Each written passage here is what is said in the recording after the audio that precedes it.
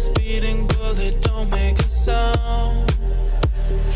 I can do this all on my own, but it's always better when you have somebody to hold. Keep this between us, ain't nobody have to know. Give me a reason, why is it so hard to let go? Take a chance, touch the sky, and you might just like what you find. Let's risk it all, put it on the line. Go and spread your wings, let's find out if you fly.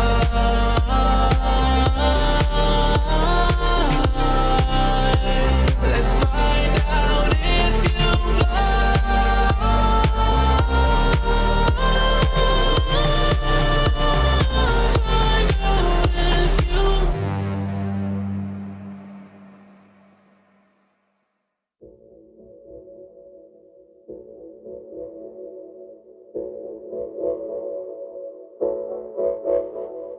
For the nights with the words in my mouth, something's underwater moving into color. Oh.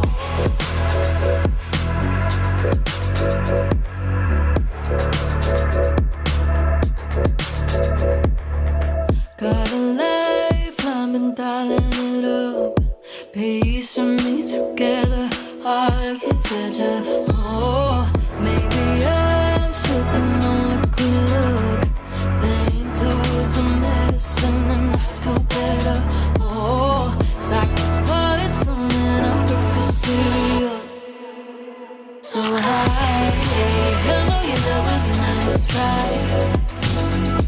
Been coming slowly before you rise and you know I forgive and forget it, then you cry, crocodile tears. Pull the blinds when we felt like a ghost. Back down to the bottom, gravity gets heavy. Oh, you held too tight when I needed you most. There's something we hold, there's something we carry. Oh, there's something we hold, there's something we carry. So high, I know your love was a nice try. Been coming up slowly before you rise and you know I forgive and forget it, then you cry, crocodile tears. So high, I know your love was a nice try. Been coming up slowly before you rise and you know I forgive and forget it, then you cry, crocodile tears.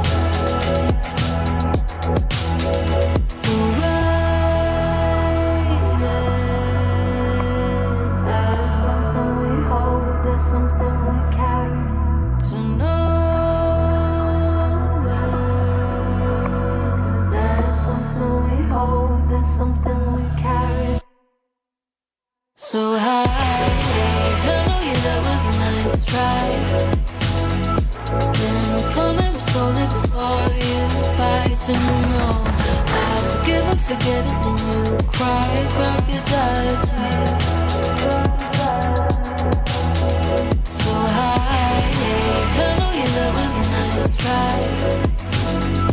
Been coming slowly before you rise and you know I forgive and forget it, then you cry, crocodile tears.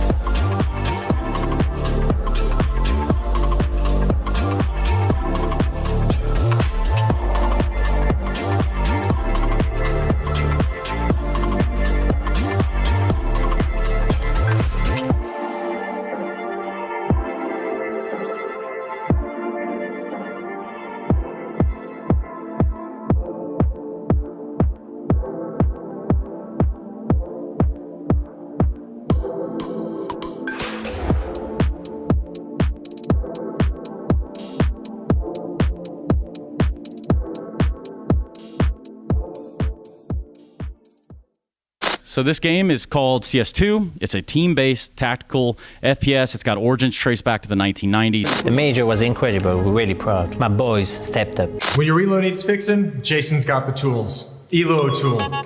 Where we are going and where it ends. You're just sitting on fucking Twitter and checking in the middle of the game. It's fine to have a bad cast, but there's just so many circumstances that fucks it up before the broadcast. Only with the arrogance of a star player could you ever think all by GLing could work. Pull that replay up. He is Carragorn, first son of Sonic Thorn. You owe him your allegiance. Carragorn? This? So fall again. I don't do meetings at Starbucks, especially at 10 a.m. Don't change an accent before the cast and waffle because of it. Does it so well? Everybody? With everyone. Look, again. Again?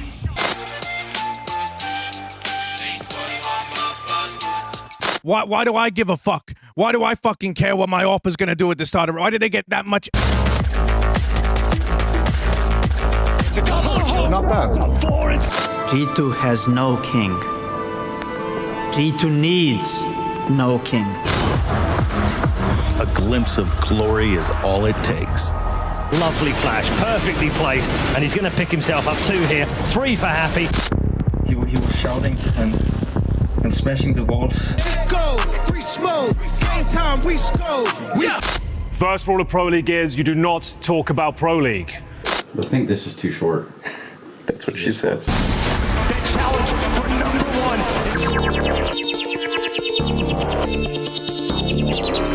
Do you want to know how hard Norbert's had to work in his career?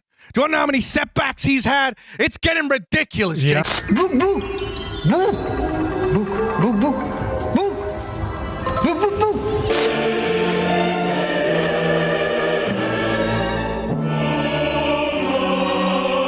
I'll get you back up to speed. We'll get that JKS everybody wants to see. Oh no, he's actually missed it! What a blunder!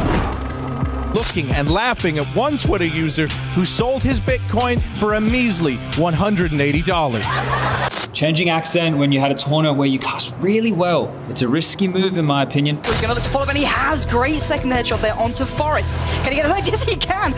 Spirit forces are gathering. Donk's eyes fixed on Malta.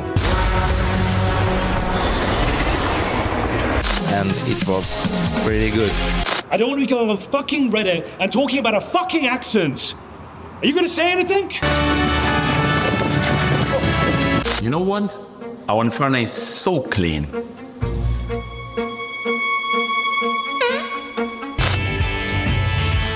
Damn hillbillies. It takes a couple of seconds, you know, verify. I verified myself at least twice a month. Down. No! 0-12 half, and it's a night.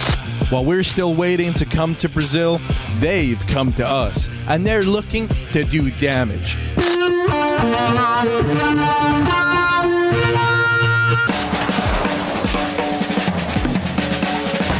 So hello, I'm Machabo. Can't blame me for that one, boys. It would have been sick, right? You are dog shit. Fucking hell.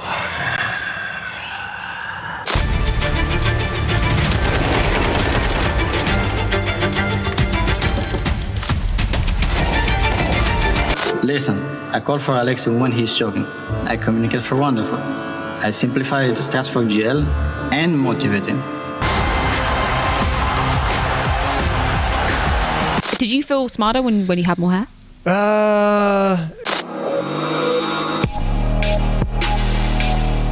Never trusted it. I'll take it. Should be us. Ut gröten I halsen och prata. We all remember what happened to Liquid.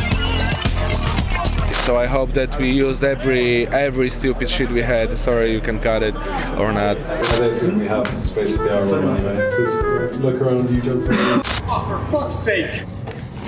Can this move any fucking faster? Well, Australian Counter-Strike now is probably at the point of where American Counter-Strike was in late 1.6. I think, to be honest, what's underestimated and not talked about Enough is the power of masturbation. You sick bastard! They just finished checking PC. Why are you all fucking yelling at me, blood? Why can't I fake a fucking accent if he fakes one every day?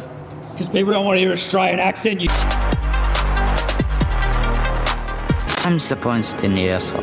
Can't believe they do that to you, man. That's fucked up. It's all unprofessional. Magic said, Kerrigan, but you shame me. This shit is fucking beautiful, but it's also dangerous. Anyway, let's go get some hot bar. Alex, you feeling unwell right now? Yo, guys, it's fine. You go on without me for the hot bar, yeah? Right, that's incredible, sir. But what about Copenhagen? He's got very good air. I'm gonna stop you right here. My pick'ems. My diamond coin.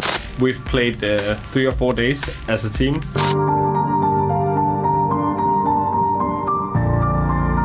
And like those video games, they just consume your life. Surrounded by the members, he's got the first, look at the second, misses the shot. Oh my word! Rob's good, be good. Rob's good, be good. You twisted fuck. Okay. Kill, it's all onto Alexei. He's got 19 bullets, everything. Such a pleasant young man. Look at him. Let's ride! What a friendly banter. Fucking hell, bro, you suck. What are you doing? Wait. What the hell you mean there's another map?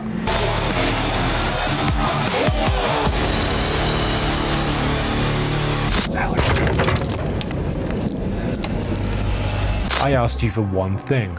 One simple thing. Why do people think that I'm you?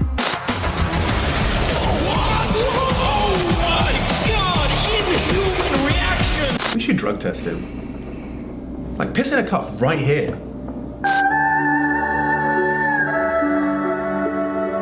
And when you get really good at it, you'll be fucking clicking your mouse and thinking about commentary. I think a lot of teams have studied our game style and... You have to look in the mirror and see that you're just a little bitch. And you have to look at yourself as a little bitch. A serious investment.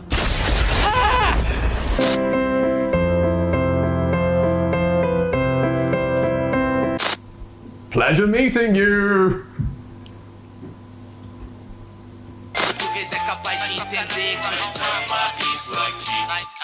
Who are you? I work in community feedback. Good luck with that. What did you just say? What is wrong with you? Attack out of freeze. You've given him in the op. A second shot. It's a straight. He's been playing on fucking IMAX. There's a reason why we call studio events Mickey Mouse Cups. Blame? He's cutting off.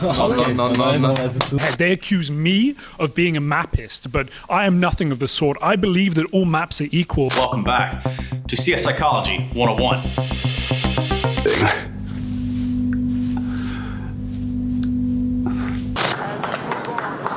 No. Let's win a major first.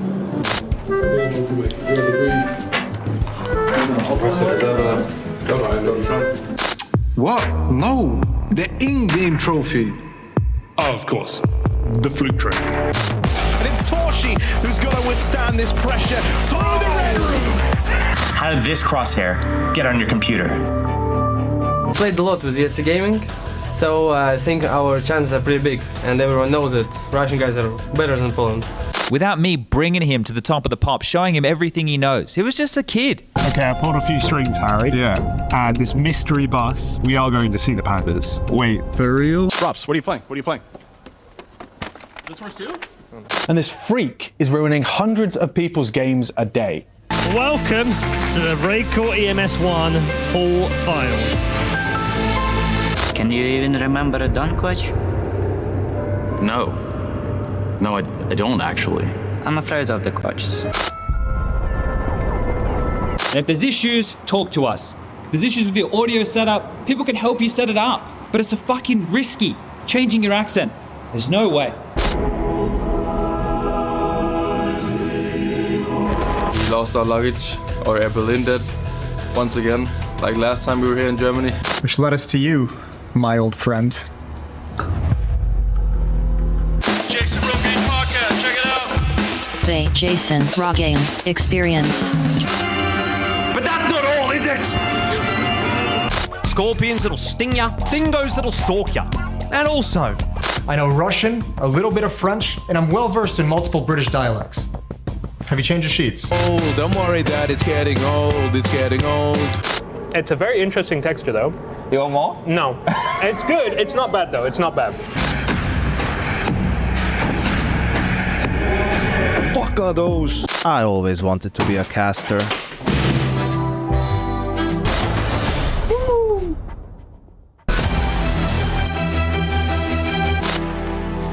What are we waiting for?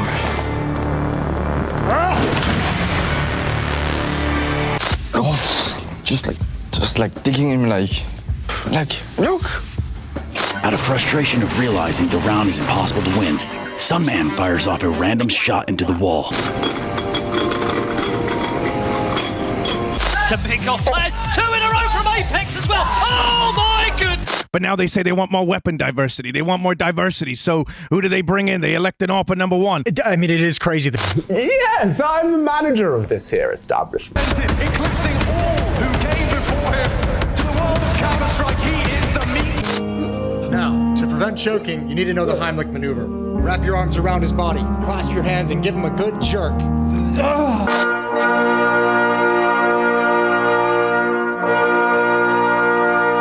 Make it quick. Oh, I will. I mean, the Western Wolves are all former CSS players, just like the 5 of us. Hello, I'm Henry D. Greer, survivalist, award-winning botanist, and classically trained swordsman. Oh, you sick, twisted bastard! I hope they lock you up! Oh, God! Country. I don't care about this fake flag. Oh, he's Japanese, is he? Japanese with 20 ping. Do 3 now.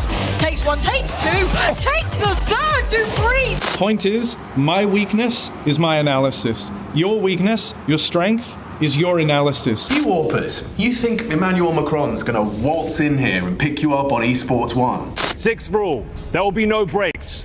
There will be no sleep. The Counter-Strike network never stops. I'm just a kid.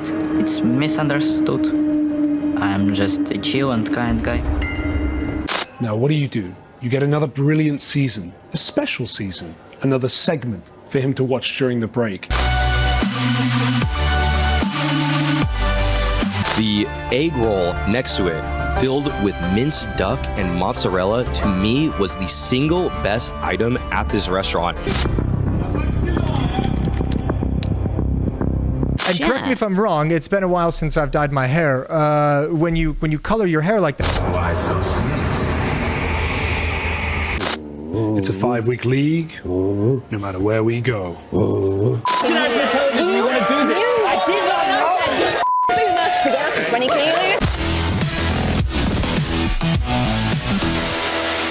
Stick with your accent. You're casting insane, bro. I know Mo would never miss those narratives. 20 lines in attack. We have eyewitness testimony. Look at me. Eyewitness. Putting you at the scene. We try to smile, we try to make them happy. That's our job as well.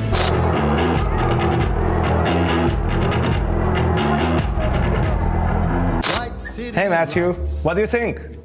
Look at my Crocs. Aren't they great? Mate, I'm not a fucking cock. Oh, you're not? I mean, I'm already using her. Why should age determine expectation? Forget about Ime. Just pronounce it as Im, because I am Im. Are you ready, Harry? Yeah, I'm ready. Oh my god, this is a lot of tea. Prepared at the DS-Track Cafe in Copenhagen, and we sat there for 6 days. Think about. It's simply a dictatorship, and this is why the mainstream media, this is why the forums, they attack me, because the layman loves Mirage. Into reality. I just start yelling at them, just the way my brother used to do to me. Why so serious? Why so serious? Like a pendulum where all the swings are blessed, but to play in this part. One of you must do this. So, I mean, I went away from it, but I mean, is this just like a game with some bugs? Yes, I think actually going to Lanxess Arena would be very great for our team. upgrade. Stop! My desert. My elo. It's midday, we've got a couple hours of grinding before the Danish 14-year-old aimers get out of school, and I'm too old for that shit. Fucking booted again. It's uncommon for these little shits to bring the fight to you. With their ability to hold their breath underwater for over an hour sometimes.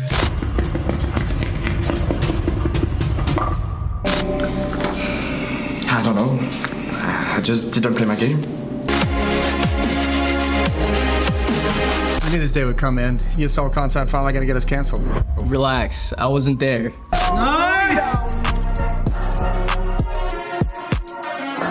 72 hours ago, a plane carrying a Type 1 classified object was brought down over the Sahara Desert. And we're supposed to allow that. We're supposed to believe that this is the one true green map, the original green map.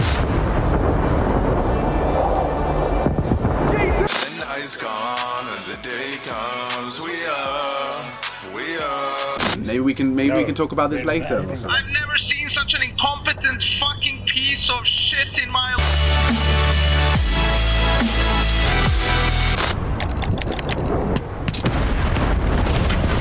My father? Yes. Your father. You gonna tell me that this game is ready? Merciless. Wow, Devour lands that first shot. One wrong bottom press, and you could end up at extrememums.net, which is not for the faint of heart. We are more into the game with 10,000 people watching us versus 20 people watching us. Well, I think I might have done a bit of ayahuasca because I've been seeing these Smurfs in every single game, dude. Like, I'm sitting there.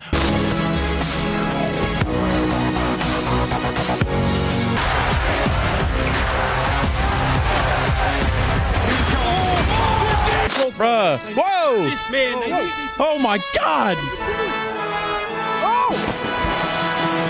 Well. Another day, another duel. Why were you not suspicious immediately? All you could hear were the loud, booming sounds of yelling. And you? I do not recognize this man. Big are building Searson setup just outside. If this is your first season of ESL Pro League, you have to cast. We're gonna face Copenhagen Wolves in the quarterfinals for the EMS World Code 1.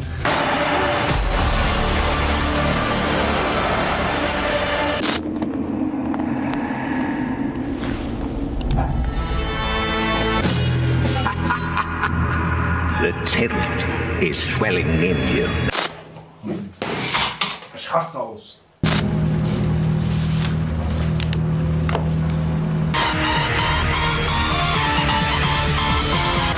I'm gonna need me them ups every damn round. Even kind of deplatformed a little bit. Okay, well, firstly, Jason, let me stop you right there.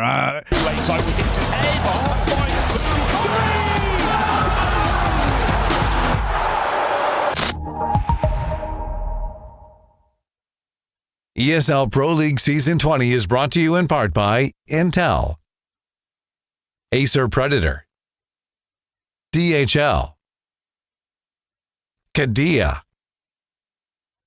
Monster Energy, U.S. Air Force, 1xBet, White Market, Gaming Malta, and Logitech G.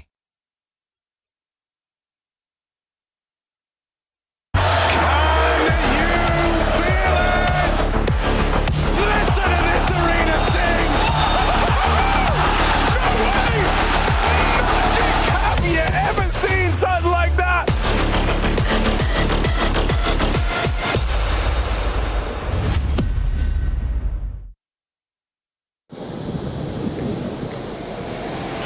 Hey, Chad.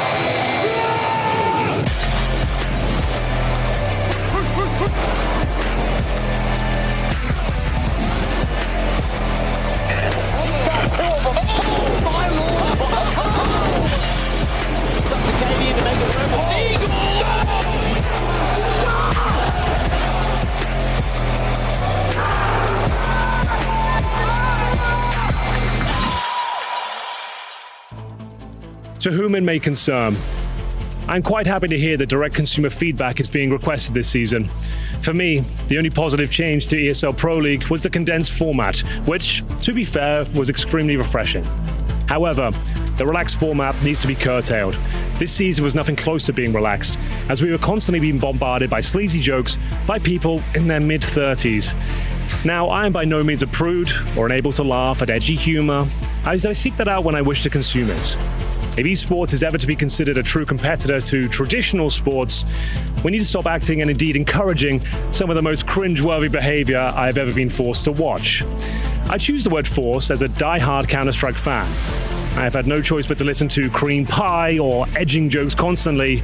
Now I just want to listen to the game audio, and I suggest that ESL force some pretty normal work-related decorum. They should at least offer us the ability to watch the match with no casting, if possible. Also, I finally understand why there was so much pushback from players on doing media. Who the fuck would ever decide that when they become a professional CS player, they also want to be a fucking terrible actor just to indulge the fantasies of some broadcast talent when it comes to creation of skits? Yours faithfully, a Counter-Strike fan. And send.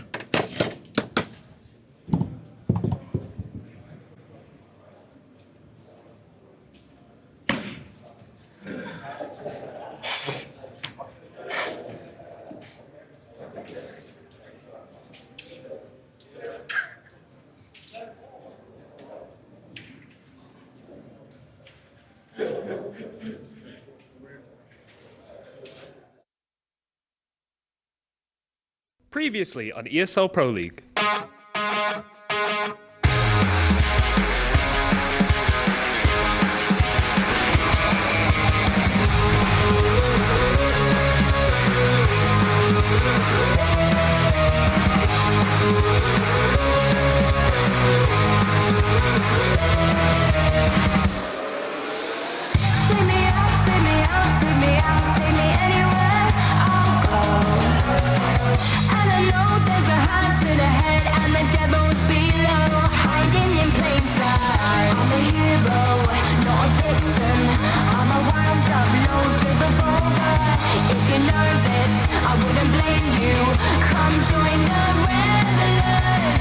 From the north, 5 French representatives. It's funny garbage.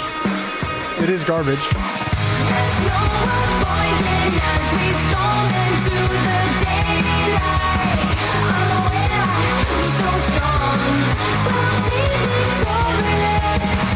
We'll dominate your story. We'll radiate our glory. This is it, this is it, this is it. Gonna do it right now. How'd you know, how'd you know, how'd you know? The sky's the limit, the future will fly by. Feel the rapture, here's the breakdown. We couldn't do this better on our own. A declaration to our rivals that we will overcome.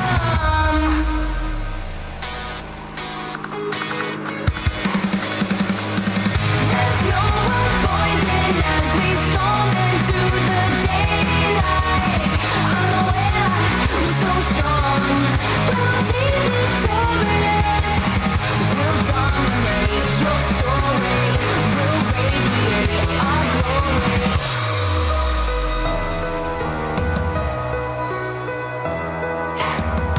There's no avoiding as we storm into the daylight.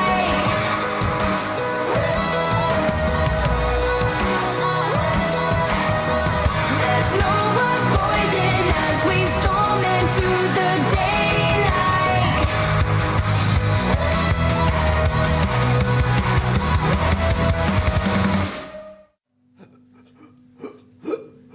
Now, to prevent choking, you need to know the Heimlich maneuver. Wrap your arms around his body, clasp your hands, and give him a good jerk. This is not medical advice.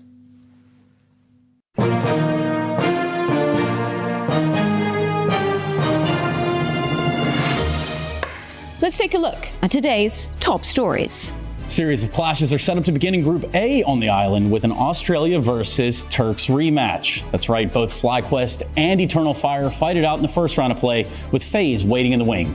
The red-hot, not as sincere start ESL Pro League Season 20 as a heavy favorite, also coming from Group A. Well, not only that, Trace, Group B also slated to start at the same time as Group A. We've got some big names in that group, the likes of the Mongols, G2, and Team Spirit all returning to the island, with the latter two hoping to rendezvous at the end of the bracket. But more on that later. Yes, definitely more on that to follow. And as such, 3 household brands clinging on to their Intel Grand Slam pole positions, with G2, Mao's FaZe appearing in Malta for the start of the season. The current Intel Grand Slam race looks a little bit like this. This coming at a time when several teams come onto the island with question marks around their rosters. Rumors circulating a flurry, as per sources, have helped to set the collision course for destiny amongst teams attending ESL Pro League in its 20th season. Keep an eye out for more on that tonight. Now, our next story centers around a developing situation in the esports sphere, and I hope, Trace, that you're familiar with your numbers, because we've got some big ones here in Malta. I'm talking $170,000 for the team that finishes in first place, $80,000 for second, $45K for third and fourth. That's not a small chunk of change, is it, Trace? No, it's really not, and that will be hard fought all the way entirely through for every team that has to go through this grueling format known as ESL Pro League. But it's not only that, right? There's a little extra cherry on top that a team will be taken back all the way to Poland, I believe. Yes. In fact, even if the team doesn't come to Poland, you do get to go to Poland, because if you win ESL Pro League in its 20th season, you will automatically get a berth into the Intel Extreme Masters Katowice 2025. Yes, in Poland. It'll be cold, but hey, the competition, that's going to be hot, Freya. An average temperature of 3 degrees Celsius. I think you'll probably want to hold on to that information for a quiz to come, but that all sounds a little bit too good to be true. How exactly do the teams earn this glory? You know what? You're right. None of this will come easy, Freya. And of course, as we continue to report live on these situations as they develop on the ground throughout the entirety of the season, it's important for us to also point out how it is you find that glory. This is the format. It looks a little bit like this, Freya. Lots of best of threes, 3 best of threes. You win, you go through the group stage all the way to the playoffs. We've got a hell of a lot of teams going to be clashing there, and it's going to be awesome. There will be heartbreak, there will be memes, but one thing I can assure you is we will be taking things to the extremes. That's Freya, and I'm Trace. You're watching the ESL Pro League News Network.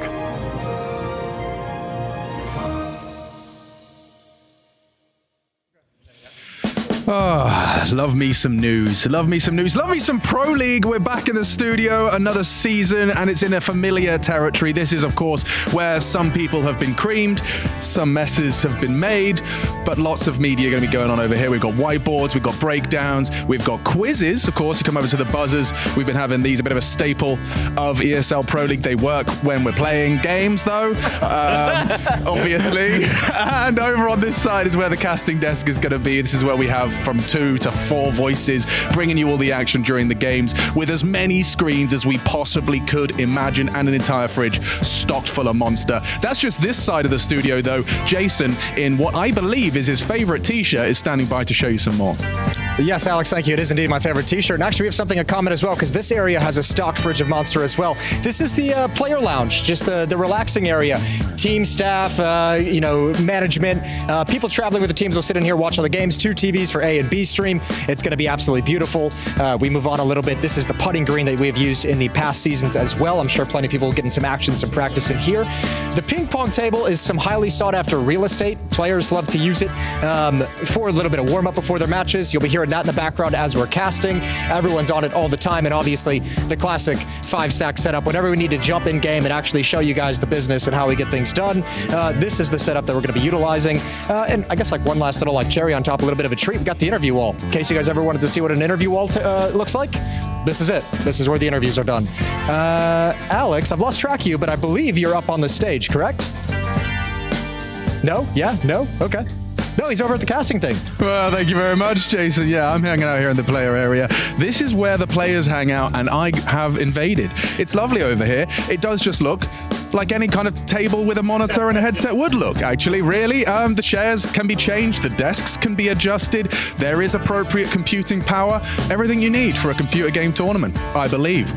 One fan of computer game tournaments is Freya, and I believe she is going to talk more about computer game tournaments. I think we've got 3 whole weeks to talk about computer gaming tournaments. Thank you so much for the comprehensive tour, gentlemen. Henry, are you okay? You know what? Physically, yes. Mentally, not so much. The makeup artist had to help me remove the cream from all orifices. So forgive me, I'm a little bit fragile in this opening segment. Like my nose hurts as well. I don't know if you caught it. Jason put some power behind that one. I did. I did. It was 9 years that we were building up to that moment for quite some time. I've been waiting for that. How did it feel? Since 2015. It was great. Oh my God, it was such a release. But Jason, I know they say hurt people, but when Yanko slapped you in the face with that cream pie in Brazil, you were hurt. Yeah. He hurt you. He did. And you've taken that, you're aware of how that felt, and you've handed it to someone else. There was one second when he hit me, I thought, had he just broken my nose? We might have a serious problem on our hands here. Is there a doctor? And it wasn't like to the side of the face. It was straight on. It was straight on, yeah. Look, payback's a bitch, as they say. Okay. Yeah. I owed it to the audience. And last season, we promised we'd do the cream pie. It never happened. So how did that come about? We did like a 700 sub train.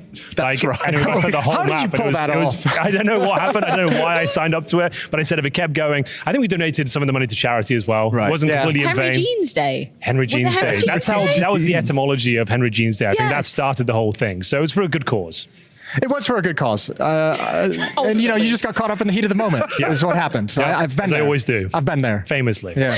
Mac, welcome to Malta. Hey, cheers. Well, welcome back, but welcome officially as a new resident, Yes. right? What is this thing I got knitted? Yeah, you can look through it if you want. Yeah, I can see right through it. Yeah, I saw you ironing that earlier. How do you iron what looks like crochet? I didn't want it to be like too flat. It looks great. I did want it to be flat. Man. It looks quite figure flat, that out. actually. Thank you. Yeah. It's a lovely hoodie from the new CS collection. Actually, very nice. Oh, lovely. You want to show it off? Show off the back. Sure, hang on. Be a I'll give model. you a spin. Give us those back shots. Look, there's some back shots for you guys. You like that? I'll give you a little twerk as well.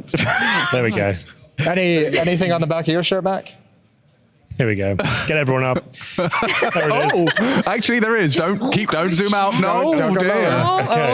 Oh boy. It's day one of Defense Working and Cream Pies already. Too much going on. As we mean to go on. How is Malta treating you, Mac?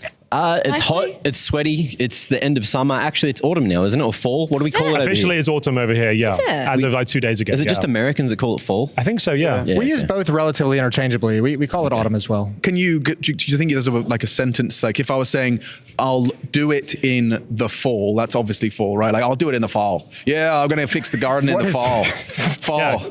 Can you say something about that? That sounds exactly that's I love it. My missus. I think the autumn we use it when we want to be a little bit like fancier, a little bit more, pretentious, like you guys over here constantly. It really rolls off the tongue with the accent. Autumn. Autumn. Instead of autumn. Autumn. Yeah. Autumn.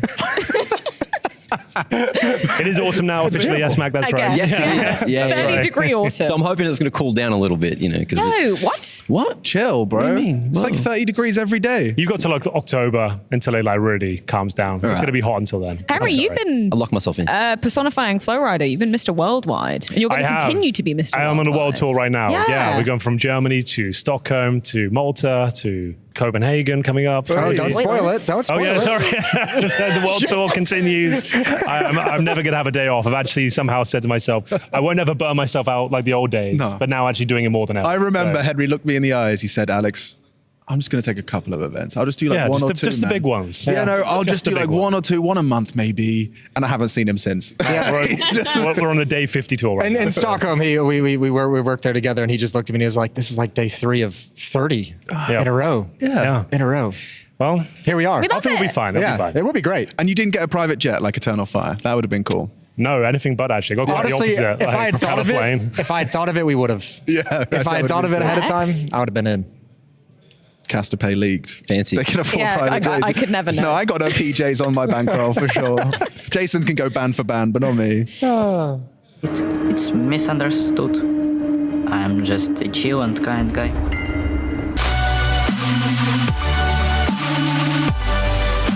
G2 has no king.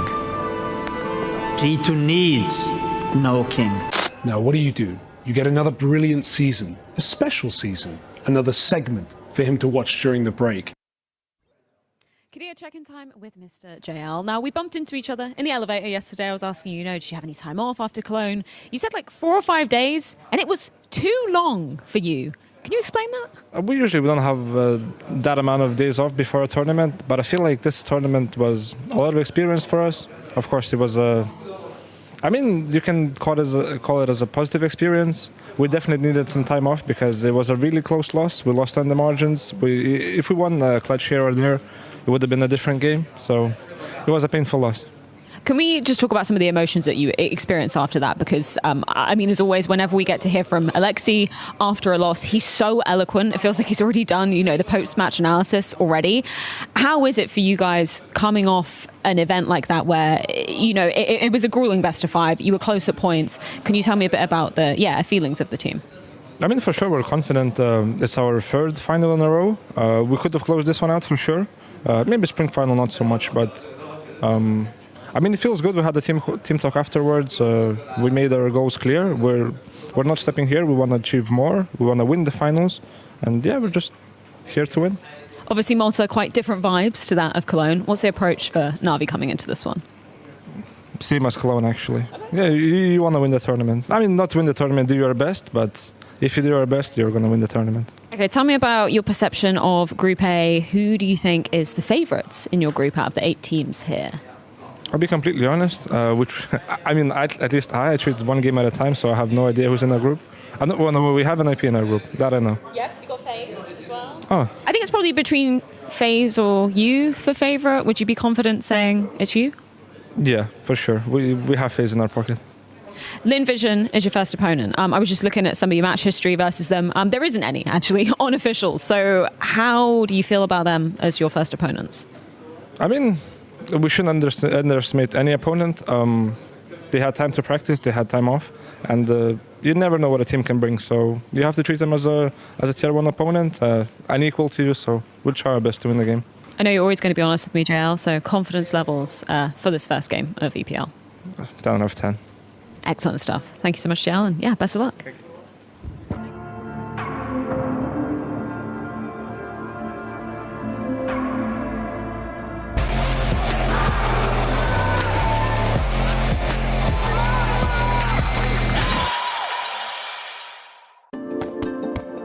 Hi, it's Bob with Faceit. Did you know you can customize your live stream experience on Faceit Watch? Yep, that's right. With the POV selector, you can choose up to 4 different perspectives, from the broadcast feed to your favorite player's view. So if you miss a kill, it's on you, no more T-Tours and chat. But wait, there's more. We've got a You Watch, You Win situation in here. Watch ESL Pro League while having the chance to get skins and Faceit points. Woo, look at this one. Change the channel and control how you watch.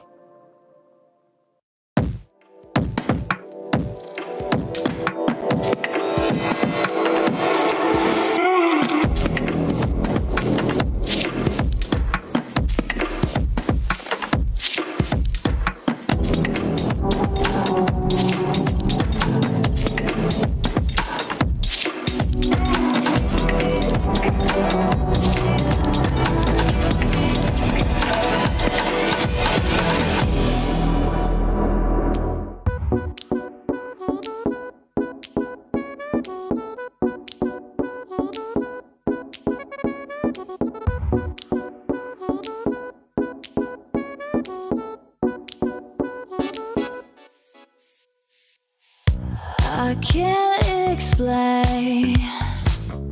I can't explain it. I go insane when we get naked. Hold me down, never let me go. Take me in, I want you to show. Hold me down, never let me go.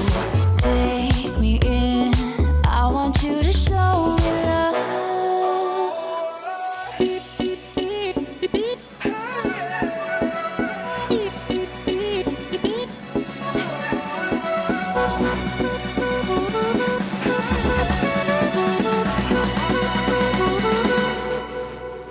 Don't give up on us, don't give up on love. Don't give up on us, don't give up on love. Hold me down, never let me go. Take me in, I want you to show.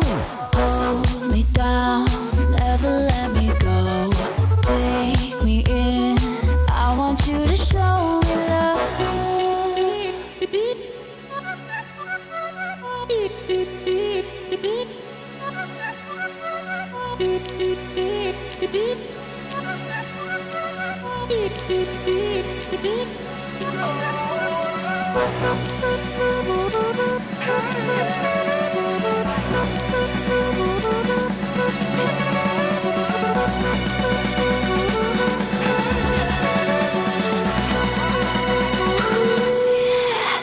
Don't give up on us, don't give up on us, don't give up on love.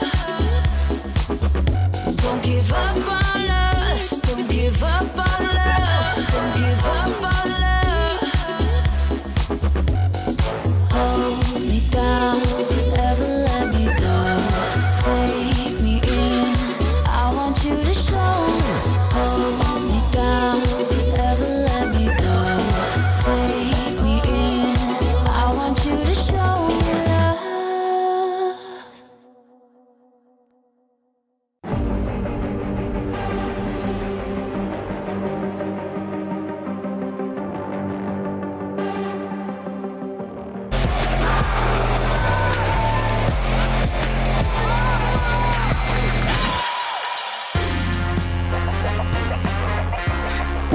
Well, everybody, it's time for EPL to return, Black. Hell yeah. It's back, and we're looking forward to it. It's the best Counter-Strike show there is, and we're here on the B stream. My name is Dinko, joined by the wonderful Black, and it's good to have you here, buddy. Oh yeah, look at us. We're gonna have a good time. B stream's just hanging out. Look at that. Hold on to that. Yeah. You know, we got a couple of nice monsters here, Black. Would you like me to give you a white monster? Yeah, I like a white monster. Let me just get it down for you here.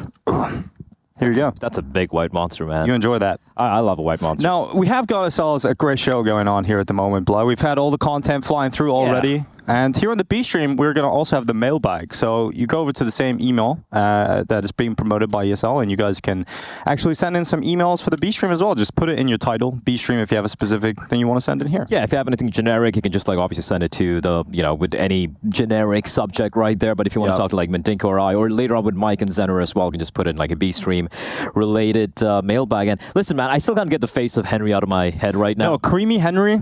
That was something, wasn't it? I thought Creamy Moses was, the apex of creaminess. Finally, Jason's been able to go and cream someone else. He's waited years. He's always been the one who has creamed. It took 10 years. And now he's getting to cream people. And that must be something a little different for Jason. Listen, I saw Alex put up, a picture of Henry saying it's going to go on his Patreon. Listen, if you have that face on a Patreon, you're making a lot of money. Oh, you are. That's like top tier. That's like the VIP extra diamond hands. That's like an Amaranth level, right? Yeah. You know about Amaranth, yeah, right? Of course, yes, of course. Great Counter-Strike. Yeah, actually, I did see her Counter-Strike team was doing pretty well, right? Wildcard, yeah, she was watching it. I think she's going to save NACS. Yeah, hopefully. Someone needs to do it. Because they aren't doing it themselves. Team Liquid just about qualified for Rio. That was good to see. But we've got ourselves Navi versus the Lin Vision, Blah. We brought the Asian Counter-Strike expert in. Yeah, they flew me in just for Lin Vision. Just for this. Just for this moment, really. This is all we have him here for. He's going home after this game. But Lin Vision, tell us about them, Blah. Well, they're no longer the Lin Vision we knew, right? Yeah, they don't have the Starry of the day. They don't have the Starry power anymore. No, they lost G and Starry. They've joined Tyloo, and they still didn't qualify for the major, which kind of sucks for them. So this is kind of a rebuild that's happening to this team here. So, Lin Vision, I think they're going to struggle a little bit. But then again, Chinese, Asian Counter-Strike, you never know, Dinko. Upsets can absolutely happen. Yeah, upsets can definitely happen, but I don't think it's going to happen in this game. We've got Navi on the other side of things. One of the best performing teams in the world. Probably still number one even. Well, would you say that after Cologne? Or? I think they're 100% number one. Even though Vitality got the win, just the consistency we've seen from Navi recently, right? We saw them in Blast in London. They look pretty damn solid. And then I'm like, are they going to continue the form when it comes to the new season? They won EWC and a very commendable run coming in over here. So yeah, absolutely one of the favorites, not just in this game, by the way, but for the entirety of Pro League. My question is, Blair, if we don't have Starry, who the hell is the good player in this team? That's a good question. That's a great question. They've lost G as well, the Opera. They do have, Westmelon still there calling. I think it's Westmelon. Westmelon's great. For anybody who doesn't know about Westmelon, that basically is just the Chinese way of saying watermelon. Yeah, which doesn't make any sense to me. It's not like I can really... Because it glows in the West. They don't have it in the East. They do still have Emilia... QAQ or macaque, as I like to call him, and Zachary. Zachary's still a solid player, but you know, big names, you know and love them. Losing someone like Starry, man, it's such a big blow, right? And I don't know if they're going to be able to recover. I feel like this lineup they just made to have a player being promoted from the academy team as well, and I just feel like it's going to take a little bit of time before we see a Lin Vision that can compete with some of the best teams out there. Emilia had one of the best clips that I've seen in a very long time with his deagle. Like, that was pretty sick. On Inferno B-side, I think it was, he just had this big deagle clip round. Yeah. So we know they pack some skill, but whether or not it's enough skill against Na'Vi today is going to be a different question. We're about 3 minutes away from getting into that first game of Pro League, and it's going to be exciting. But for Na'Vi, I mean, this is a team coming into this event where, you know, JL was saying they're going to try their best, and trying their best should allow them to win the event. This would be a great win for them to obviously add another notch onto the Grand Slam run and qualify for Katowice straight away. I think they're already a team expected to be there, of course, but you can see straight from the Cathedral, the IEM Cologne 2024 rating. And Imma, he's been stepping up. He's now top of the squad, joined with Bit. Yeah, and I think that's been a long time coming, right? And despite the recent successes that they had, you're looking at Imma and you're like, all right, I don't know about this guy's role in this team, but he's been absolutely lights out. Bit as well.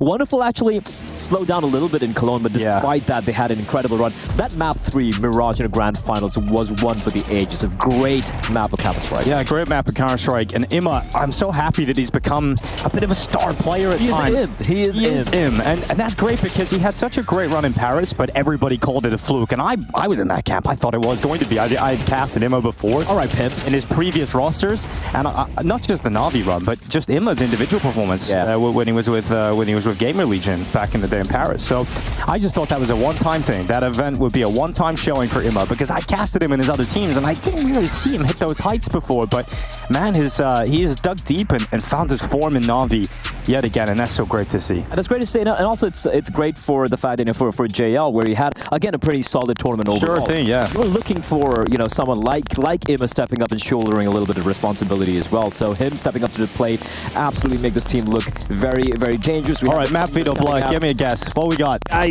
don't know. Maybe a Dust 2, maybe. I guess an Inferno. Inferno's a map Lin Vision do like to play, but here's the thing, man. I don't think the maps matter. Dust 2, baby. Let's go. Just better. No, the maps don't matter. Let's be real here. Yeah. If Lin Vision are able to make even one map competitive, I think I'm going to be very happy with the performance here. But I'm just saying it's got to be 2-0, man. Yeah, it's got to feel that way, right? Ancient coming up is that second map. It never feels good to have to pick Dust 2 as your map pick, right? Especially when you're going up against the amount of firepower you've got on Team Vitality. So it is tough. Vitality, Vitality. I've already messed up. Na'Vi, I'm going to get fired. Have you had a cup of coffee? I should have my monster, shouldn't I? Yeah, you should have a white monster. Yeah, I just thought Na'Vi were going to win. Well, I like the fact you brought up Vitality because, you picked Dust 2 against Na'Vi, who beat Vitality on Dust 2. Yeah, that's what I meant. On Dust 2. That's exactly what you meant. Saved you right there once again. You brought me right back. You brought me right back to the reality we live in. And we're just a few moments away from getting that game underway. But that's a pretty good result for Na'Vi. Shows they're capable of playing it to an extremely high level. There is one player I do want to point out for Lin Vision. I don't want to make it completely doom and gloom, right? They picked up Flying recently. He used to play on Wings Up, one of those teams. One of the Chinese Counter-Strike teams. And he's a pretty solid rifler. I don't think he's at the level of Starry, but if he's able to kind of grow into his role on this team, this could be Lin Vision, which could still maybe compete a bit. Yeah, but without a Starry, how do you compete? I feel like if you're going to pull an upset versus Na'Vi, you've got to have some really good players. Like, you have to have a superstar player. I don't think it's going to happen against Na'Vi. I feel like maybe later in the tournament, the group, they have a chance against some of the lesser teams outside of the top 10, perhaps. Yeah. But not against the number 1 right now. Well, it's a tough opening game for Lin Vision, but Pro League is a long tournament, and you get a lot of chances to get a few games under your belt. It's best of 3s. You get to play all the teams in the group. So, it's interesting to see how Lin Vision will play, but they're handed a very tough task. And Na'Vi, excited to see how they're going to play coming in. It's been a few weeks now to see how they're going to be shaping up and what kind of form they're coming into Pro League with. I would expect and want to see Na'Vi come in with the kind of form where they could defeat them. Yeah, obviously for Lin, they're trying to rebuild this team. And again, I'm not too sure how much they've really worked on this, right? Like this new kid on the block they picked up is going to be their opper. I don't really rate him as high as G, and even though G wasn't exactly a star opper in the region as well. So it's a learning experience, Dinko. It's about figuring out what this team is like right now. I'm going to be figuring out finding out just as the audience is as well. Yeah, well, that's what we're hoping for. Tech issues to start things off. That's unlucky, or is that just a coach speaking? Maybe just a coach talking. Yeah, we're good. Gabe should have... No, it's definitely a little issue over there for Lin Vision. Na'Vi look primed and ready to go. Oh, look at JL just like, staring back. I love JL's personality, man. I know he can be a bit of a polarizing figure at times, but talk his shit. You know what I mean? Yeah, that's what I like about him. That's what I like about JL. He's a personality, and I think that it's really helping him outside of the game too. We're seeing all his social media platforms blow up. He's becoming a superstar of the scene, and that's great to see for a guy like JL. Yeah, very nice guy, of course. Bit as well recently. Solid resurgence from the man. He's been looking very, very lethal indeed. And it does look like most of the players are ready to get into this one. We have some couple of good games coming up here. Yeah, tell me about some of them, Blair. Oh, yeah. Well, so FaZe Sangal on the A stream coming up on the second game of the day on the A stream. I think that's going to be a low-key banger because we know FaZe can be a little shaky in the group stages, and Sangal have been on a bit of a streak. Of course, we also have Eternal Fire going up against FlyQuest as well. Eternal Fire, who've been seem to have kind of regained their mojo. They made it to the final. They just played in the final, BO5 final against Spirit. Didn't go so well in the final, but that's okay. But I'll find the positive in the fact that they beat Mouse. They beat Mouse in a studio environment. Major man. He's popping off. He's the new star. He is the new Turkish Zantares. Listen, like if you're able to beat Mouse in a studio environment, I think that's almost the equivalent of winning a major in a way. Yeah, that's 100%. There we go. That's fair enough, Bleh. That's pretty close in terms of level of achievement. But Eternal Fire, I think they've looked great. It looks like they've kind of got their mojo back. I remember speaking to Major, we spoke to Walksick as well, and he said there was a bit of a dip in motivation post Kato, and they kind of struggled a little bit, so they're back. FlyQuest, it's been struggle city, Denko, for the boys from down under. Oh no, the phones are back out. Well, I'd imagine this is going to be for the QR code to log into Steam, hopefully. Just messaging his girlfriend saying... Yeah, FlyQuest, unfortunately, bad Cologne performance. There's a long way to travel to kind of go out early. It's been bad performances back to back to back to back. I know they had an okay run in Chengdu, but it's not been pretty. We have the RMR coming up later on. We have Talon, the new team at Azure. They've qualified as well. Talon, yeah, that's going to be exciting. That's going to be really exciting. Now, we wanted to make sure, guys, here on the B stream that we have a bit of a friendly vibe with you guys in the chat. So during the event, we were considering, looking and reading the chat, interacting with you guys. Now, I have read some of the comments, and some of those I can't read out, So, what do you mean? I can read everything out. Yeah, go ahead, Blah. Yeah. Moses shaking head right now. See, there's nothing wrong with that. No, I mean we're gonna look for we're gonna cherry pick some nice things. And also here. Just to now that we have a few more viewers coming in here, you can if you do have any any feedback, any messages, you can be anything you want to send across as long as it's not illegal. You can send it to ESL mailbag, and you can just put in the subject as the B stream, and we'd be very happy to read it. The email for the mailbag is eplmailbag@efg.gg. So make sure you fire some emails in there. You can put B stream in the title as well if you want it specifically for the B stream. But we've got the B team over here, Bleh, on the B stream. It's you and I, and we've got Exner, and we've got Darth Mike over in America. So they're going to be covering the action too remotely, and that's going to be exciting for those guys. I think I love obviously hearing that. They did Dallas, and they had one of the most famous moments of that event where there was two players kind of locked in at Longhouse, and there was a prolonged awkward period there, and I think that was amazing. So hopefully they get more moments like that. Yeah. Hello, Mr. Casters, says Joe Oto, or I hope I said your name right. Dinko, how are you? Says, wait, I'm going to pronounce this. Zinixpa. I got it. I am actually very good. So I hope you are doing well as well. Simplu, I love you as well, brother. Yeah, so we're gonna keep this going, and if we ever have tech issues, we'll check in. If you guys have any interesting questions, you can do the mailbag, you can do the Twitch chat, but primarily we would like the mailbag. Yeah, it's a little bit easier, so then we can keep it and we don't lose it in the heap of Twitch comments, don't we? Yeah, I don't want to miss out on a crazy round from. Now, if you're watching on YouTube as well, apologies. We're gonna have to get that chat open as well, aren't we, Blah? Does YouTube chat really work? Yeah, man, it works. I think that it just feels like bots. No. They're just a different type of people, I like to watch on YouTube personally. I think because I can like the rewind. Every time I feel a little down on myself, I just go to YouTube comments. When you're feeling down, I just go to YouTube comments and look at them like at least I'm not them, What, the ones in the comments? Yeah, YouTube comments are a wild west. Yeah, can definitely be. Caster start game. We are looking for that button. I am looking for that button. But Blaz lost the button. We're really trying to start the game, guys. Yeah, we would love to get the game started. I like how Blades already has a stack of notes ready. They're wasting no time here. Yeah, we have questions about why there's a delay. That's a great question. Can you compare your monsters? You want to do that, Blah? I have a black monster. Dude, here. that was so ASMR. Listening to you drink that monster, it was gross. Please don't do it again. You know, ASMR doesn't always mean good. Oh God, it's terrible. Apologies for everybody using headphones at home. Do you guys think we're going to go back to the arenas? Hopefully, at some point. That would be cool. But arenas for EPL or that would be awesome. But I don't know, man. I actually like this vibe. I like, even though it's a playoffs game, we have this very homely vibe. Everyone's having fun because I think we have. Trust me, guys, we got a lot of arena games coming up next year. Like so many of them. Yeah, we have got a question about. No one's talking about Creamy Henry. I wonder, did everybody see Henry getting cream today? I would love that to be a thing that everybody is talking about at the moment. So if you guys could go back and watch the opening of the show, you'll see Moses cream pieing Henry right in the face. And that's what we're all here for, really. Yeah, dude.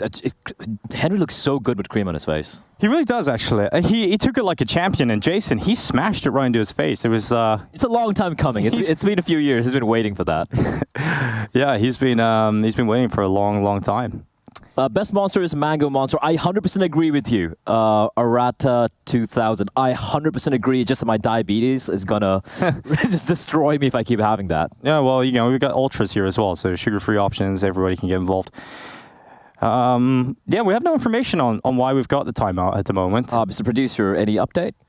But a tech issue. Obviously, over on the side of Linvision. It is a tech issue. Yeah, that is absolutely correct. Yeah, have the black monster. There we go. Yeah, that's cool. Lots of options over in Malta. All right, I'm just going to check on what might be happening here. They seem to be in good spirits. Right? Everyone's chilling. Everybody definitely chilling. For Navi, I want to see Alexi B return as Paul from Dune. I want him to return. I want him to come back as... Lisan Al-Gaib. I want round 2. We had a great one last season. We need to finish Moses' storyline in the movie as well. There's a lot we need to do. You do know how it ends, right? Yes. Yeah, we all know how that ends if you've seen the movie. And if you haven't, well, then you don't know how it ends. But I would recommend watching it. The best part was, Elige hadn't even seen the movie. So when we were in Dallas and the HLTV Confirmed show was live, they started asking him about playing that role in the ESL skit. He goes, yeah, I don't know, man. I didn't even watch Dune. Never seen the movie. I think he did a great job. Yeah, so at least, even without knowing what he was having to do, he pulled it off. And I respect a man that just plays Counter-Strike. I don't think Elige goes to movies. He just watches demos. So we have a little bit of an update on the issue. So... The player was also using the wrong account for Faces, so he's changing around. It's okay. So we're he has a Smurf account? No, Blood. That's not what we're saying. That is not what we're saying. Just to be clear, accounts? You need to stop putting words in the mouth of whoever said that. I don't know who said it. So we are just a few moments away, but this is the B stream. We got another stream going on at the moment. That is the main stream, the A stream, and I'm wondering what kind of shenanigans they're getting up to over there. I wonder if they have a pause. Probably. No, I think it's like 5-0 to Eternal Fire right now. It's 4-1. 4-1. Oh, never mind. I lied. Yeah, 4-1 to Eternal Fire. So the Turkey's doing well. Sorry for the spoiler, guys, if you're looking to follow both streams. It's Inferno. We've got Inferno, Dust 2, and Anubis. Oh, it looks like we've got things sorted out. The tech issue banner is gone, blah. And that means we're getting ready for this game. Finally, we're going to kick off the ESL Pro League Season 20 B stream. Season 20 XX. It's going to be Alexi B being the star of the show today. I hope so. Well, yeah, I'd love to see that as well, but here we go, ladies and gentlemen, jumping straight on in. It is a map pick from Linvision. It is going to be Dust 2, and it is going to be Navi starting here on a CD side. A bit of a slight stack towards B, and Imma starts it off with a nice little clean headshot. Oh, follow-up, though, from Flying. And we got to cast Flying a lot over the years. We've kind of seen him grow. He hasn't necessarily been able to get onto the best Chinese rosters, and Imma getting involved in fights. 2v2 established off the back of it. Now Flying looking to make a name for himself inside of this B-bomb site. JL at the back of the site. Nice shot, but cleared by Flying. And a 1v1 stepping up is Alexi B.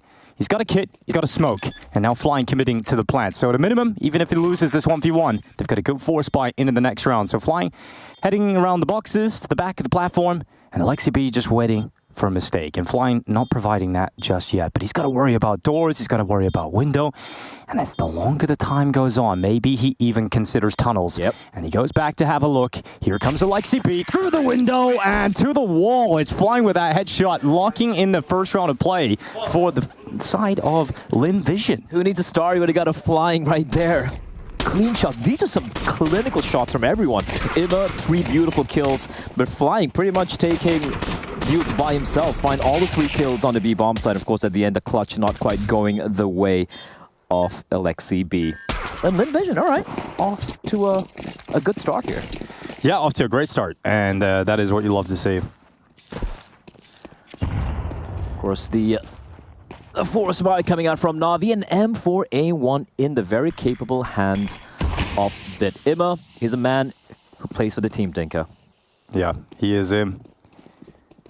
We're not going to stop saying that, are we? Never. Yep. Wonderful. He's going to have to look for a better performance at this event, isn't he? I mean, he probably wouldn't have been happy with the end of Cologne. Maybe got a lot of criticism over there as well. Ooh. So to return and have a massive step-up performance in the Pro League here in Malta would be incredible for Wonderful. Good start of the round here for Bit. Damage done and a dink onto Zacher. That's fine. He can just toss the M4 in the direction of Wonderful. So kill and a dink on a Zacher. And Lin Vision giving so much respect to Na'Vi this round. They're just giving them all the space in the world to work with. They have a flash. No, they don't. But they're out long, Lin Vision. They've got under a minute left on this clock, and currently looking at Na'Vi's setup, they're pretty passive. You've got one player inside of the side, that's Alexi B with a 5-7, and he's just spotting long, making sure it keeps that information going. And yeah, sure, they've seen him, but dealing with it could be another problem as Alexi B just hides around that corner. Here comes the utility over the top. Alexi B's 5-7, primed and ready. And he's also got his teammates coming over to help him out. Na'Vi have plenty of forces ready to go. And Amelia Kak, he's waiting to go around this corner. Alexi B, though, unable to get anything, and Amelia gets a double. And eventually just follows up. So they clean up those pistols. Na'Vi had a good start, but the force buy doesn't pay off, Blad. Now they're down to the eco. Yeah, I think Lexi needed to activate just a couple of seconds earlier there. But great work from Amelia, especially losing a player early on. Zacher getting dinked down, they're still able to convert it. Keeping 3 players alive as well. And for Na'Vi, this was a force buy. It was an investment. The A1 and the scout in play. That's a great transfer. That is sick, actually, from Amelia. Woo, I mean, that's the great thing about, you know, these Chinese players. You always talk about them. They always have some crazy mechanical skill, don't they? Who's your favorite player over the years from coming out of China, Blad? From China? Yeah. Somebody. Somebody? Yeah. It's got to be, because he just provides the most amount of laughs. I've casted an entire game of Dust 2 once where somebody's playing CTB. Yeah. And he pushed tunnels alone 13 rounds out of 15. Every single time. It was lunacy. It was actually insane. Did it work? Yes. Which is even more insane. So somebody's my, well, for the memes, my favorite. Yeah, he's definitely the most meme-worthy player in terms of just the mental plays that he makes. JL. Oh, it was Deagle. It's a loose cannon, and it's good for one. Couldn't quite follow up, and really should not let this one get out of hand if you're a Lin Vision, but they've somewhat put themselves in a difficult spot. But the damage done to the remaining Na'Vi players with just a P250 left, you'd imagine they don't let this one slide. But Amelia, he starts to fight through those middle doors, and Alexi B is able to take him out with a USP. Now it's not just USPs. Now they've got a MAC-10 and an AK-47 picked up into this round. So they're going to go for this. There's nothing to lose. So Flash ready to go. No kit, though. No kit. And if they aren't going to go quickly, that could cost them. So Flash getting set up here for Wonderful. He's going to send in the feeler squad to figure out the positions of the 2 remaining players. And that should be fine. That's a opening kill on Alexi B. And things are looking good. Did that Flash... I guess Wonderful wanted it to go through the doors, but it didn't quite do anything. It's sort of very good damage being dealt here. They're losing 3 players in what was just a USP. So yeah, Na'Vi going to be fine. The gun's going to be coming out now. And for Lin Vision, I guess it's not the best start. They did hemorrhage a lot of players in around number 2 and 3, but yeah, they got a job done. A 3-0 lead here to start things off on the Chinese team. I mean, I think you're going to be okay with the damage done, sure, if you're Na'Vi, but you've got to feel like there was a shot to win that at the end. That was a fumble with the flash buying. Yeah. Was it a jump throw? Did he fail the jump throw? Could be. Because he just threw it straight into the ground. Like, I give players too much credit sometimes. I think it's trying to, like, jump, throw it, bounce it off the ground. Yeah, but it just kind of fumbled, so they didn't get right back into it. So, well, buys here for Na'Vi. Listen, teams have been given, I think... they've had like a few weeks now to adapt to the fact that they can't have a jump throw bind. No, but a habit is... Habit's hard to kick. Hard to break, you know? It's a problem. All right. 5-man towards long. Pretty one-dimensional. The Opera, Alexi B has been spotted. Sakura with the op. Imma up on short. Excited to see what Imma's going to be able to do here in Malta. Alexi B down early on, going through that CT smoke. And a 5v4 picked up off the back of it. So 55 seconds remaining in the round. Lim Vision have got the opening kill, but they're fully committed long. And Na'Vi know that. They absolutely know that. So they've got the players stacked over towards A. Wonderful's going to chime in with a kill on Amelia. And with 45 seconds left, the numbers evened out. And Na'Vi with 4 on the bomb site. It is looking rough here for Lim Vision. Taking so long. And now they spot at least 2 more players as well. So Na'Vi can just go for the stack. Molly towards Gandalf. Wonderful's going to feel uncomfortable with it. Smoke. It's going to keep him alive. It's not exactly the greatest retake setup here for Na'Vi if the bomb is to go down, so they want to fight. They want to take the jewels, and they're winning every one of them. Flying left alone, he couldn't get a second. Does what he can, but Na'Vi, as soon as the guns come out, they win the first round. Yeah, nothing. That was kind of ugly from the Vision, all 5 players, and they were so tepid in how they were approaching A bomb site, and Na'Vi able to continue to just harass them, and wonderful. Nice opening kill. Yeah, just continue, just re-peek out, using the edge of the smoke, just getting whittled away. Not exactly a clean round from the Vision, because they did lose quite a few players in round number 2 and number 3. The money isn't exactly going to be in a great spot as well. And there you go, it's a full eco coming out, despite being 3-1 up. How the tables turn, Denko. The tables turn quickly, and yeah, you brought it up in the last round. Na'Vi, they may not have won the previous round. The flash not being a jump throw doesn't help with that. It's fine. It's all about the damage that you did in the round, because look at the outcome now. You win 1 gun round, and you force Lim Vision down to a full eco immediately. Oh, that's gonna hurt. Wonderful just fall back here. He's got teammates with the weaponry, and MP9 should be shredding a few of his players. Yeah, this one's done. A Fufu. That's a new player for Lin Vision. Fufu. That is one hell of a name, isn't it? A Fufu. I don't know if I like it. You know, casting that really fast is going to be tough. Oh my God, it's a Fufu! Like, what are we going to do with a big play? If a Fufu makes a huge hero play. If he makes a fumble. Oh, that's a Fufu. A Fufu. Everybody loves a Fufu fighting. You know, there's lots we can do, blah. That's the reference. I didn't think I'd hear this early in the day, but yeah, a clean up from Na'Vi. That being said, they did lose a couple of players. Okay. All right. Flying, he's had some shots so far, hasn't he?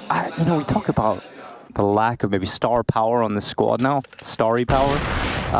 But you bring him Flying into the squad. It felt like a few years ago we were covering a lot of the Asian RMRs, and Flying was kind of the star player for me. He played for Invictus. He played under Xiao Sage, right? Yeah, and that's the name. Yeah, Xiao Sage. Yeah, it's been a while since we said that one. It's also like a lot of the players in the Wings Up team that when it disbanded, right? A couple of them went to Rare Atom, where they're actually right now I think a top 3 team in China at the moment.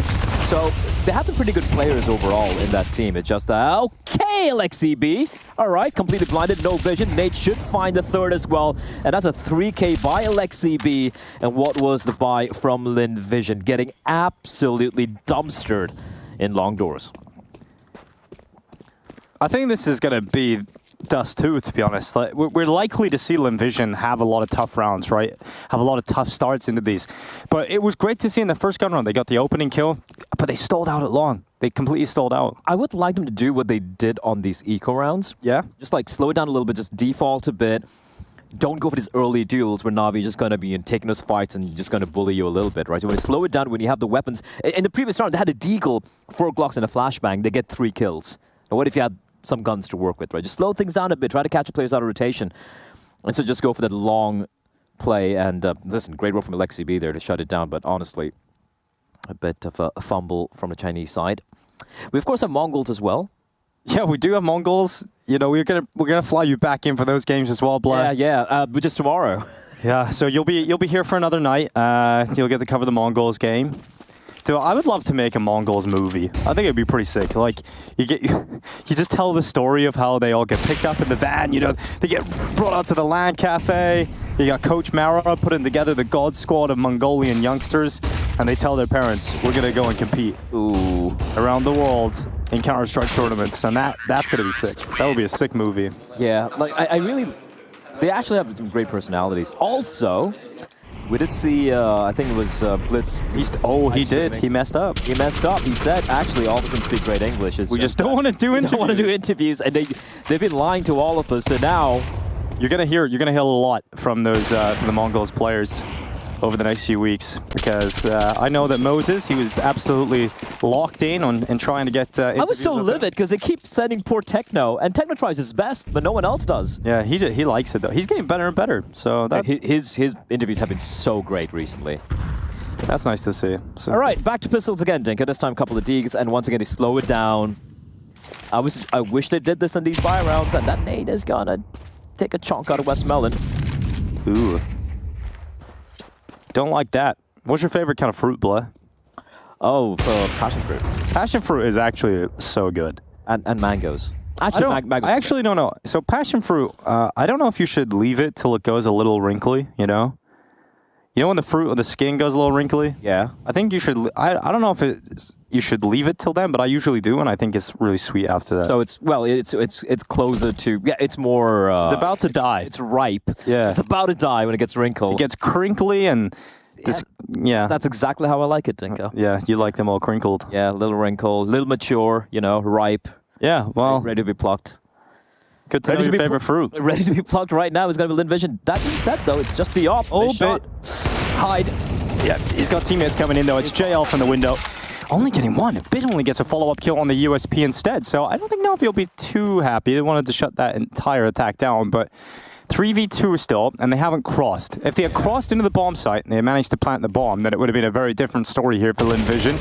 But all things considered, with the lack of investment, not a bad outcome with 2 kills. Would have liked the bomb plant out of it, but that's not allowed. And Navi head into the lead. There was a window there for them to cross onto it, right? But I guess they assumed there was another player playing towards mid because there were 2 players on the B bomb site. Yeah, a couple of these rounds, I don't think Navi's going to be super happy about it. Losing a few players, but they've managed to respect the lead here. Yeah, he's frustrated about not getting multiple kills out of that for a second. We should really have like a dedicated JL. You know, a dedicated JL cam. Well, yeah, that would be great. You get so many reactions out of it. I mean, I don't know how we haven't had one on Apex, you know? That should be an The amount of gold we've missed out on by not having Apex cam is just sad. Here we go. Another buy, and this time, thankfully, they're going to slow things down quite a bit. No pun intended. The timing of that. That's yeah, it's unfortunate for a bit, but he is still alive. He'll be able to transition back over to B and help out with JL. That's going to be the Wombo combo trying to defend this B bomb site. Is Lin Vision set up with 4 players? They've got Amelia. He's out long, and he's starting to drift over towards top mid. But in a minute, 10 seconds left. 4 players. Yeah, here comes an attack in through the Molotov, through the utility. Good flashbang. Oh, not so good on the spray, and JL this time doubles up. Bit completely wrecked by the flash, so they're into the B bomb site. Emilia cutting rotations, doing as good of a job as he can, and I don't know how. He's been able to turn on Imma. That is huge. Imma should have locked that kill in every single time, but a 2v2, that's you have to retake this B bomb site. That's such a fumble for Imma. That was a free kill for him. Would have been a 3v2, but now, yeah, 2v2 bomb down. Here comes the flashes. They're coming in on it. Through the window they already go. It's going to be a spray down from Flying, and now just Wonderful. You can't retake with the AWP. This round can't happen. So Lin Vision he's going for it. He's actually going for it? This is wild from Wonderful. It's so unlikely. And yeah, he just goes down. So thank you very much. That's an AWP for Lin Vision. Scoreline tied up. They do have some money. And I like the hit. It was good. Great utility. Bit gets blinded. JL even gets a double. And solid post plan coming in from Lin Vision. Yeah, great flashes, by the way. I was a little worried that JL was just going to completely annihilate that push, but this was a fumble from Imma. That should have been a free kill, but not quite finding the right angle. Maybe we can... I think he would have repositioned himself to get a free kill, like a proper kill right there. It's just that his teammate was getting shot at. He was Wonderful was getting shot at by Amelia. And it's like, oh, I need to go for this kill and maybe pull the trigger a little bit too early. And once again, Dinko, 3 players towards tunnels. They're really favoring this B bomb site. Yeah, I like it. Contact. I don't know about this. I like direct hits from Limvision, but the spacing was off. Flying went ahead, and his teammates weren't there to follow up through the smoke. So JL has given a free opening kill for Na'Vi to play with. I don't know. Limvision playing with a player deficit is going to be very difficult here, especially with Wonderful cutting off middle. Afufu goes down, and Limvision have a 3v5 to try and recover. At least they've got time left, but it just feels so unlikely at this point of the round. Yeah, I mean, the idea wasn't bad at all, right? Like you pointed out, but just the spacing was off. Amelia, but buddy, like together, he's so far away, so late. Zacher does find a trade on towards Wonderful. I mean, you gotta have a lot more. If they can isolate this duel onto its JL, there's a chance. You need a lot more than that. And Zacher is pushed out into the cubby beyond those doors and gets caught by JL. Great work. Flashbang blinds him just at the last second. Amelia's getting flanked at long all the way through top middle. So he's going nowhere with this. So Na'Vi about to head into the lead again. Amelia with a great headshot. Considers top middle, but Bit is so sharp, so quick, and locks in that headshot. And I think we're going to start seeing this become a problem for Limvision. They've got to have the perfect starts to the rounds, it feels like, to get into it. If you're losing the first player, Na'Vi in general, when you get them into a 5v4, they're going to be able to close it out. You've got to get the opening. Where's the trade? Where's a trade attempt there from his teammate? I felt like there was two instances of that in this round, right? Towards B, no one traded through the smoke. If you're committing to that, you commit, right? Yeah, it just feels a little baity, Dinko. I don't like baiters. Maybe you're just a little bit scared, you know? Here we go. Fast B. B-rush. JL completely blinded. Flashbangs in this B-bomb set have been working for Limvision. But the oldest strat in the book, Rush B on Dust 2, has not worked out this time for Limvision. They get absolutely destroyed.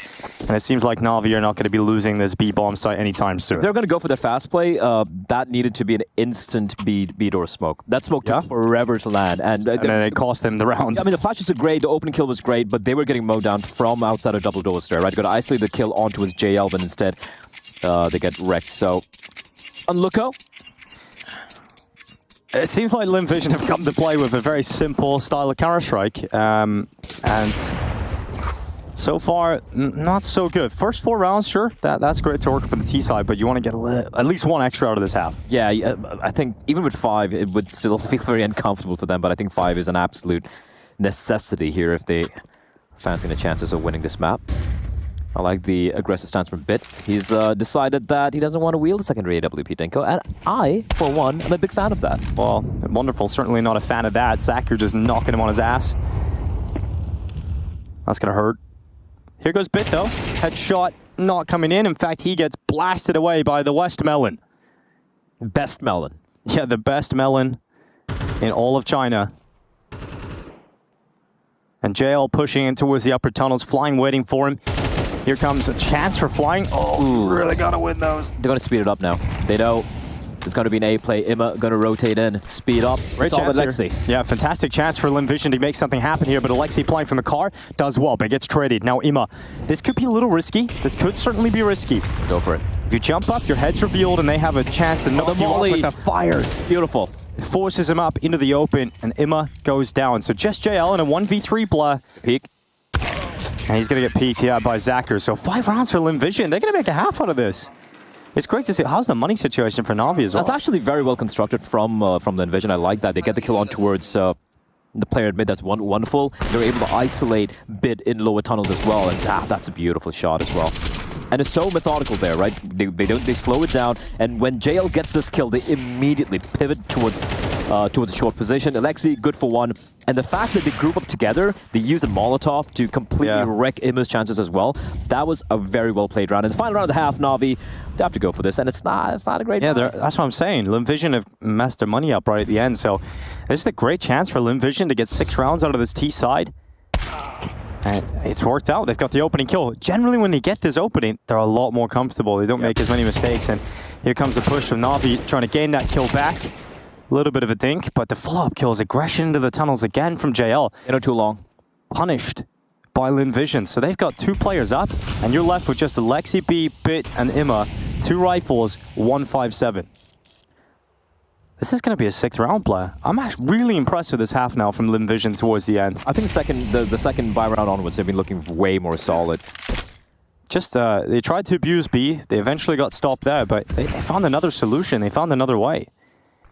Oh, they're falling for it. It's a double fake play coming in here. They think it's going to be an A hit. Well, one kill's come back. Bid's been able to get rid of Amelia. Now coming back over to try and deal with this B problem is Bid. Now, if there is one player to step up in this moment, you would consider Bid to be that, but he's being absolutely removed. Tries to get out of the window, gets chopped down by Westmelon, and Lin Vision into the site to try and close the half at 6-6. That is a perfect play from Afufu. All the way towards short, rattles off a couple of bullets, doesn't go for the full duel, and that forces Bid out of position. And that's going to be 6 for Lin Vision Gaming. They tie it up. That's great. So they come in against one of the best squads in the world, and this Chinese roster have tied up the half 6-6. Great performance on the T side. They're going to switch to the defense and see how they show up there.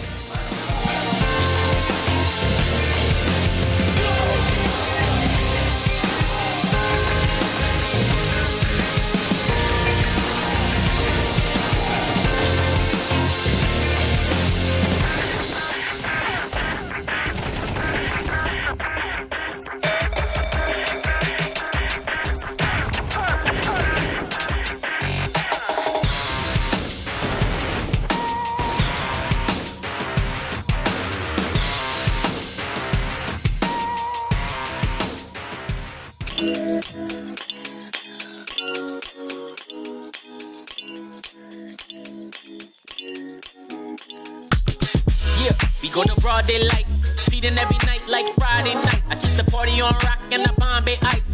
Gotta see stars like Broadway lights. I told a baby girl, you don't gotta kick it with the daydreamers. You can skip the line, I'm the gatekeeper. Plus I got the crowd going crazy, dance floor blazing up, going. When they see me show up, I be feeling glowed up. When they see me show up, I be feeling so. When they see me show up, I be feeling glowed up. When they see me show up, I be feeling so.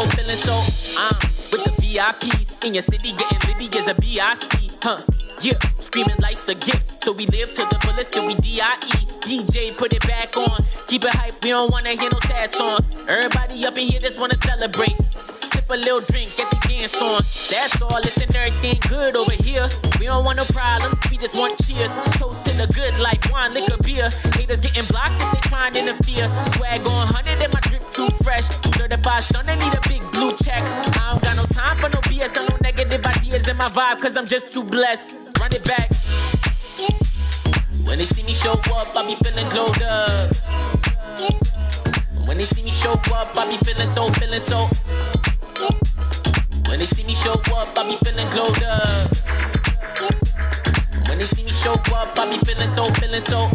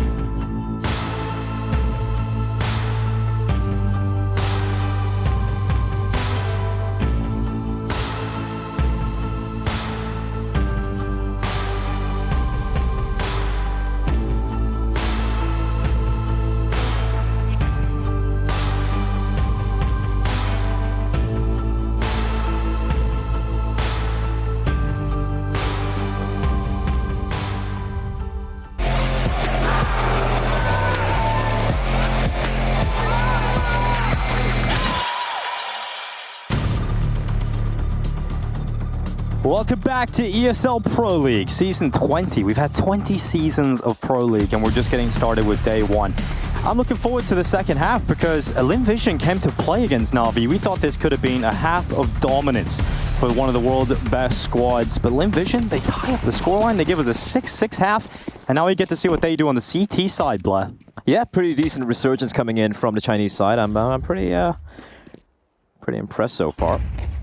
But Na'Vi, the T sides especially, have been lethal, Dinko. Lethality. Fufu. That is the best name. Ah, God. Emma, though, 12-7. He's been solid so far. Yeah, Emma, he's back. You know, he's going to keep this performance up, and that's what we're excited to see. All right, Navi's pissed around. They're going up short. They've got 3 players going short, 1 long, 1 tunnel, so they've left themselves with multiple options. If things go sour at short, they can go back into the B split, but if they go successful, then the A player at long can come out as well. So lots of opportunities in this round for Navi. Lim Vision, I really feel like they need another good start to the half, though, right? It feels like they need a pistol win and a follow-up conversion to be able to take Navi down on Dust 2. If there's any shot at that. Yes, pistol would mean so much to Lim Vision's campaign. But the bomb is dropped. It's going into mid to B. A little bit of pressure thrown in towards the A bomb site via short. And it's a deep smoke at CT, but it's allowing one player to fight. And Bit is not going to allow that fight to continue for long. But Sacker, headshots coming in. Oh my god, Flying got one in the CP. JL left his in-game leader to die because he was just whiffing shots. Fake plants, climbs to the window. It's a smart play for JL, but Sacker has one hell of a pistol round. He is having one hell of a map. He's 13-8 at the moment, and that pistol round picked up by Lim Vision. I can't believe Flying actually spun around and got the kill with the dualies. I can't believe he survives that long. We got a game in our hands, dude. We really do. I won't lie. I came into this, I'm like, all right, you know, this one's going to be a curb stomp coming in from Navi, just waiting for the heroic nip game. It did not feel like this had the potential to be upset level, because this is Lim Vision coming in without those superstars that we talked about, all those players that we know can frag out and take over the server. This is Lim Vision maybe coming in a little bit weaker, but they are playing some great Counter-Strike at the moment. Over 100 ADR for Zacher as well. He has come to play. For Navi, no bomb down fully, but just a Glocks. All right, Lim Vision, you got my attention. Yeah, they're going to be 8-6 up. Navi don't want to have a situation where they force into this, lose the round, and then from that point onwards, let Lim Vision start to build a very good start to the second half. Navi didn't get a bomb plant in the last round, so that obviously doesn't help. Generally, you don't want to go for the force buy after that. You just don't get a whole lot to play with. So I'm going to get the guns out early. And I'm intrigued. I want to see how good they are on the T side for Navi. If this is just like a slow start coming into the tournament, you know, that can be expected. Even the top sides can have slow starts to the games, and that's where best of ones would be the big upset territory. But the difficult part for Lim Vision is it's a best of 3, right? And the longer the series goes on, the more difficult it will be to kind of keep up this competitive level.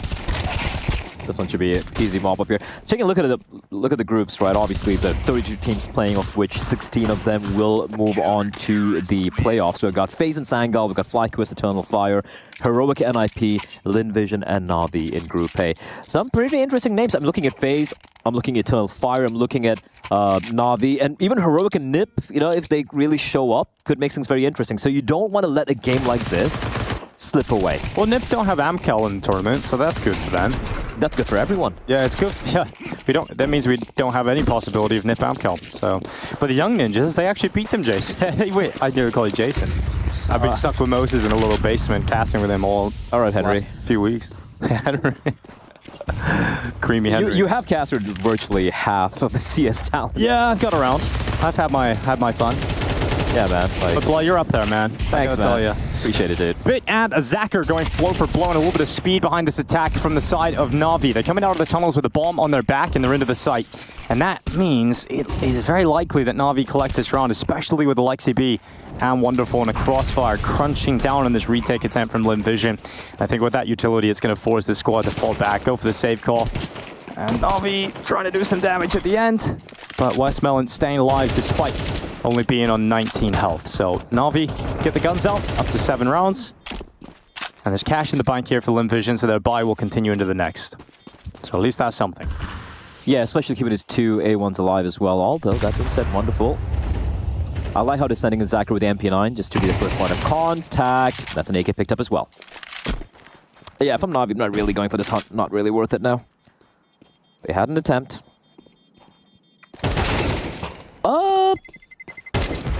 Zacher, baby. No. What was that about? I have no idea. Like,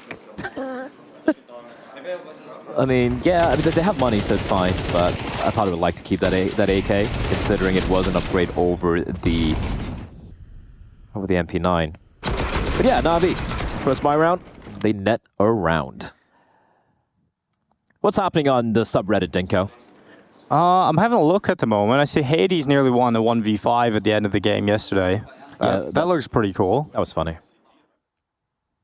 And there's a new head coach in Monty. We've got Nolrod coming in as the new head coach over there. I remember he was the coach of 9. So they just brought him in. They're basically making 9 in Monty. Kind of what they're doing at the moment. But nothing too crazy, you know? We don't have anything too crazy up on the subreddit.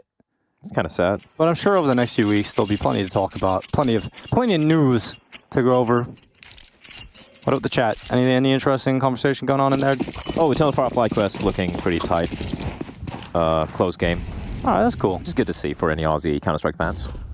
Yeah, it's great to see. Limb Vision with rifles, finally. Yeah, no AWP. On every player. Let's see what they're able to do. I think the problem is here, if they lose this round, this is where Na'Vi can start to take control at the start of the second half. So you want to try and stay competitive here. Na'Vi going towards long, there's no one there. They've already got themselves into the pit.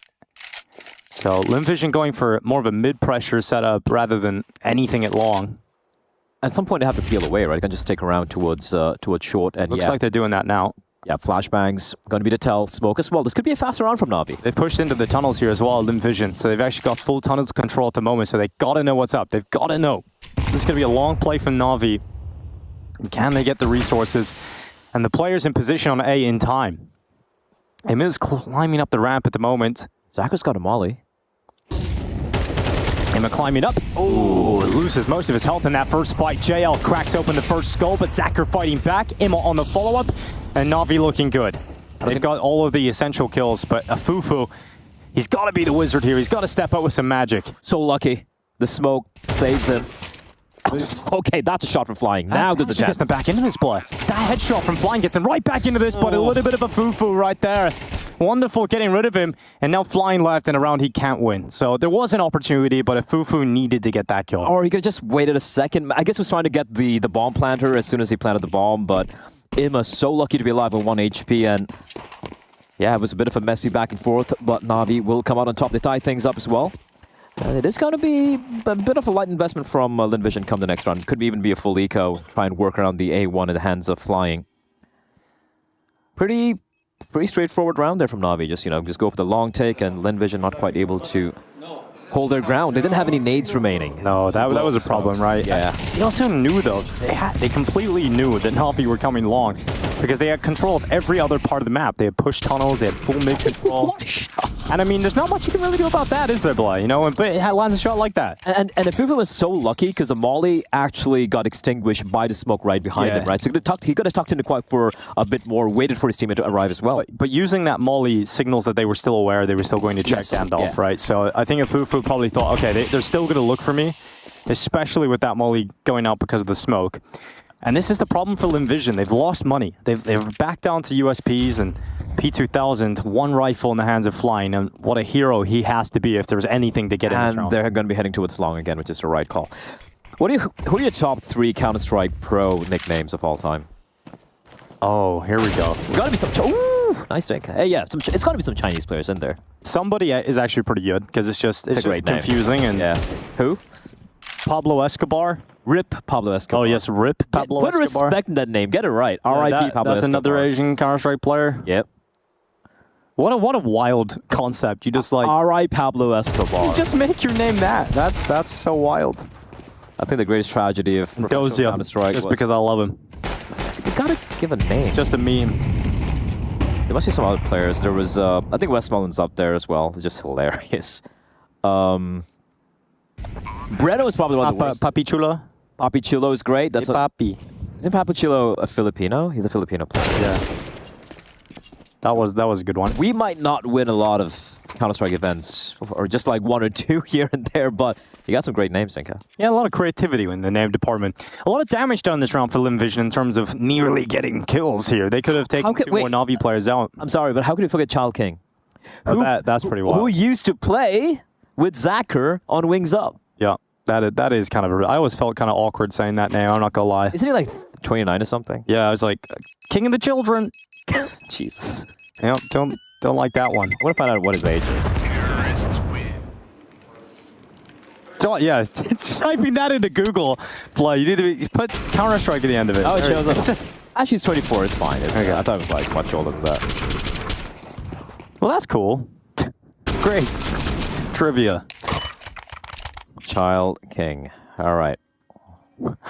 Not here on the server, though. Timeout being used here for the side of... Yeah, I think it's a good timeout. Like, you know, it's a 8-9 scoreline. You have a first buy coming in, like a proper buy after losing your first one there. So, Na'Vi, though, looking very solid. It's been back-to-back long hits coming in. They've kept it clean as well, building up a pretty decent economy to boot. And I gotta say, despite the initial, little shakiness we saw from Na'Vi in the middle of that, especially the latter stages of the first half, they seem to have recovered quite substantially here. I'm getting some feedback for you here, Blah. To stop yapping. That's literally what you get paid for, man. Literally, you're getting paid? Damn. Oh shit, you don't? No, I just thought that you wouldn't. Oh, cool, man. ESL actually sent me a mail. They're like, hey, I'm gonna pay you so much to yap. I'm like, done. Better fly it out to yap. Yeah. All right, here we go. Big round. Round number 18. Bit. Gonna be looking to take some fights out towards long. Zachar playing a dangerous game. He seems to do everything, It's popping heads, getting the ADR, AWPing, rifling. Yeah, star of the show is Mr. Zachar. Let's see what he's able to accomplish in this round. Once again, Na'Vi are getting some space long, but that smoke fades away. And it reveals to Fufu, who nearly gets a double, but the trade is in from Amelia. Good work to take out Wonderful. Alper for Na'Vi's down, and look at this play. Westmelon has pushed through the tunnels, and he could get in behind. He could get in behind JL and unravel this round completely for Na'Vi. And it's not just Westmelon. The timing, though. Oh, instantly taking the fight. Headshot locked in on Ima. And will they spot JL? They see multiple players, and oh, JL! He gets a headshot, but he's not going to be expecting that second player, surely. And he's very lucky to get beyond that grenade. JL's still in this fight. Na'Vi's still in this round. But LinVision's certainly ahead with advantages. And JL goes down through CT. Now Alexi B, 1v3, 40 seconds left. And if he climbs up on that Xbox, he's being spotted. And now those steps being heard as he crosses over towards CT spawn. Alexi B gets flanked in by Amelia. And it's a 9-9 scoreline. This game is not going to fall out of control for LinVision. They are going to stay in this fight. I love everything about that from LinVision. Like, firstly, the long fights, going their way. And then the double push towards tunnels. They're not just happy just sitting back in a 4v3, being proactive, catching the Na'Vi players in rotation as well. So yeah, Vision not quite ready to give this one up yet. And a little bit of frustration as well for JL. Tiny bit. It's still early days. Just a little bit. I think Na'Vi will be pretty frustrated about the start of this game, though. You're coming, but the opening games against squads you're not familiar with can often be very difficult, right? You know that these games can be tough. There's a lot of Chinese teams that have come over to Malta and put up a great showing in their opening games. It's just deeper in the best of threes and deeper in the competitions where it becomes more difficult for these squads to be able to feasibly pull upsets. What was the team we had last time that was really... Was it LinVision with Starry at last Pro League that was pulling some upsets? Yeah, it was, they had some very close games. Yeah. Serves me right. Ooh, wonderful. He's been a little quiet. Yeah, has been, but not massively quiet. Still outputting his numbers. Ima in the lower tunnels. Ooh, that's not clean. Another opening kill this time for LinVision. And JL burning in the lower tunnels, pushing forward. And LinVision, they set up early to get the opening pick, and then they just fall back and make it impossible for Na'Vi to get the trade kill. Hit and run. That's what they're known for. I see a lot of that back home, I'll tell you that. Damn. That's sad. Oh, it's great. Great, okay. It's entertaining. Wouldn't use that word to describe that, but... it depends on your perspective. I've been there. Yeah, you've been there, Jigga. You've just survived it. All right, a bit of a mid-to-be ruse with the utility being deployed. It's being very methodical about this, and they still haven't quite committed yet. We have JL just waiting towards short in case they need to pivot back towards A, but LinVision have total back in, right? 2 players towards B, 3 towards long. Now, they go for this mid-to-be split. Things could still get a little uncomfortable for LinVision. Yeah, it could get a little bit uncomfortable, but 45 seconds left. Na'Vi still unable to have found that trade kill back, but they've gone quiet, and they haven't seen anybody from LinVision, which indicates more passive setups within the bomb sites themselves, and Na'Vi think about a B play. So smoke goes out for the cross. That's going to be CT spawn smoked out for a mid to B hit. Na'Vi have 4 players, or rather 3 players going through the tunnels, 1 just cutting off rotations in middle, but this is still a strong setup to deal with this threat inside of the B-bomb side for Linvision. Westmelon takes initial attention, flying peeks out from the cubby, and it's absolutely perfect from the CT side, but JL and Wonderful still trade out those 2 B players, and Bits in mid, getting caught from Zacher, and it's only Wonderful in a 1v3. You talked about him being quiet, this would be one hell of a time to get loud. Tags up, let's go. In the site, hiding behind the box. He's got to worry about the tunnels. He's got to worry about window. And the threat of 3 players running him down with an AWP. First shot missed. Wonderful, they know exactly where he is. They jump over his head, and that's one way to do it, Blah. Just climb on top and knock him down with a USP. That's what Mario would do if he was a gangster. Get on top of his go bus and shoot him straight. That's what I'm calling Nobs Mario these days. It's the first name, you know, he likes anything he does aggressive. You call it a Goomba Stomp. I love Mario. Seems like I haven't met him. I mean, I've seen him. I haven't really spoken to him in real life. It seems like a very, very, very chill guy. Yeah, I mean, Harry's probably going to hate me for telling this story, but I'm going to do it anyway.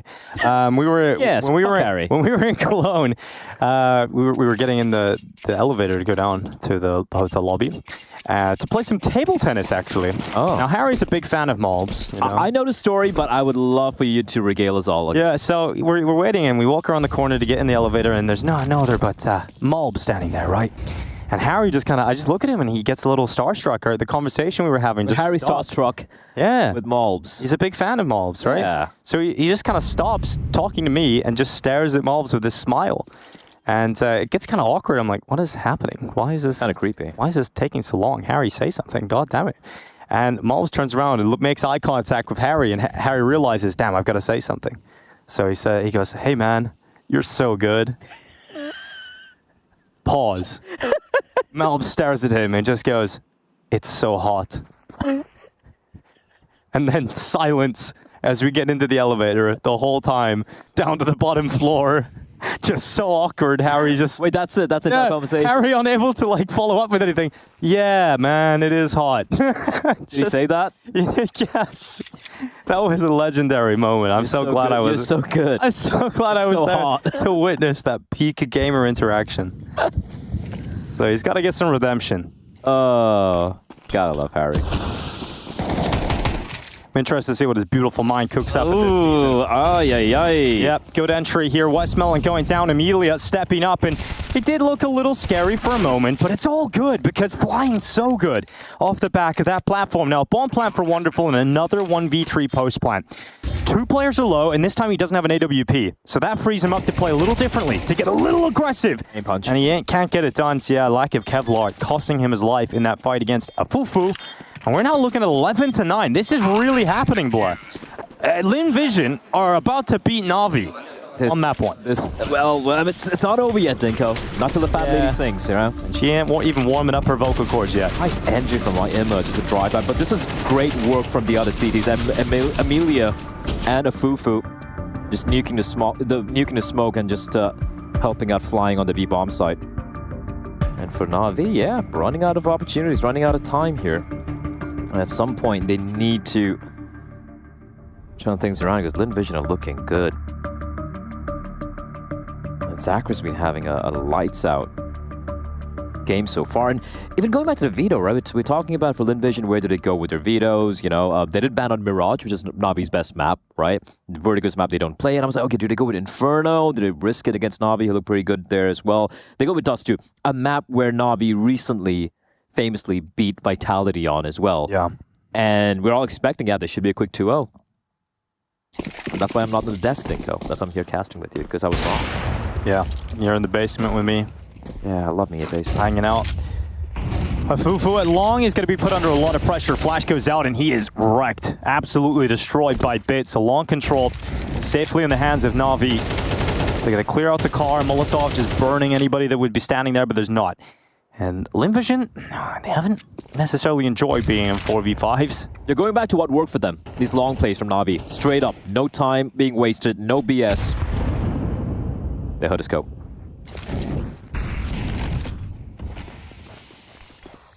Smoke in the middle of this site. Emilia's going to use this as cover to get around the backside. Imma moving into that smoke.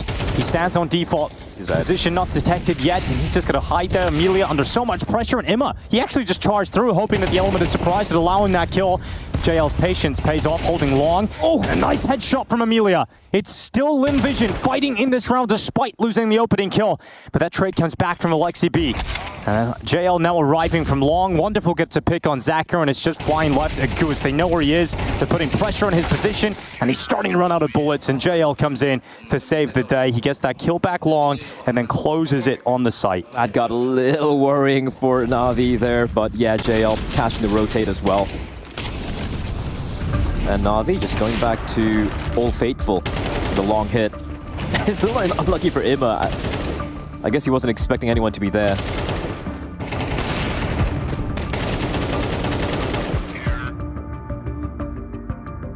That'd be frustrating for Lim Vision though, because they came so close to winning a round where they lost the opening, and you feel like they had a lot of moments in that round where they had a standing to close it out in their favor, but they let it slip, and that could have been map point. That could have been Dust 2, 12 rounds here for Lim Vision, but instead it feels like Na'Vi have prolonged play. They're going to stay in this fight right to the bitter end. And the more opportunities you give to the favorite as the underdog, the pressure's going to mount. Pressure just gets increasingly difficult to deal with. And then you start playing not to lose instead of just closing it out, as the cliche goes. Still have a buy though, Denka, but here's such a big round. Na'Vi wins this, and they're able to take away a majority of weapons. It is going to be 11-11, and it's going to be an eco coming in. That could be Na'Vi closing it out 13-11. So, brazen, aggressive from Lim Vision. They might not expect this. This could actually work out. Good shot, Wonderful taking a Fufu down. Advantage siding with Na'Vi again. And Wonderful knows there's a possibility of a second player being aggressive at top middle. So Wonderful's looking for it, and now he knows. Now he sees it, but the bullet, it just goes into a different dimension. It just went to his pockets. Yeah, straight through the clothing. Oh, he's but he's locked in now. He's trapped. Imma, just gonna take his time. Gonna play with his food. In the meantime, though, a kill back from Zacher. That's Bick going down. Imma's going to get this opportunity, and he will sink the kill just about. Alexi B now fighting over towards A. Zacher going down, and it feels like Lim Vision are starting to crumble right at the end here. Westmelon hiding at elevator, and there's no money left, so they're going to try and save. But the problem is, there is not really a safe pathway unless they get to B quickly, and there is still someone over here. JL is in the tunnels. He can make this very difficult for them to actually get away with these weapons, and now it's only just the FAMAS in mid. Oh, dude! If they lose everything, and even with one rifle, it doesn't feel like it's going to be too much. Yeah. This feels like Na'Vi are going to grab control of the game right at the end, and this is going to be a heartbreaking finish to Dust 2 for Lim Vision. The money's so wrecked. They have to eco. Well handled from Na'Vi though. Some good protocols. Wonderful. Despite the flash, I thought it was blinded. Somehow manages to get the kill. Good timing on the shot, and I think that was around Tinko. Yeah, this is why it's so difficult, right? To put away a team like Na'Vi. You can come so close, you can, really, that just I think it moved. The bullet went somewhere else, but that could also be client side being different. Not too sure. Yeah, this is why it's so difficult to put away a team like Na'Vi. Even when they're not playing their greatest Counter-Strike, even when they're not having the hottest start, and you're playing well, even towards the end, you miss one round. You lose one round that you felt like you could have picked up, and Na'Vi are able to withstand. They're about to go to 12. On the Na'Vi side of things, the only weapon saved over was that one M4 in the hands of Flying. And we're about to see Na'Vi head into a 12-11 scoreline. We've seen Lim Vision pull off some, get a lot of kills on a lot of these ecos. We saw in the first half as well. That's true, but Alexi B's here to play, and that rifle getting traded. That's the only weapon worth talking about. It's now in the hands of Amelia, and it's dead again. So 12 rounds for Na'Vi. Map point locked in on Dust 2. And Lim Vision is being one hell of a show so far, but if they want it to keep going, they don't want the curtains to close on Dust 2, they've got to force this into overtime. So close, Denko. No cigar. I still don't know where it originates from. Well, we can find out right now, can't we? Yeah, it's like some of these, sayings. I'm like, that doesn't make any sense. So close, but get no cigar. Oh, it's because you can't celebrate. Is that the one? Apparently from the practice of giving cigars as prizes at carnivals. Oh, because you haven't won it yet, so you can't get a cigar. There we go. Don't smoke at home, ladies and gentlemen. It's bad for you. Okay. Medical advice from Blatt. is injurious to your health. Good opening kill from Zacher as they want to try and force this game into overtime, and it's a good start. Zacher knocking out Bit. Dink onto JL as well. So, Na'Vi, this is a very poor start to the round. It's going to be difficult to close it right now for Na'Vi. They're going to speed it up. Just going to go for the mid to B right now. They know just 2 defenders, and Westmoreland's being aggressive. Look at Zacher and Westmoreland up front. Westmoreland close by. He's got Zacher coming in, and this is overtime written all over it. Na'Vi are losing health, losing players, and losing chances to close this in regulation. This opening map absolutely looking destined for OT. Destined for the bonus rounds. Imma, patient. Zacher walking through the smoke. Instant trade from Amelia. And now just JL, wonderful. Left on low health. JL, good headshot. Now they know Amelia's close in these doors. Na'Vi keeping it in a 2v2, but a kill back. Wonderful falls. Just JL left alone. And a spam down through the doors. JL gets it into a 1v1 fight. And then AWP nearly closes it. But Linvision dragged this battle to overtime versus Na'Vi. One of the lowest rated teams we've got in the event going against one of the best squads on the planet. And they've got them in overtime here on Dust 2. That came down to just a one shot. I thought Jay was probably going to hit it. And it was so low as well. And Linvision, yeah, they're not quite done yet.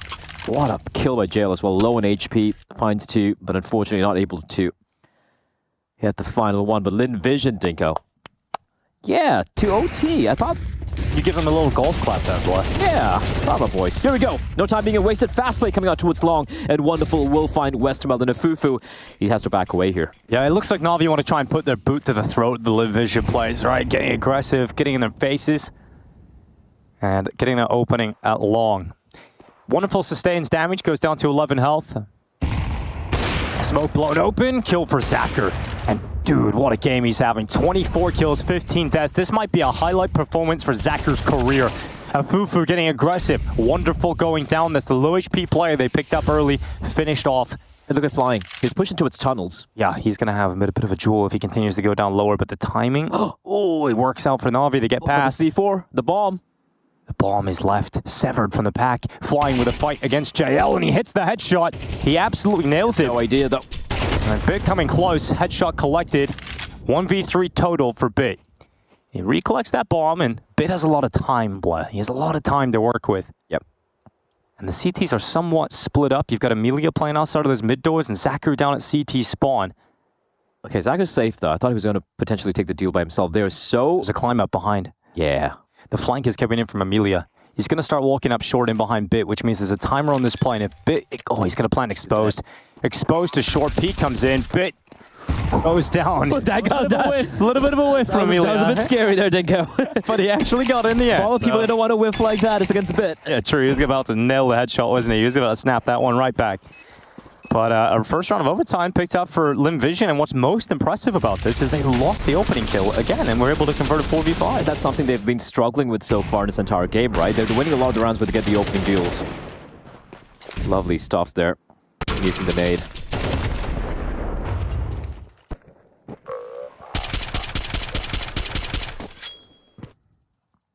Taking a look at what's happening on the... Well, we do have a very exciting game happening here. Taking a look at what's happening over on the A stream, and well, it looks like the map is done. Not going to give any spoilers. Going to check it out as well on the main stream. Pivot back towards B. Wonderful with the spawn and the AWP. Flying should be cognizant of this. He should not be really going in for a swing, but a fast hit towards B. Trades are good for Na'Vi, and this could be it. Imma is very low in health, Dinko, but a 3v4 retake on a B bomb side and Dust 2. Doesn't seem too likely, does it? They do have money, and it is going to be the final round. It's OT, baby, so they're going to go for it, but it doesn't seem favorable, at least. Na'Vi getting themselves sunk deep into the site, but that grenade, that draws those numbers back to a 3v3. Molly forcing wonderful in the open, but no one peeking with it. No one really capitalizing on that opportunity. Wonderful gets blinded. That flash is so perfect from Zacher yet again. Bit left alone. 1v3 that he can't win. And Linvision forced themselves up to 14 rounds on the board. This is looking so good from this Chinese squad. Hardest bomb site in the game to retake, they said. And Zachary, he's not only the star, he's not only the fragger, he's not only the all-per, but he's the flasher too. Sends that flash in, and that allows the retake to become so successful. 3v4 retake. What a retake, from Vision. What a retake, though. It's like every single thing went right on that with the util, where they dumped it. And now we're going to be kicking themselves, Tinko. That looked like a round that was done. It was sealed. All right. Aggression for Emilia with a secondary AWP. And West Melanie needs to get the kill. It's not a fine one, but a trade should be good. So again, player advantage for Na'Vi early on. And a bomb site. Little bit of utility being dumped in, but not committing yet. They don't need to.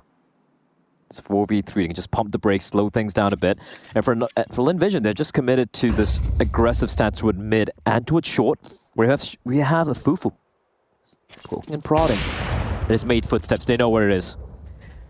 And this should be a round. No, it will for Na'Vi. Be. It will be. It's a round for Na'Vi, especially with Lexi P coming up short here. He's got the defining move. He's got the finisher. And that's going to work out for Lexi P on the first. Couldn't quite get the second, but at least the Fufu spotted. 3 players up still for Na'Vi. Bomb now just crossing into the bomb site. Fufu not in a position to make that uncomfortable, and they've already got one outside of those doors. Bit was confident to stand and fight, and locks that kill in. So this overtime continues. Lexi P having some stern words as he looks down the line. And they had to close that one out. Had to make sure that that one was picked up. And do so. Not over yet. I mean, it's still tough even this deep in the overtime. When you get the first 2 OT rounds collected as Lin Vision, it's still going to be tough to close it. So going to be really difficult to get those final 2. And also for Lin Vision, they did really wake up on the the final few rounds on the T side as well, right? So yeah, Amo aggressive short, having a little peer around. Yeah, you don't stick around long there with the A1, especially with a damage drop-off as well with the silent set. For something a lot of people seem to be still unaware of, Dinka. I've seen people take fights where you should be taking with the A1. Yeah, super long range ones with the A1. Yeah. Double up again. Bit with a zoom banger. And the double up setup, and this is aggressive from Bit. Super advanced angle. If flying comes for a peek, if he even thinks about this against Bit, he's going to go down. So that's a great move to pull out this late in the game. At this point of overtime, to gain you an advantage, you put Bit in the tunnels of the AWP, and he catches flying with no trade potential for Lin Vision. Flash at the ready here for West Melon. Just waiting for the util dump early on. He's got a cocked and ready to go. Wonderful, forced off the angle. Flash super effective. 50 seconds left in the round. And they're going to peel back. And for Na'Vi, it's 5v4, no need to over-aggress. Wonderful catching Emilia as well, and yeah, this looks like it's gonna get super uncomfortable here. Tied up game at this point, 3v5. There is a window, mid to B, but Bit with the AWP. Holding the line from window. They gotta clear him out. Zachary needs the kill and he can't do it. Bit is wielding this double up setup to absolute perfection. And now the creep up through that B-round smoke. As soon as Emma gets confirmation, they're both looking at them. Well, okay. That's it. That works too, I guess. A little gap to play with over the top of that smoke. And all works for wonderful. Second kill from Emma. And Na'Vi tie up the game. That's as clean as you can get it there from Na'Vi. Barely taking any damage on anyone. And as you pointed out, I really like the aggressive posturing coming out from Bit towards tunnels. We saw wonderful as well towards short. Not really, falling back to the sides, but, forcing Lin Vision to use up all the utility, take the sweet time heading to the bomb sites, and in the end, with 30 seconds remaining, you could see them starting to, I wouldn't say panic, but they needed to rush things up, and it didn't quite pan out. Tactical timeout. Second one, I believe, being called here by Lin Vision, or rather the second, but the third of the game, but it is, of course, going to be just one come overtime.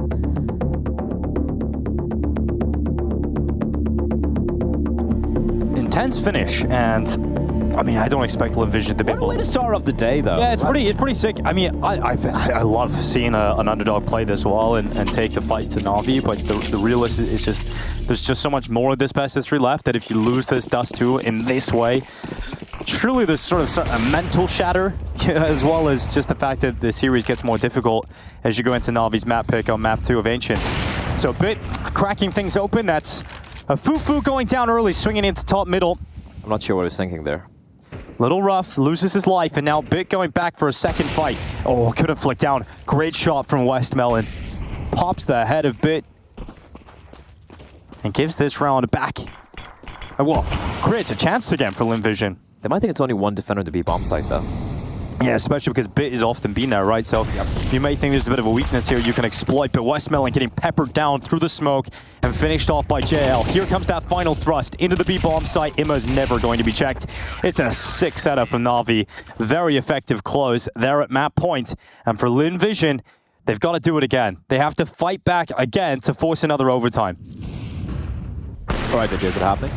Doesn't feel like it, Blair. It feels like they've maybe fallen a little flat right at the end, and it's always going to be tough to put away Na'Vi on the opening map. It's always going to be tough to put them away, but they've had their chances. It's been an admirable effort, but it does feel like, it feels like it's going to come to a heartbreaking defeat. Yeah, especially when they just had one kill in his 2 rounds in OT on his T side. Yeah, Blade using the overtime timeout just to make sure they get this final round, that they get through Dust 2, that this battle isn't prolonged. Take this opportunity. You've had 2 chances to close this game out. Take it on the second. Whatever, a little bit pep in the step, a little joy they had initially at the beginning of the game, Dinko has been wiped off. They look very, very zoned in right now for Na'Vi. They realize they can't, just let their foot off the pedal even a little bit. Coming up next, of course, it's going to be Na'Vi's map pick, but not quite done here yet. Yeah, you're right. I mean, there is always a chance Linvision just get this one extra round and we go again. Ouch. Oh, that is a terrible start. Linvision suffering losses. It's a Lexi B with 2 going down at long. Amelia and Westmelon both gone.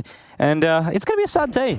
It's going to be a sad day. For whom? I don't know what you're talking about. Maybe for Linvision. Nice pick from Zachary, finding Bit.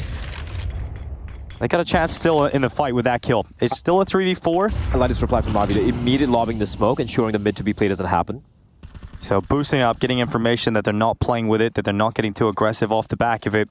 Linvision players committing in short. They're the last 3 that can do this. If overtime 2 is going to be established, if it's going to be achieved, it must be a Fufu, Zacher, and Flying. 2 of which... Oh no! A Fufu! The Molotov just lands on his head and he goes into the fight. Wonderful. Picks him off. Zacher and Flying left. And it's been a wonderful effort from Linvision.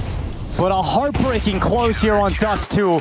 Na'Vi take them down 16-14. But you've got to say, Blatt, that was one hell of an effort. That's a hell of an NT if I've ever seen one. A little unlucky there. The molly in his face, Echo. The jump throw binds, or rather the lack of, have come to once again haunt some of the players. And for Na'Vi, a bit of a sigh of relief. That got way too close than what they would have expected. Yeah, well, Linvision taking a real close map against Na'Vi, but Na'Vi up 1-0 in this series, and Ancient is up next.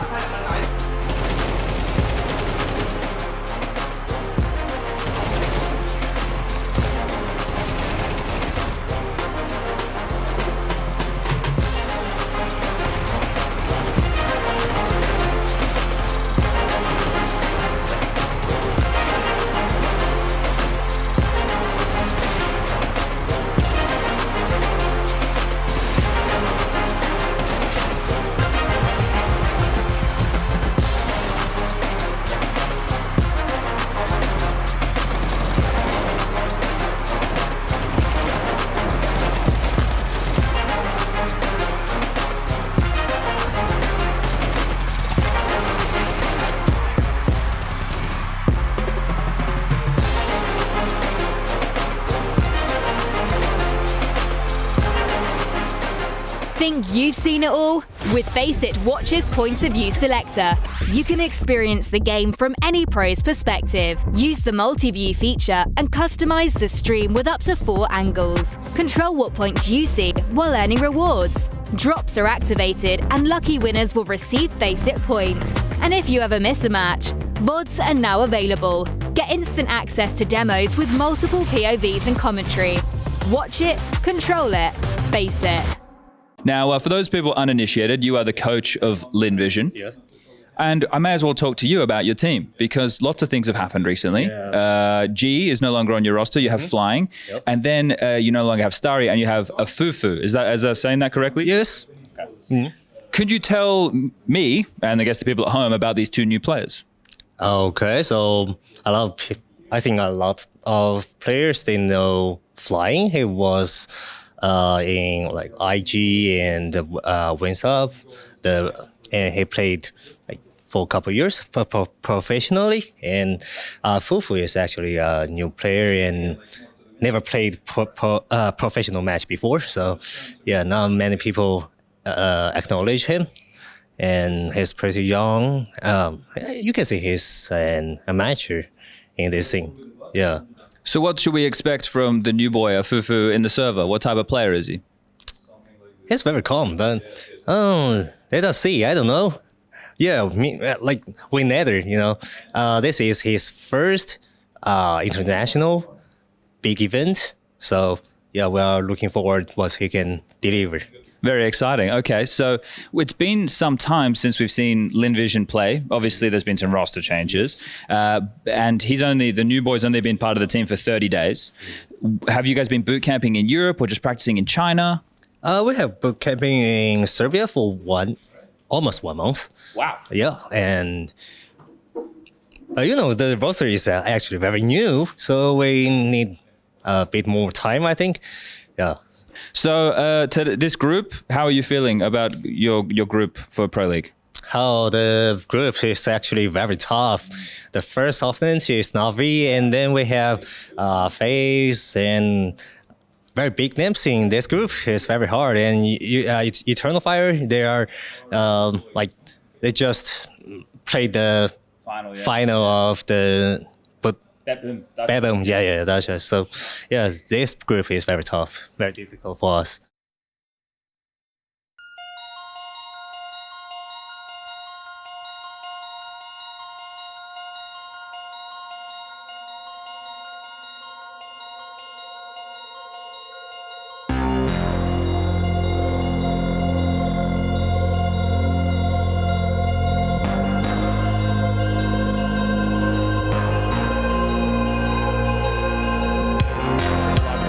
Ideally get one little headshot before he goes down. Two spots and they've got them locked in. They should be winning this round, no problem. They should be, especially if Liaz could have hit that Deagle headshot, but it's okay if Inns does this from behind. Damage onto Calix. There we go. It's their first, and cleanly.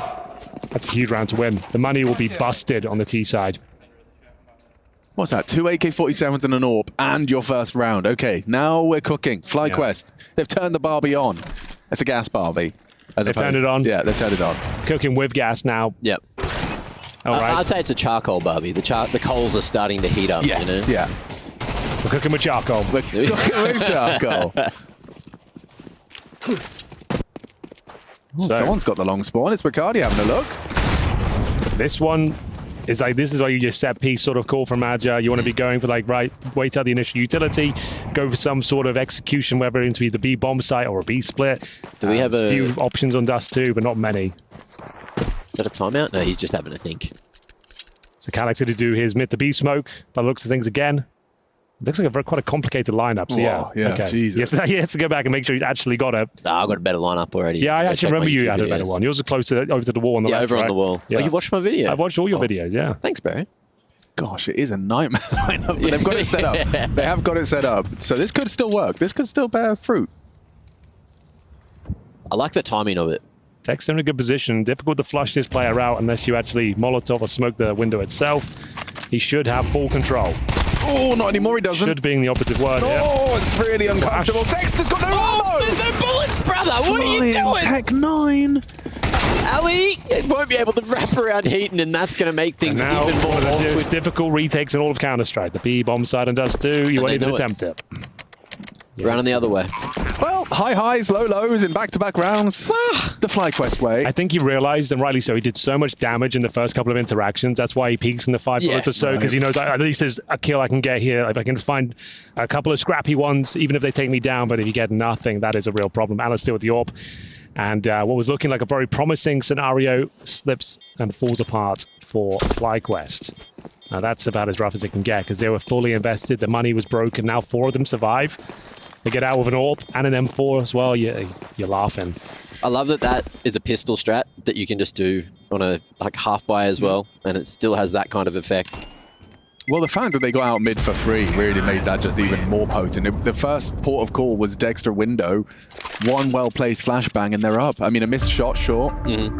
But yeah, one good flash, and I think, yeah, if they had a bit more utility, when you've got the AWP and the B-bomb side especially, like you would think that you have like an incendiary or a smoke to deal with that, just to segregate the fights a little bit more. It felt like he was overworked and having to challenge so much, he couldn't just block one entrance off. He had to go for it. Would have been nice to hold on to at least a smoke when you've got the AWP set up in towards the tunnels itself. But yeah, 2 separate 1v4 situations there. I've got a question for you guys. Go on. You know Heaton? Yes. You know the spot? Oh, like, the spots on the map? I don't know. Where is it? Sorry. You know, like big box on B site? Okay. That's generally referred to as Heaton, where I'm from. Okay. And you just sat behind it, crouched? Yeah, no, just when you're on like the plat side of it. Yeah, hidden from the doors. Sure. I can't remember why, but I know that it's called Heaton because it's always been called Heaton. And Blair had a go at me when we were at Cologne. He's like, why are you coming up with these weird names for these positions? But I've been calling it that for like 8 years. So like, I'm like, is it weird? The Aussies just do it differently. You know, he's a European player. Why am I the weird one? I don't know. You might be the weird one, but maybe not because of that, Mac. Yeah, that's true. We'll see how this season goes. Okay, there's going to be a lot more weird stuff happening than that. Player positions that I can recall, and I always get confused. So on Mirage, there's like a get right. There's a Delpan. There's a Delpan. Top of middle. Edward. I've heard Edward on B. There's an Edward. Scissor hands. Yes. Scissor hands, and then there's a get right. There's a cold Zera box on Inferno. Yep, true. There's NBKs everywhere. NBKs on everywhere, cash. of course. NBK. Let's see. This is actually looking very, very promising with a man advantage. And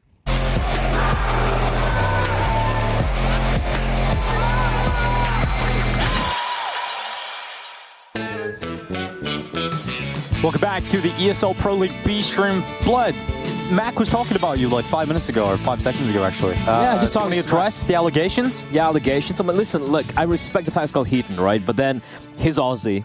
And they have weird call-outs, right? Yeah, they have diggities. Diggities, they got Macas, they got diggities, and words I can't even pronounce live here on EPL, even though we're allowed to drop a few F-bombs here and there. So, yeah, you know, I think just trying to talk smack. You're also talking about a lot of player call-outs. I think one of the most famous ones they missed out on is Shroud over in Cash as well. Yeah, but that map's not in the pool. I hope it comes back. Yeah, and Shroud's given up on us. I gave it a long time ago. Exactly. As Yanko said. So, yeah, as Yanko said, one Pro League ago, I think it was two seasons ago, he's like, who cares what Shroud thinks? Exactly. In a different kind of way, but in general, it was along those lines. But we've just had our first map of the B stream. Yeah. It was Limvision taking Na'Vi to the brink. There was a couple of chances for Limvision, but they never found map point, right? They never got to that stage. They came close so many times, but Na'Vi were always looking like they were just going to edge it out right at the end. Yeah, and it feels like, especially in overtime, they ran out of ideas, right? Yeah. The final 3 rounds, Na'Vi just ran all over them. And I like the CD side. I think the CD side is pretty solid overall. But the T side, it feels like once they get the guns going, they stall it a little too long. They maybe get into their own heads and start trying to play a little bit more proactive, a little bit faster, so to speak. But yeah, close but no cigar, as I pointed out earlier on. Yeah, and now we're going to go to, isn't it? Yeah, absolutely. And now we're going to be going into Ancient, which is Na'Vi's pick. It does feel like this series now ends, right? It does feel like the series ends on Ancient. The chances were to win the opening map on Dust 2 and maybe have an opportunity, but damn, Zacher did everything he could to try and win that opening game. 26-19, 1.4 rating, beat out Imma in the head-to-head. Yeah, and especially when we're touching upon, who's going to be the one stepping up to the plate and the lack of Starry, right? We spoke about, the new player coming in, Fufu. I think he had an okay game overall, right? We saw some great moments coming in from flying as well. But Zacher was just going above and beyond, I feel like. And I don't think it came down to individuals per se, but I feel like the output from some of his teammates were a little bit higher, closer to what he was doing in the server. I think this could easily have been map 1 going the way of Limvision. But in the end, yeah, didn't quite pan out. Yeah, there was chances, absolutely opportunities to take that one away. And it was great to actually hear from the Limvision camp. Chad did the interview just a few minutes ago with them and sort of talked about their expectations coming into this event. The most interesting note for me was that they've been boot camping for a month in Serbia, right? Yeah. So they're going to have lot of practice against European squads, and I think we're seeing that level of practice and level of increase coming in from Linvision in that opening game. So it's working out. Boot camping, getting some time to actually stabilize and get some better results. Seems to be the way. Yeah, we're seeing some pretty good stuff coming out. And also, as I think it was Wes Mullen who gave the interview where he pointed out that, despite the fact that being boot camping for a month, it is still a pretty new team, right? With junior players coming in. It's true. It's very new. So it was cool to hear Chad ask them about, what can we expect from the new players, and he was able to give us a little bit of insight about the squad. And I think we're actually very impressed with their opening game. I think it's cool that Serbia has become this little boot camp hub, though, because if you are a Chinese team, you don't have to get a visa for Serbia, right? So you can go there. And also, it's a great place. I think Serbia has great food. I think the food's fantastic. Great food, that really helps with the boot camp. It actually does, nutrition. And it's also reasonably cheaper than a lot of other, there are places that get boot camp in the EU as well, and you get good ping everywhere. You also have Yanko and Kasad, you can call them up. They're gonna. I thought we were talking about positives. All right, then. Yeah, I'm just going to tweet this clip to Kasad, see what he does to you. No, he's fine. He's fine. Not so much his team at the moment. It's been a little rough for Bleed, hasn't it? Have you been keeping up with the whole Bleed drama? Yeah, it's not looking good. We saw a couple of tweets from Kasad as well, regarding Cypher. I think I heard rumors about Hampus maybe joining Johnny. But then Kasad said that's not happening. Hampus is staying, didn't he? He said that? He stays. That's what he said. No, he said, I have a very good relationship with Hampus in and out of the server as well. All right, so that's exciting. But we have got Linvision versus Na'Vi continuing. We've got Ancient coming right up. And that's what we're excited about. We're going to see, can Linvision keep the competitive nature of this game up, or are Na'Vi going to walk away with map 2? It took them a while to warm up into that game, and even when they did, Linvision were still able to hit back. We're still able to fight back, and that's exciting for the rest of the series. You know what I like about Linvision a lot is also the logo. It's different from the usual. I just saw the M80 rebrand, man. Yeah, you got in a little bit of an online dispute about that, didn't you? I didn't have any dispute. I was right. Everyone else was wrong. Yeah, well, Blad, your opinions are facts. Dust he's from NA. He was just like defending his NA, shitters. That's all he was doing. Yeah, well, the old logo was great. I think the new one's pretty cool too. It's okay. Here's the thing. It's not like Hellraiser's update. It's okay. Yeah, it was a little egregious of you to compare it to the Hellraiser's one. You gotta be a little bit toxic on Twitter. Sorry, X. Nowadays to get that impressions and whatnot. And look, here's my thing. I miss these logos. Like the M80, it looked like a grenade. The Linvision, it's a bear right there. It's a grizzly. I like that instead of this generic monotone. Yeah, because no one's had a bear in their logo before, blah. Yeah, this is the first time. I don't know. It's the orgs who got bears. It's so unique. Yeah, it's a grizzly. It's not a polar bear like VP.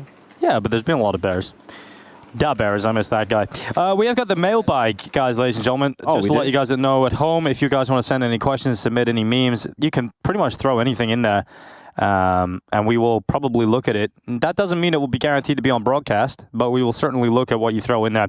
EPL mailbag at efg.gg. That is the email. I'll repeat it again. EPL mailbag at efg.gg. If anyone can, Photoshop whatever, a picture of Dinko with cream, with cream all over his face, a creamy Dinko, because we have creamy Moses, all right? Now we have creamy Henry. Why are you doing this to me? If you get a creamy Dinko, ladies and gentlemen, please feel free to send it into the mailbag. Just tag it, StreamB, creamy Dinko, creamy Dinko, .png, anything in high definition, and we will show it on stream live. Well, it depends how brutal it is. But here we go. Linvision versus Na'Vi. T-side start for Na'Vi and CT side beginnings here for Linvision. A lot of utility here for Amelia. And Zacher, he's out mid. He's got Flying beside him and Donut, and they're going to look to fight into the elbow early. Nice clean shot from Flying to kick off the pistol affair. He'll be flashed into the elbow peak, and oh my god, okay, Flying, he didn't even mean that one. All right, Bit, that's a bit unlucky, isn't it? What do you do to that? Yeah, you literally didn't even mean to hit that shot. Okay, Flying's a pistol god. That just wrap it up. Worship the god of the pistols. Alexi could do something here. Well, Alexi, he fancies himself a bit of a demigod. He's going to come around the back side, and they're not ready. Oh god, definitely not near that level of Flying. And that's a pretty clean pistol for the side of Linvision. They only lose one player in middle, but Flying just bursting heads. That second pre-fire was just insane. Yeah, I feel bad for Bit. I feel real bad for him, actually. There's no human being on Earth who can react to that. So this is... What do you do? I don't even know. I would love to see it from Bit's POV. Just like he walks out, I'm going to help you. I'm going to help. Dead. Insta-dead. Just getting pre-fired on a timing. Yeah, it's not much you can do there.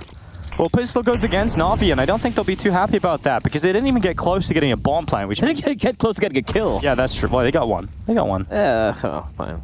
That's something. But this round, you're expecting to be wrapped up nicely. I can just imagine the mailbag now filling up with just disgusting pictures. Blah. Disgusting, you say? I'm interested to see how that progresses over the course of EPL because our community is weird and wonderful. I like the idea that the creativity of everybody involved in the Counter-Strike scene is going to be unleashed. Counter-Strike has the best fans amongst all esports, so let's put it out there. I'm not even being biased, but just like, you go to any... You're being a little biased. Whatever. Well, but like, you go to like a Cologne, you go to like a Major, you go to Cato, you go to all these big events, and you meet the players, right? Sorry, you meet the fans, and it's such interesting characters. And you go to other esports events. Yeah. And they're all socially inept. What the hell, blah? It's like, yeah, I suppose. Probably, I don't go to many other esports events, to be fair. Me neither, I'm just assuming things. just to completely pull that one out of his ass. All right. Oh, Zacher holding on. Donut. He's good. He's losing health on Wonderful, but I guess the idea for Na'Vi is just trying to overwhelm any choke points, and unfortunately for Na'Vi, they're not going to be able to get through any of these defenses for a bomb plant. So they apply pressure towards A. They're going to send one out towards the red room for a flank around the backside. Well, the other three for Na'Vi think about the B pop, and that is one hell of a shot from Imma. That might actually create somewhat of an opportunity in this situation. Oh, flying. Okay, flying clears it out. Imma not going to amount to too much in the end. Bro, Westmelon, what?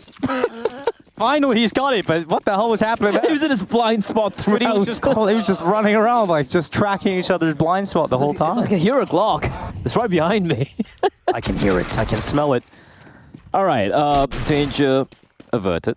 Just the one casualty. Yeah, we're going to get the buy now for Na'Vi, though. That's exciting, Blur. Yeah. Vision, though, I think there's the good start, though. What was he doing? Did he run out of mouse pad or what? It's so funny. All right, here we go. Yeah, I mean, I think on Dust 2, the key to Vision's competitive nature in the first half was getting a good start, winning the pistol, being able to convert it. Yeah, and also just like these mid-round proactive plays, right? Not just being static, and that's something that really... And Zacher, man, he was influential. He was so good. He's got his AWP out incredibly early, but he's dead instantly. That flash. He couldn't get away either. And now Fufu must step up in his stead, and Fufu goes down to the hands of Imma. Round's done. Imma. He is in. Bomb plant going down. Bit locking it in on A. And the round is absolutely finito. I saw a new... started watching a new anime recently. What's the anime you're watching, Blair? Wait, hold up. Give me a sec. It's called... Oh? It's called... Hold up, I'm gonna read this out. Amelia. Dead to JL inside of the red room, and the round is absolutely dead now. So at least you're going to save 2 weapons. You couldn't save the third. And Na'Vi going onto the board with their first gun round. They will have a buy, though. Yeah, they'll have money on a majority of... Well, I wouldn't even say majority, actually. 3 rifles... look, Fufu can buy for himself. Flying can drop a weapon for Zacher. Will be 1 MP9, though. I would actually like to see them... And it's also like... Last one was pretty rough. Yeah, Imma's happy with that. Single-handedly won the round. All right, so, name of the anime. It's called Life with an Ordinary Guy Who Reincarnated into a Total Fantasy Knockout. That's a long title. Yeah. Really, maybe it's different in Japanese? It is absolute hot garbage, and I love it. Yeah, okay. So it's like brain rot, but in a show. Yeah, I think Rushley would appreciate it. He's a man of taste. Yeah, he likes to get animated, that's for sure. Yep, very much indeed. Maybe we'll talk to Rushley. He's over in Malta. I miss Rush. Pushing the buttons, following the action. Yeah, I miss Rush, dude. Like, Chad bullies him all the time, but I love it. Chad doesn't necessarily, but Yanko certainly does. It's rough love. Oh, Alexi B, good opening. Amelia following up with a second, and it's back and forth tip for Tat in mid. Zacher applying pressure. Another kill on Imma. And a 3v3 established off the back of this, and this is the buy we were talking about for Vision. It had a few weaknesses. They had to go to SMGs. But this would be such a risky play, and the flash catches Zacher. It doesn't affect Bit in any way, shape, or form. And yeah, I like the idea to an extent of trying to take a risk through elbow, but Na'Vi are so good they consider it. And Wonderful missing the shot out towards CT. We'll see if that comes back to bite Na'Vi in this round. The answer to that is no, because Wonderful gets it on the second time of asking. And now Westmelon cleared out by Wonderful. Finds both of them, makes up for it, Denko. That's a messy fight. Yeah, even LexiB realizes that was kind of wild over in mid. You ever watch Breaking Bad? Yeah, it's one of my favorite shows ever. I seen a thing today. It was the two of them at the. Yeah, it was like DJ. If Hank only went for a piss instead of taking a shit, and this is what life would have been like. So if you're a fan of Breaking Bad, you can go search up that clip on Twitter. It's I do find it funny how a lot of people look up to they look up to Walter White as a hero, and I'm like, you guys missed the plot, guys. You missed the point. But wonderful. He doesn't miss much. Run, wonderful run, because Emma's here to back you up, and USP's charging you down. It's just one, and now it gets a little uncomfortable for the Alper. It's okay. But he's got bit, and he's also got a Tech 9 in his back pocket, so he'll swing that out. Na'Vi go up to 3, and this is with Lim Vision winning the pistol and converting into the second round victory. So they've had 2 rounds in a row, but it's been Na'Vi 3 back-to-back. Yep. And Lim Vision finally returned to a bye. They'll have the AWP out again for Zacher. Now, he got cancelled out in an unfortunate way in the first gun round when he got it out. Yeah, a lot of cancellations happening nowadays, Dinko. There is a lot of cancellations in the world. That is true. Zacher got his comeback, though, as a lot of comebacks, too. You know, a lot of people returning. Yeah, I love my comebacks. Yeah, especially you. Especially me. Here we go. Fufu into the fight. Oh, great. Down to Emma. And this is what Emma's just so good at, man. When he gets out elbow, he gets in these fights. And wonderful, just rapidly trading. Look at Westmelon. It's absolute chaos inside the middle, and Zacher's chimed in with the AWP. Pandemonium. There's a winner for JL here. 2 players inside a cave. A lot of dicks on JL's gun. Looking to sling it as he goes into the fight. Sees one out towards cave. It's flying that goes down nice and early. He'll cross off cave with a smoke. Westmelon hopping out, and JL, he loves to get into these smokes. He loves to be a real nuisance, and this play's cool. He's in the cave. They should know now. That's information gain. He knows where both the players are. JL's played this perfectly, Dinko. And he can send Bit off to A. He can send Bit to plant for CT spawn. So let's see how this goes. Rotation for Lim Vision. 1 down B ramp, all the way down ramp. That's Westmelon. Smoke's too deep, though. Zacher's ahead of it. Yo, this could end up a little unfortunate for Bit. A flank from JL. Yeah, but how long is that going to take? It's fine for him. It's fine for JL, right? So he's in a strong post play. He doesn't really necessarily need to fight. It's a 5-head play. Oh my god. Okay. JL got that kill locked in. Headshot, round done. That's it. He's won the round. Westmelon can't do anything about this. Time's too far gone. He's not in a position to win it. And JL wins the round over on B and then closes it. He won that. He played that one magnificently. 4 dicks, Dinko. That's all he needed. Yeah, that AK, it got the job done in the end. And he'll pick up the AWP to walk out of the round and toss that back over to Wonderful. Shout out to Dick Stacy, though. I miss him. You do, huh? He was a character. So much cultural impact. He had all the cultural impact in the world. Yeah, I wonder what he's doing right now. Let us know if you're there. I feel like I'm in the spa when I listen to this. No? It does, actually, yeah. You've turned to the spa, you're wearing the little white hotel slippers. Yeah, I thought I was going to say white something else, but yeah. You get naked and some massage. Oh, that's a failed molly. Oh, wonderful. Up on top of the boost. Ooh, he did. He's seen a little bit. He's seen a little bit of shoulder, and he's going to go for that fight, sending JL in. Wonderful has the long swing, and they know a second player's there, so that 3 kills in a split second.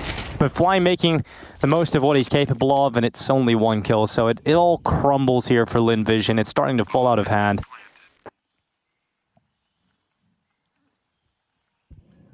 All good. Just the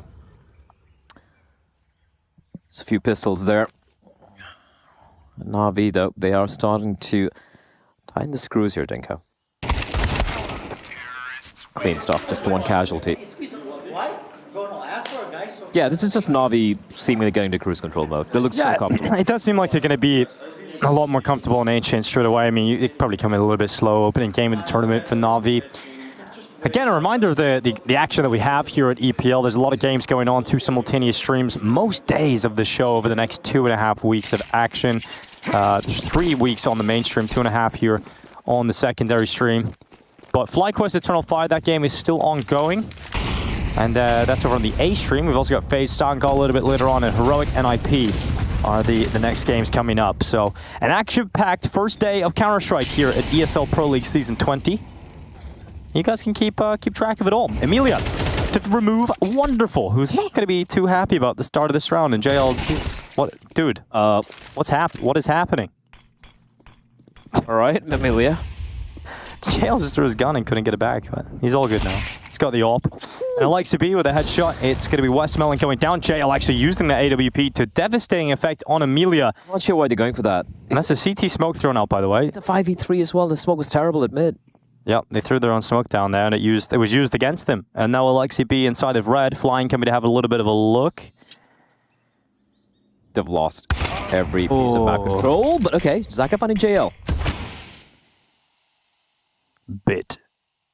Headshot ready to go, locked in. You know. It's going to be Zacher crumbling and rotation coming back through red. They're going to try and clear out Alexi B, but they can't stop him. And Alexi B gets back to red, and that puts a Fufu in a real uncomfortable spot. He's going to go and fight Alexi. Oh, he actually hits the headshot, Blair. Takes half damage, and now he's up against Bit. And Bit's going aggressive. He's going to fight him. He's going to come into the fight, but the timing on the flash, Bit started rattling bullets off just before that flash affected him. That could have been a massive 1v2 for a Fufu. Yeah, timing on that. Bit, he had internal timing, right? But if he peaked like, ooh, just a second too late, like half a second. All small to bound for Na'Vi, though. That was a 3v5. And this after some ridiculous kills being found by Amelia towards mid. But I wasn't a fan of this mid hole from them. Just like peel away, just keep a player towards red. Well handled, though, again by Na'Vi. Even though it's 6-2 right now for Na'Vi, two of these rounds have been very, very close, right? Of two very, very important rounds. One was the round being won by JL single-handedly over the B-bomb side. This was, again, solutions being found. A little bit of shadow action going down inside of Jag, and oh, look at that. Grenade. Boom. Good night. Zacher, follow-up kill for JL, and he's starting to just level up the gears right now of this machine of Na'Vi. 4v3, and it should get a little stronger for Na'Vi. With this kill inside a cave going down, JL just keeps on going, flying, hitting the deck. And turns out JL will hurt a flying. That was pretty bad. Yeah, I'm just going to ignore that one. I attempted something. You know what they say, Dinka? You miss all shots you don't take. Yeah, some shots really shouldn't be taken, though. I agree. Well, what's going on in the Twitch chat? Blood, we haven't checked in with everybody in a while. All right, yeah, let's take a look at this one's... Anybody got any questions, anything interesting? What are you doing with your day? Where are you watching from? Let us know. Yeah, just let us know where you're watching from and just read out the most interesting ones. As long as it's... Dude, I already know there's going to be some made-up shit in there, and I'm looking forward to it. I'm okay with that as long as it's something I can read out on stream. Yeah, well, maybe we'd censor both of it, you know? We could both have a look. All right. Also, if you guys have anything interesting to like send us across, you can send it to the mailbag. That's something we've mentioned as well. In the subject line, just put in stream B or B stream or whatever. What's the email again, Blood? Tell me. Let me know. I don't remember. Oh my goodness, it's so easy. It's EPL mailbag at EFG.gg. There we go. You did it. Yeah. Thank you. Someone appreciated my terrible joke. No, just people are watching from Romania, Finland, Ireland, Finland again, Brazil, Poland, Zimbabwe. All right, shout out to you. Well, a lot of fans of the New Zealand. A lot of fans of Na'Vi players, right? Their respective countries. That's a lot of countries. Damn, Tasmania, someone. I'm Dinko's mom's house. Okay, that's cool. How's she doing? Tell her I said hi. Yeah, she's a great lady. She's very sweet, wonderful. A lot of Finnish people in here. Damn, who would have known? Alexi B with his pool. Alexi B with his pool. There's not a lot of other Finnish players. There's Australians in here. Yeah, I guess they're done watching. You guys not watching FlyQuest? Maybe they don't want to watch him lose. I don't even know what the score is. I don't want to watch it anymore. That first map was too heartbreaking. I want to see what the score is. Yeah, it's not looking good, Dinka. Damn, we've got all kinds of... Italy, I saw Italy. Dude, why aren't there any Italian pro players? We found the only Italian that watches Counter-Strike. Incredible. Or plays Counter-Strike. I've never met an Italian who plays or knows Counter-Strike in my life. Someone once met you, Blair. They met me once? Yeah, I once met Blair in a matchmaking. Beat Blair. Well, here we go. Count rounds back. Action returns, and a Fufu only getting one, but does well to do damage on Alexa B. Drops him down to 11 health. Zacher. Westmelon, look at that. Alexa B not quite ready for the Westmelon sneaky play around the backside, and now Bit and Wonderful left in a 2 versus 3. Nice shot. Bit locks in the kill on Zacher. You know where Westmelon is. He's in the donut. A little bit of wonderful creeping around the back. Westmelon cannot deal with it. It puts it all on flying, and he's one of the sharpest players that Lin Vision have got, and he couldn't get the second on Wonderful despite running it close. Every time I see Italy, it's like, buongiorno. Buongiorno. Italian. Italian. You like Italian food, Blair? I do. Not enough chilies in it for you, is it? No, I do enjoy, what's it called again? Yeah. Oh, wait, hold up. A lot of people saying there's no Counter-Strike happening in Italy because the internet's bad. I don't know that. Where are you from, casters, huh? Well, we got Blair here. He's from the Indian nation. Indian nation, yeah. Republic of India. Meanwhile, fast hit towards B. There might be a bit of a switch-up coming in here from Na'Vi. 8-2, they're starting to throw a bit of caution to the winds. Free kill for Bit, rounds done, pack it up. Going back to countries and nationalities. Dinko. Another quick victory for Na'Vi. It's 1-2 punches, just great entries, just breaking Lin Vision's defense almost instantly.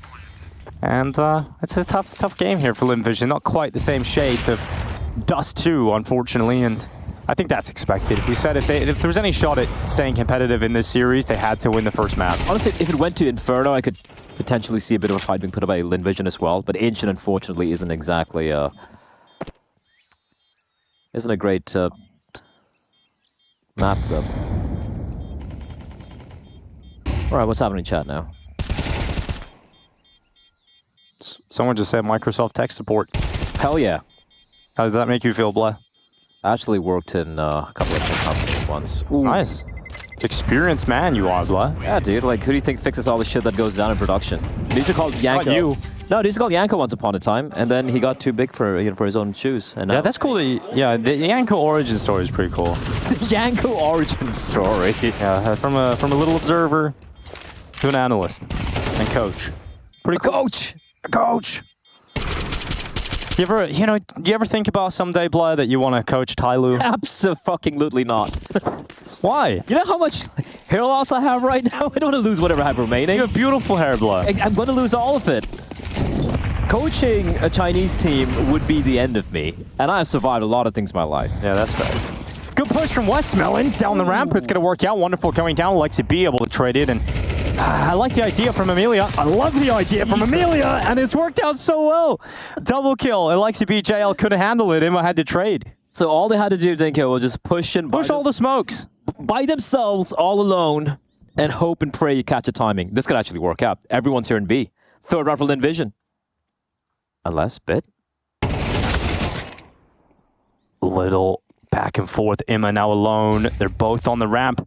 Emma not spotted. And now they consider this. So they smoke off the ramp. Emma confirming how close he is with the utility being used up. Blinds himself. And without the bomb, life gets a little tough here for Emma, but he does have a smoke. So he can go down into the smokes. He's taking damage. Oh my god, if Emma's able to get it, finally picks up that bomb, and he's actually made it away. Ow. He's got out of there, Blah. Oh my god, oh no. Okay, that's one way to close the first half. 9-3 scoreline, Na'Vi lead the way, and they are on track to 2-0 Lin Vision.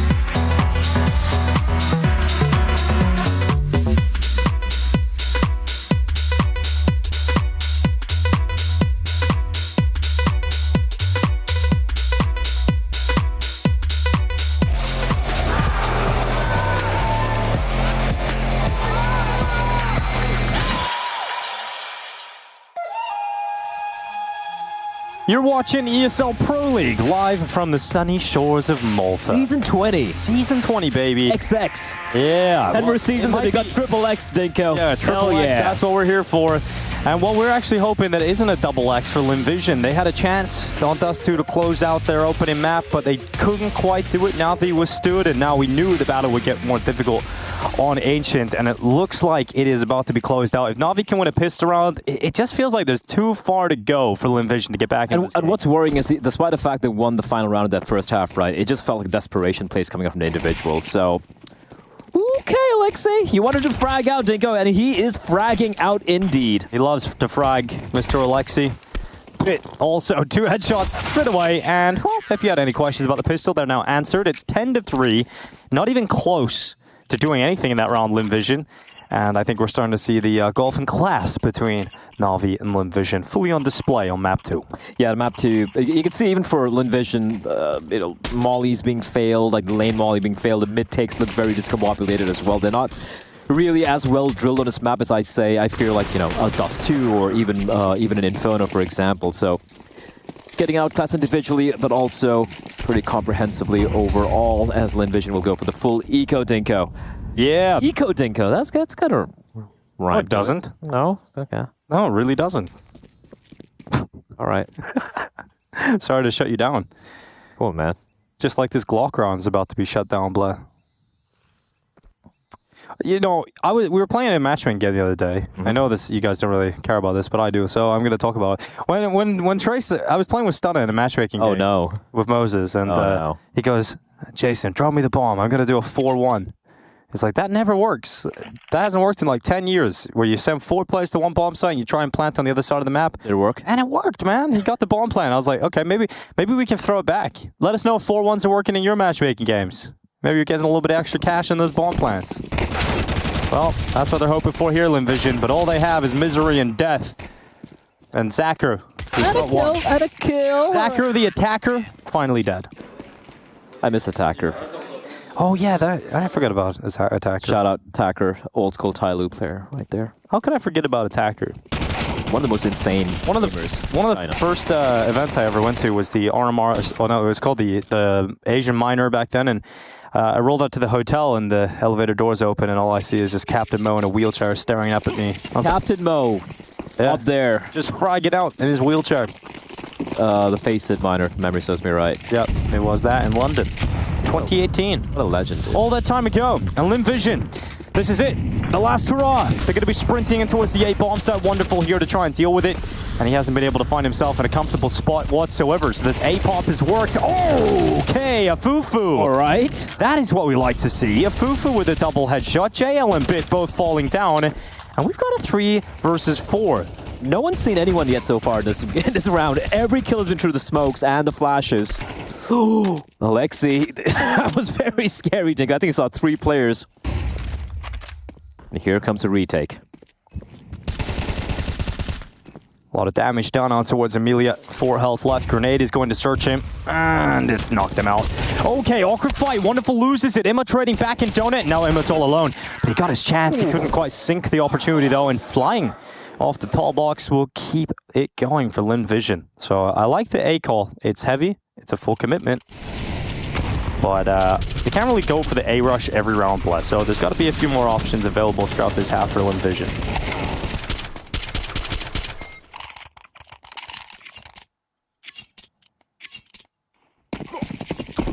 Aliolio, that's what I like from Italian food. Italian food. Oh, yeah? Spaghetti aliolio. They had a little bit of, olive oil, a little bit of chilies right there. Yeah, there's a called...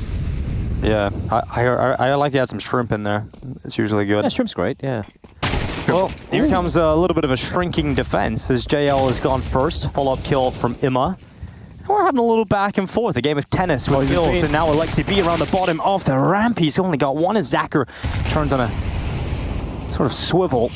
And Imma waiting. He's got a difficult fight because that fire is not allowing him to move forward. So Zacher comes to him instead. It puts it all on flying. And Navi about to go into the territory of 12-4, which will be series point for Natas Vincere. And the bomb as well has to be retrieved. And the smoke's going to buy quite a bit of time for Imma. I can see a bit as well rotating all the way from T-spawn, smashing the W button. Seeing some OT in the chat. Do they believe in it? Probably not. Yeah, I'm not seeing an OT here, Dinko. Okay, this is going to be Linvision winning in regulation because it's still not 12 rounds for Na'Vi. Sure, buddy. And we've got Flying up in this 1v2. They know exactly where he is. He gets that fight versus Imma, but it's 12-4 now for Na'Vi. Bit is having a great series. He's 17 kills, 5 deaths at the moment. I think he had 21 kills on map 1 as well. Yeah, so he's just, in general, very good at Counter-Strike. Who would have guessed it? Yeah, he's good at Counter-Striking. Are you good at Counter-Striking? I'm okay at Counter-Striking. But I can't name it like these guys do. No, you definitely It is really funny how there are a few people, like, I don't know, on Twitter and Reddit or whatever, like, yeah, you know what, just put me in a team, I could play them. I have played a few pros. We have faced off against some few pros. I'm not even talking about Tier 1 pros. You just get absolutely annihilated. Tier 2 pros. The support player will absolutely crap on you. Fast play coming out towards mid. Dinko, it's another 2 for Bit. It's a force buy as well, and it's a final round. There's no hope. It's all over. The dream's dead. Well, the real competition now is to see if Bit can get 20 kills before this game ends. There's 2 available left on the table. Will he get his 20th frag? Here comes Flying straight in towards Jag. Alexi B not going to win that fight. He was low HP. He's not going to get it. It's too far away, Dinko. So it's not allowed to happen. JL spotting out the bomb carrier at those double doors. He'll do his best to eliminate him, but he has to worry about the time he's getting pushed by Cave player. And JL actually has gone down, so now an opportunity back on for Bit. It has to be Bit. If they want to close right now, he has to get this kill on Flying and knock out his 20th kill, and that's exactly what Bit will gather. Na'Vi will take down Linvision in a 2-0 fashion. Dust 2 was competitive. Linvision give us a show, but for Na'Vi on their opening day of EPL, it's a victory.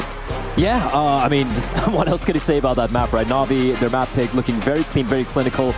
And for Linvision, Dust 2 was competitive. They had a few opportunities to make that happen, but in the end, it was not to be, Dinko. Not to be. Na'Vi win their opening here at EPL Season 20.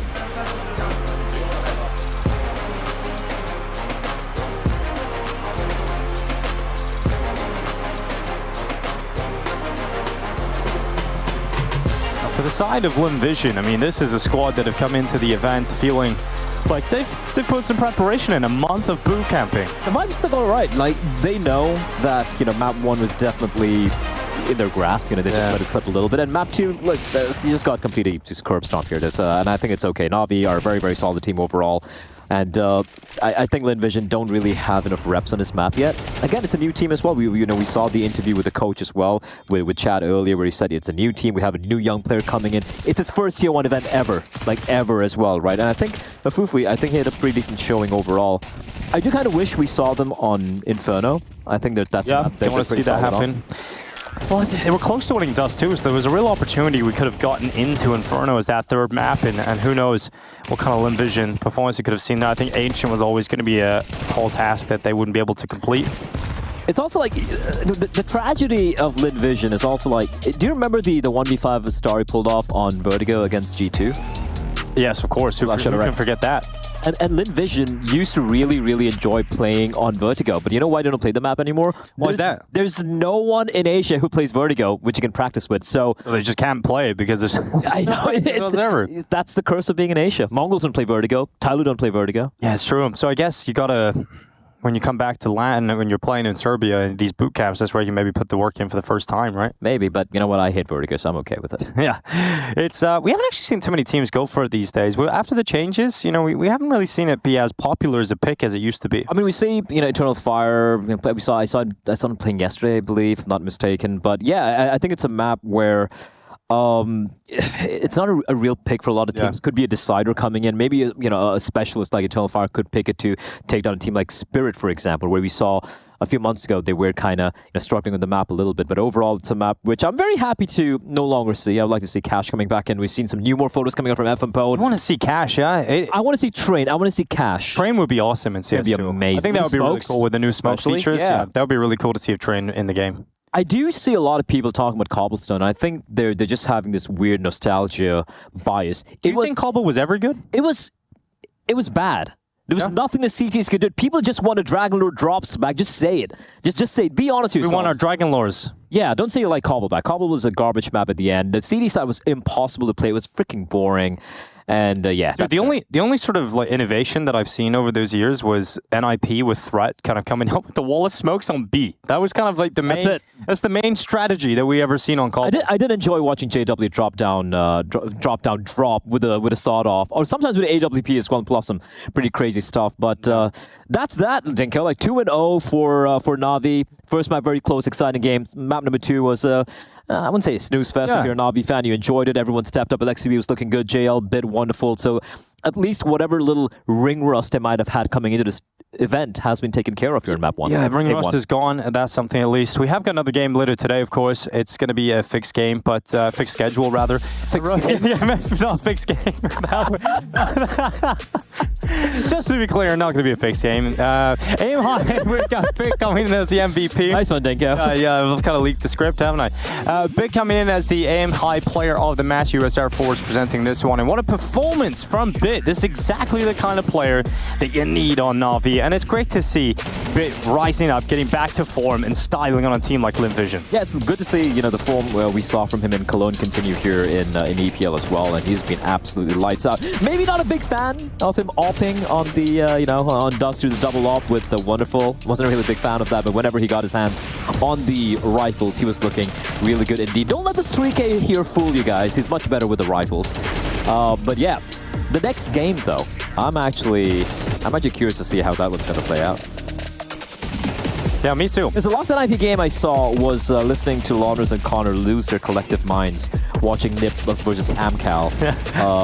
Becoming El Clasico of some sorts, I guess, in Counter-Strike. If I did put out a tweet earlier comparing it to the, they've played 2 games now so far, NIP and Amcal. We have like a potential trilogy. It would be the Counter-Strike equivalent of the Human Centipede movies. Okay. It's a classical masterpiece. Just constantly kind of pushing it back. It's a cycle of something. Yeah, a cycle of that. Well, the next game with Heroic NIP, as you mentioned, there's also the A stream going on, and that game is going to be very interesting. It's going to be FaZe taking their first game of Pro League, and they're going to be playing against Sangal. Against Sangal, who actually, I think, are on a bit of a win streak right now. Yeah. Albeit, it's against Tier 2 opposition, so to speak, but they're a team who've looked very solid recently. And FaZe, we know, can be a bit hot and cold. If they look good, then they look bad again, so I'm excited about that as well. Yeah, me too. I think we can get ready to go there at this point. There is going to be an extended break for you guys. Fixed start times, right? We have the fixed start time, not to be confused with anything else. But yes, that fixed start time will be coming up, so you have about an hour until that next game coming up your way. It's going to be Heroic versus NIP. Thank you for joining us here at ESL Pro League Season 20. We'll see you guys in 1 hour's time.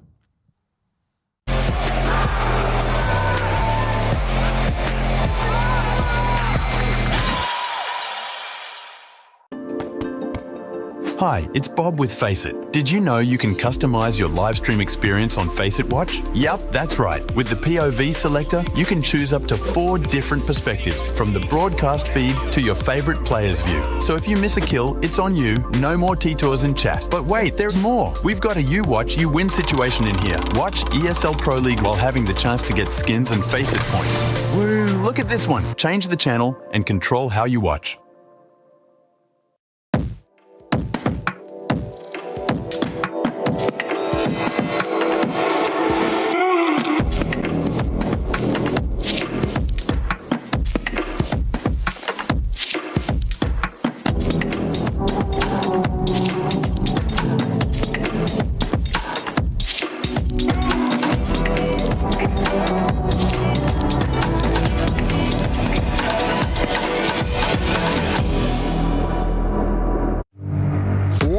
Round left. 7 straight for FaZe. Guys, listen to me. Smokes B fake and Expo A, okay? We're gonna play Pro A. Kerrigan over at the B bomb site says, we've stopped you here. You have to go back towards A. Rops is in a huge amount of trouble. He's gonna try and take matters into his own hands. He drops in. Oh, talk about an Estoni. Oh, talk about a superstar. Talk about the elite. Rops is on a romp.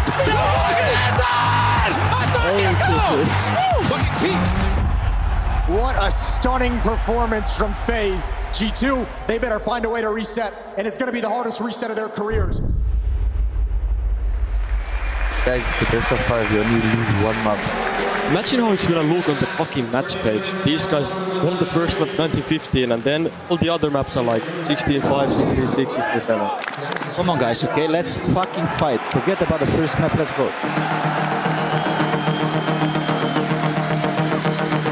more time now to talk things over, and I can't imagine the talk that G2 would have had between maps. How do you overcome this? How do you recover? All the issues are fixed, except for the one of G2 dropping an 8-round lead on Inferno. They've got to forget about that. Map 1 is done. It's over.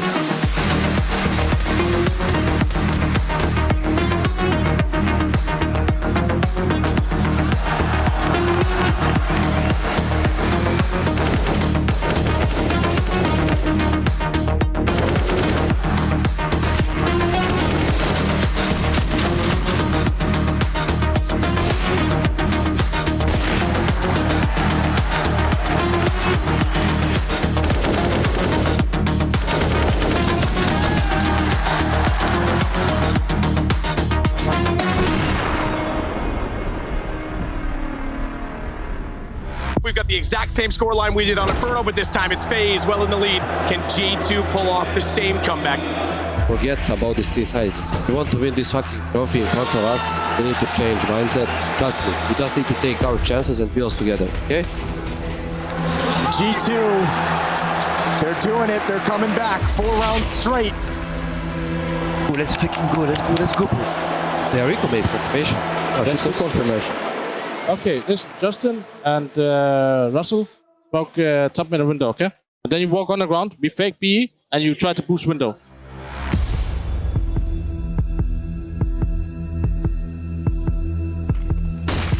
Oh, it's getting dicey. Alexi B starting off. They have the opening kill in this round as well. He knows flash, he knows fake. Wasting window now. Twist taken out by Bonacy. Upping, jungle. Out short. Better now.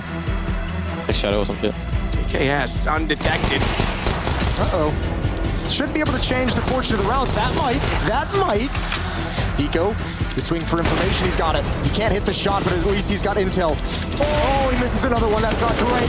That's not great either. And look at JKS. Remember, they forgot this position. They forgot that he was here. Jax is looking for it. When does JKS peek? Oh, there it is. Triple kill for JKS. Oh my goodness, talk about a stand that has stood up in these situations. Nico's lost. His nightmare is back.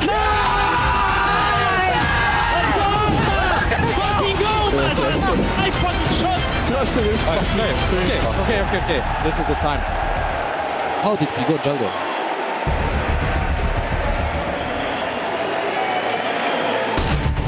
Hey, Rush. HP edit. Jackie, I flashed Tetris, no? One more, Tetris, one HP, Tetris. Un HP, guys. Abs. I smoke. I dive. Nice! Allez. Oh, this is disaster written all over it. Kerrigan cannot connect the shots. 10 seconds to get this ball planted. More utility being spent. Nico's gonna swing wide. He's gonna spam it down. That's the round done. JKS is gonna bug out and go home. Nice! Let's go, boys. Okay, smoke. Jungle. Demolish short. Now the split A. One more. The splitting, gotcha. Nice, I'll get behind. That is an F.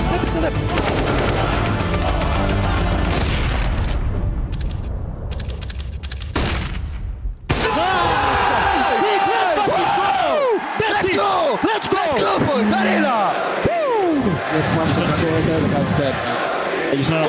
Listen to me. Destroy them now, and they're gonna have full tilts, okay? Destroy their fucking comeback right now, boys. We win this fucking. This fucking our overcome, boys. Put fucking composure, okay? Play fucking good. Just keep going. They're pressure. They're gonna start playing slow, okay? This is their fucking shit game. I know what's gonna happen now. They're gonna do round from the start with smokes, with fakes and shit like that. Let's have good communication. We haven't got B one single round, so I want to like fake it and then you explode B up short with all. I think they put off at B last round because they thought we were gonna go B. Keep doing the same then. Let's fucking do this shit. Oh, fucking cocks, man. This is people confident. Take the peak side. First one, not the preview. They're not doing anything special. G2, they've completed the comeback, but now they have to overcome everything that they failed at previously in the previous map. They have to actually win this game.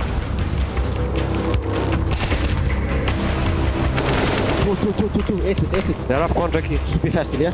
He shadow again. Massive problem for them getting inside of the A site before Hunter back through the smoke, but Kerrigan over the top will deny him getting any momentum in the rounds.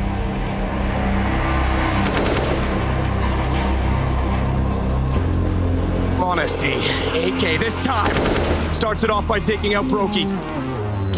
Incendiary to the firebox, lights it aflame to try and clear off one further angle by use of utility rather than weapon, and he'll head toward the site, knowing Kerrigan was out toward A main. Has he retreated? Has he gone all the way down Tetris? He has the information for the last player, but Kerrigan has the shot instead.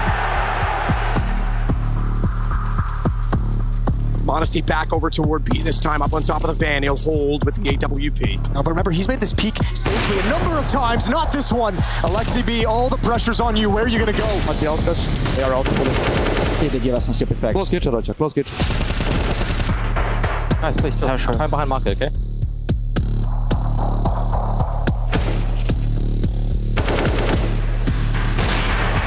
Modesty gets just baited, lured into that peak because he was able to grab the angle so many times previously without spotting anyone. He never had to encounter Brokey. 2 more chances for FaZe. They had 5 in regulation.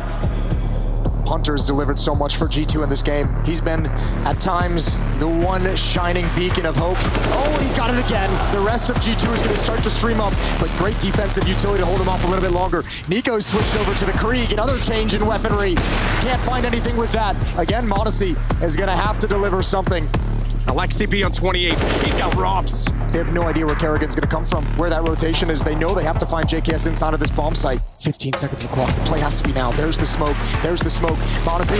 Oh, he takes him out. He's got another. 10 seconds. Bomb being planted, but look at the plant catwalk. Kerrigan has one chance. One chance only. Oh, the bomb's down. Just barely got the plant. Kerrigan nearly shut that down despite it being inside of the smoke. And now he has to clutch this back, and Alexi B has the information. Kerrigan on the AWP will switch to the pistol. Do they know he's wounded? Do they know he's weak? Does Kerrigan know a pistol will do it? He's going to spot him, but Alexi B slides out and gets the headshot, and we're not done yet. Oh, it's okay, it's okay. Unlucky I don't kill him all time. For sure. Let's go for full Rihanna. I will help Jackie. Jackie run cat and kill. We go 2 slope. Ilya can be alone apps or something, okay? I run cat to catwalk. Yeah, you run catwalk and kill this fucking one. And to leader. One firebox. I'm leader, guys. And the stairs. Nice. Firebox, firebox! Short dead. Nice. One more cone. Firebox. One more cone and maybe window. Jungle. They get at 20. I try to go weak. Can we go weak? Yeah, leave. I left. I will smoke for you to plant and I will stay back. Smoke is going to plume, and it's actually going to give a little bit of cover over to FaZe to be able to cross over. Oh, Kerrigan, Alexi can't connect the shots. Both of them trying. Finally, Kerrigan gets it. It's just down to Hunter. One is 1 HP, okay? Left.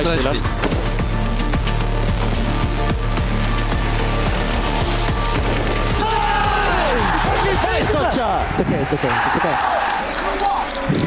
That's so good. This is chill out. Take a break. Yeah.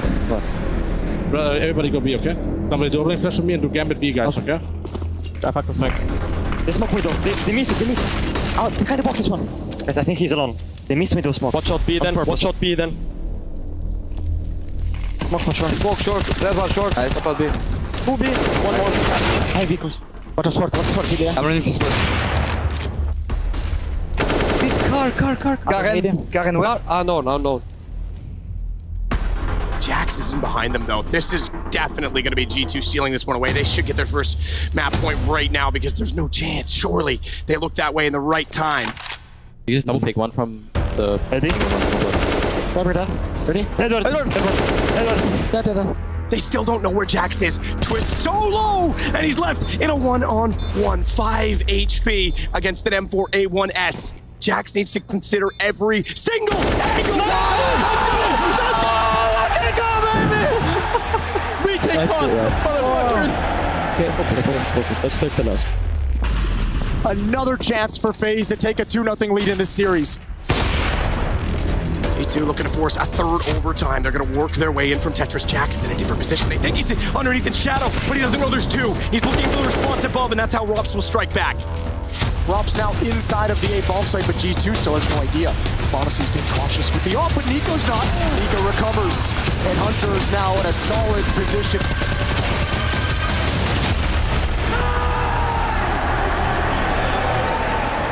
William, just never peek the deep angle. Just hold from right side balcony down like this. The whole round we can play for him. Need to be careful that we don't die to like a full-on rush. I mean, Vitality slope rush or B rush. I will try to start Edward so I hear them before they come, okay?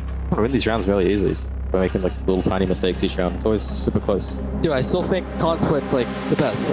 Jack's guy is the fucking worst A player I've ever seen. It's been closer to time. Yeah, the worst A player. We are doing 3 smokes on A plus some models of shadow. The good fake, okay? Okay. So the con guy has to move. Hunter at 43 kills. Nico with the op is going to find Brokey. Slides in towards Palace. It's a double up setup for the defense. You can still do it. Con's weak right now. You can still move some shadow, right? Yeah, gonna go. Wrong subcon now. Push ramp that. He stepped. Tetris. Nico's going to try and step up to the plate next. He's going to step in front of the Molotov as well. Ooh, it ticks him. I don't know if Rob's heard that. I think he's inside ramp, guys. He burned, Finn. That's the guy from there. They need to find these kills concisely. Shadow shows missed shot the 8th WP, and he nearly gets a second crack at it. That's a shot. One last gun. Twister's gonna grab the bomb. He does. Oh, he doesn't. No. Started. He was just outside. Nice. Let's go.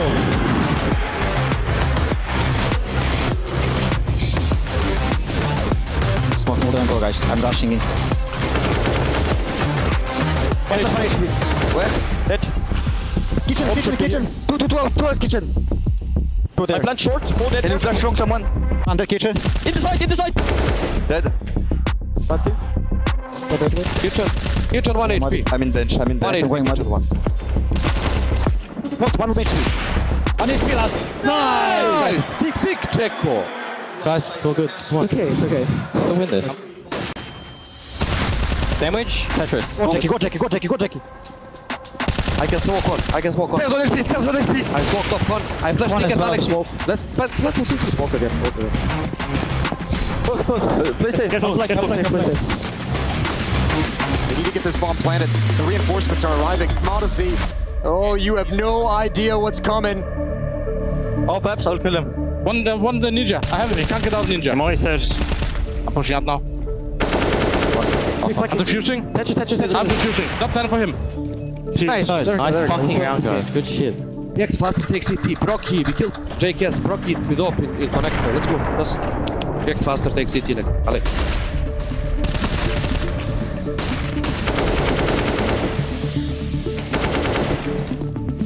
Leave. Guys, they will push A. There's so many. Yeah, okay, just go all A slow. Yeah. Maybe sneaking on taps is best. Rops is investigating Palace. He had that phenomenal flank in the previous round. They get full mid. Guys, let's go back to mid. Let's go back to B. He's gonna peek it. No, he doesn't. He doesn't like to do so. He would have spotted all 3 players. Take my right. Sneak short all the way. I peek short deeper. I'm gonna walk out short soon. I'll walk out short. One more shot. 2 guys short. Both short. Safe call. Nico needs to get the bomb. 25 seconds. He can play this out. He can bait it. AK-47 knows he's likely in a one-on-one situation. Chance that Rops is all the way back over toward this site. Unlikely, but Brokey repositions and Nico can't find him. Guess what, Jason? You got another. Oh, baby. 4 overtimes required on this. Just map 2-5 in the series already. Absolutely incredible. Okay. Went before flashes. One apps. They don't know Ross there. Let's CD. CD again. Nice one apps, Nico. Holding ups. Keep holding ups. They don't know about me.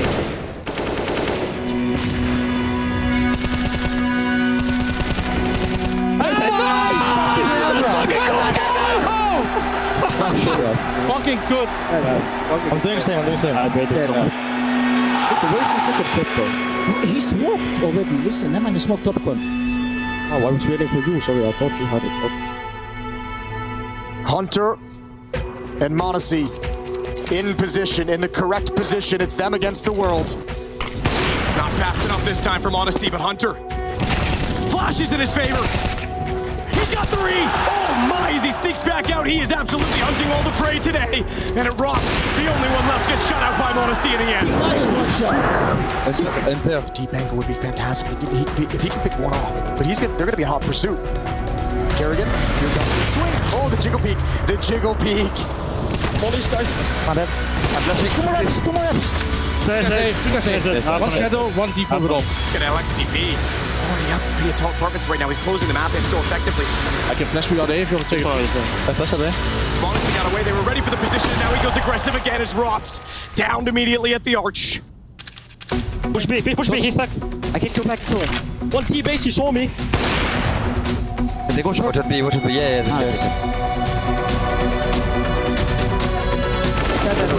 Wait, Flashing out soon. Flashing out B now. 8 flash, boom. Flashing about. I'm gonna long soon. So good. Yeah, I did. I'm landing. In this one. Okay. One side. Ha! Turn. Yeps, one. Yeps and Monty. Goes right. Yeah. Under me. Then. Let's speak. Out. Oh, I got him, man! What the fuck, bro? What is this game, man? Talk, guys, talk. I don't know. Guys, it's okay, guys. It's fucking okay. Big landing. CT. Landing now. Landing. It's Apps last, I think. I'm not sure. Maybe out. Nice nade touchdown. Puts him on 47. Not willing to go much beyond this position. Has to get off as he's flashed away. And Alexi B crosses in. Rookie's got him immediately down below. Molotov on the spawn as well. That should pretty much do it. Monacy's going to try and get up and take him down. And he's ready for it. Great headshot.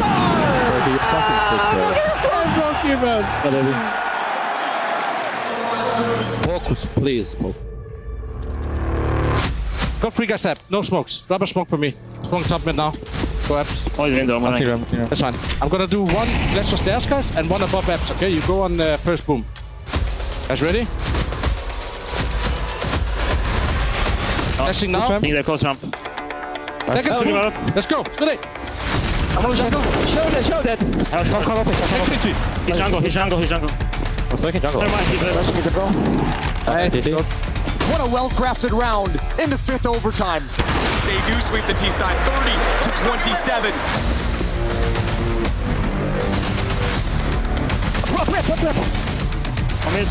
Out mid. He's behind boxes. Follow me. I can flash. Flashing over window. Come back maybe. On B. Did I get him? No. Slow top mid, man. Gonna go short. Yeah. Yes. He jumped hard. No, he's close maybe. Pushing now, we need to run. Let's go, guys. Short. One with default. Watch out, he doesn't block the smoke.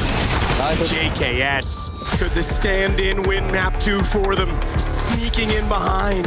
Monacy, he's back in the corner. He's spotted out. And this is absolutely doable now.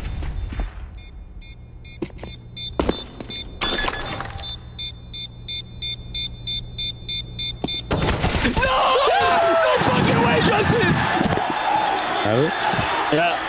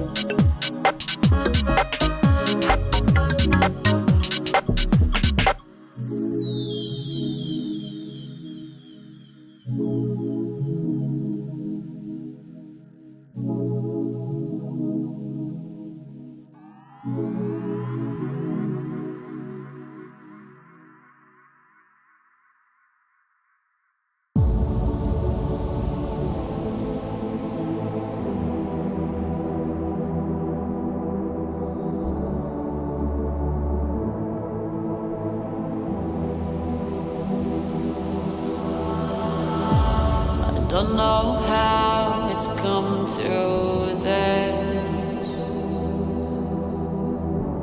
I don't know how I could resist.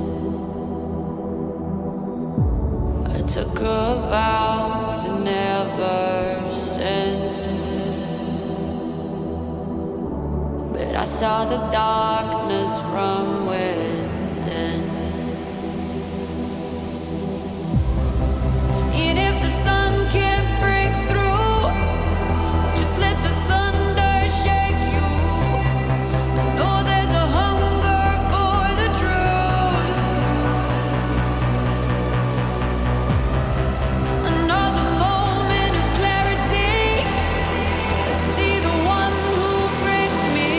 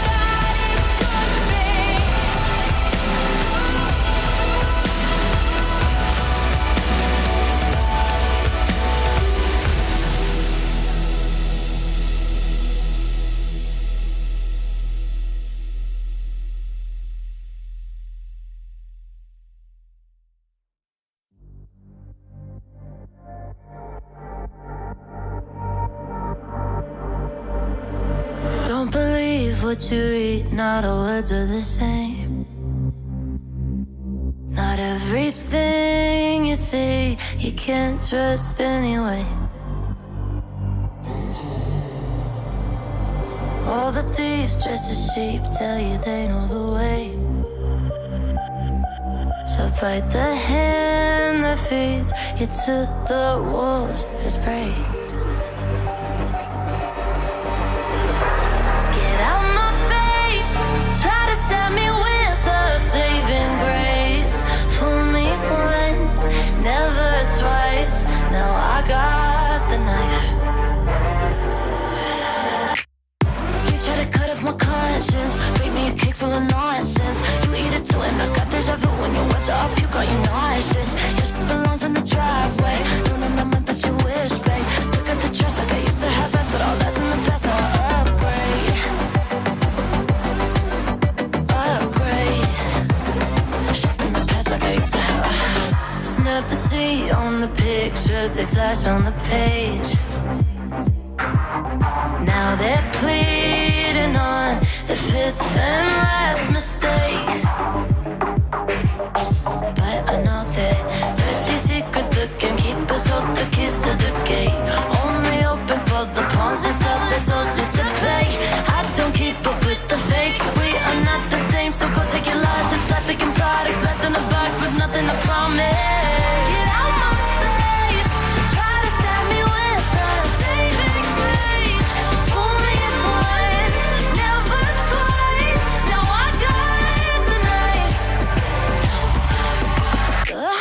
You try to cut off my conscience, bake me a cake full of nonsense. You eat it too and I got deja vu when your words are up, you got you nauseous. Your belongs in the driveway, no, no, no, but you wish, babe. Took out the trust like I used to have rest, but all that's in the past, now I upgrade. Upgrade. Shit in the past like I used to upgrade. Upgrade. Shit in the past like I used to have. Get out my face. Passing, you're making me nauseous. Get out my face. Shit in the past, and you're making me nauseous. If I'm being honest, now I got the knife.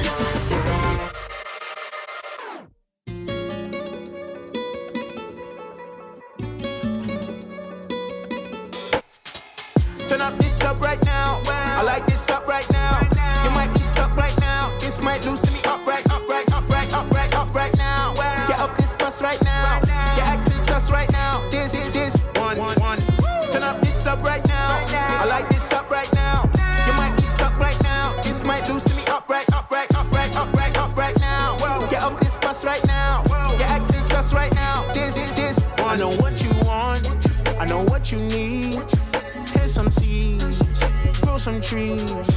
Ain't no smoke, it's made for lungs, but you believe. But it's okay, we make mistakes, be relieved.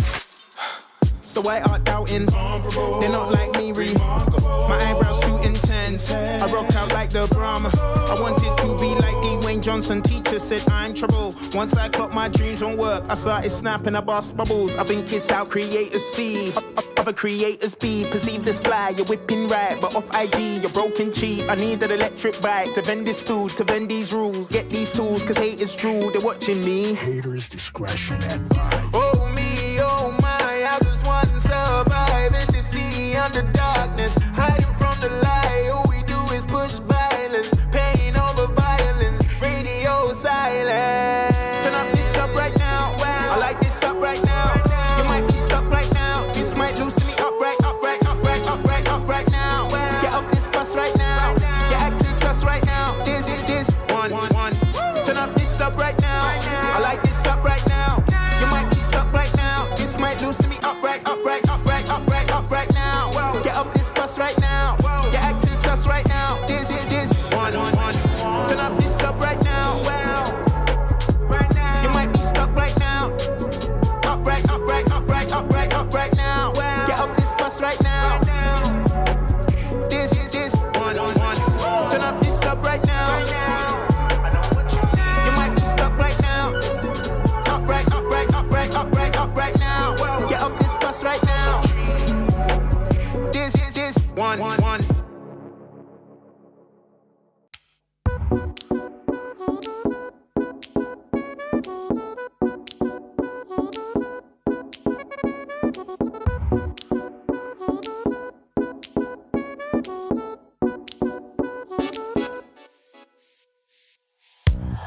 can't explain.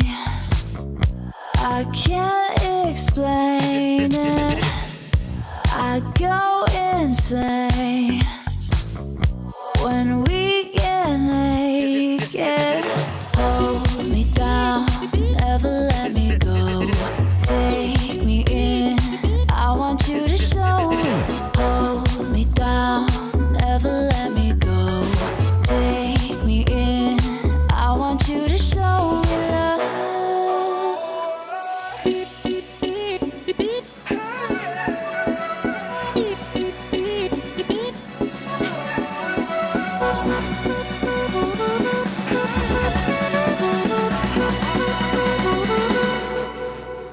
Don't give up on us, don't give up on love. Don't give up on us, don't give up on love. Hold me down, never let me go. Take me in, I want you to show. Hold me down, never let me go. Take me in, I want you to show me love.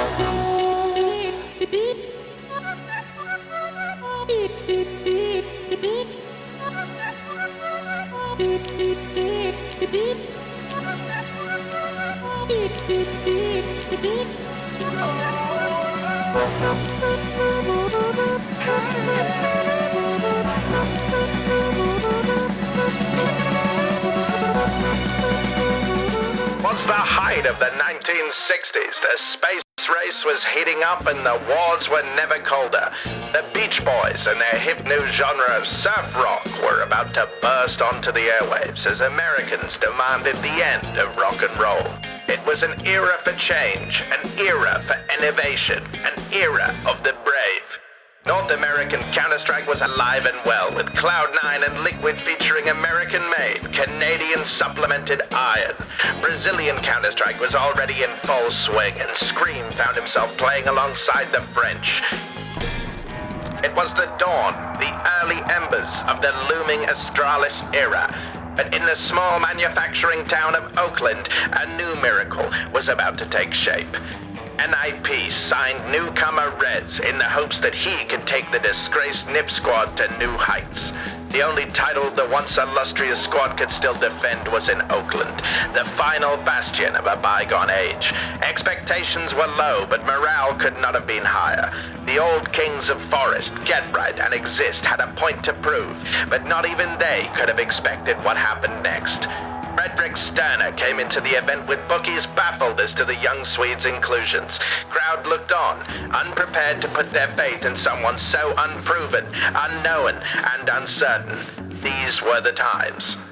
He exploded into the event, turning heads every step of the way. It might have been the swinging 60s, but all anyone was talking about was the new hot up-and-comer. An MVP performance like no other, finishing as the top-rated player in the event who made the playoffs. No one could keep up with him, as Carrigan, Nico, Brain, and Guardian, alongside Olofmeister, would learn in the grand finals. Forrest felt inspired by these performances, and so in the final put forward his best performance yet. The ragtag team of Rez and Forrest evoking memories of better, brighter times in NIP's past. In what was described as the greatest best-of-5 final of all time, NIP battled back against FaZe Clan in the grand finals. A lesson they would surely remember, an experience they would never want to repeat. Rez ended the event giving NIP their last ever trophy win. A true visionary, a true believer, and a new golden age for Swedish Counter-Strike. ESL Pro League Season 20 is brought to you in part by Intel, Acer Predator, DHL, Kadia, Monster Energy, U.S. Air Force, 1xBet, White Market, Gaming Malta, and Logitech G.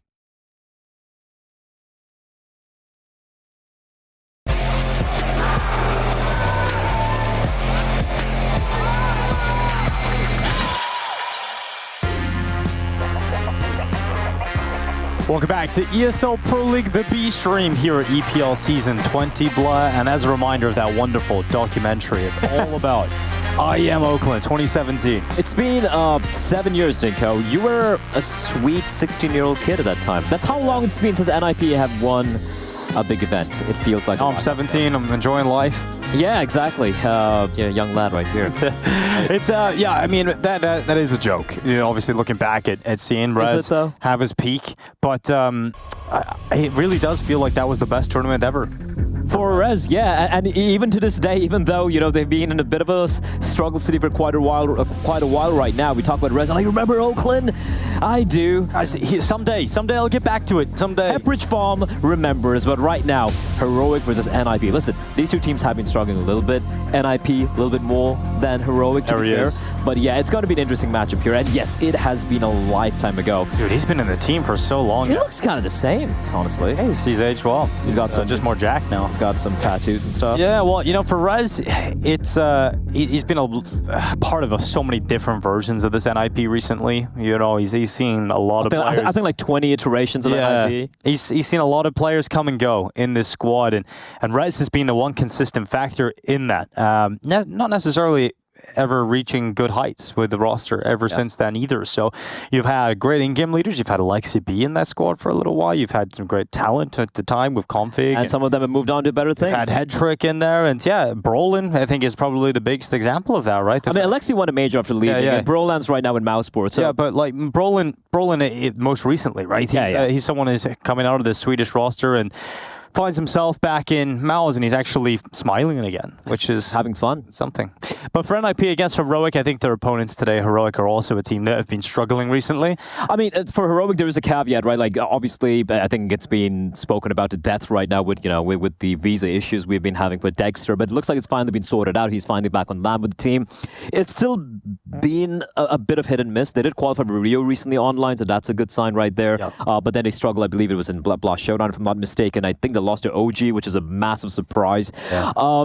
They're still not playing to the level you expect from a team which has got Nerds, Tess's, Shush, and Dexter. Something's missing in Heroic, we don't know what. I think that is the nail on the head, though. They should have more firepower than they're currently exhibiting, right? And I think when you look at the team they've got, you've had a lot of time off where you haven't had Dexter attending the events, but it feels like there's a similar meme with this team as there was with Rez, and it's not so long ago, but they had one upset win versus Vitality at Katowice at the start of the year, and I think everybody got excited about this Heroic roster. I think everybody threw their expectations out the window. They raised them to an unbelievable level, and I don't think they've been able to reach it. And I don't know if it's an in-game leader thing. I don't know if it's Nerds not being comfortable under Kicksan versus Snappy, but man, it is crazy to see Nerds not feeling comfortable whatsoever in CS2. Yeah, and it comes down to how much of it was the Saw Snappy combo, right? Like, how did that work for him? They still have Saw working for the team, obviously. And then if you look at Heroic again, even Dexter, man, like his return back to CS2, I know he had like a year's break where he wasn't really playing anything, and it's nowhere close to the heights we know he could really hit. And I think that's the exciting part. The thing we're waiting for is we know how good he can be. We know how good this roster can be if it works. You've got Nerds with firepower on the rifle. You've got Dexter on the AWP, who just had a huge performance in CSGO. Haven't really seen it in CS2 yet, but we know what he was capable of in CSGO, and we're hoping that that's the same here in Counter-Strike 2. And you've got Kicksan, who's a fragging in-game leader, was able to lead an underdog squad of Apex all the way to the playoffs of a major in Paris. So there's a lot of positives about this team, and we already know what Tessus and Shush are capable of based on their time in Heroic. We know they're exceptional role players. So there's a lot to talk about in terms of Heroic that are positives. It just hasn't clicked yet. And you've got Saw as the coach of that great end squad last year. He's standing behind them. So there's a lot that should be working that just isn't. And look, for the loss on Malta, which feels like a lifetime ago, honestly. Yeah, it was NIP who came out on top eventually, right? Despite the fact that, actually, it was Heroic came out on top. Yeah, read the dates, boy. Yeah, the numbers are hard, man. Like, numbers are hard. Like, yeah, but it was NIP winning the group stage with Heroic making quick work. But it's a lifetime ago. I think these two teams are very different places right now overall, right? Yeah, you would have to say so. Kicksan, I think would have in having a great time at the start of the year. And well, what are your thoughts on Kickstand, right? Because like a lot of people might put the blame on the IGL because you look at the individuals we touch upon right now. They're like, maybe he is the problem right there. But I look at the way to play the game, and there are some very good ideas in what they're doing. It's just the implementation, the details. I think with the roster, there's always a lot of emphasis on the in-game leader. I think especially if things aren't going well, you do look to the in-game leader and you look to the coach. Those are two players that'll pick up a lot of criticism. Because often the star players will maybe get a pass, maybe they're not being utilized correctly, maybe they're not getting the most out of them based on how good those players can be. So I think Kickstand maybe is getting a little more scrutiny than perhaps deserved, but I think with the amount of players he's got, great players, he's got to figure it out eventually, right? And I think it's also the pressure overall. I don't think it's necessarily an issue with the IGLing or the coaching, right? But if you remember, I think it was in Dallas where you were there, Denko, where they didn't have Dexter playing in, again, because of visa issues. So it had Nikodos, their old opera, coming in. And they really didn't have much pressure on their backs. And when they don't have that, expectations seem kind of low. They seem to really play at the level which we expect to see from them. Yeah, it's that zero expectation, dead team mentality kind of vibe, right? We see we see a lot of teams sort of flourish in that. I think the great example was G2 in Dallas, actually, with Stewie in the team, right? So they're able to win the whole thing. So that's definitely a part of it. But I think now when you've got Dexter in the squad, expectations are now rising for Heroic. Yeah. We can give them maybe a few events to figure it out, but he's been at multiple tournaments now. This will be his third, I think, in a row where he's been able to actually attend. And he's got to start making a difference soon. He has to start making a difference soon as the player that they've committed so many resources into, that he waited so long and wasted so many tournaments waiting on. Like, this has to be the time where he proves himself, because he's got a lot of games in this competition. You're right. It's not like you're going in, you play a single elimination, you play a double elim tournament. You got chances here in Pro League to eventually show up. And it's also a great opportunity for him to kind of coalesce with the team, work together. Because I saw a crazy stat, I think just before the Blast event they played, where it was like Dexter, they played more games since Dexter joined with stand-ins than they have with Dexter. Yeah, that's a pretty messed up stat. Which is rough, right? So hopefully things will change here. And I agree with you, when they had some of the struggles earlier this year, they were thinking, okay, maybe it's Nikodos who was a problem. As an opera, we need to get someone a little bit more consistent. They found Dexter, and we haven't seen the results. Yeah, well, I'm just hopping on the PC because we've been checking in with the chat all day long, right? Oh, yeah. Hi, chat. People in the chat. You guys are our third caster up here. Usually AFK says he loves your hair, or they love your hair. Thanks, man. Me too. I try. You got a little shorter now, Blah. Yeah. New style. I chopped it off. It was getting a little thin. My hair guy was like, listen, man, you got to cut it or it's all. Listen, man, you're getting old. It's like... And I don't want to be like Jason, I'm still not as old as Moses yet. I don't want to lose all of it. You got great hair as well. You got that young... Yeah, well, we'll see how long that lasts. Well, we have... Your dad's got great hair. Yeah, hopefully. My dad's bald. We have got a chance to look through the chat throughout today. We are going to be kind of checking in with you guys. So hopefully you guys have some interesting questions. Also, mailbag. Mailbag as well. Mailbag EPL. We have got some stuff in there, Blah. You want to have a look? I don't think there's anything specifically for us yet. We have a little bit of a delay. Which is why we're going to go through the mailbag. A lot of these questions were for the A stream, but we're gonna talk about it anyway. Yeah, screw it. There's a mail from Alexei Pelkonen. That sounds Finnish. He's watching from Japan, and he says, "I can't wait to stay up all night watching some great CS." Hell yeah, brother. Hell yeah. That's what I'm talking about. Yeah. Well, I'm looking forward to seeing that. But we actually have a little video. We can hear a little bit more about Alex, the in-game leader of NIP, and his time in the project. So over here, ladies and gentlemen, good to see you. But let's talk a little bit about the Pajama Ninjas and this roster of talent. I'm speaking to your teammates, man. You've got some pieces. Yeah. You've got some pieces. And I know it's not all been sunshine and rainbows, but no new team is. I mean, this is a process. You've been thrown into the middle of it with some responsibilities. How are you adjusting to this new role and new approach and what I imagine is a long-term project? Yeah, I mean, it is, actually. To be honest, it's been a... easy journey with them. I think they are really good players, really good environment, especially the people that we have around us, working exactly. I think it's easier to work with them and stuff, especially now that we are having, as you said, rough times. Sure. But yeah, it's a long process, and we still believe in. So when it comes to your mind for the game, correct me if I'm wrong, but with your kind of rise with the riders, you probably got to a point where you were playing your game at how you saw it to be played at the highest level, right? Yeah. Okay. So my question is like, how has it been to learn like what you can keep, what depends on the player? Is this been a big part of your life recently, of like kind of working out which parts work for everyone? You know, like I'm thinking Cadian trying to make heroic CS for Liquid, and it just couldn't work, even though it has worked. And so in his mind, he was left going, I know this is supposed to work. It has worked before, but it's not working now. Have you encountered something similar? Yeah. I mean, it's kind of hard. I think it's the hardest part. When you are like, we are becoming a new team and stuff, and you have like different personalities inside the server, right? So everyone wants to have the data space in the server. They want to shine and stuff, but I mean, I'm trying like to bring out my system, right? Yeah. We need to try to believe in it, and then as I said, like I think they are like pretty good adapting to it. Yeah. But of course, it will take more time. Like for sure, like we need to go. I think every team has to go through this kind of process, right? Yeah. With the ups and downs, and but in the end, we're still playing the same. We are trying to play the same CS, and but of course we have like a lot of things to improve. But I think we're in the correct way, to be honest. And how you like in your group? Think you can do some damage here? It's not going to be easy. I think it's the tough group over there. Like I don't know, like it's hard to predict nowadays. CS is so equal, so like especially on LAN, I think everyone can win. Like above it, like it's so hard to predict. But I would say like of course we are here like to yeah, exactly. Yeah. No, do your best, of course. It makes sense, absolutely. And when you say everyone can win, is that because of the game right now, or is that because you're okay? Yeah, I think so. Like, to be honest, I don't have the clear answer of that, but like you can see the latest results. Like I think, of course, there is some teams, few teams that they are over there. Yeah. Like top 3 teams, Navi maybe, Vitality, Spirit, but it's so hard to make the difference in this game. Like so hard. Yeah. So. That's why I think it's not random, of course, but I think you have like more opportunities than before.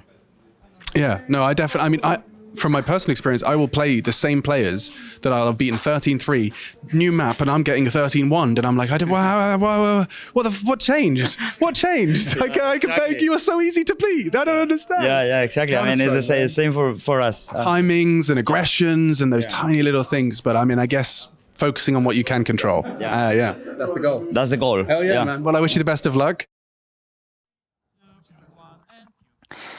Always really great to hear from Alex. It's going to be a tough time inside of the squad for him at the moment, for sure. But it's a new period for him. You know, he's got Wrinkle coming in as this new star player that he's going to have to try and mold. He's got to speak in English, so communicating his ideas might be a little more difficult.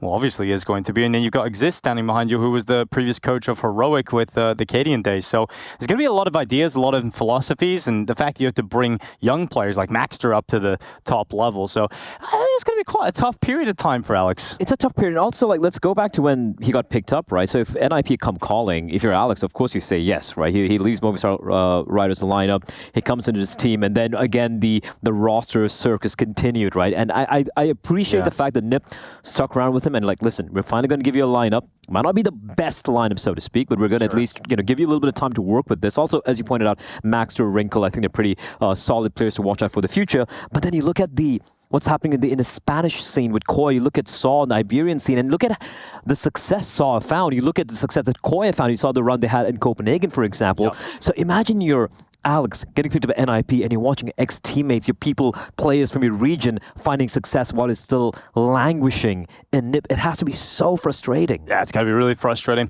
Now, just before the break, we did go and have a look through the chat, and we've got some questions coming. Someone says, the casters are reading chat. That's crazy. Yeah, it is. But they asked, Bly, what's your favorite anime? My favorite anime? Oh, man, that's a hard one. There hasn't been really too many good adaptations of the manga, but I'm still going to say that the 97 Berserk anime is my favorite. Shout out Berserk. Yeah, Berserk. You've even got a tattoo with that, Bly. Hell yeah, man. Another question was, what do we think of the Drillers? The Drillers, I think, has been very impressive, right? Onipixel picking up that team, and then, of course, just pulling off.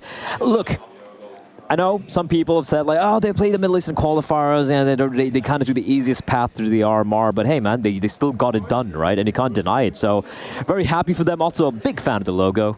Yeah, I love it. I love the it. logo. I think it's such a cool story. Obviously, he put together a team of good players that have had experience in the European region. He's obviously found a way to get them to play in the Asian RMR. Let's not beat around the bush. It's not as difficult in the Asian region to make it out of the RMR. Well, so. at least some of the qualifiers. Yeah, some of the qualifiers. Maybe not the Mongolian qualifier. Yeah. But so he's managed to build his team for that region, and he has done a very good job. And I think it's cool. I really liked how the community came together on that final day when they were qualifying. Yeah. We had Sponge and Harry cast in the game. We had like 80,000 viewers on that game. That was pretty awesome. A lot of people calling you Indian Yanko. How do you feel about that? I think Yanko and I are. You tell me, Denko. I think our personalities are slightly different. Yeah, just a little bit. But I'll take it. Yanko is tech support. I'm tech support. We're the same. Yeah, maybe that's where they're going with. You know? Yeah. So that's pretty cool. We have about 5 minutes till the game still. Drillers is not a real team, people are saying. Just like Mythic. Yeah, but Mythic, did they make it the RMRs? They did not make it. I mean, they're not really a real team in the way. But listen, if you're a 5-man stack or whatever and you make it to the RMRs, think you're a team. Yeah, you're a team. You've definitely done very well for yourself if you get that far. And who knows, they might go all the way. That would be only Pixel's face in the game. If for them to make it, they need to beat Mongols. They need to beat... No, it's not happening. FlyQuest. And they need to... Maybe, yeah. and they need to... I hate to shit on them, but man, they've been struggling so much. And they need to beat a team like Rare Atom, which is very doable if you ask me, and Talon as well. It's going to be a little bit more competitive. And if they pull it off, listen, it'll be a hell of a run. I think just making it to the RMRs is probably going to be the end of that story, but we'll wait and see. There's been a lot of cool storylines you don't predict. I saw someone ask, what's favorite movie? What's yours, Dinko?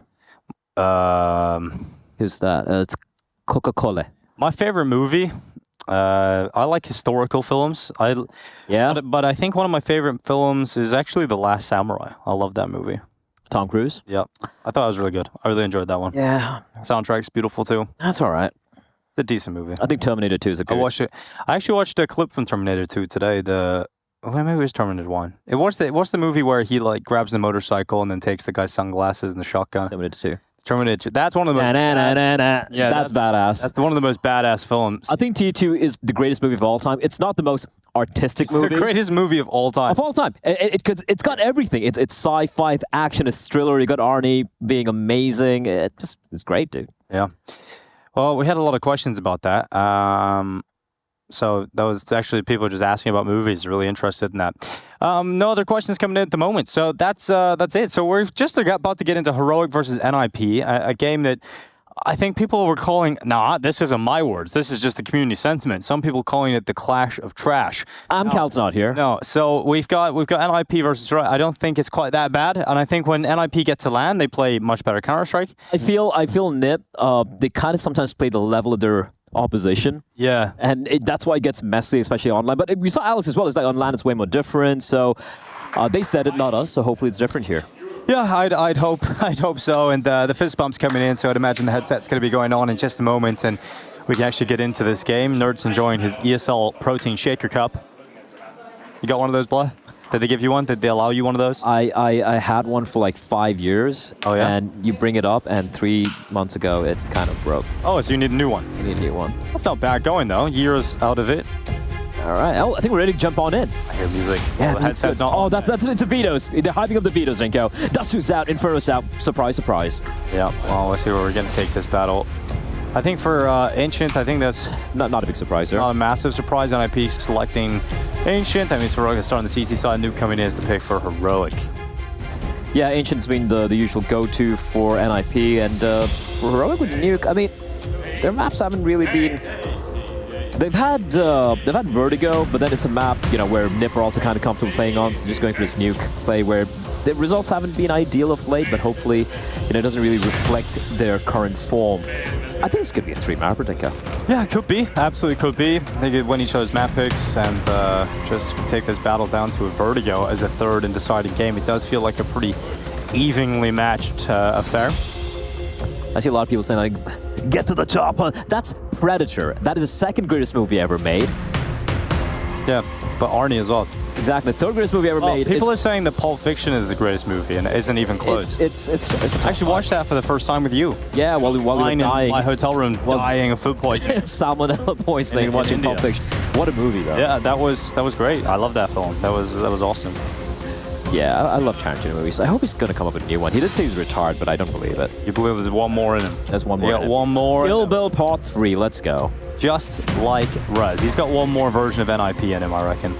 You know, got one more roster after this. One more roster change. One more. Isaac in the squad. You know, I think that's a move that is often not spoken about. I think it looked decent. Look, again, the struggles, it's not on because Isaac sucked, right? But whenever they looked a little bit good, it did feel like Isaac was, you know, someone chipping in quite well for his team. As we do have everyone in the server, so the game should be live in a minute. Great, awesome. Yeah, just a few moments away from getting into this one. And over on the A stream, action is continuing. FaZe going to be playing their debut at ESL Pro League Season 20, former champions. And they'll be taking on Sangal. Now, that isn't exactly a massive match, but you've got some players that you're familiar with in there. You've got X-Cloud, previously of Eternal Fire. The Sangal team, just look at nationalities and you're like, is this like a How does this make mix? sense? Yeah. 2 Turkish players, a Polish player, and 2 Swedes. Now, one of those Swedes, Linus, bro, he's looking grown up these days. 21 years old. He was in the squad at NIP with Device. And I haven't really kept up with Linus's career too much, so I'm excited to see how they're going to. They've been looking very solid recently. If you look at the results online, it's been fantastic. But again, there is a caveat. It's online. It's got a lot of Tier 2 opposition, but they've been putting in the grind. They beat Bleed most recently 2-0. That team. Now Bleed did not have. Did they have Knock? Yeah, they had Knock and Cypher still playing, so it wasn't their most recent game. Bleeds. But game fist bumps coming in. Match about to get underway. Heroic and a slap for Dexter. You saw that? Classic slap. Yeah. NIP begin. And let's get into this. NIP versus Heroic. Their opening game here of ESL Pro League Season 20. What kind of matchup are we going to get? We're about to find out. We predict 3 maps, but let's see if they can take us there. Map pick of NIP to kick things off. Ancient Heroic get a CT start, and for NIP, a lot of utility on Alex. 4 sets of Kevlar.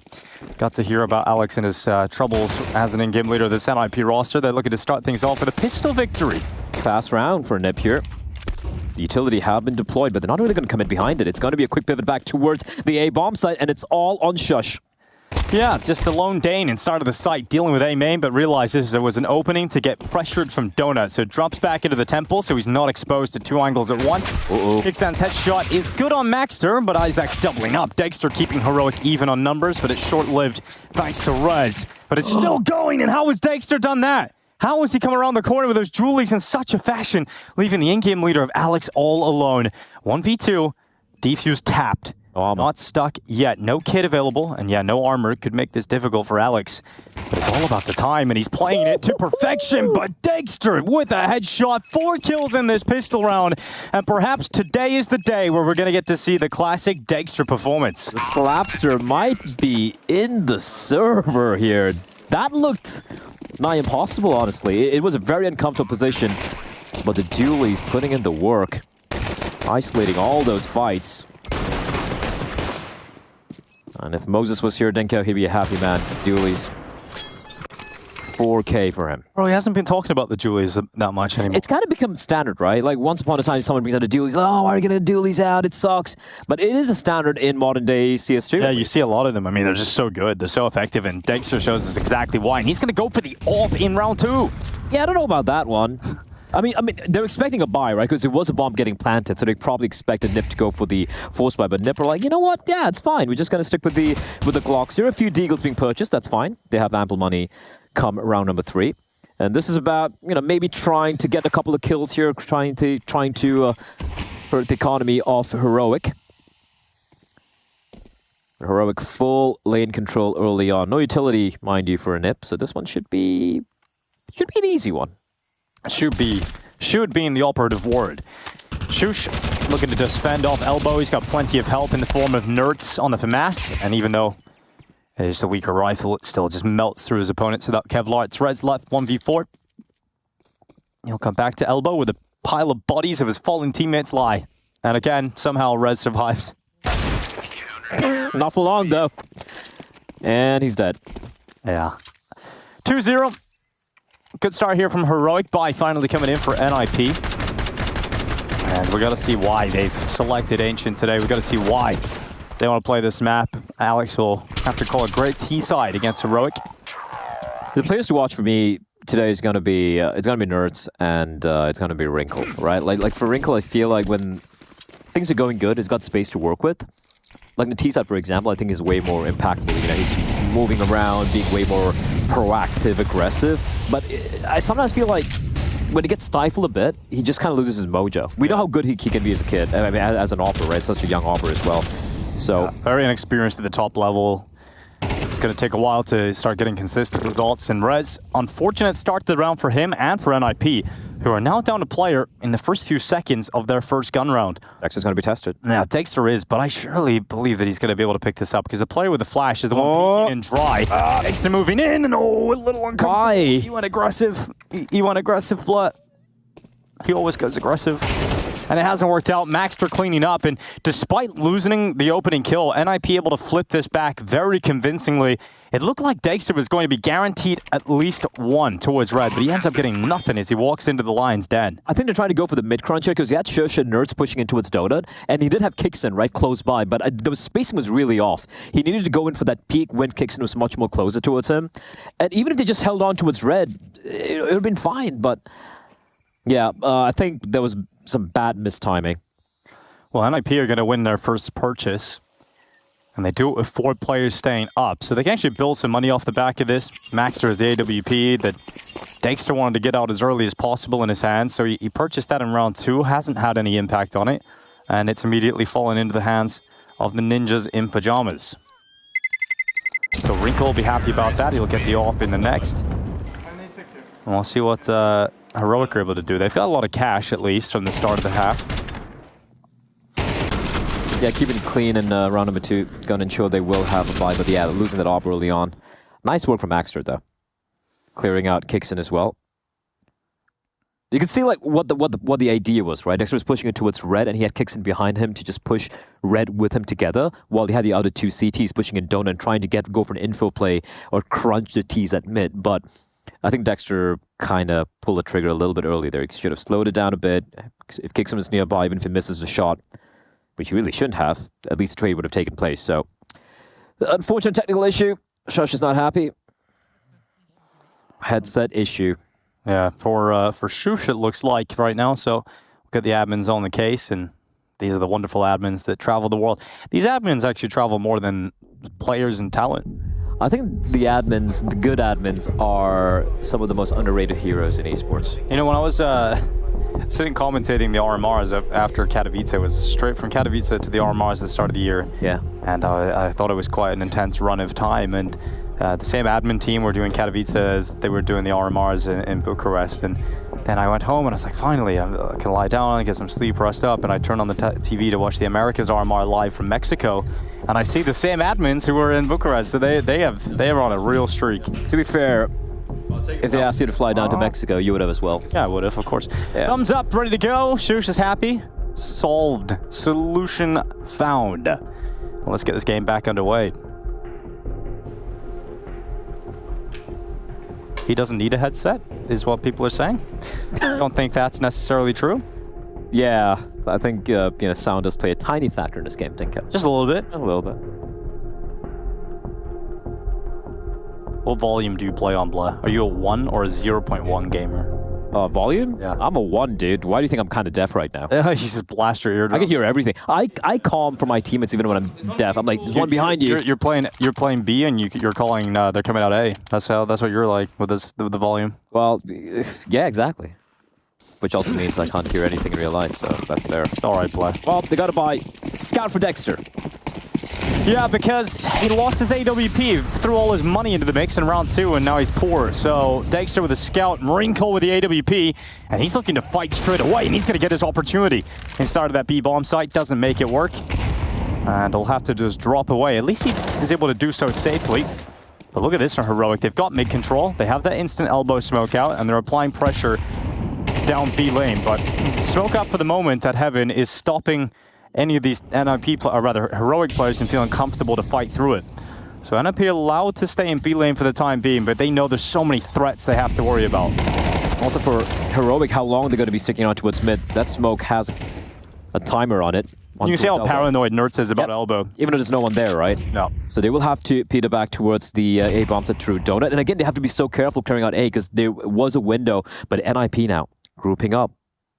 Alex in the front of the attack. Kicksent. He's going to finish off that tagged up player. Instant. Dagster landed the shot with a scout, but he's already flushed out. And Tess says you really needed that one. If he collects that kill, it's a different story. But now it's 4v2 rather than the 3v3 retake scenario. It could have been for a split second. Trade would have come in regardless, but 3v2 would have been a little better. That's going to allow NIP up to a second round on the board. Heroic have to save their weapons. Great entries and just great spacing as well coming out from NIP on that B hit, but also for Heroic just not getting barely a kill there on the defense. I think the Tessus one, he's going to be kicking himself about that. That's a kill that Tessus will take almost every single time. But when the first bullet is a little inaccurate, it just throws you off into a panic, trying to recover from where you started. 2-2 scoreline though. NIP's T-side's off to a heater when they got the guns out. Yep. Heroic won the pistol in dominant fashion. Second round conversion against an eco, but ever since the rounds that matter have begun, it has been NIP winning them rather comfortably. That's Dexter getting annihilated, and the second entry from Isaac getting the trade kill. This is good, the third kill right here. Because if Tessus gets that first kill and dies like easily and stays alive, there is a possibility of a retake in a 3v3, especially having cave control. But yeah, NIP being very patient, forcing Heroic to respect the lack of utility, and now Fast B, Mac-10 leading the charge. Yeah, Alex at the front of the attack, flashed into the corner. He's going to hold down, and it's Tessus out of there. Kicks down to trade it with a USP. We're not expecting too much resistance here from the CTs. We weren't expecting it, but it's here. It's happening. And Nerds gets another headshot on the Maxter. Here's the bomb going aggressive. Why? Isaac! Why has he done that? Oh no. Oh no, the bomb now in the middle of this short angle, and Heroic have eyes on it, so... Have they forgotten that a CT saved 2 rifles? Oh no. Wrinkle's trying to save the day though. Oh no, he misses the shot. Oh no. Now they're pushing him, Red's defending, and now it's just Nerds up against a low HP Rez. And that is a ridiculous round to lose if you're NIP. Why? Oh, what a blunder. Alright, Henry. What a disaster. I should call you the Indian Henry G instead of you. or the Indian Hugo. What they done that for? Dude, Isaac just running in with the bomb. It feels like they forgot their 2 rifles still in play. It felt like they thought it was a full eco, which is... Yeah. Yeah, I mean, Isaac probably felt like he needed to make a play. He just unfortunately had the ball in his back, but... Fair, but...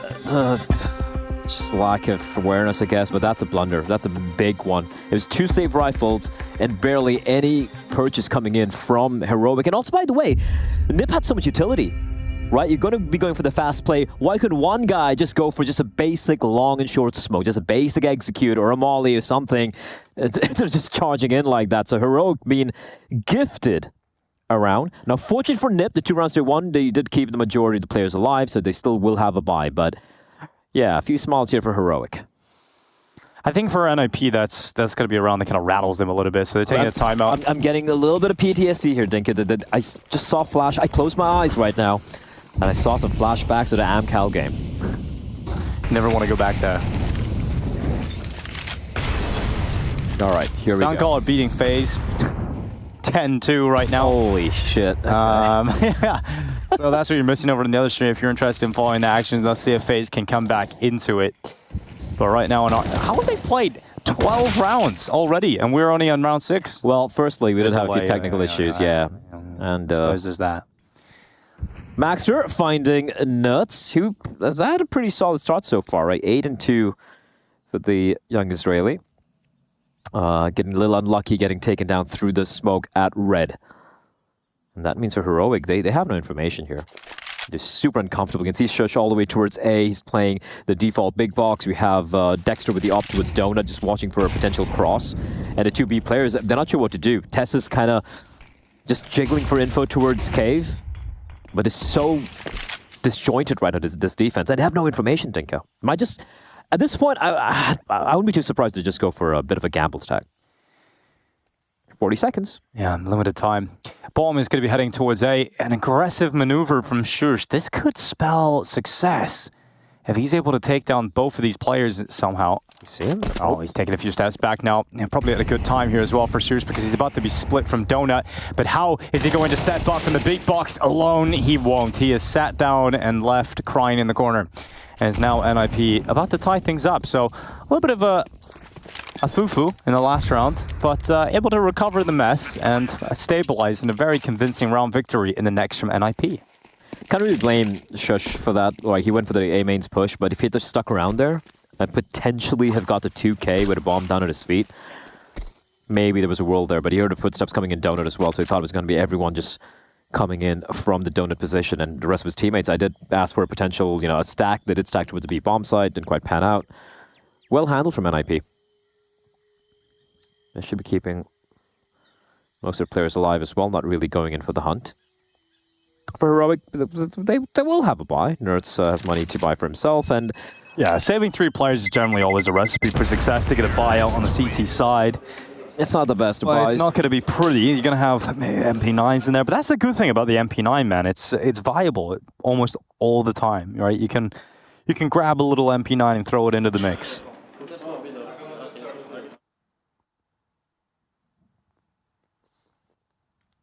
It's going to be one of those maps, Dinko. I can feel it. What do you mean? Describe what you're feeling. One of those. Oh, I feel it now too. Yeah. Oh, yeah. Yep, it's going to be something. Instant elbow smoke disrespected by Wrinkle. Oh, God. You're on your own, buddy. You're on your own, and he makes it work somehow. Edging the smoke, Dinko. Yeah, he edged big time. Oh, that's a beautiful edge. And then blast Nerd's face off as well. Now Isaac coming out of main. What a shot. Shush stood no chance. I love that reaction from NIP, right? They get the kill, like Wrinkle gets the kill, and they know Heroic with the utility they were deploying towards lane. They were going for the lane control, trying to find some information, and immediate speeding things up towards A, and Isaac with a beautiful kill as well onto its Shush. Not a save. Honestly, these rounds are looking really good. Other than that one little mishap on the B bomb side, it has been very convincing round victories. And even a pistol round, right? It came down to Dexter just popping off with the dualies. Yeah. It's not like Nip played the round bad. Yeah, certainly looked like the superior squad on Ancient at the moment. Ooh. Interesting to hear what Alex was saying in that pre-game interview with Machine. I could say, interesting to hear the interview from Alex with Alex. I suppose that works too.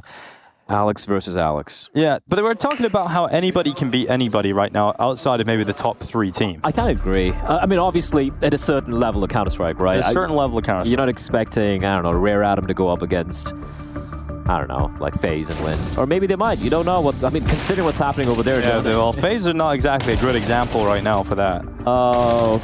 What's a team that... I can't even say VP, because VP look like trash right now. And it sucks. I look at the players they have. I'm looking at Flit, Electronic, Fame, and it's like... How have we come to this? Ew, brother. Well, not a save. This time, however, Dink is just the 2 rifles, and it should be an eco here. Maybe a couple of pistols being purchased up.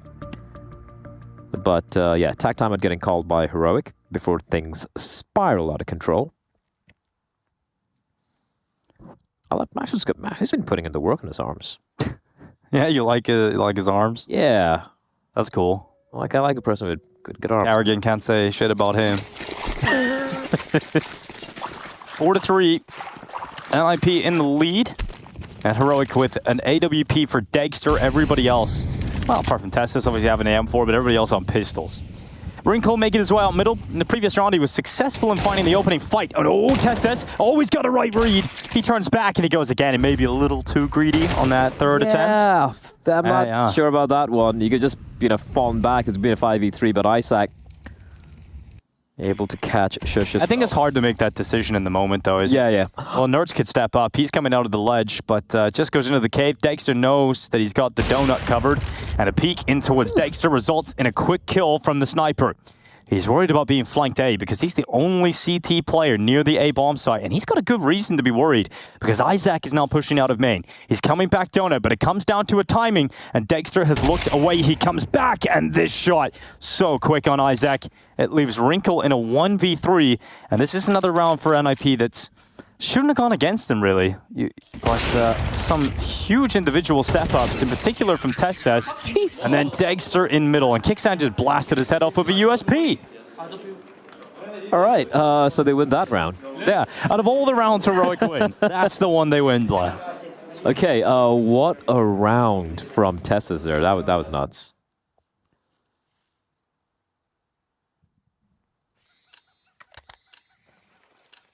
I just wish like they were winning some of these rounds with a little bit more coherency, I guess is the word I'm looking for. All right. Fast B play. Coming in. Tessus catches Rez, a failed Molotov. This is a bit messy from NIP. Max are getting spammed down to 22 as well. And yeah, Heroic have a very good idea where the play is coming in from. Shadow, when we spotted though, Isaac finds Tessus. Still a 4v3. Maxter hemorrhaging out as well. Isaac now. Trying to slow things down. He knows there's a player nearby. But if I'm Heroic, there's no need to overextend. Nerd's going to be tucked on in. But he doesn't really have much backup. There's no one to really trade for him. Shush. All the way to its CT, watching for a potential A flank. But nope, just going to slow things down. 3 smokes, 2 mollies, 3 flashbangs. That's quite a handful of utility to work with as well.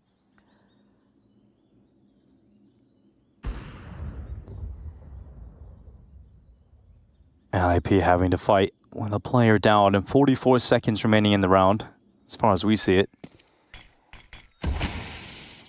Dexter smoked away. Vision severed off. Follow-up smoke. How are you failing that molly twice in a round? Yeah, that's rough. Missed utility. NIP, though, still making it into the bomb site. Smokes are up, creating a safety wall, but the fire spreads towards Alex. He has to cancel the plant. The smoke used from Cave, though, to allow this plant to continue. Bomb goes down, 4v3, and Nerds is the player they've forgotten about, but they turn finally. He'll still nail the headshot, sees the second player in Cave, and he sprays him down. He couldn't quite finish off Isaac, so not enough done yet for Heroic, but eventually they're taking the steps closer to the site, and Isaac had everything to do.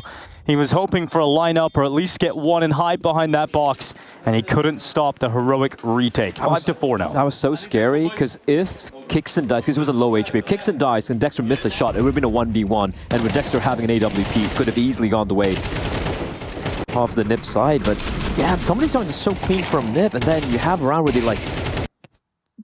That's one of the easiest mollies to throw on this map, Nick, or any map. It's such a simple lineup as well. Maybe the jump throws are kind of haunting a few of the players still. Yeah, the jump throws, they can always be a problem, Blair. We've seen it earlier today in the Na'Vi game as well. Here comes Alex up the B ramp. Grenade lands at his back, and Kicksan got that kill. So Alex locked out of there. Advantage siding now with Heroic as they settle into round 10, and a dink right through the wall. Rez having to eat that one up.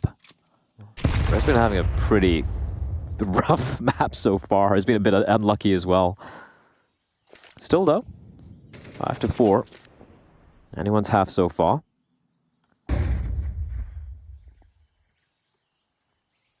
NIP bomb falling back towards the B bomb side once more. And it is going to be Tessus and Kixon. They still have 2 smokes to work with on the B bomb site. And for the T's, just 2 smokes and 2 mollies. If they execute towards B, just one smoke is all they need to stall it out. So it's going to come down to the entries here. 50 seconds on the clock. Maxter looking across on over. Flash, won't blind Dexter. Holding a tiny, narrow pixel angle there.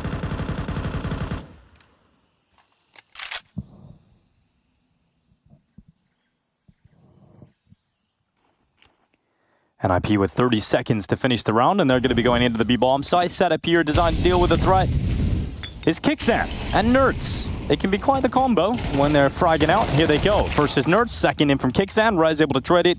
It'll be his 3rd kill of this half. Tessus locks away Cave though, so just Rez and this is a round that he will not be able to collect. So, one extra kill on the way out the door, but Heroic have suddenly taken control of this map. And we were singing the praises of NIP just a few rounds ago, Blood. What happened? What happened, Blood? Tell us. Bad things happen, Dinko. Bad things happen for NIP. And they look a little flustered in the past couple of rounds, like, you know, the failed utility coming in, for example. But this was just a great hole overall. I like how they're switching things up, not necessarily going for the early cave control early on. Good opening. Also, a lot of the rounds they won, the faster plays towards B, for example, was predicated on, you know, them getting this opening deals, right? And Kixon, someone you pointed out, saying he's one of the more fragging IGLs, getting that opening kill right there. Good bait setup as well. And finally, NIP's money, it's in the bin. I think it tells the story. When you look at how little amount of kills the NIP have, you can tell how quick those round finishes were, right? It's been a lot of saves, right? When they were winning the rounds, they were getting those 2 clean entries and forcing the save call for Heroic immediately. That is how NIP were winning rounds. Now that it gets into a mid-round or they're more even trading, we've seen NIP struggle a lot more in dealing with those kind of rounds.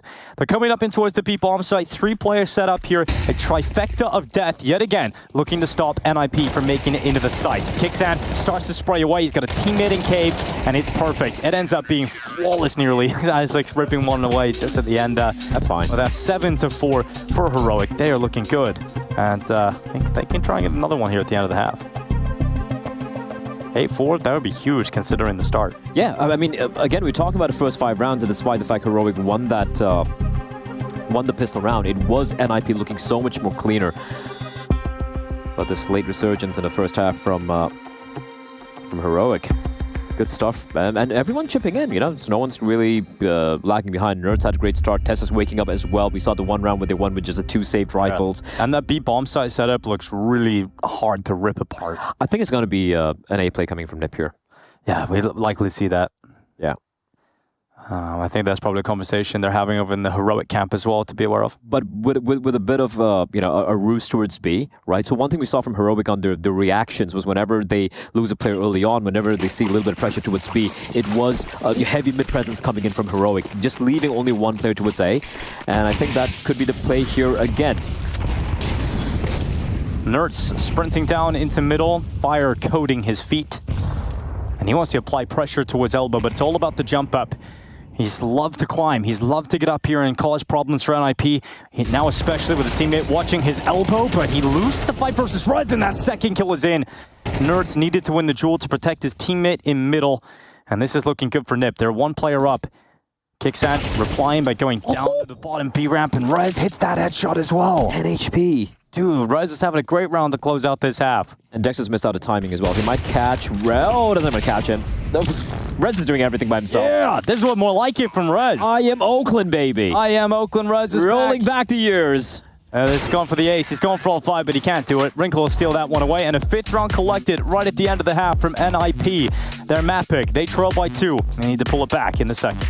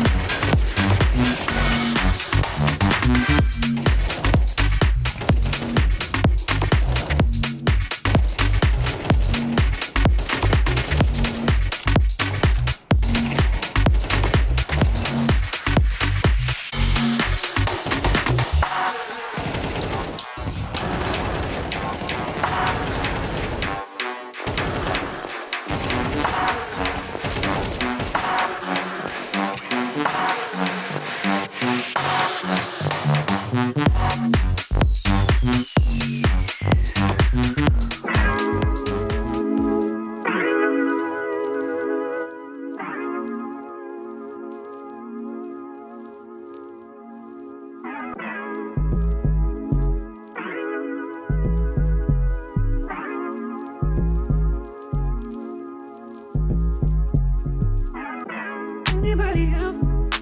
Anybody else but you?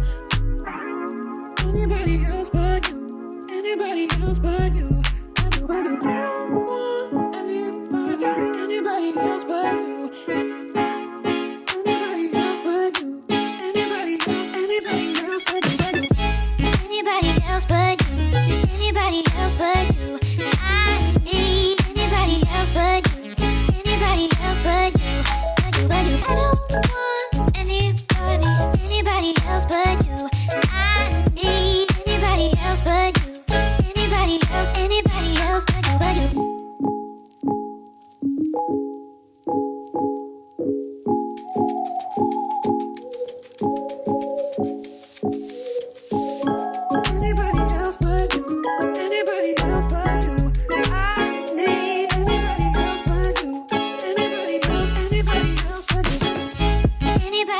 but you. Anybody else but you. I need anybody else but you. Anybody else but you. But you. I don't want anybody else but you. I need anybody else but you. Anybody else but you.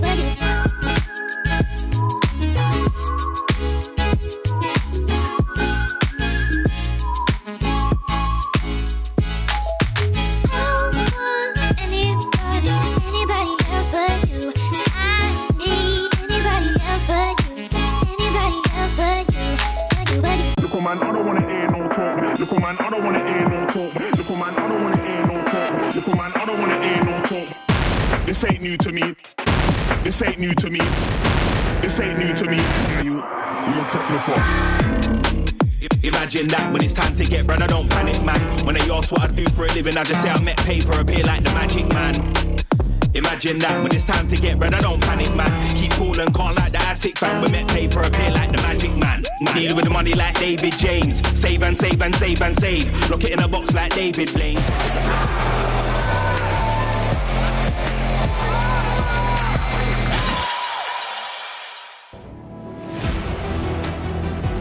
The TSL Pro League, and it's Season 20. We've got Heroic, we've got NIP, and they are battling it out on Ancient. NIP selected this map, but unfortunately not able to get as many T-rounds as I'm sure they would have wanted, but 5 not so bad considering they were slapped down in the pistol, they lost the second follow-up round, and there was a little patch of form towards the end of the first half for Heroic. Yeah, a couple of mishaps against two... save guns, 2 rounds? It could have been a lot stronger. This could easily have been 8-4 for NIP or even like a 9-3, but yeah, here we go. Fast play towards B. Heroic, wasting no time. Smokes will bloom and Nerds will find Rez, whose run of rough luck continues in this game, although he did have a really nice round earlier. He did. Smokes will bloom. And a 5v4 looks to be NIP's doom as they start to rotate in. Flash is available, a smoke on Maxter, but no kit, and that could be a slight problem. It's very uncomfortable, man, because like every CT is coming in from the same position, right? No cave control whatsoever. Yeah, and no kit, so time will start to tick very quickly, and you've got 5 players to get rid of. Also, have a note, Shush has a Molotov for the post plant, and there's no smokes left. This round looks done. This round looks absolutely done. Shush will tap that Molotov in now, so they can't defuse. They're off to defuse anyway, and it's going to be the round picked up for Heroic. 8 rounds collected. I call that Molly the Hugo. The Hugo Molly? Okay, well, that's good. I'm sure they don't. Maybe they do. I call it Hugo because I think Hugo, he put up a tweet, he was playing a Faceit game and he had 3 Molly. It really popped off, that tweet, like 5,000 likes or something. That was cool. Hugo's a bit of a, he's definitely a utility nerd. Oh yeah, big time. Well, it worked out well there for Shush. It worked out very well. Yeah, I don't think he even needed the Molly in all honesty. That was such a very strong crossfire being set up. Just USPs. I like the P2K, man. I've seen a lot of people talking about the placebo effect of going to the P2K for a while, you know, maybe a couple of days, and then going back to the USP and you feel really crispy with it in pistol rounds. I guess. I just like spamming a lot, and P2K just got more bullets. I'm a simple man. Oh, contact. Someone check. Check. Yeah, have a little look up there. Well, they know now. They found out the hard way. It's fine. It's not like Alex is going to make anything of this round because his teammates all went down and started the site. You're not expecting anything out of the USPs. It's fine, blood. Take a breather. The MP7. The MP7. Nerds is like the only pro player that uses the MP7. And Elige is the only one who uses the ump. That's not true. VP used the ump. And he started using it because they started using it. And then he realized that it was really good. That armor penetration, but... Yeah, but I mean, looking at his price point, wouldn't you just like... But the MP9 is just superior, right? Go for a Galil. Yeah, the MP9 is just better. It's just way more versatile. A lot of hearts. I wonder who's graffitiing all the hearts in the... Oh, we got a great statement coming in from Teacup Strems. Heroic looked a bit shaky recently, but I think they have a decent ceiling. Question is, can they get there? I agree with you. You know, whenever I keep talking about Na'Vi, I say they're more than a sum of the parts, right? And I feel like Heroic are lesser than a sum of the parts. Yeah. Which, I don't know if that makes sense. Should be a lot more. 100%. Like, it just feels like it hasn't really clicked in properly yet for this team. But so far, so good. Bit of a bonus round here. Another A hit coming in. Nade is gonna not really do too much of damage here. And at some point, there we go. Valve, please fix. They managed the boost in the end, but the peek from Maxter to take Shush out of the equation has resulted in a small advantage that is now gone because Isaac only had 1 health and Maxter crosses into the open. Nerds is ready to take him down at CT, and now we're looking at 10-5. Tessus has locked Alex in. He can't get out of there. Oh, never mind. Tessus walks right into him. Routes down though. They're not going to really try and attempt this. I don't see a kit on any of these 3 players, and even if someone had it, they have to pick it up. No smokes. Actually, they just had one, which they've used up already. Sure, they're not going to go for this. They're waiting though, Dinko. If they get a kill, but yep, that's a call to go for the save. Alex will be found. And what was a bit of a bonus round, Dinko, will actually net them a win as well. Wrinkle. How do you feel about the series if Heroic win NIP's map pick? You feel like it's going to set up Heroic for the 2-0? Yeah. Or do you still think there's potential for NIP to win Heroic's map pick? Or is it that kind of game? It does feel, looking at all the opening matchups we have here in Group A and even Group B as well, it just feels like the most 50-50 game for me, right? So even though I feel if Heroic wins this map, it's going to be 2-0, I wouldn't be too surprised if they're able to bring it back. That would be cool. Well, let's wait and see. NIP trying to show us what they've got on the second half here. It's their map pick. Let's see what their CT side can do. Until Wrinkle got that kill right now, I kind of forgot he's in a server. He really hasn't done much so far in this game. No, we haven't really talked about it. Super quiet. Well, we're going to go back into the mailbag. Oh, we got some new stuff? Oh, we got something. All right. It's from Peter Duncan. Peter Duncan, that's a nice name. Yeah. Hey, Pro League. Any thoughts on any underdog/dark horse picks this year at Pro League? Any teams that might not get all the coverage, but you guys think will have a decent run this season? I think Mongols going to have a good run. Mongols? Yeah. Yeah, that could be fair, but I think they do get a lot of coverage nowadays. Okay, all right, looking at all the teams there. Sangal, yeah, 100%. I think, we saw their online results and we're like, surely, they could maybe, they're probably going to struggle on land, they're going to go up against FaZe, but looking at the scoreline of that game, I mean, jeez. Well, this is going to be a quick A-hey. Look at this. We've got Wrinkle waiting for the first peek, his teammate up on the boost. Oh, Tessa's got the jumping kill. Oh, Isaac gets cleared off the boost. Wrinkle just overrun at that point, and Maxer, he's looking to see what he can do with his 5-7. It's only 1, but in the end, the Deagle comes back from the Spaniard in-game leader. Now Rez, we really needed that. If he got the kill confirmed, it would have been back on, and it is. Rez comes in to save the day from the Temple. And their prayers are answered. The round, it really didn't look like it was going to go their way. That push from the default box of the 5-7. Yeah, Maxter. Yeah, that caught them off guard. They weren't expecting such a fast rotation coming in from the CTs. And, Heroic. Back-to-back A hits. Yeah, I mean, I thought the entries were going to win the round, right? Wrinkle gets overrun. Tessus jumps up, clears the boost player. That was a 4v3, yeah, for the T's. I think they got a little too hasty in getting the bomb down, but again, they weren't expecting rotations to be so close by. A Nip, able to steal around. Again, they're going for the A play again. It could work out here for Heroic. Isaac trying to stand from default. He does damage on towards Dexter, but once again, they've lost the sight. But NIP making the rotation over, and it's better than the previous round. Kickstand doubling up, trades back and forth. Kickstand's got another one, and it's chaos. It's absolute pandemonium in the site. But eventually, after all that, it's Heroic that come out on top. They don't even need a bomb. What are we watching, Blair? It's team deathmatch, I guess. It's just like rush A. I know, even the fights are like so disjointed. Everyone's coming out of smoke, one after the other. It's like, dang. Yeah. Kickstand, what a round, dude. Kickstand, known for his great calling, go A, and also go A again. And Frygel as well. He's screaming, he's loving it. Kickstand, 17 kills, top in the charts for his team. He's the star of the show. Surely not again, right? Yeah, right. Ooh, okay, cool. Yeah, great tactical depth over the last year. I like the persistence of it. It eventually worked. And Kickstand, he's still fragging. Another opening, this time on Alex. Rez, though.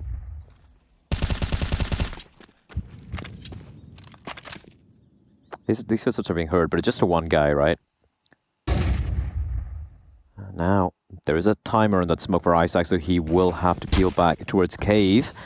That might have been heard. Tags on towards Tessus. And again, Wrinkle all by his lonesome towards CD spawn. This is such an uncomfortable position for Nib. Like, they have lost control of red. They only have one player towards CT spawn. They're just relying on this cave hit coming in from Heroic, where they do have a setup, but this Molotov could just ruin their day. Yep. Well, ruins one of the days. Isaac still fighting, no.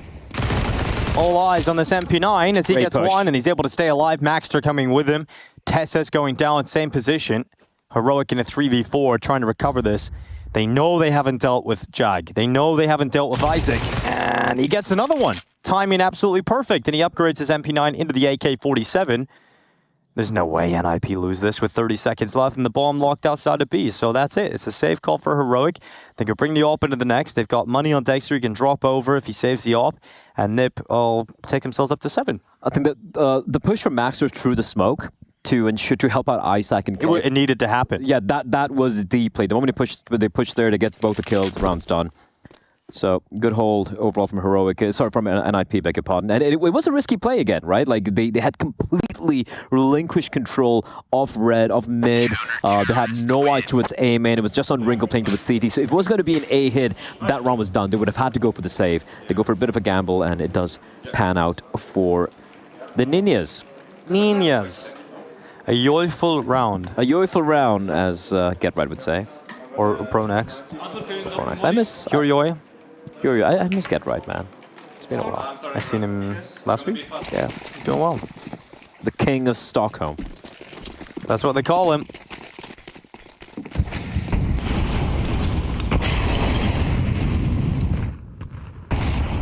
$11-7. Heroic, as we mentioned, will still be able to get a decent purchase after conceding the last round, so they sure have to send Kicksand down to a Tech 9. But everybody else able to rock with the AKs, and the weapon of choice for Dexter is the AWP that he's been able to save over. Set up for NIP, no one challenging mid. So they're giving mid to Heroic, and Heroic haven't taken it. That's a pretty good on that thing. Yeah. Smoke in towards CT. It's a fake in towards the A bomb site. They're using up a lot of utility here towards A. Is it going to work? Is it going to be a fake enough? Nope, not right now. Both B players, they're just hanging out. Now it's all gone quiet in A. It's like the most obvious fake ever. So Nip's coming back over to deal with B. They'll re-smoke out the top ramp. They've used up almost all their smokes and incendiaries for the CTs. And it's still 45 seconds on the clock. So Heroic can slow this down, but they only have one smoke remaining. Oh, it better be the best smoke in history. Let's find out. Gonna be for short. This setup in B looks really strong. You've got Wrinkle and Cave, Rez playing in front of the smoke is short, so it doesn't really even matter that there's a smoke down. This is going to be easy for NIP in the end. That round did not really have legs to it from Heroic. Might have been one of the most telegraphed fakes ever. Unless? No, there's 10 seconds, blah. It can't happen. It's over. Dex is going to save the AWP, and that's disappointing for Heroic because they threw all of their money into it. 11 rounds to 8. I think Heroic will be really disappointing themselves if they let this map go because they've been ahead for a significant amount of time. And they know how comfortable the series becomes if they're able to win IP's map pick. Yeah, considering they were in complete control, as you pointed out, right? But it's still not quite done yet. Heroic, the fast plays have been what's been working out for them. Yeah, it's true. And so far, the past couple of rounds have just been very slow. But now with Dexter's AWP to work with, I'm envisioning another slower approach, hoping he can find an opening kill here. But for the rest of them, just Glocks, one solitary, Tech 9 in the hands of Testus, that's it. So even if he gets a pick, like the rest of his teammates, they don't really have much to kind of work with. So should be round number 9 for NIP. Unless disaster just strikes. What's happening in chat, Dinko? Everyone's getting timed out. Well, just don't say things which will time you out then, guys. They're saying what we said. But here we go. Entry for Tessus. Alex going down. AWP, remember, still in the hands of Dexter, and it needs to make a difference. Wrinkles off, missing shots. Here's the cave play. Kicksand detected and dealt with by Rez. Wrinkles off, now creeping around long. Okay, all right. It's now recovered very comfortably. So a bomb plant will ensure that the funds increase for the next round for Heroic. If you're NIP, though, you don't let Dexter save again, right? You don't let this happen. I mean, there's nothing much you can do. He just runs. Yeah, he just has to... Well, they're not close to him, so I suppose you may not want to let him save, but it's not really your choice at the end of the day. He's going to do it. He's going to save that AWP. Kind of crazy how long he's held on to that for it. Yeah, that's kind of impressive, honestly. wanted to say James time, but then I get depressed talking about VP nowadays. They're just a shell of their former selves.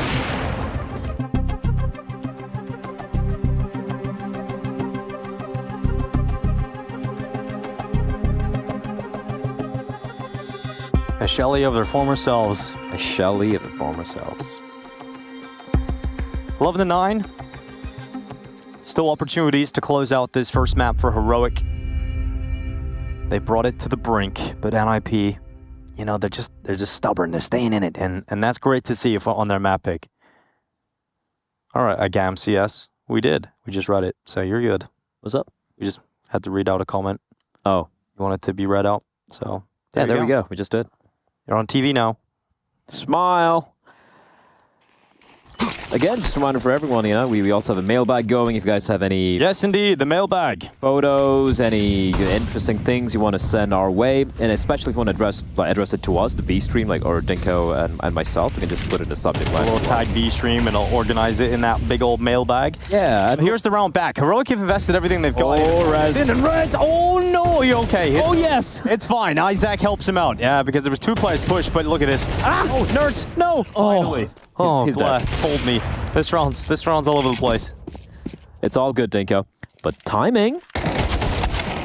Oh, Maxter aware. Still catches Shush, who I thought got the timing there. And now fights taking place all over the map. Kixon completely split up. I don't know what's happening here. The bomb's all the way over towards A. If the bomb goes A, he's got an empty site now. But he doesn't know that. Of course he doesn't. In fact, the bomb could actually just go down at elbow. How long? Oh, Dexter. Oh! Oh! No, he's like the greatest Oh! Straight through the wicket. Oh, no. Straight through the wickets from Dexter. Yeah, that's not good. And now Kicksound left 1v3. Damn. He usually hits those ones, man. He usually hits those ones. Yeah. Now Kicksound 1v3 would have been a lot easier if Dexter just got that one kill. The top fragging IGL. Oh, he had a footstep. He knows where Rez is. Oh, he's got Rez. A little time. Oh, Rez goes down. Molly towards elbow to force that player back. He goes to the peak. Wrinkle wins it. Kicksound drops. This huge scoreline that Heroic had has now completely fallen away. Dexter. It's okay. It's not okay, really, but... I feel it because I've been there. Except I've never been in a situation like this playing in like an EPL. Oh man, that's a rough one, dog. Dude, that was the round. That was, well, maybe not confirmed, but it was definitely the pathway back into it. He talked about quicker rounds working for Heroic. It was all about A. Here they come again. Into the A bomb site. Just a straight up charge. Utility going out, delaying this A attack. They hear the steps from Donut, so they can try and delay it all they want, but they can't. They can't stop it. Maxter committed through the Donut smoke and only managed 1 kill while fully blinded. Rez coming back in with an important headshot. It's still a 2v3, not completely unwinnable here for the Ninjas, but pretty difficult, I shall say, as Alex falls to the hands of Nerds. It's a huge round from Nerds. 3 kills as he just rushes into the A bomb site. And of course, Heroic find 12 rounds by rushing the A site. They just got A all this while, Dinko. Yeah. And of course, Rez gets deleted through I guess the they just wanted to try something different, you know. The rest of the half, see how it went. It's like a classic, you know, you're playing a pub with your friends and you're calling for your team and everything's working out. All right, guys, let's try something else. And it fails. It fails again. And finally, just go back. Should we just go away? But at least, you know, they made NIP start thinking about other possibilities. Also, it was very well played by Nerds on that on the bomb site. He does really well. Great repositioning. I mean, there was 3 players there on the A bomb site for NIP. They heard it coming. They just couldn't get enough kills. Great flashes, and Heroic are able to reach map point. Looking to close out Ancient. Let's go A again, guys. Come on. NIP's map pick. And I feel like for Nip as well, every time these A hits have come in, they're so eager not to allow the bomb to get down. And if you're not really getting these fair deals, just give it up. It's okay. You have donut control. You have control of CT and Temple. You can go for a retake. It's not the worst. But every time to try to prevent it, it has been Heroic coming out on top. Wrinkle decapitates Nuts through the edge of the wall as well. Great shot from him. And now Heroic. They were planning to go A, Dinko. But they're having second thoughts about it, which makes me sad. I'm sure it makes NIP happy. Maxter in Red Room. Good position to watch them if they hug that right wall, if they creep up into Donut or they try and get in towards Red. Maxter should be at least getting one kill, but he's going to intermittently peek into middle, and Dexter was ready to punish a Red peek. Now Kixan on B, ravenous for the kill on Alex. He knows where Rez is, he heard him. 40 seconds, Rez takes steps back to safety. He knows he's being split. There's a possibility they could come Red to B, but surely he's seeing now that it's going to be the A play. And he's got to put the A player on high alert. It's Isaac with a mirror. Look like MP9, but they come back. They come back and they lure Rez into it. But now they know the AWP is here. Yeah, this is going to require a heroic effort from Wrinkle, no pun intended, of course.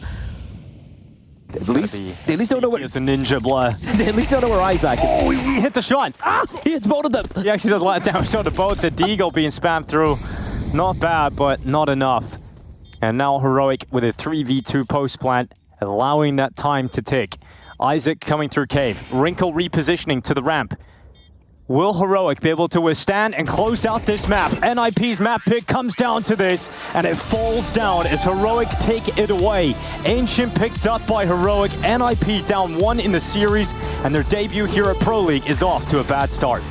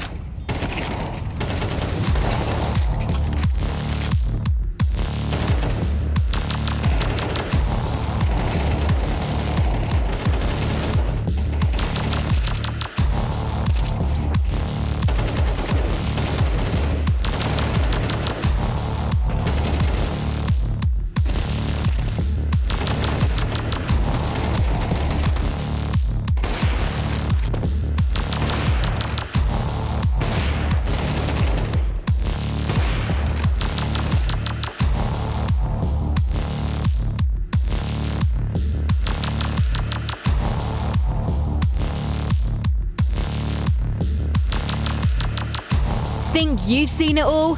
With Faceit Watch's Point of View Selector, you can experience the game from any pro's perspective. Use the multi-view feature and customize the stream with up to 4 angles. Control what points you see while earning rewards. Drops are activated and lucky winners will receive Faceit points. And if you ever miss a match, VODs are now available. Get instant access to demos with multiple POVs and commentary. Watch it, control it, Faceit. It's time for hard-hitting journalism, and this time featuring the ninjas in pajamas. We're going to figure out something in some way to get under their skin, which is why I brought these 3 lovely gentlemen here. What are we thinking? I think we've got, Alex and Maxter back there. So how do we really embarrass the shit out of them? Yeah, that's good. The question is for Maxter specifically. Okay. Is it true that he wants to be called sexy while we're playing games? Okay. Is that real? Is that he likes compliment? I think so, yeah. He likes compliment, yeah. All right, what else we got? That's good. So Alex is from Spain, right? Maybe something about siesta. Alex, is it true that you forced Exist to put siesta in the schedules? Okay. We got any more? What else we got? Why are blueberries not blue? Why are blueberries not blue? Yeah, just ask Alex. So it's all like Max works out the ultra, yeah? Yeah. Why did you stop working out? So Max, you're looking a little small. Yeah. Did you stop working? Did you stop working out? I think we're good here. I think we can get this moving. All right, shall we? You guys got any more? It's perfect. Let's do it. Let's go. We've arrived at the building, into the room, where in which Nip is waiting inside. Now, we've got the 3 suspects over here. As you can tell, Rez, he's kind of feeling devious in this moment. So let's get this show started, shall we? Come on, gentlemen, let's go. I didn't even play in a team at 2021. What's happening here? Sorry to interrupt. Max, is it true you want to be called sexy mid-game? Explain yourself. That's not true. Oh, it's not true. What the fuck is... Bro, what the fuck? Okay, I can tell a story. Go on. But it's not like it sounds. Okay. I think it was when we had a rough time or something. Then I said that we should give each other compliments mid-game. Maybe if someone is struggling and so on. And then I gave some examples, and one of those were like, maybe you can look at like you're nearby and you can say like, you look good today or something. And then they made up their own. Yeah, an easier way of saying you look good. You look sexy. Fair enough. Did it work? Yeah, it was every time for him. Alex, is it true that you forced Exist to put in a siesta in the practice schedule? Is that actually true? No, it's not. But I wish. Why are blueberries not blue? It's actually a nice question. Are they not blue? Well, they are blue or what? No, they are. They are blue, right? No, they are not. They look like blue, but they are not blue. Well, they are blue, but they are purple inside, no? Yeah, exactly. Oh, this is mean. Max, you're looking small. Did you stop going to the gym? Bro, I heard this earlier today. I got so sad, actually. Bro, it was not nice. Bro, who said that? It began with Truls saying, you look tiny today. And then Seda looked at me and said, have you stopped going to the gym? And it hurt my feelings. Ouch, man. Well, maybe we should cut this and Max can go to the gym and we can end hard-hitting journalism.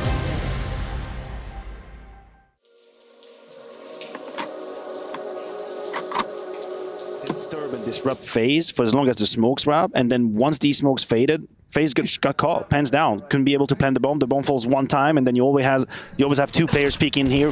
I think we're about to see the bomb falling out. That's this moment right there. It just rolls over, and then they just fight. Anytime a T tries to grab it again, it's just immediate punishment, and that's because they've put pressure non-stop, consistent pressure, while the plan could have happened. And now it's FaZe on the Nico round. You're right. It's the penultimate round here as well at the half. This is Sango taking the lead, looking for a 7-5 finish. So we've got P250s, Deagles, no Kevlar. This is an eco, straight up. Nothing to speak of. We've got smoke to work with. I guess you could throw that in CT spawn or red room and just try and find a couple of kills potentially, but it would take a massive screw up here from Sango to offer this round over. This could be a 7-5, and we were looking at FaZe controlling an anti-eco on the A side. And this could be a 7-5 Sango. Yeah, for real. Damn. Got the AKs in the hands of Youngster and X-Cloud as well. Everything's looking good.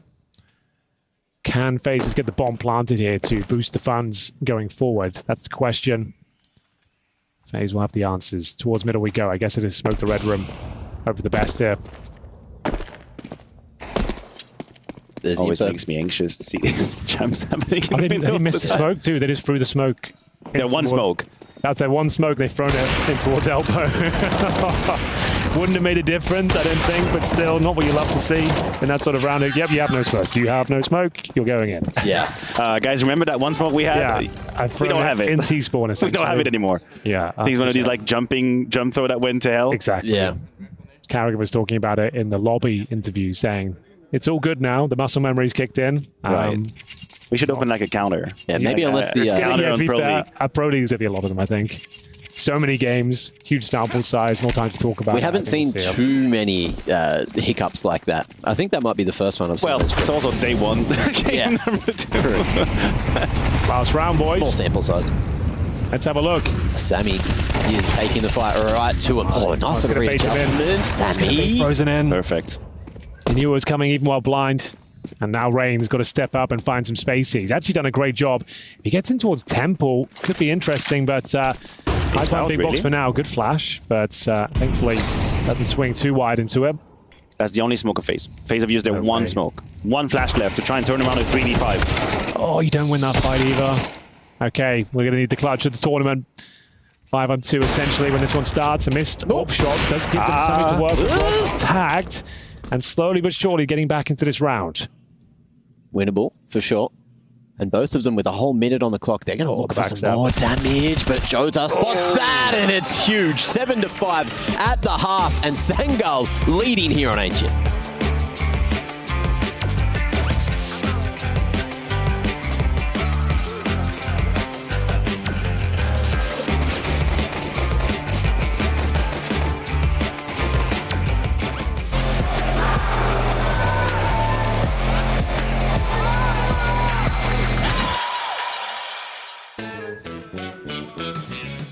Great to get live footage from the A-Stream player watching what is becoming probably the upset of the tournament. It's still early days, Dinko. Yeah, but it's still early that days. is still a huge upset. Sangal versus FaZe Clan. It's FaZe in group stages in Pro League. I'm fine. But Sangal looking phenomenal. It's a team, who, when you saw that team come to fruition, you're like, I don't know about this lineup, right? But they've looked very good online. And it's good to see that, coming into Pro League, they're continuing their form. The map 1 was absolute drubbing against FaZe 13-2. And right now in Ancient as well, the real chance to seal it in a 2-0 fashion against Carrigan and co. Wow. That would be incredible for Sangal. What a great opening to their Pro League. But for NIP, it has not been a good opening to their Pro League. Yeah. They're map pick, blah. They're map pick, and they haven't been able to get it done. Ancient goes the other way. It's a map of two tales, right? We saw some really cool stuff coming out from both the teams, but the amount of mistakes being made, more by Nip as opposed to Heroic. Because Heroic's T-side, you look at Ancient, what they did, just ran towards A again and again and again, and Nip didn't know how to handle it, just pushing in through smokes one by one. They were so discombobulated, no synergy in how they wanted to make up their mind. You just want to prevent them from getting the bomb down, then fight together, right? Or just play for the retake. The only kind of, I don't even know if Isaac stood out, but Kixan. Yeah. I mean, Isaac had a good first half. I think it was 11 kills going into the second half, so he gets 4 in the second half. That's not good enough, right? But Kixan, he has a lot of impact. He called that stubborn A hit and it just kept going with it, and eventually was the winning recipe. Kixan has 2 great calls. Go A and Kixan go kill. Yeah. And it's brilliant. And it worked out. And I want to give credit where it's due, right? He's someone who has come under a bit of criticism of late, with the struggles, the tribulations of Heroic, saying maybe the calling is a problem. But no, he's been looking very solid indeed. And despite Nip kind of bringing it back later on, they're able to close it out. In all honesty, pretty convincingly, if you ask me. But for Nip, and the amount of mistakes we saw, it's on a map against 2 rounds where Heroic just had 2 safe rifles, completely flubbing it on the B bomb site. That's what you're expecting that Nip have at least fixed, right? And it's not going to get any easier. Look at some of the teams you have in this group. You're talking about your phases. Oh, okay, I say phase, but you're talking about Sangals. You're talking about your Sangals. Yeah.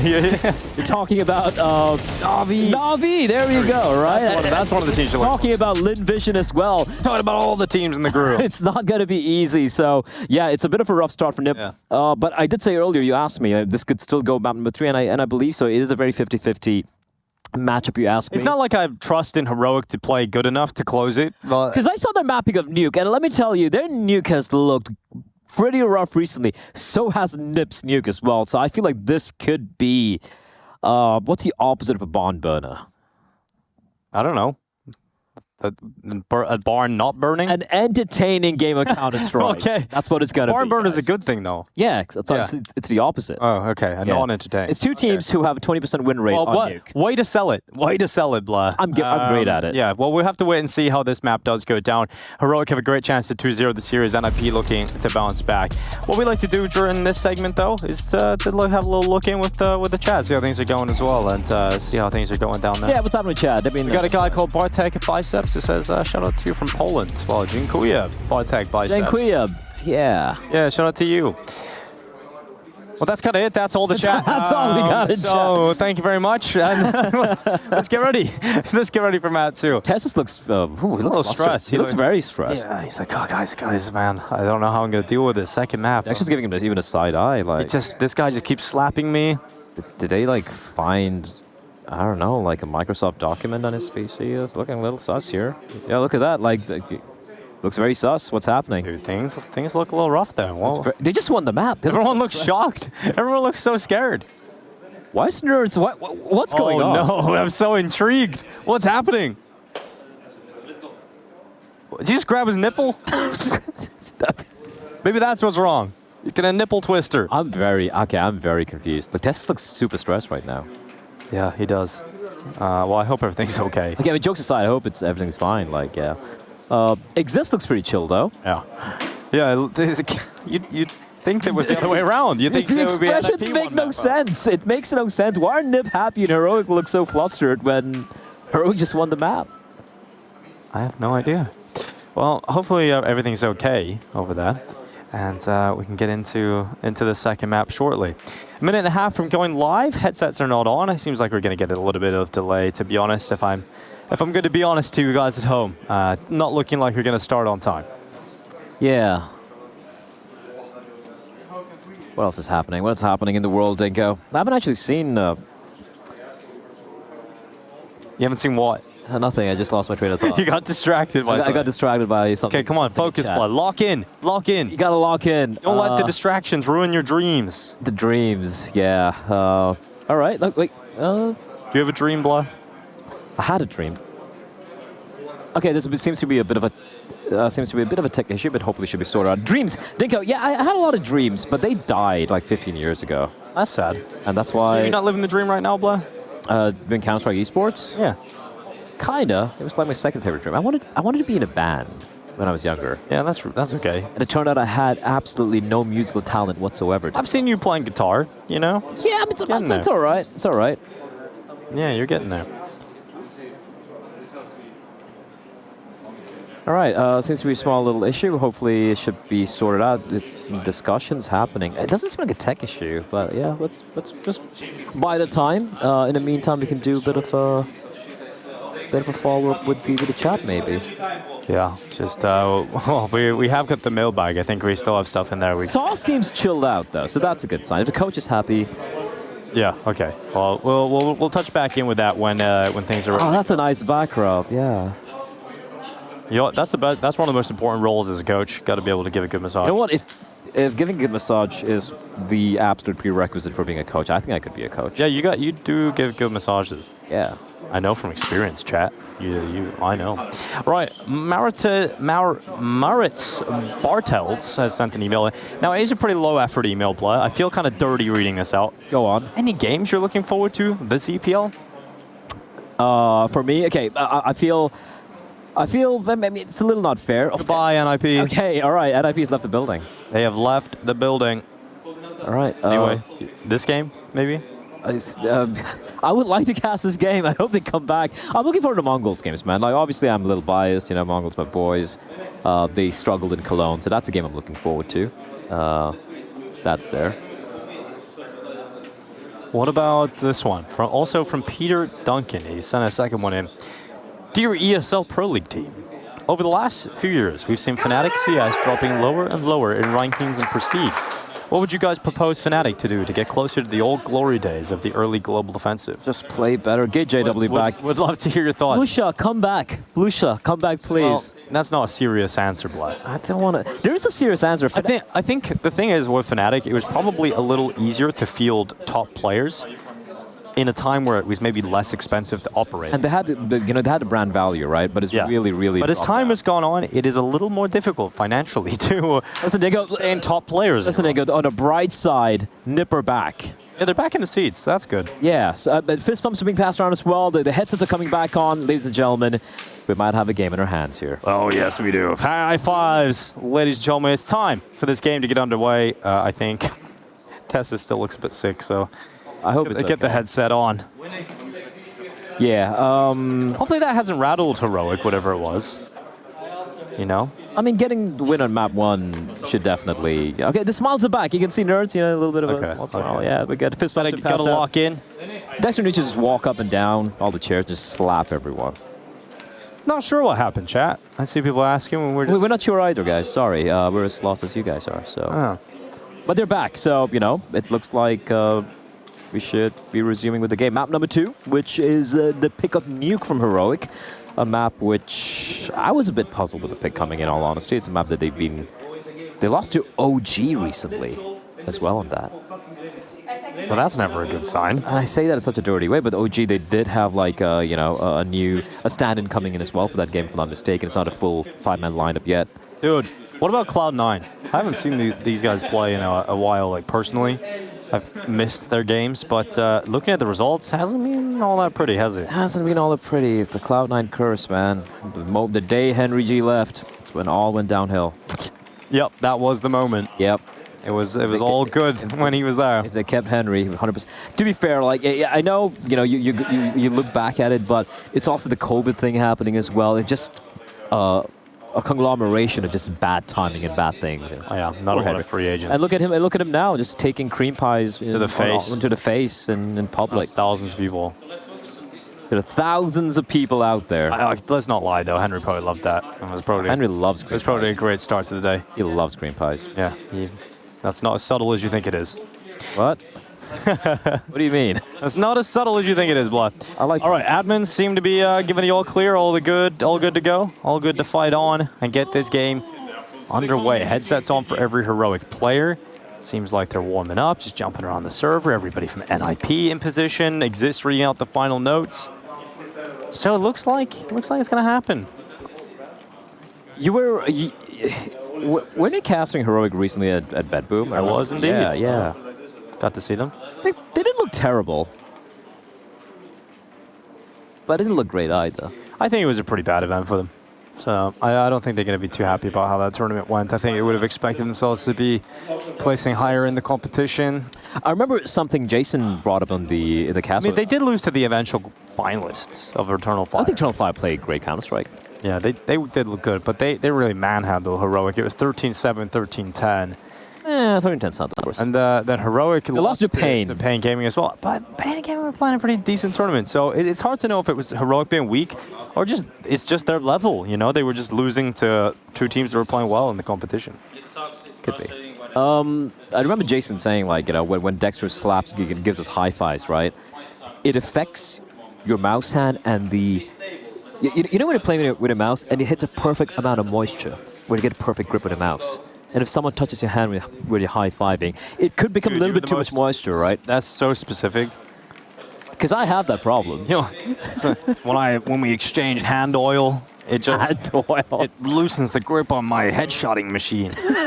It's Moses who said it, and I was nodding along, listening. I'm like, yeah, absolutely. Well, I was sitting beside him, just looking at him like he was crazy. You know, he is, like, dude. He is a bit crazy, though, Jason. You all right? But then again, all of us are a little bit. Everyone has a little crazy part. Especially Twitch chat. You guys look most crazy. Shout out Twitch chat that one time. YouTube chat too. Haven't really looked at you, to be honest. But I hope you're doing well. Doing well out there. Later today, though, we have one more game. Ooh, that's exciting, isn't it? Yeah. We've got Darth Mike and Exner coming to cast that one. So we have a little update. This is quite spicy. I'm assuming we're going to have to announce this, so I'm going to do it. 1 second, just going to check that. Just get confirmation that we can... Yeah. Well, I mean, it's going to be public. The game is about to start, so... Okay, all right, Dinko, do the honors. This is wild. So, ladies and gentlemen, listen up. We've got an official statement coming in. The first map has been overturned, as Heroic have been caught using SnapTap. Oh, no. Which has allowed NIP to win the first map, and they are now 1-up in the series. This is not a joke. This is not a meme. We're not making this up. Yes, so that is why Tessa must have looked a little stressed, and Heroic looked a little stressed. I think he had it on by mistake. They've had SnapTap turned on. Oh, no. That has been overturned. So NIP have taken map 1. Yeah, one away. So let's get into it, ladies and gentlemen. Map 2, NIP up 1 map in this series. And this, ladies and gentlemen, is a first. We've got our first controversy with the SnapTap. NIP 1 map up in the series. They fought so hard to get it. They fought so hard to get it, Bled, but here they are. Well, Dinko, that's a historic first right there. Okay. I'm sorry. Just gotta get into this game right now. I'm still reeling a bit from what we just heard. I can't believe that happened. I can't believe that happened. Controversy. It surrounds the Heroic camp yet again. Maxter with the dual Berettas kickstand down. Tessus and Dexter left alone, and wouldn't you know it, SnapTap turned off, and they haven't even got a kill yet. Blah. Was it Tessus? Yeah, it must have been Tessus. Oh no, bro! I feel so bad for him. You do, dude? I mean, it's also like if it's by accident, of course. It 100% feels like it was unintentional, right? He looked like he was gonna be sick. Well, Tessus now left alone. Redemption for Tessus time. 1v3, looking to get a little bit of snappy headshots. Tap away with this P250. 50 seconds left, and he's going to maneuver his way around the yard. Oh, no. Well, Bowman is back, and let's focus up. Let's give him the respect of the He's going to make it happen. No SnapTap. He's going to win his 1v3 and show it wasn't a SnapTap. Oh, Rez is close by. Never mind. SS goes down, and NIP win the first round of Nuke. Now, I have to imagine that this is going to rattle Heroic to a crazy extent. This is going to throw their mental out the window. This is a top Reddit post right there. I was here, ma. Bro, the first thing when... You're going to be okay, Blah. when a Valve announcement came out, the update came out about SnapTap, the first thing I did, Dinko, was open up my Rager Synapse and just turn it off, like SnapTap off, no more.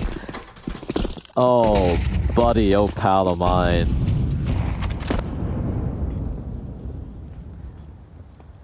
I'll tell you he's going to be switching to keyboard just after this game. Oh, man.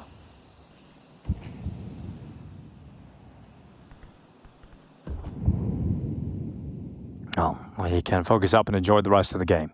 Glocks for Heroic. They're going to transition down into the lower bomb site. And you aren't expecting too much to happen here. So NIP 2-0. You'd imagine this is going to take a little moment for Heroic to settle into Nuke. But this is their map pick. Still a fighting chance to bring this into a third. Alex cleaning up. It's 2 kills locked in, making a third. And Nurse is there with him. Bomb plant actually picked up for Heroic, so they've actually managed to get something out of this that really wasn't expected. 0 investment, bomb goes down, and a 2-0 start for NIP. Yeah, that's a win for Heroic. No investment, still able to get the bomb down. Now the buy is in. All right, you just need to focus up. You think just reel it back. Yeah, I'm fine. I'm not. I could tell. It's been a long time since I've seen a game being overturned because of something wild.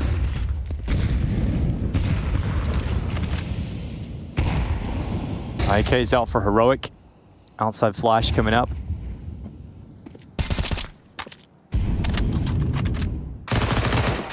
And damage done through the smoke. Shush taken out by Isaac's MP9. So NIP collect the first kill of round 3, looking to put 3 up in a row on the board.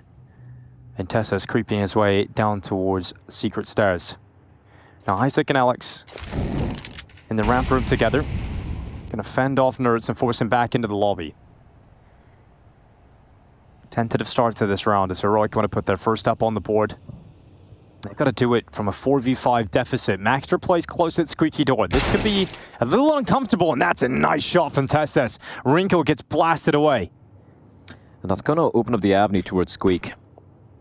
Nice times on the smoke, but kicks... Oh, that's stuck together! Door stuck! But Tesses finds a second kill for himself, a 4v3. But Alex pushing up towards ramp. He's getting a lot of information here. But they need to speed up. There's no one on the upper bomb site. And Heroic making no noise whatsoever. They're going to walk into it. Bomb going to be planted. Now, if NIP, you go for this.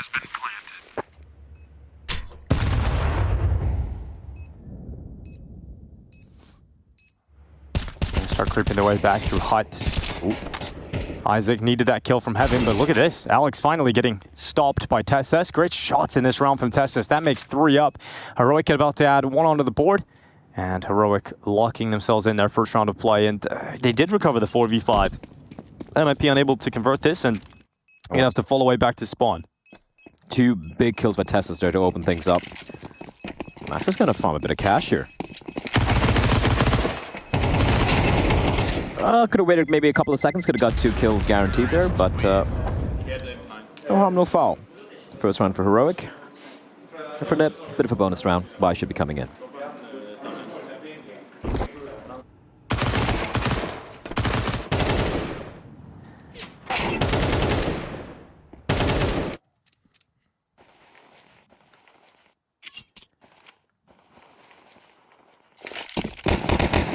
AK still continue for Heroic, and there was a possibility for a bonus round victory in the previous round for NIP. They didn't pick it up.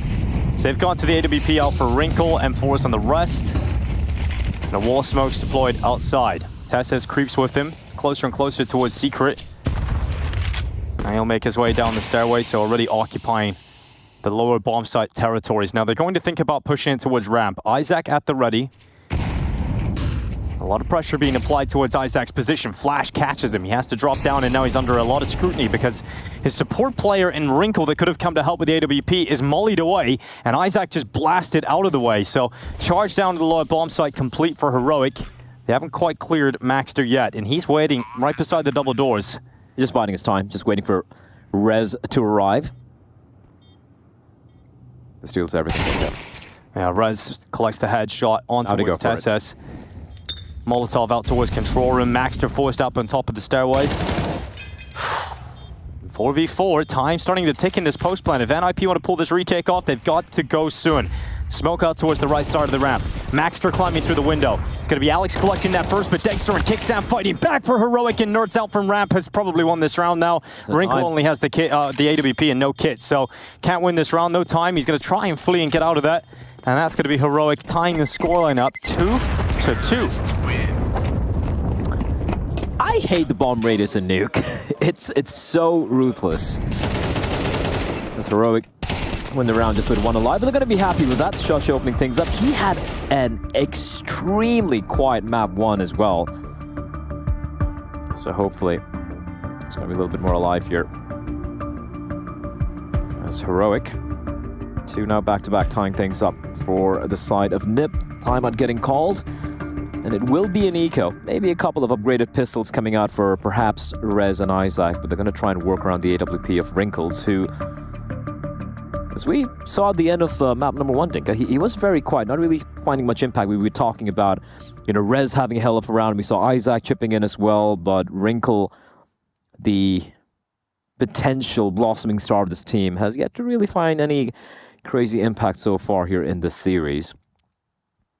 And Nuke CD side, as an operator, that is where you expect to see someone like him shine.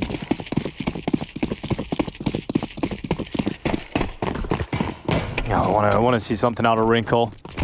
Didn't have the greatest first map, and now charge out from Heroic. Oh, the Zeus worked out for Alex nicely. Tetses hits the deck, 5-7 for the back of the bomb site. Eventually cleared out, but the USPs with the distraction and Wrinkle's AWP, they've been able to put a stop to this for Heroic. It was a decent start from Heroic into the round, but things have unraveled so quickly, so very quickly. But Maxter gives up his life by pushing into Hut and has given Dexter a 1v1 with all the time in the world. Last spotted over towards Heaven. Wrinkle relocates to main, and Dexter is able to read it, find him, and drop him to pick the round up for Heroic. Still very, very close, very expensive round there from Heroic. For Heroic, rather. Nice find by Alex, and then the USP is putting a lot of work. It's actually a pretty good call from Heroic, right? You know they have the AWP player, a live Wrinkle. So, like, where's the one spot he's least likely to be on, which is the upper bomb site. So a fast upper pop. Still got it very hairy. For Nip, yep, that's just a full eco for the rest of them, so the buy will be in. The op retrieved for Mr. Dexter. Money really hasn't been built up on either two teams, so still a very back and forth affair for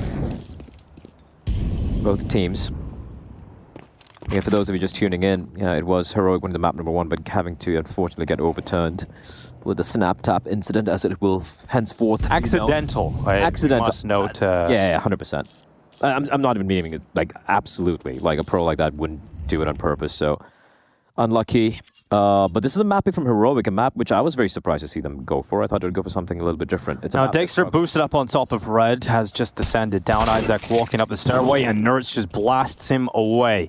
Isaac ripped off the top, and now Heroic standing with the advantage.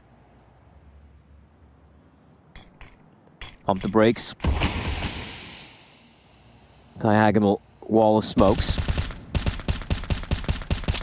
And you can see for Nip, they really have no information. They got nothing whatsoever. They have a player towards lower. They've actually gambled towards lower because they haven't heard any footsteps.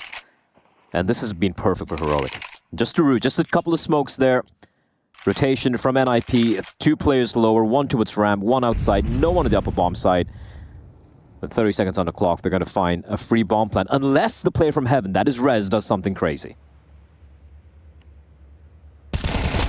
Rez coming out, peering over the top. It's going to be 1 on towards Kicksat. Tessis to trade it back.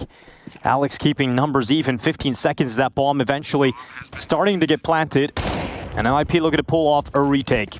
Maxter's close by. Molotov towards the back of the side. It's going to heat things up for Heroic. Alex swinging into the jewel, and it burns eventually at Heaven, but it puts it all on Dexter. Now, he won a 1v2 previously. This one a lot more difficult with that defuse happening and the bomb not planted for him, so Dexter's going to have to concede this one. Wrinkle with a full stick of 10 seconds. Pulls off the round for NIP. Dexter looking to peel away with another at the end there.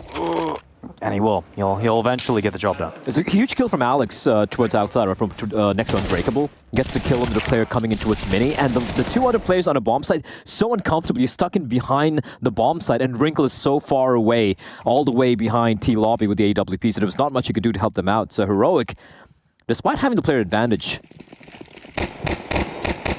well, things not really going their way. Well done from NIP as well. It was a very controlled retake. Outside wall deployed. Switch up from Rez hasn't done this yet so far. Yeah, he has. He's going to be a little bit disruptive here. Real problem. Did he see him? Oh, could be a thorn in their side, but they're going to check for it. They're going to consider it, and Rez not patient enough to make it pay off. He walks right into the backside of Red, and Kicksand knocks him out. Opening kill for the side of Heroic. Good kill from Tessa's back. There's Wrinkle to hit the deck, and two-player advantage for Heroic. The start of their T side on Nuke is looking pretty solid, at least in the early rounds.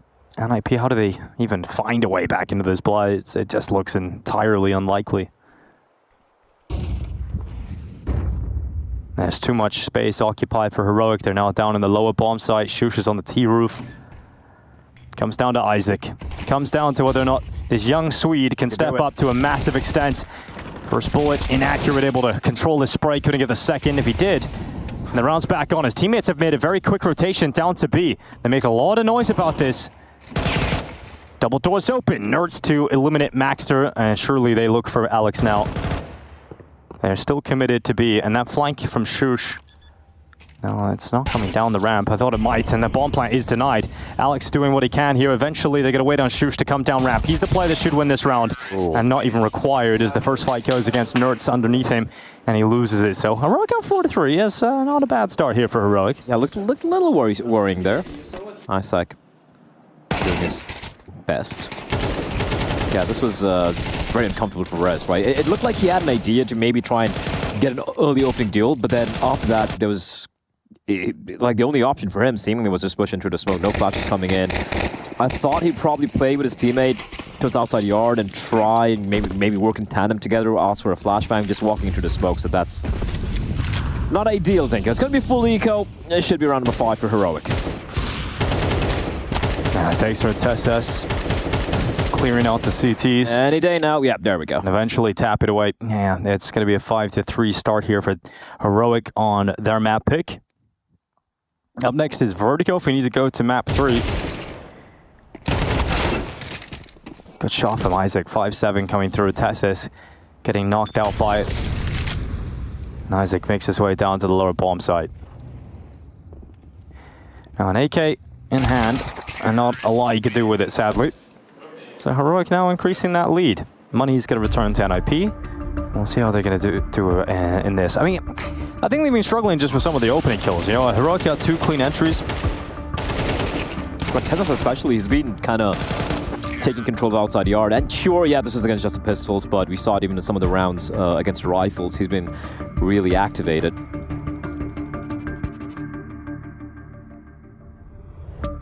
Second time for NIP. It's very early in the game.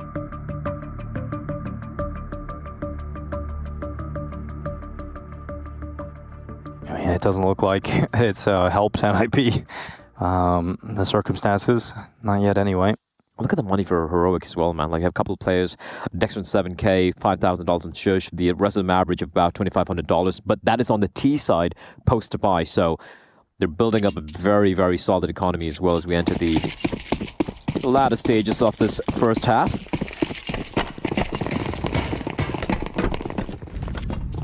Wrinkle, again, yet to really find much impact in the game.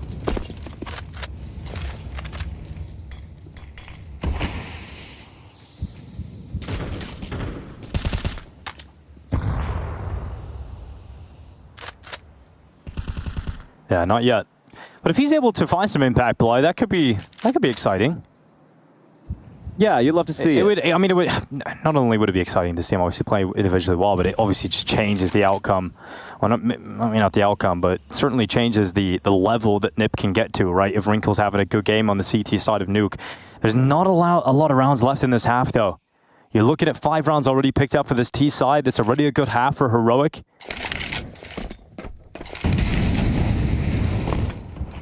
NIP need to pick up the rest, and they've lost their first player. Another double opener from Heroic. No answers yet from NIP, and it just keeps getting worse. Finally, Rez is able to step out of that smoke, reveals a kill on Shush. Nerds getting dinked. Rez doing damage, nearly takes down 2 players. That would have absolutely flipped this round back into the doable territory, but Heroic are outclassing NIP at the moment. They have come in, they have locked in, and this is a sign of a true professional roster though, right? The fact that you can have circumstances lead to you having your map win overturned, and you come back into this game and you just tell yourself you're going to focus. Right, okay, we're going to have to just deal with what happened and focus up and get the result regardless. And so far, so good for Heroic. And I mean, the amount of rounds they've picked up on this T side already, it just feels like... And it's so convincing as well, right? A lot of the rounds, and the rounds that NIP have won have been coming down as a couple of heroics, a couple of timings going their way. Also lovely work from Shush. They're just being so very patient to clean kills. And even the spacing, the trading, they just look like the better team easily so far here on this map. Nip though, with a bit of, it's not really a great buy, but trying to go for the delayed lobby crunch. But Nerds, okay, Nerds. He's had enough. He has had enough. I mean, we talked about him, Bly. We said it on the first map, right? We were so excited to see if Nerds could come in and have a great performance. We were talking about some of the issues that Heroic have had, and that's being able to activate the likes of Nerds, being able to get Dexter Friking out. Coming into map 2 of this series, it's Tesses on 10 kills, 8 deaths. That's great to see that it hasn't rattled him. He's still focused and domed in this round by the Deagle, but you've got the Nerds and Dexter step up at the moment. That's a 4K for Nerds, and he handles that round very easily. Yeah, the vibes seem to be... recovered. Winning rounds generally does help the vibes, doesn't it? Yeah, Tessa's still not very happy, but that man, listen, he is really wrecking it in the server right now. Yeah, he is. The amount of opening kills he's getting, and that was a beautiful sequence from Nerds. 4K to close it out. Heroic just kind of speed running through this map. 7-3 now. There's 2 rounds remain and another buy for NIP, but these buys have just looked so toothless. Wrinkle though, nice aggression. Flashbang to the system as well, but he doesn't quite land the shot, Dinko. Lucky to stay alive as well. Yeah, it's going to be Rez removing Nerds. Down to just 3 players. Finally, NIP getting some clean entries in a round. Some clean openers going untraded.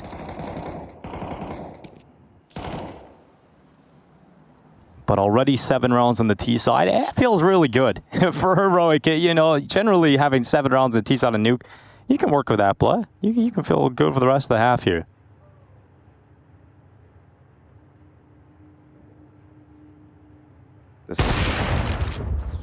Wrinkle's not having a good time.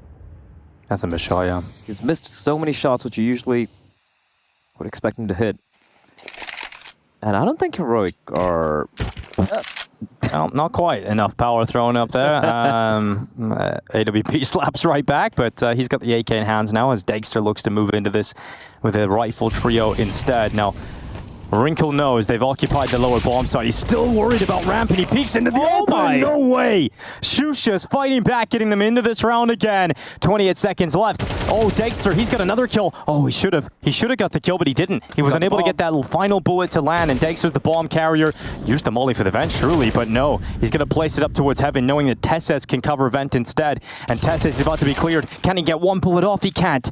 Alex moves up, and now it's Dexter with 100 HP left in a 1v3. Surely not, right? 2 players coming up the vent, 1 at main. They climb up the ladder right into Dexter. Oh, they line up, but no bullets.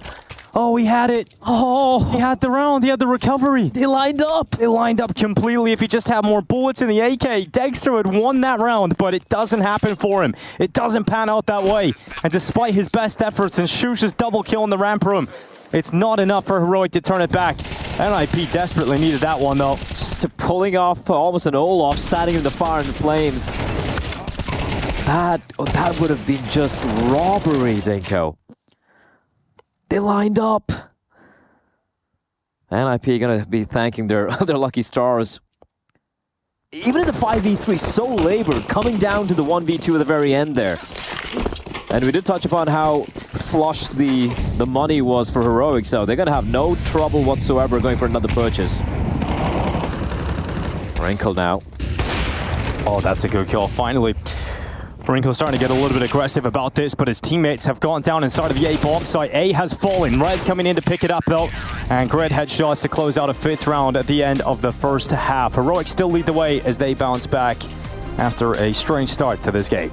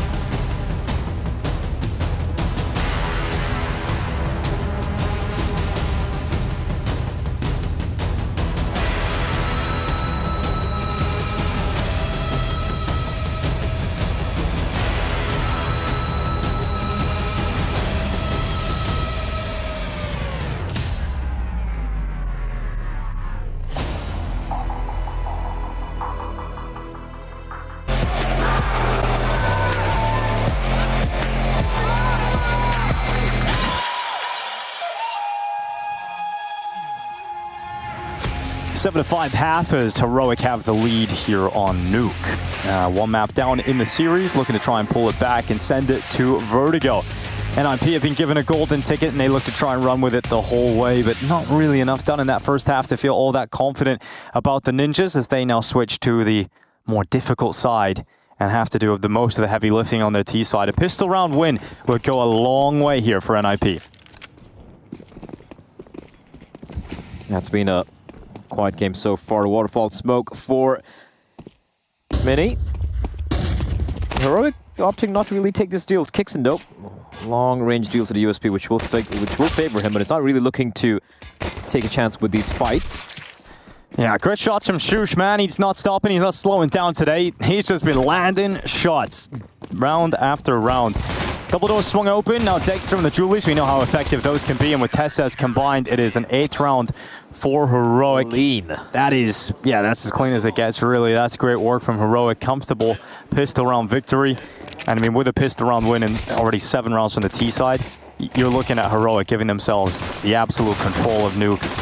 And he said it earlier as well, you know, just like the tenacity not to allow what happened in Map 1 to really affect their mentality. I think it's a great testament to just, you know, the team overall. They came in looking to kick ass here and chew bubblegum, and they were clearly out of gum. Nip, no bomb down, not even a kill, just the 5 Glocks. Little tower hoping they find someone, get a little aggressive outside. Unlikely to happen, so NIP can use this round just to try and settle into how they want to play this T side.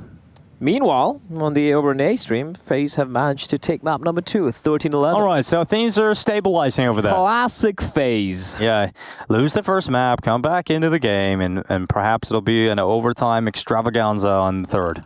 And I'm all for it, baby. Yeah, well, we're looking at Vertigo as a third map in this series, and right now looking likely we're going to have to go to that third map. It's going to take a while. Yes, this tower not exactly going to be all that effective, as no one from Heroic is budging, no one's giving any aggression up.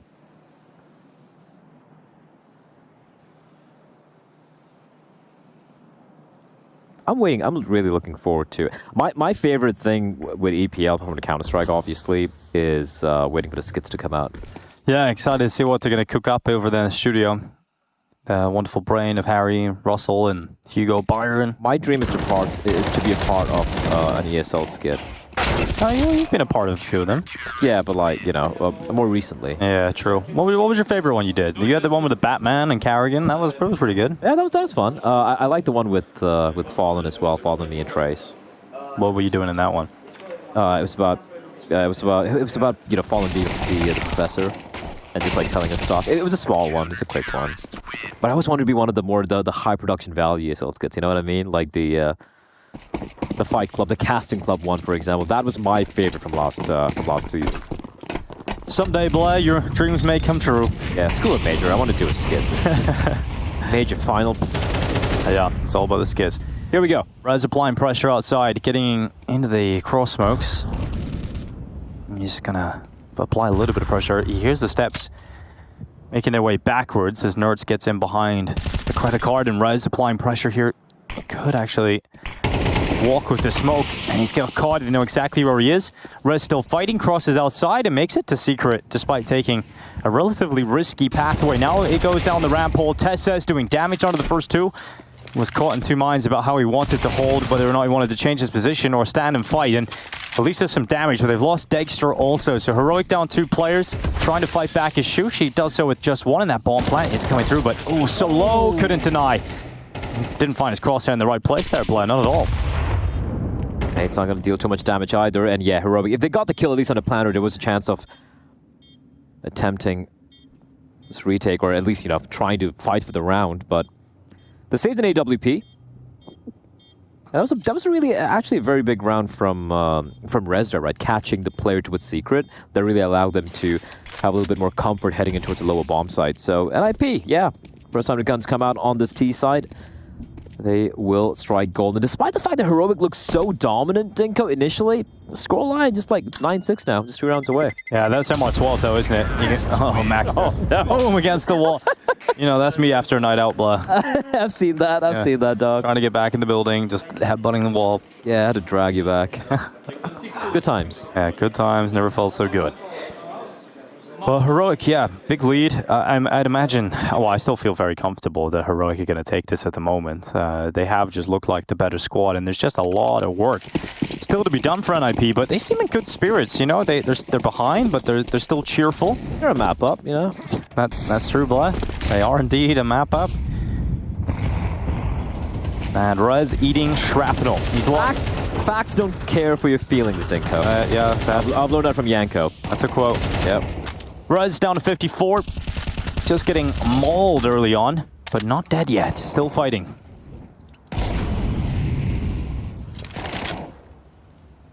Can Rez replicate what Tessus did on his T site? Remains to be found. We do have a bit of a roost what's outside. It's going to be a ramp pop coming in, and it is Dexter by his lonesome. AWP in hand, and there's no one nearby, Dinko. There is Tessus though roaming outside towards Hell, but if the push comes on in, he will have to drop on down. Oh, they've heard this. Well, it's a bait though. It's right into the scope waiting for them, so it's perfectly played. Steps It's making it sound like the ramp player dropped down into B to allow NIP to move forward, and they walk right into the AWP. They have lost control of the secret, however, right? So there are some avenues available for NIP, though. With time, not really different. 50 seconds on the clock. They have a player towards low up, towards back fence. Rez is going to be popping up here. And he catches the timing right. 40 seconds now. The execute has to come on in. Molly, not in Shish, though. Oh, Dink is in from Nerds. Kixan delivering onto Rez, and this NIP round has completely stalled out. It is nothing. Nothing for the Ninjas. Emphatic answer. Reply from Heroic. Not a single casualty, barely any damage getting taken as well. Just 29 points of damage being taken in total for the Heroic side, an absolute shutdown. And I love that little play towards ramp as well. There's the bait sound, as pointed out. Yeah, it was a great little move from Heroic. It worked out perfectly. NIP fall for the trap, completely losing the first player, and they really never found a plan B that was successful, right? They never got out of the lobby. They never burst through ramp. Just super tough stuff for the Ninjas in Pajamas. And, you know, you mentioned the scoreline not looking like it was worlds away, but I think it really is. You know, we're looking at the situation. A tech issue. So it looks like it's on the NIP side. Oh no, Dinko, scared now. You're okay, Blood. Don't worry. It's gonna be fine. What is it now, Rappy Tappy? Oh, Shush is just lounging. Hell yeah. And you should be. They're looking so comfortable right now in Nuke. Yeah. I had a few questions about his Nuke pick coming in, but they look like a well-oiled killing machine. Do you know who Killdozer is? Not a clue who Killdozer is, Blood. Oh, who do you think he is? I'd imagine he's some sort of comic book character, Blood. He's not. His name was Marvin Heemeyer, who once got so mad that he built a bulldozer completely armored up and went on a rampage in a small little town in the US in 2004 in Colorado. He just went bulldozing everything, and it was called Killdozer. Well, that sounds pretty psychopathic, really. I think he was. He eventually got... sounds horrible. Unfortunately. But yeah, Killdozer, man. Like, you thought he was a superhero or like a rather a bad guy, whatever. Yeah, kind of was a bad guy. He was an IRL supervillain. Yeah, it turns out he was. Don't let your dreams be memes, guys. Don't want to be a superhero. No, please don't encourage that, Blood, on this broadcast. So yeah, please don't do that. Don't drive down in a bulldozer. Please do not do that. I like bulldozers, though. Fist bumps in. Hopefully soon. The tech issue resolved, it looks like it is. So here we go. 10-6 scoreline. Heroic leading the charge. For the Ninjas in Pajamas, it's the Deeks out on 3. And this T side has been flat. I think their nuke has been somewhat flat as well in general. Only 4 rounds of difference though. Yeah, but it's got to be 11. Sorry, it's going to be 5 rounds, or rather 11 for Heroic very quickly here, unless it's Deagle can pull off something truly miraculous. And Nerd says, nuh-uh. Oh, yeah, yes. This one's done. It really does feel like it's over.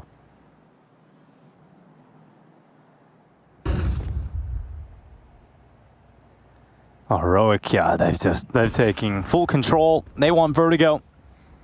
And it looks like they're going to get it. I think based on how Heroic have played across this series, and now questions being answered about how the performance would be here, you got to feel like Heroic are going to win this series, despite going to Vertigo. I did see the Heroic Twitter account make a tweet. Got me the first 3-0, best of 3 ever. Just kind of funny, actually. It's the BO5. A BO5 and a best of 3. Yeah. You would have thought. Yeah. Well, it's looking like that is the most likely outcome. And it's really impressive to me how Heroic have their mental, you know, being able to stabilize mentally and come into the game. It's not easy, even for some of the best teams out there, right? It's hard to come back from something where I was feeling a little weird at the start of this map. Like, I didn't really know what to think or what to feel coming into it, and I can only imagine what it's like being involved in that on the playing side of things. So, yeah, doing well. Heroic is just staying mentally in it. You're young, you're emotive, Denko. Yeah. You care about things. You have the empathy. You care about people and their feelings. But you know what? Facts don't care about feelings. Yeah, that's the second time you said that now. Yes. Yeah, it's really... Because my middle name is Facts. So you don't care about my feelings, Blah? That's it? Well, we'll talk about it later on. Anyway, considering I'm literally staying with you right now for like the next couple of weeks. It's fun, by the way. So, yeah, for those of you who don't know, I'm staying over with Dinko for the duration of our B stream here for EPL. Yep, that's going to be fun. Yeah, being roommates. I haven't had a roommate in... I haven't been a roommate, rather, in over a decade. I've never had a roommate, so... Well, there we go, Dinko. First experience. You know? Rise coming in for a peek at main. Great headshot. That's going to be kickstand going down, and a great start to the round here for Nip. Followed up by Isaac, and yeah, 2 clean entries like that generally result in the round victory. There's no way to get back into the fight here for Heroic. Money's good, though. Money is very good. But it's still just not likely enough to want to throw everything into it, so... Yep. They're just going to play some exits, and we're going to see another round added to the tally for NIP. But how often are we going to be able to see them go for an upper boss, get 2 clean entries, and immediately force a save call? That's a peak. That is one hell of a shot from Russ. You have to say, that was impressive. I am Oakland. 17 MVP strikes again. Yes, he does. That was a huge round from him, though. Great opening find as well. And listen, if you're Heroic, you're not really too worried, honestly. Can retrieve the AWP? Yes, they will. Testas. Oh, they're so low. Don't detonate. They're so lucky. Isaac is so lucky to stay alive there. All right. They do get one back in return. A faster upper split coming in, catching Heroic off guard. But as you pointed out, money is not going to be a problem whatsoever. Yeah, they've got money for days, so Heroic are just going to keep purchasing, which makes this very difficult for Ninjas. But let's see what they've got. I mean, they can start to build some momentum and finally shadow that money. It's going to take some time. Maybe they can get back into this. They're going for that A hit again. Looks like a direct hit. Flash comes out, kicks out blinded and forced in behind Tetris. Maxter looking at main and not looking in the sight. And that allows Kicksan to not only get the kill on the door player, but also spin back over towards Hutch. Shush gets 2 from the side and Nipper dead. It's 12 rounds to 7. Nipper dead. Yeah, it's over. It's over. That's it. Call it a day. Yeah, they're going to go for the hunt. I mean, it's also nice to see Heroic, you know, with everything resolved, still come out and look this strong, you know, and I think it wouldn't have affected the game all that much to a crazy extent, but it is against the rules, obviously. But it's now just Heroic showing that we were going to win Nuke anyway. We were going to pick this up, and now we're going to try and win the series over on Vertigo. And everyone's chipping in as well. Like we saw in map 1, yeah, despite the win they had, it was Kixon who was doing the brunt of the heavy lifting for Heroic. But here, everyone having their moment to shine. And Tess, as we saw him towards outside as well. We saw Nerds just popping heads left, right, and center too, and Hunt is absolutely on. Can Wrinkle save with 40 seconds on the clock, Dinko? I doubt it. The flash is going to come in. Where's the flash? No flash. They're getting closer towards him, but I think they want to kill him after the time. So they're just going to wait till this time runs out, and then they'll go and try and kill him after the time. So the run boost will ruin the shot, actually. Actually going to go with a little bit early, so offering up a mercy by going before the time. Wrinkle. They pick up the kill on Nerds. 12 seconds to defend his AWP, and they're getting ever closer to him now, down to the final 9 seconds. They're going to keep sending bodies at him, and eventually they get rid of that AWP. He will have money thanks to the mercy of dying before the time, but it might not matter because now it's 12-7. Heroic looking to close out Nuke. And looking very, very comfortable while doing it as well. Yeah, they're looking a lot better than Nip right now. A lot better. I don't think the entry path was necessarily that great from NIP. Maxter looked incredibly confused as to where he was going to be looking. Yeah, like especially when you're looking that direction, expecting a teammate's coming out from Hut to be clearing the angle to your left. Or smoking main, or I guess maybe they wanted to fight the main player. Either way, it doesn't work for NIP at all. I don't think Nip were expecting this map to come out, honestly. They looked, I wouldn't say woefully underprepared, but you can clearly see how different, the style, how different they look as opposed to Ancient, where sure, Heroic did win the game, but it was a much more closer affair, right, on Ancient, but... Okay, Nerds, that is one way to start the end of this map. 2 kills straight through the smoke and the crossing players. Kixan in behind Red. He doesn't catch anybody going down towards Secret, but they don't have information that all 3 remaining NIP players are down here.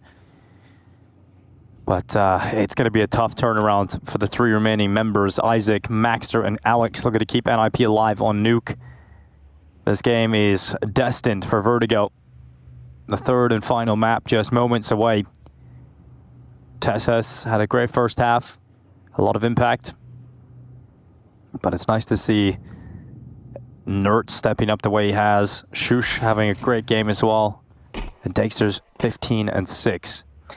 Doors open on B. Double doors swung wide. Tess has Chevy to check forward. Isaac's actually going to win that first fight, so drawing NIP a step closer. But Dexter's cleaned up, and he's had enough. He wants to close it here and now, and headshot to the face. That is one hell of a way to close it for felt Dexter. that. Yeah, we felt that one. And Heroic bounce back. A strange start to this map, but they will drag it into Vertigo. We take it to a third map, and their dreams of winning the series reawakened.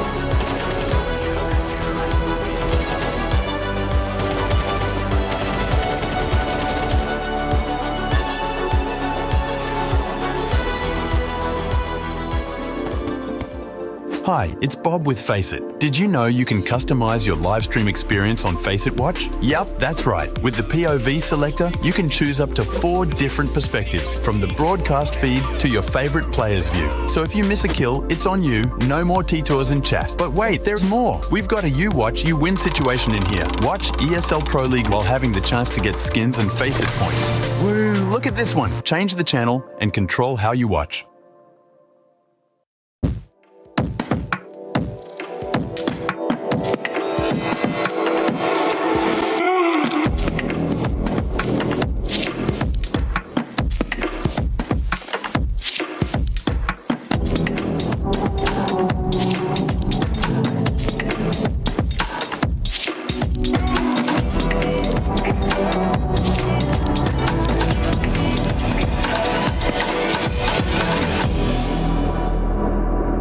You know, you've been on our screens for many years now and helping the kind of the generation behind you. It seems crazy to say, but there is the next generation now behind you. You were the next gen for the longest time, but there is a new gen, and you know, integrating that, obviously the ups and downs. Hell, I don't think you're getting away from the interview. Sorry, I'll get out of your way.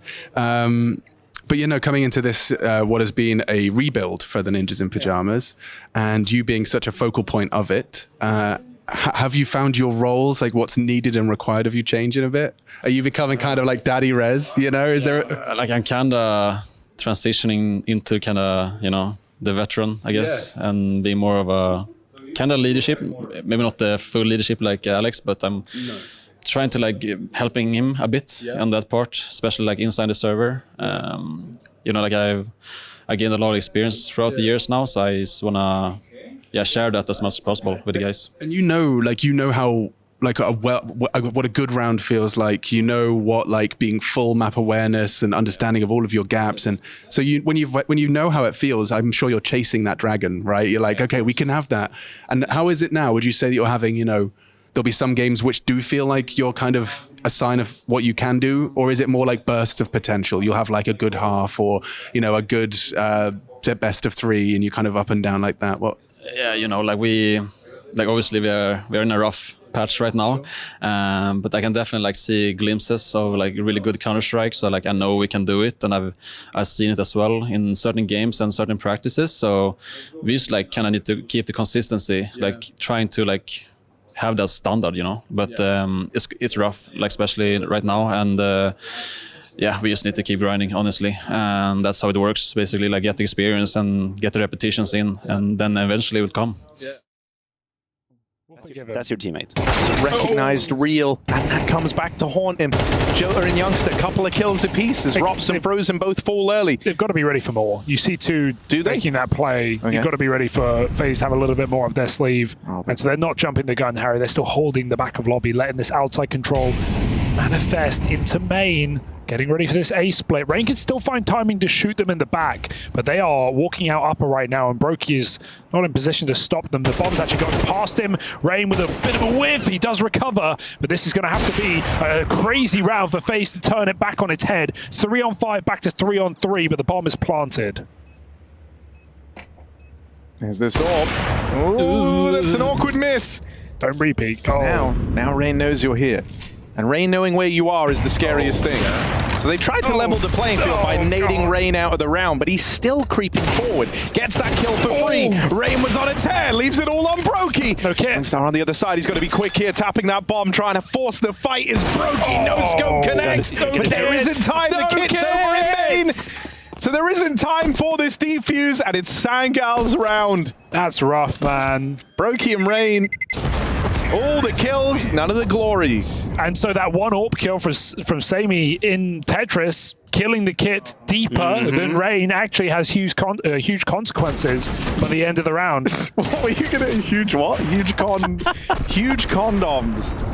on display from FaZe Clan. Not even close. You've added a couple of syllables. It sounded like that's what you were gonna say. No, it's because I slipped up on huge, and so I tried to full reset both words.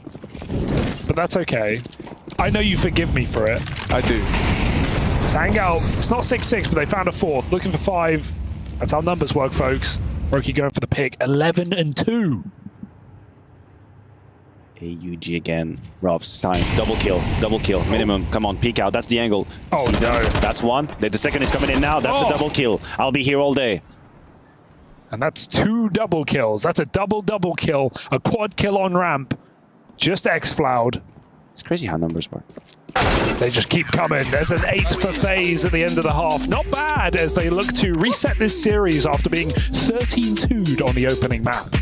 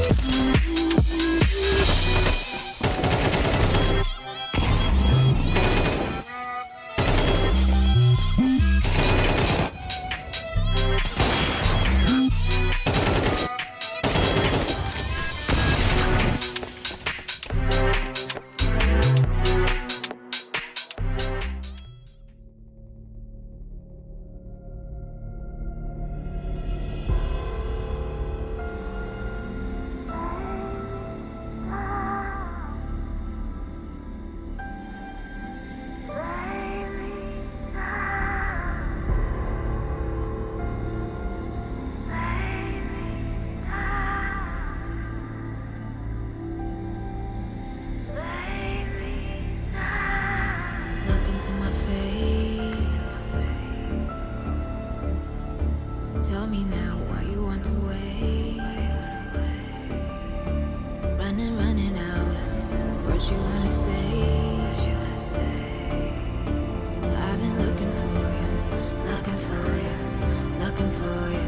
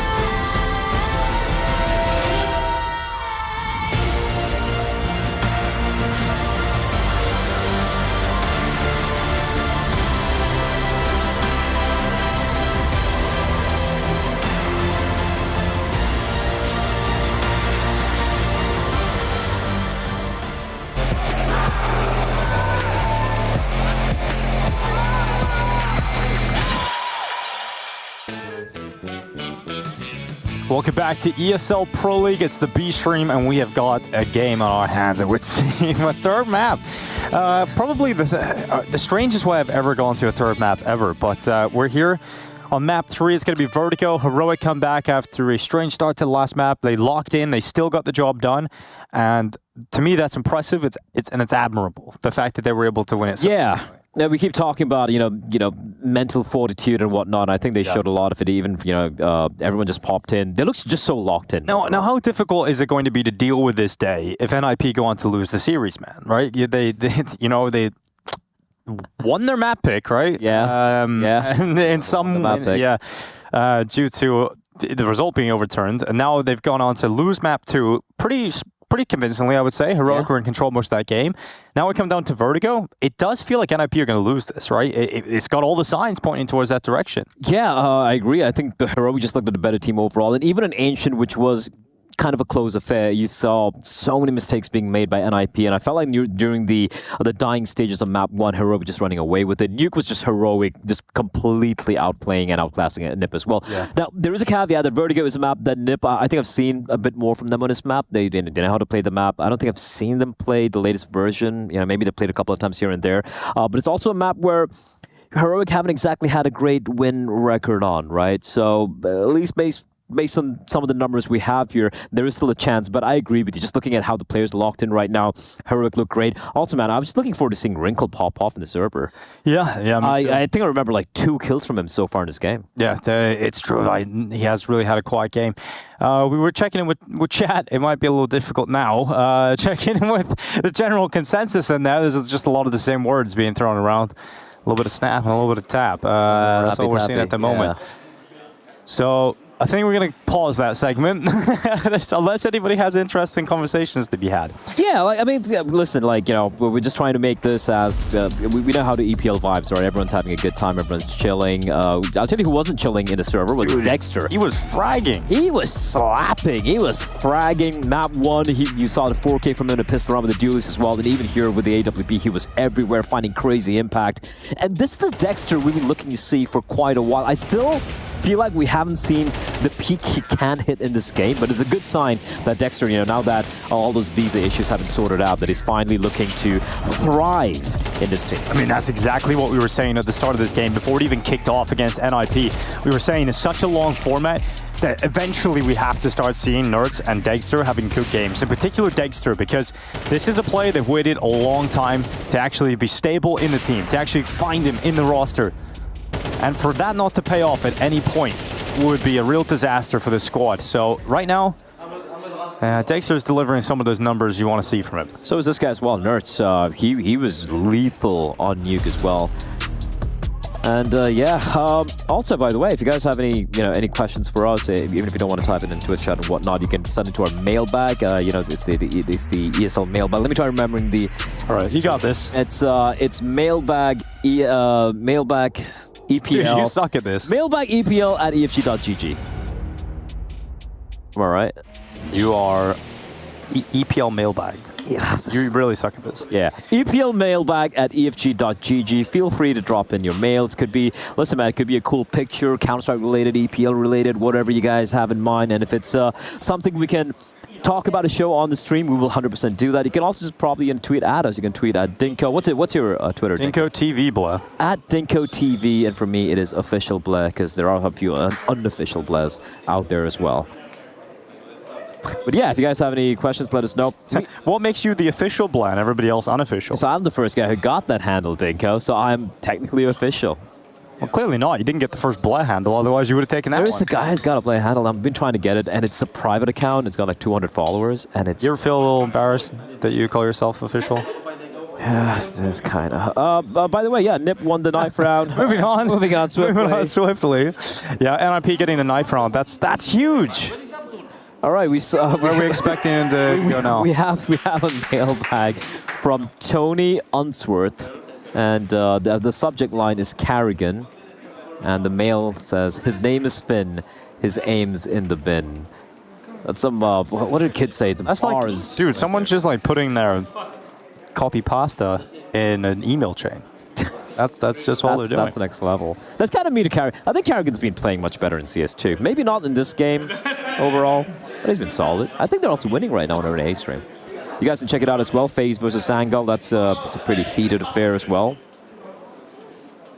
Not quite as heated as this one, I'll tell you that. Oh, that's for sure. That's for sure. All right, fist bumps coming in. The whole NIP camp over there, trying to rally the boys into a victory in this third map decider. All they need to do is win one map in this series to win 2-1. Now, they don't have that situation pan out a lot of the time. I think there's a lot of former Heroic staff at NIP now. You got obviously Exist, former coach of Heroic, standing behind the NIP guys. We've also got some other staff members behind the scenes over there. Yeah. You don't know the names, do you? I believe Rolf is the name of the guy. So there we go. Yeah. All right. So yeah, I do actually. Here we go. Getting into this one, third and final map. It's going to be Vertigo. And let's see if NIP can take this moment and capitalize on the opportunity that they have been given. A very different vibe here for the Heroic team heading into map number 3. However, the spirits are good. They're trying some interesting fist bumps over there between Nerds and Shush as well. And also for Josh, he had a very quiet map 1 in Ancient. I think he had like 5 kills or something in total, but definitely woke up here on Newgate. We're going to be jumping into floor 51? I believe it is on Vertigo, and here we go. NIP winning the 9th round, opting to start on the T side, and it's a fast play coming up towards ramp. Yeah, it's quite quick here for NIP, sending their forces up short, and Tesses is going to hear a lot of that, but they're going into the Dexter rather, Julius, and we know how much of a beast he can be, but not this time. Tesses actually shot Dexter, and this is one hell of a round from NIP. All right. That was quick blood, I gotta say. That had some punch to it. I'm a little flabbergasted because that was so very fast. Shush at least able to get one in return, but his position is known, and yeah, there's really not a chance at him winning this. Insta-gush. We're seeing so many of these fast pistol rounds these days where you just see the Glocks and Kevlar be almost unstoppable. I think a bit of a meme we've had going recently after Bet Boom was that we were talking about the Falcons pistol round because they just bought Kevlar and nothing else. It works. And it really does work on the Glocks. You know, they can just be such an overwhelming force of nature that Heroic unable to put a stop to it, unable to put an end to it. And you can see the celebrations for Wrinkle, happy about collecting the pistol round here. And they've got to start rolling with that. Admin over, though, having a look at Rez's PC. Bit of an issue, so they're not going to be able to continue that momentum straight away into round 2. It's all right. It's all good. I think everyone's a little stressed. Yeah, I mean, it's definitely going to be a very odd day at the office for the players. Yeah, it's been a weird day, man. Game one was fun, though. Like, we saw Lid Vision going against Na'Vi, overtime game with Dust 2, and then Na'Vi just closing things out very convincingly. Quick start to the day. And now, we also have map game number 3 coming up later on as well. It's, of course, going to be brought to you by Exner and Darth Mike all the way. Darth Michael. He's a master of all trades, Dinko. He does everything. Yeah, he's great. Yeah, he's a desk host. He's a commentator. He also does arena hype as well. Yeah, Darth Michael. He's got a lot of skills. Yeah, he's definitely one of the top individuals. There we go. NIP 1-0 up, and for Heroic, it is USPs and a P250. So not expecting too much here. NIP about to start things off with a 2-0 lead. Yeah, just being very methodical here. I have a feeling this one's going to be way closer than what we saw on on map 1 or map 2 at the very least, right? It's one of those scenarios where it's like the middle of the pack map for both these two teams. They're pretty comfortable in both of them. And for NIP, they should look pretty comfortable here. Just jumping on out. It's got to be a bit of a farm city. Money being made by the MAC-10. Shoot left alone, and 2-0 as expected for NIP. No problems that they're running into just yet. Finally, money is going to arrive for Heroic, and we'll get to see some of these gun rounds. Yeah, didn't really get to see much on the city side, but the gun's coming out. They did have... I want to see Wrinkle starting to get activated a little bit more. He really has just been so absent throughout this entire series. Hopefully, this is going to be the map. Final one of this opening game for the two Nordic orgs. What's the difference between Scandinavia and the Nordics? Scandinavia isn't it made up of Denmark, Sweden, Norway? Just 3. The Nordics are maybe and Iceland, right? Yeah, it's a little weird. You are correct. Scandinavia most commonly refers to Denmark, Norway, and Sweden. Yes. While and the Nordics are with Iceland. It's and everyone Finland. else. Yeah, there we go. There we go. There we go. It's always curious how a lot of people use it interchangeably, and then you meet an actual person from Sweden or Denmark. They're like, no, it's not. That's the worst Nordic accent ever. That was terrible, actually. That's actually worse than Jason Moses O'Toole's Irish accent. Double setup here towards sandbags. A bit of a bait and switch. Yeah, Tessas and Kicksan hiding behind these sandbags, ready to go. Utility about to be dropping in towards their position, or is it? Tessas swings, and now it's gone way too well. It's actually way too successful, and they haven't actually dealt with Tessas. So they have no idea there's a second player there. Because finally he's gone, but Kicksan is just lying in wait, and they think about it. They actually consider the fact that there could be a second player in the sandbags. Kicksan moves out with that smoke though and uses it to absolute perfection. Rez wraps around the back of the catwalk, and it's victory for NIP. Alex was so certain there was another player potentially behind a sandbag. I think it was the way that Tessa swung that he. Yeah. He's like, why is he peeking out so early? Yeah, right? he wouldn't swing like that if we're not checking him or forcing him to peek. So perhaps that's the idea behind it for Alex. Survived the initial. Great work from Tessa to find the 2 kills, but Rez taking in from behind. Able to finish off the final kill in 2v1. Catches Dexter with his pants down, 3-0. A bit of a light investment coming in from Heroic, but NIP off to a very, very good start indeed, Dinko. Yeah, off to a great start, and I mean, they just need to win Vertigo to win this series. So, I mean, they're going to have to try and take this golden ticket and run it all the way to victory. A boost up here for Tessas. Heroic don't have a lot to play with, so NIP, as long as they don't mess up here, as long as they don't fumble against the pistols and the MP9s, this should be a comfortable enough victory for the side of the Ninjas. Rez is going to walk his way up short. He's got Wrinkle coming in behind him. And here's Tessas having a little boost up. MP9 though, ooh, great utility damage on the Tessas, tagged on a 19 HP. The spam, the molly, and the nade. Heroic, it's a stacked would say here, Dinko.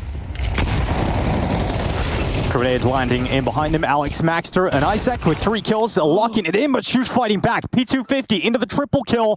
That is wild stuff from Shush, and he has given Nerds a small chance, but a chance nonetheless to win this round with the MP9. He'll sit in the elevator. Rez will come towards him, and they're considering the angle. Oh no, Nerds gets the chance. Oh, Rez goes down. He's seen the second player. Can Nerds do this? No. Wrinkle stops him just about 4 rounds in a row for Nip. I started by saying, you know, as long as Nip don't fumble against this kind of buy, should be a comfortable 4-0, and they nearly did. That was scary. Yeah, I mean, they basically telegraphed it's going to be an A-hit coming in, right? And for the CTs, considering it was a half buy, they're like, yeah, screw it, just going to go for the wide swings and hope for the best. But yeah, Wrinkle, safe pair of hands at the end there. All good in the hood so far for NIP. Flawless T-side here. Again, they did win the knife round and opted to start on T-side, so far, so good. Op in the hands of Dexter. Bit of a patient game between him and Maxter, but Max is not going to show his hand. Just, okay, Rez. That's a tap and a half onto its kicks, and good night, Sweet Prince. Yeah, he's not happy about that play. Not at all. Tessa straight down that smoke, though. Wrinkle trading back. And NIP staying ahead again. Even if these rounds are coming close, even if there's some deadly nature being presented by Heroic, NIP are finding the way to stay in the game. And you asked for it this whole series. You've been wanting this all game long. Wrinkle is showing up. He's 7-2. 2 kills in this round as well. Yeah, I need a replay of that kill. Doesn't matter who wins this round. I need a replay of that tap from Rez. That was beautiful. Good jump spot. Shush sees one at B. That is great information gathered without putting himself too far into harm's way. They can just go for a full-fledged exec here, but Wrinkle's walked on up. The low HP player just being the tip of the spear, so to speak. And this is such an awkward duel. Dexter with the op as well. Oh boy. Yeah, this is quite strange. You know, the Ops don't generally get in these kind of situations. Oh boy. Wrinkle is heavily favored. He now sees him. Dexter is going to die. Dexter is going to go down. Wrinkle will not miss that shot. And now Shush left as the only B player. He felt like he had to stand in his ground over on this side of the map, and NIP have gone elsewhere. So the plant being locked in, it's going to be put down on default. And this results in a 5-0 start for NIP. One hell of a turnaround here for the Ninjas. This is the best they've looked all series long. Absolutely. And that's such a brazen play from Wrinkle, right? Gets 2 kills with Ramp, and it's like, hey guys, I'm 12 HP. I'm just going to push on in. I'm just going to at least find some information and be a decoy, but actually catching Dexter. Yeah, and Shu's looking to hang on to this M4, so it is 5 rounds in a row for the Ninjas in pajamas. Finally woken up. I mean, this could be a great chance for NIP to do something at Pro League. If you can win your opening game against Heroic when it looked like you were never going to have an opportunity to do so. Terrorists win. This would be huge for Ninjas. Got to take this opportunity and run with it. And they look like they're in good spirits. Oh, that was Raz, that little tap over the smoke on Kickstand. That was great. Yeah, Wrinkle has a great round with his AWP, wielding it to success. He gets the high fives, dishes them out. Wrinkle's opping, like when he goes for these little flicks and little vibration he has at the end, reminds me of Simple. Yeah, that's true. You know what I mean, right? The little shake at the end, yeah. Like a little Kirby. Shout out Kirby. I miss him. Yeah. He was at EWC for a day. Yeah, then he got kicked. No, they just had a really tough bracket. They came in as... I know, but didn't play in the best of one. But didn't get removed from the team? I think there's a lot of other circumstances that might have led to that, but yeah. At the moment, NIP in control, full control right now. Heroic have got a lot of work to do. Yeah, and at some point the bleeding needs to be stemmed, and again it's going to be a bit of the half buy coming in, trying to hopefully work around the M4 in the hand of Shush, but he's going to be the B anchor, right? So NIP so far, their protocols have been solid. Speed up from Alex, swooping up, contact play. Oh, that's a headshot, but not enough damage because the metal protected Rez. Grenade goes in and down to 8 HP off the back of that. Alex stays committed into the attack and out to Elevator. Nice shot from the in-game leader. The Spaniard's got some moves. And he's looking for a kill here on Tesses, and he'll not get it because the Deagle with Tesses is so damn good. And the player that Tesses had headshotted at the beginning of the round and didn't kill was Rez, and he's able to finish him off in the end. Still alive. Yeah. That's crazy to think about, but NIP once again, 4v3. It gets a little messy, it gets a little uncomfortable for maybe a brief second. Get a bomb down. They're going to take a moment just to breathe and think about putting that bomb down eventually. Yeah, just slight lull in the action. Yeah, I mean, it's smart for NIP just to take a pause and wait for some further aggression from Heroic, but it's not coming. Heroic playing disciplined, letting Nip put that bomb down. And there's the plant. Utility coming in now. Tossed out from Elevator. That'll take some damage off onto Alex, but not enough to really talk about, and it doesn't deny the bomb plant. So now it has to be a 3v4 retake scenario for Heroic, or they just save the weapons they picked up, and I think that probably looks like the more realistic call. So they're going to fall away. It's going to be 6 rounds in a row to kick off the T side for NIP. Heroic will save the M4 and Kevlar on Shush, and the Kevlar on Dexter and Nerds. Yeah, really not able to even pick up the fallen rifle in the hands of Maxter, right? It's kind of in no man's land as well. And yeah, Rez actually going to be surviving on 8 HP. It's running far away. He knows he can't save over here. And it's good. Terrorists win. Perfectly calculated, Dako. Yeah, it worked out really well. Yep. CT side, Heroic, money's finally arriving back into the bank accounts, Blair. Yeah, but you know, think of sometimes all the money in the world might not be enough, because so far NIP are looking like a killdozer. It's kind of wild, isn't it? Yeah. Crazy to see them flip this back after looking like they were being annihilated. They're coming to map 3, it's NIP now in full control of the game. Fast play here. Jump up, Shush gives away his life. Wrinkle completely ready for it, hoping that that flash play would allow Shush a comfortable enough fight, but I don't think he was ready for the sheer amount of forces around the corner. And this is about to be 2 clean entries, and Heroic, do they just save again? It feels like unless they get a kill quickly here on Dexter, it's got to be the save. Yeah, that was such a good round from Nip, right? Just a switch up there, a fast play towards B. I guess Shush was expecting Wrinkle to be perched up on top, but it looked like they had a perfect read as to where Shush was going to be, and also the flashes completely nullifies Nerds, who, despite very solid first couple of games, not able to find much. Nice little flick of the wrist there from Dexter, but it's all about trying to hold on to these guns here, which they should be able to. But I don't think Nip care. 7-0. Yeah, 7-0. So impressive. Heroic looking to hang on to these 3 weapons. That can make a difference.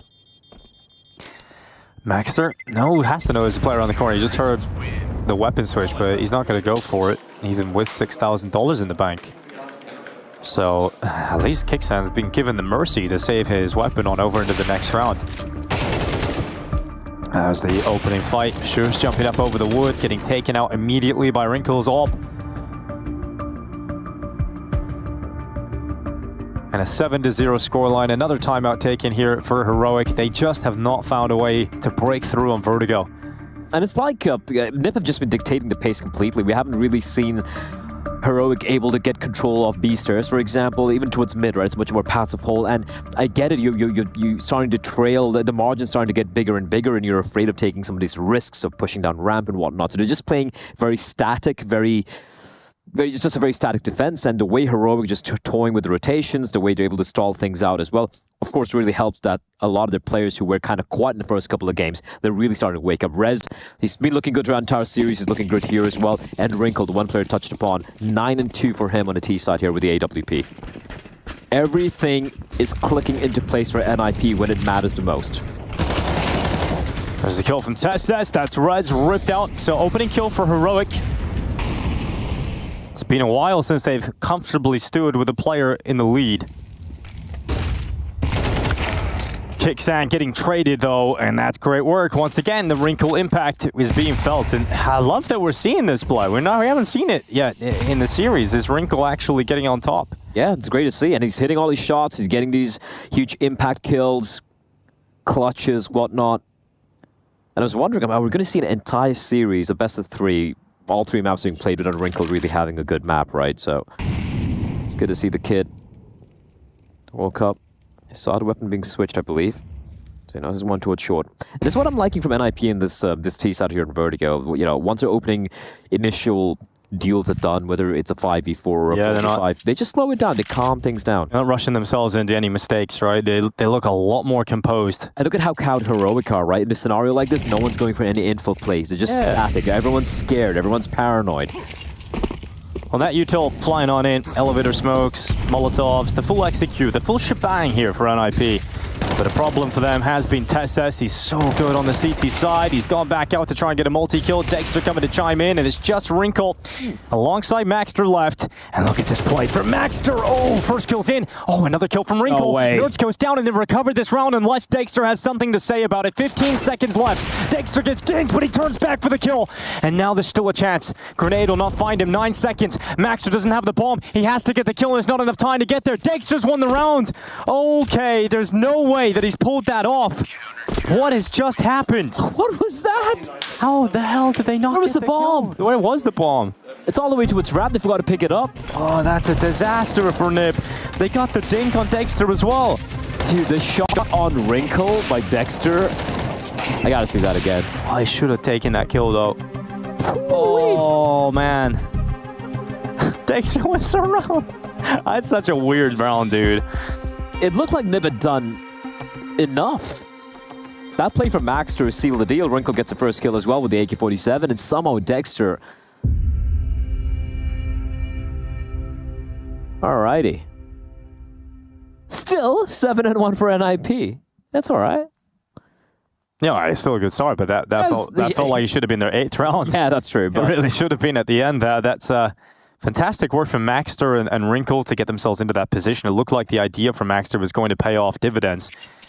They were just 15 HP away from collecting it, or just getting a bomb plant would have changed the outcome of the round as well.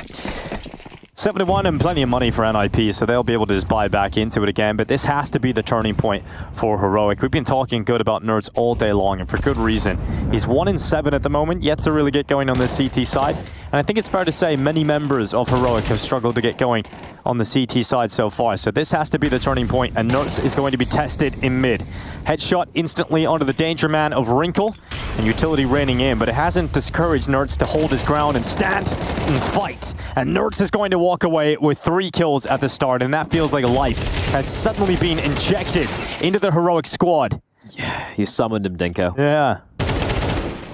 And it's just one round can make the difference. It can start turning around your luck in this half.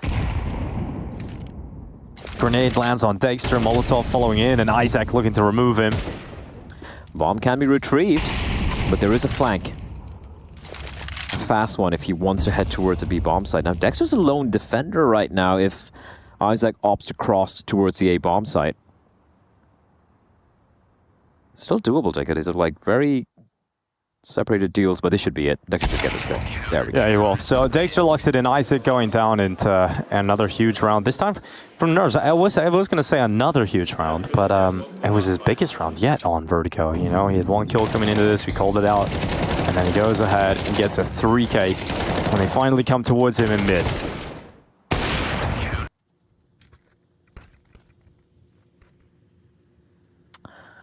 We do have a live update on the A stream as well. Not going to spoil it for you guys, but go over and check it out over on the A stream action. Yeah, that's a hell of a result. I didn't have that in my bingo for today.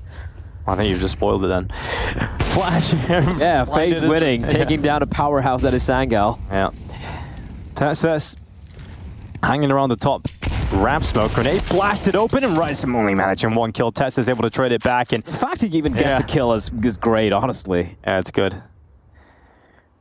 All right, Shush hasn't really been tested so much. We talked about Heroic having to break the money of NIP. Well, they're doing that at the moment. You know, they're down to a Galil. If they lose this round, NIP have nothing to play with in the next. Then Heroic have opened up an opportunity to bring this all the way back to a 7-5 half. You know, at the best case scenario. It would be a miracle if they get it to 5. And I agree with you. There is an absolute possibility. It's just that all the execs that NIP have done have looked so very good, right? But that's also because they have a lot of utility. Right now, it's a bit slim. Couple of flashes, couple of smokes. It's enough to head on over to a B bomb site, but will they expect the player here up close?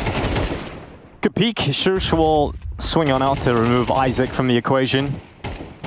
NIP are down to 3 players as they stay focused on B, as it is their only option.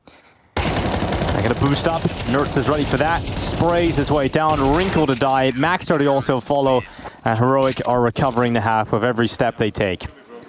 It's going to be likely just an upgraded pistol round in the next round for NIP, which should result in another round victory for Heroic. Great movement from Shush there, right? He gets the first kill, repositions himself. It was so very low, avoids the nade being lobbed in as well. And for NIP, yeah, they just had very limited utility to work with, had to kind of brute force their way in. And the Heroic just being a bit more in your face, right? Just blowing up the smoke to its ramp, for example, looking to take the fights rather than allowing the fight to come in their direction. And you pointed out, Dinko, money is broken, and it's going to be a fast play with the pistols. But they've used up the utility early on, so they have to commit behind this. Well, we got Tessus holding down the line, though. Just 1 kill. Dexter stepping up behind him, and yeah, that's more like it from Heroic. 4 rounds collected for the CT side. Maxer is going to be left alone with that little measly Glock in his hands. Got no faith? No, none. None, in fact, Blood. For good reason. Last round of the half coming up. Do you believe? Is it going to be 5 for Heroic?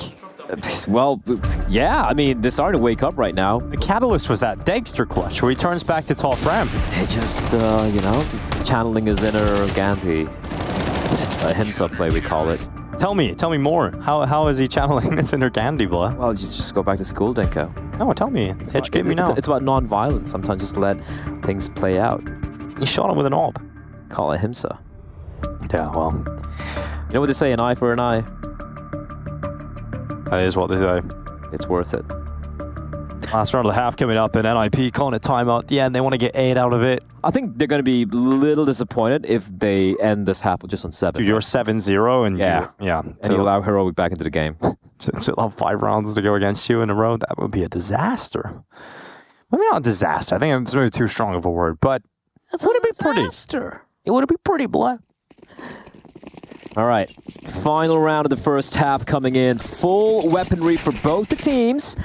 And NIP once again going back to the tried and tested. The A ramp, where they have found a lot of success for at least for the first 7-8 rounds of this map. And Heroic switch it up. They're not going to be going for the aggro fights towards ramp. Instead, sticking with the boost. But NIP's utility so far has been phenomenal. Now, a large part of NIP's success was their ability to break open the initial Heroic defenders in the first half and be able to force them into save calls. But this won't be a case here in this round. It can't be at the last round of the first half. And they haven't got an opening kill yet. And the thing is, despite the fact that the CTs have a bit of utility to work with because they opted to play safe, eventually for NIP, they have at least 2 waves of executes possible. And late goes, oh, this is risky. And Kickson still finds a headshot on his counterpart, that is Alex. And then the nades and the mollies rain on in. Wrinkle and Isaac down to around 50 HP on an average. And a 5v4 looking comfy for Heroic.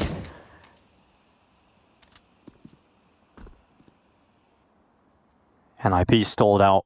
Completely stalled out. 30 seconds. Yeah, it's rough here for the Ninjas. 29 seconds now left in the round. Smoke fades is short. It's going to be Wrinkle to take that kill back on Tessus. And aggression from Rez as he fires himself forward. Needed a multi-kill to really feel comfortable, but still doing the damage to Nerds. Takes him out of commission a little bit, but Dexter's peak punished by Maxter, and they're back in this fight again. NIP are back into this fight. Shush and Nerds are coming in from the same position up the ramp, and Maxter and Wrinkle looking to close this one out. I probably thought Nerds would try and be a hero, prevent the plan from taking place with 13 seconds on the clock, but yeah, grouping up together, he's going to be the bait. Yeah, Nerds is a low HP player. You send him in first. See what he can do, and well, he's incredible. So he's got that first headshot. Wrinkle stood no chance, and it's just Maxter burning, going forward into the fight. Shush locks in the headshot, and Heroic with 5 rounds in a row, a 7-0 lead to a 7-5 first half. NIP's chances have just dwindled here on Vertigo.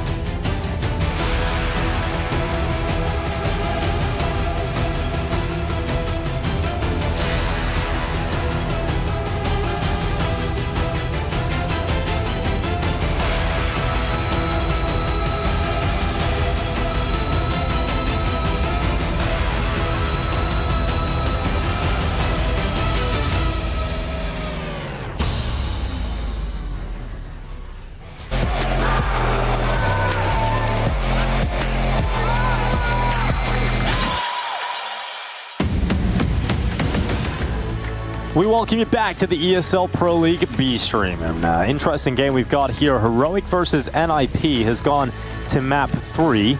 It's a 7-5 lead for the Ninjas on this third and final map, but it was 7 rounds in a row for the Ninjas. They looked in complete control, and there was a bit of an awkward situation where Dexter gets dinked, but still wins the round by running away. They run out of time, and after that, that was the catalyst moment, Blair, that allowed Heroic to draw 5 rounds in a row to end the half 7-5. Yeah, and listen, if you're Heroic, you're super happy with the way it played out, right? It did look like it was going to be NIP running away with that, and for NIP, can they recover? Can they at least... Shush seems to be finding that one very funny, whatever.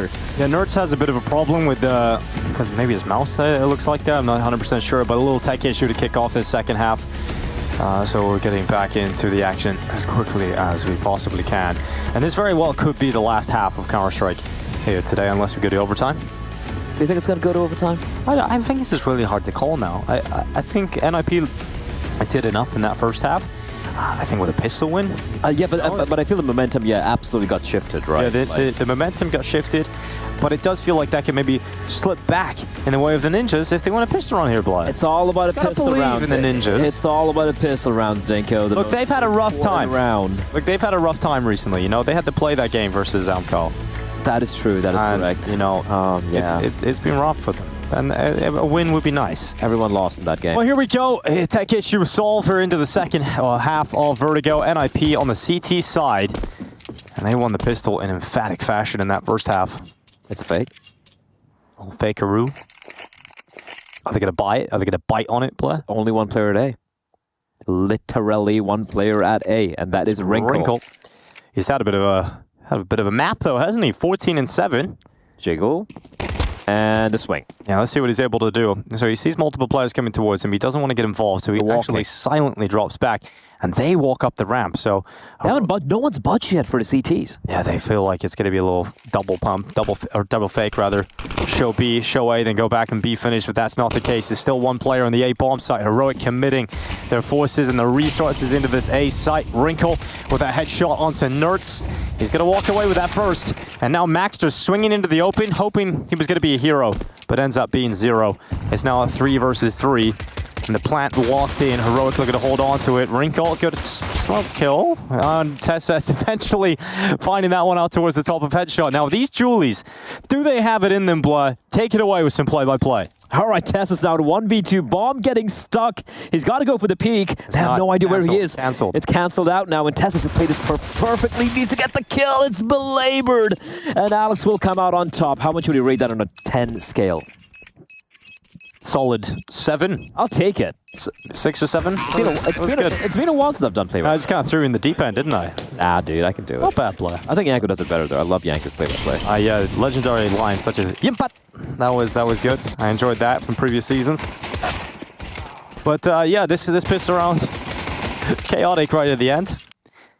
A lot of kills just going through smokes. Tess's trying to fight back, but I spoke about it. You know, NIP, if they win the pistol round, they won both pistols now, Blair, on Vertigo. The force buys here for Heroic. This is the sign. If NIP are able to get rid of this force buy, they are going to put themselves in such a beautiful position. They're going to win the map and the series, is what you're saying, Dinko. Is that how far you want to go down this rabbit hole straight away? Be my guest, but Heroic have got the opening in this fight. Let's find on towards Wrinkle, who, he's definitely woken up on this map. 17-9, 178 ADR for the youngster. This round, 3 MP9s. What did it do? They still have a lot of utility, though, to stymie any execute Heroic have to go for. And for the problem here for Heroic is 2 smokes, 1 flash. So to decide the B bomb site might be the right call. Oh, this info play from NIP, they haven't seen anyone. They think it's B.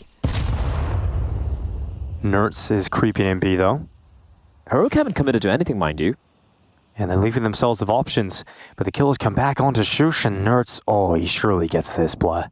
He surely gets this kill on Isaac. He's turned around. Oh, but he has turned. He's now changed his position. Isaac is going to be moving back into the bomb site, covered by the double stack.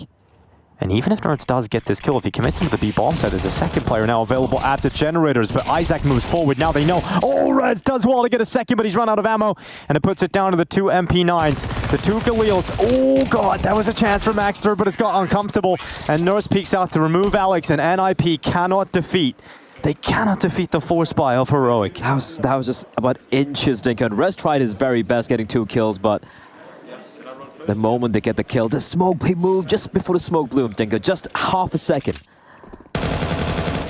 So unlucky for Maxter. Heroic. Calm and measured.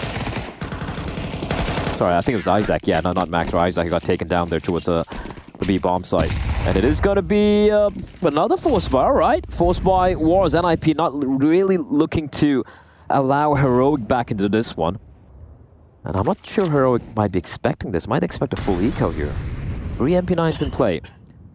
But just one defender towards B. It is Isaac. This is going to be going on a bit of a fact-finding mission, and Alex will find him. They got to speed up. Yeah, Isaac 5-7 swinging into the bomb site. Shush that goes down first. 5-7 can be so potent. And Isaac making sure that we know that. He nearly gets a 3rd kill out of it as well, Isaac. Not too bad, not too shabby, and it's left Heroic with just 2 players, and what a turnaround this would be. One that will not happen. This is Isaac's not stopping. This is such a chaotic start of the second half. I mean, great work from him, but that was a little messy from Heroic. It even looked like a bit of a team flash there for the first play coming in towards B. Great hold from Isaac, however. Yeah, they're able to pull it back, NIP. You know, I was saying it could have been a bit of a disaster to their hopes of having a great half, or rather a great start to the second half by losing that against that force buy, but they have been able to bounce back with one of their own, and that changes the outcome of this completely. Interested to see how Heroic are going to approach this. Are they going to go for a buy as well, Blah? You'd imagine so, right? They are. Yeah, and they're so hyped up about that. Isaac getting fired up by Wrinkle, who just loves the fact that he stepped up with that 5-7. It's also an interesting fact how Wrinkle is the youngest player in his team, and he's the one who sits in the middle, right? And from what I understand, he's someone who really helps the team with. It's odd to see the in-game leader not sit in the middle, but it makes sense if it's the opera. You can. But this is something we actually asked. I think it was Alex or was it Rez in an interview over in Yalla in Abu Dhabi, and he was like, "There's a reason he sits in the middle. You know, he's way more. He's very communicative. He's someone who's just hyped up and just ready to go. Yeah. And like, this really works for our dynamic, and yeah, if it works, it works. You know. Yeah, well, there's a slight tech issue, but it seems like the fist bumps are coming in, so generally a sign that we're going to be getting back into this in a second or two. 9-6 scoreline, NIP with the lead, and yeah, you can see how much money that Heroic still have, so they're able to get 2 AKs out of it. Mac 10, Tech 9, Deagle. It's not a bad force buy, and it definitely has the opportunity to break it back again. We're in the force buy wars. We're safely in the middle of those. And yet to see who is going to come out as champion. Pressure being applied to the bottom of the B-bomb state. It's going to be on the cleanup, though. He can do it with a 5-7, and he can do it with the rifle. I guess they weren't expecting to be that aggressive. The timing on a second peak, I think it was their Teslas would just seem so late there. Great work from Isaac. Well, at least the rifles have been retrieved.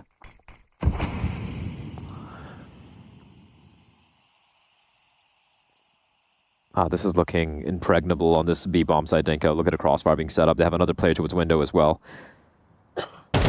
Perfect read from Maxter. Yeah, good work.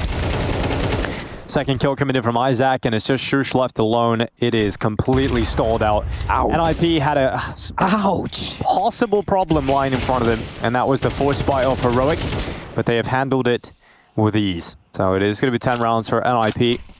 Only 3 rounds away from completing this best of 3 and winning it with a 1-map victory.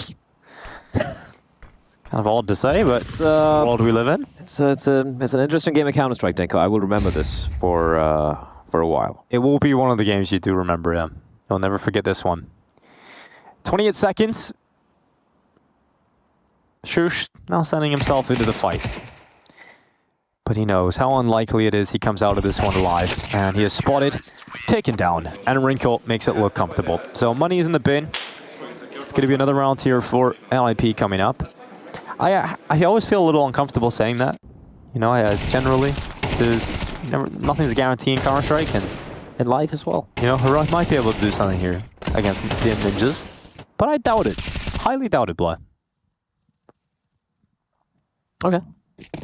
We haven't had anything in the mailbag, have we? No, not yet. I'm sure we'll get some tomorrow. We can just like remind everyone, it's going to be an eco here. You can read it out, Dinko. It's EPL, guys, EPL mailbag at efg.gg. I got it right. Nearly, yeah. EPL mailbag at efg.gg. Come on, you can do it. I'm going to say it again, all right. The Third time lucky. EPL mailbag at efg.gg. There we go, Blood. There, I got Finally. it. You guys can drop in your mails. You got any questions, anything you want to ask us. And if it's something generic, you can just drop it in and people in the A stream can answer as well. And if it's something you want to ask specifically to the B stream, where we got Darth Mike and Exner coming in next after us. So you want to ask myself and Dinko, you can just address it in the subject, for the B stream or for for Dinko or Blair or whoever you want to address it to, and we would be very happy. It could be a piece of art. It could be something funny. Send anything you want, and we'll. It could be. If it's mental, we won't. It could be a photo of Dinko with cream all over his face. You can Photoshop that or AI it. I don't care. Hey man, we'll not take away Henry's cream day, okay? Which is why I can send it for tomorrow. Let him enjoy his day of cream. Wrinkle. Oh yeah, that's stylish. It might be against just Glocks and no armor, but Wrinkle's back. That looked good. That was he's nice back. play. He's back. He was gone for 2 maps, but he's back. He is back indeed. And NIP. Right, this is it now, right? Heroic, they have the money back. They have the money returning to the bank account. I kind of feel bad for them. But this is the final legs they stand on at the moment. If they lose, and it's not even a goodbye, man. They've got Galils here. 3 AKs, 2 Galils. They lose this, everything's drained. They have no timeouts left.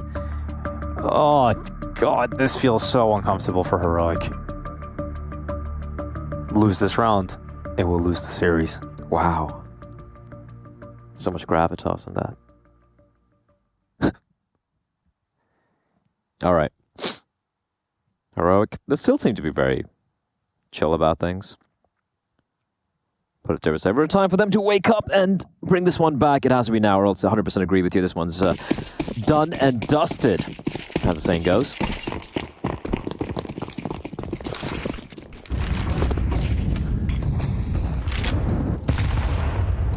All right. Once again, trying to wrest control at bottom stairs towards B, and this time around, it's not going to be any aggressive posturing coming out from Isaac. Early Molotov to flush him out from position, and this is actually a much more passive hold coming out from NIP, allowing a lot of space for Heroic to work with. Yeah, well, Shush is already at the wood, and here's a play over the top. Isaac, that is huge. Dexter and Shush both go down, and we talked about how important this round was for Heroic. They lose this, it could be all over. Isaac with another one. Dude's had the best CT side vertigo I've seen him play. He is just having an amazing time, and it pushes Heroic back. 2 players left. Kixen and Nerds with nowhere to go. Map point, series point for NIP. Chef's kiss there. That flashbang was absolutely beautiful. And Isaac's not stopping. He's on a 4K looking for the ace. And it's all a Nerds. Bomb dropped to no man's land. There's not a chance in Hill here for Nerds. Probably going to try and hold on to his gun, but Isaac's coming, Dinko. He's coming, and he wants this kill. He's going to have an opportunity to get it, but Nerds prevents that from happening. They know exactly where Nerds is. He'll upgrade into the M4A4, and NIP just want to confirm this round victory. So not making any crazy play and giving him a 1v2 situation where they're separated. They're playing disciplined. They're letting him come to them. And Wrinkle getting out middle. And it's a perfect position in the end to secure a map and series point for the Ninjas in Pajamas. We talked about a golden ticket. We talked about this situation. NIP are running away with it. Oh yeah, absolutely. I was a little worried once we saw Heroic come back in that in the first half, in the final few rounds. You're like, oh, maybe the entire momentum is kind of switched over and it's going to be NIP kind of fumbling the bag a little bit. But so far, it has been absolutely solid hold in Isaac, man. Like you pointed out, this B-side lockdown from him. Brilliant stuff. I was working so well in tandem with Maxter or whoever he's got playing next to him on the B-bomb side as well. So once more Heroic, they're going to head towards B, Dinko, and I feel like the writing's on the wall here. 6 map and match points for the Ninjas. It does smell like a GG. Maxter and Isaac looking to close it. Heroic stay committed. Their forces through on the B-bomb. So Isaac's got the first. Maxter cleaning up 1, but couldn't quite get a second as Kixan keeps his team in this fight. He sees 1 leaning off the edge of the map. Couldn't quite take his opportunity in that moment. An upgrade to the AK-47 for Dexter, with utility raining in, coating the floor in fire and preventing that plant. And no more smokes left. Now. No more smokes left for the T's. Gotta get the bomb down now. Oh, no. Okay, floor is lava for Nerds. Smokes will start to fade away. Things get difficult here for Heroic. Pushing in though, that's a free kill. Nerds just picking that one up nicely. Rez to trade out Kicksan, and that bomb is still not planted. Bomb is still not down, it's just fights. And Wrinkle to close. Bomb plant coming through. Nerds can't offer up his head. Can't offer up the chance to the sniper to take him out. And Dexter staying disciplined, just wanting to play this post plant out and keep them going. What a shot! Wrinkle so fast, goes to the AK, and he knows where Dexter is now. He's got a smoke picked up as well, and Wrinkle closes it, 24-10. He will round out this map for the Ninjas in pajamas. And what a weird day of Counter-Strike for these two squads, but the Ninjas were given a golden opportunity, and they ran with it all the way. They pick up the series versus Heroic. They do it in a 2-1 fashion, and it's Wrinkle that delivers us that map we were asking for. That huge performance, that step up, and a sign that he really is a star. And of course, like Wrinkle, we were touching upon the fact the first 2 maps, he was nowhere to be found.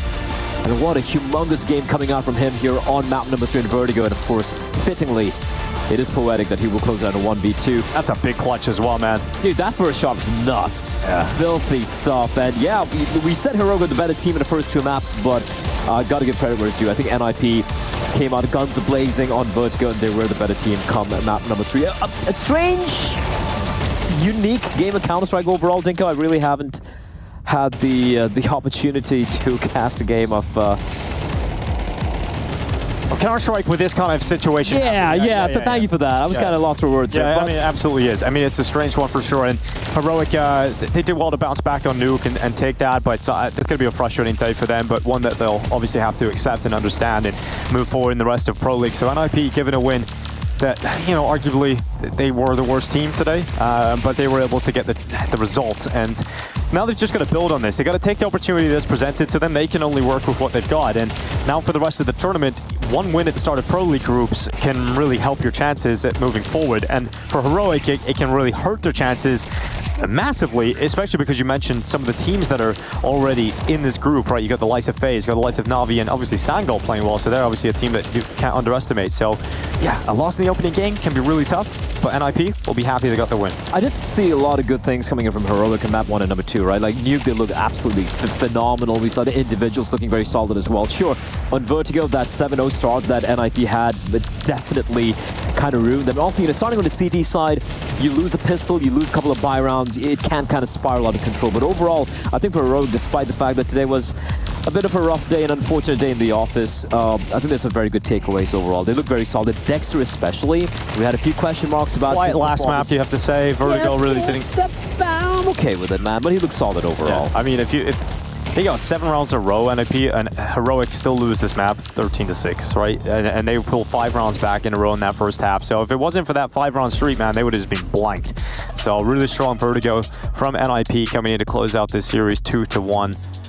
Yeah, I mean, I don't really know what to say about it other than the opportunity presented itself, and NIP needed to take the chance, and they did. They did, and that's that. That's the game. Yeah. A bit of a roller coaster of a ride, if you ask me. And today we saw some pretty interesting results. We saw FaZe lose to Sangol in a 2-1 fashion. That was a bit of a shocker over in the on the A stream. We saw Lin Vision take it to Na'Vi. Yep. Map number 1, although Na'Vi did win out eventually. And of course, coming up next on the B stream, we got another banger, Dinko. What do we have? What do we have on the B stream? We've got Koi versus G2 coming up. Is that Hell next yeah. Game. So getting to see what G2 are going to be capable of here in Pro League, see their debut, and Movistar Riders Koi. That'll be interesting to see how they're going to show up. Oh yeah, absolutely. I think that, of course, that's going to be brought to you by Darth Mike and Exner as well. And it's been a very eventful day of Counter-Strike, day 1 of EPL Season 20, and we're off to a pretty rocking start. Yeah, I mean, we've had everything. We've had the way this show started. It was just beautiful watching Henry just get cream pie in the face. That's my favorite moment of the day. Yeah, and we're still got more action to come. But we've got our Air Force Aim High player of the game, and let's take a look at who we've got. And I wonder who it could be. Drum roll, it is Rez, R-Easy, rolling back the years once again, Dinko. Despite the fact that Wrinkle did kind of steal the show on map number 3, I think Rez was finding impact throughout this entire series. Yeah, the US Air Force Aim High player of the match, R-Easy. And had some tough moments throughout the series, but was able to deliver on a decently consistent basis that allowed NIP to get the result. And I mean, at the end, I think the player of the match, maybe in map 3, was definitely Wrinkle, but it's just Rez's performance across the maps that they were able to get the job done on that really stood out. Yeah, for sure. And you look, again, end of the day, right, that despite the fact that it was, again, some weird scenario that happened over there, I still feel NIP should be celebrated for what was a really, really well-played final map. Yeah, absolutely. Here's a look at Group A, though. We'll take a look into the bracket. We see Sangal defeat FaZe Clan in an upset victory. Eternal Fire got a win over FlyQuest. We've got that Sangal Eternal Fire match now locked in. That is exactly the matchup we all expected. Sangal versus Eternal Fire in the second phase. Yeah, definitely we expected that one. We also have NIP getting a victory over Heroic in a controversial fashion. They'll move in to that game against Na'Vi, who went to overtime in their opening game versus Lim Vision, but were able to close it out and then close out the series in convincing fashion. So that's the matchups we've got. Those teams will be competing to qualify tomorrow in their next game, rather, and that'll be exciting. I think right now we're looking at Na'Vi and likely Eternal Fire coming in. That could be a banger game, 100% low-key. And we got the mid-bracket blow. We got FaZe Clan FlyQuest looking to take each other on. Heroic versus Lim Vision, the matchups that were given based on the opening round of games. I'm ready to see, Lim Vision going against FaZe Clan at the final end of the bracket over there. You're expecting that to be the result? Well, we'll have to wait and see. FaZe Clan versus FlyQuest. Tough game for FlyQuest again, but FaZe Clan looking mortal, losing to Sangal today. Yeah, I mean, look, they are notorious for having these rough starts in group stages, especially in Pro League and whatnot. But yeah, I want to give credit to Sangal, man. I think they're a team coming into LAN everyone had some doubts about, but they delivered. They took down FaZe. So shout out to Sangal right there. And shout out to everybody who has been watching today at the EPL B stream. That's Blah and I done on our shift. We've got Darth, Mike, and Exner taking to the mic, and they're going to take you through Movistar Riders Koi, and they're going up against G2. Think you've seen it all? With Faceit Watch's Point of View Selector, you can experience the game from any pro's perspective. Use the multi-view feature and customize the stream with up to 4 angles. Control what points you see while earning rewards. Drops are activated and lucky winners will receive Faceit points. And if you ever miss a match, VODs are now available. Get instant access to demos with multiple POVs and commentary. Watch it, control it, Faceit. So this game is called CS2. It's a team-based tactical FPS. It's got origins traced back to the 1990s. The major was incredible. We're really proud. My boys stepped up. When your reload needs fixing, Jason's got the tools. Elo tool. Where we are going and where it ends. You're just sitting on fucking Twitter and checking in the middle of the game. It's fine to have a bad cast, but there's just so many circumstances that fucks it up before the broadcast. Only with the arrogance of a star player could you ever think all by GLing could work. Pull that replay up. He is Karrigan, first son of Sonic Thorn. You owe him your allegiance. Karrigan? This? So fall again. I don't do meetings at Starbucks. Especially at 10 a.m.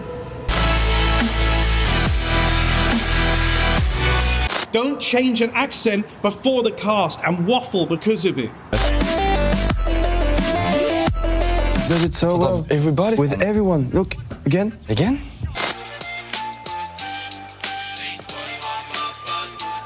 Why do I give a fuck? Why do I fucking care what my op is going to do at the start of it? Why did they get that much? It's a couple.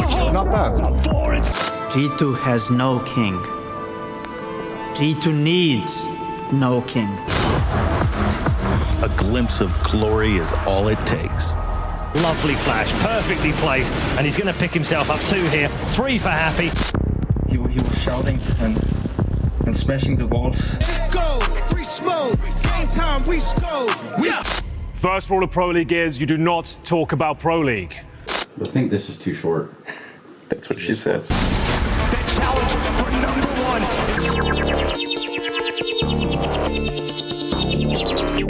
Do you want to know how hard Norbert's had to work in his career? Do you want to know how many setbacks he's had? It's getting ridiculous, Jake. Book, book, book, book, book, book, book, book, book, book.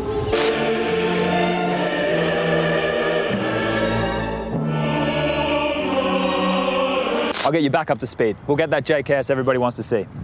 Oh no, he's actually missed it! What a blunder! Looking and laughing at one Twitter user who sold his Bitcoin for a measly $180. Changing accent when you had a tournament where you cast really well. It's a risky move, in my opinion. We're gonna look to follow, and he has great second headshot there onto Forest. Can he get a third? Yes, he can. Spirit forces are gathering. Donk's eyes fixed on Malta. And it was pretty good. I don't want to be going on fucking Reddit and talking about a fucking accent. Are you gonna say anything? You know what? Our Inferno is so clean.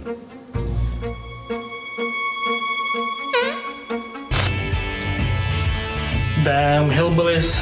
It takes a couple of seconds, you know, I verified myself at least twice a month. Down, no, a 0-12 half, and it's a night. While we're still waiting to come to Brazil, they've come to us, and they're looking to do damage.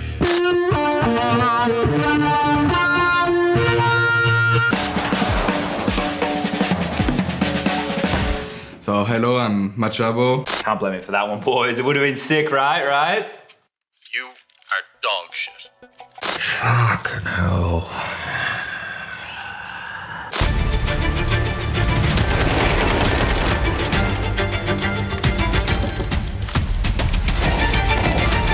Listen, I call for Alexi when he's joking. I communicate for wonderful. I simplify the stats for GL and motivate him. Did you feel smarter when you had more hair?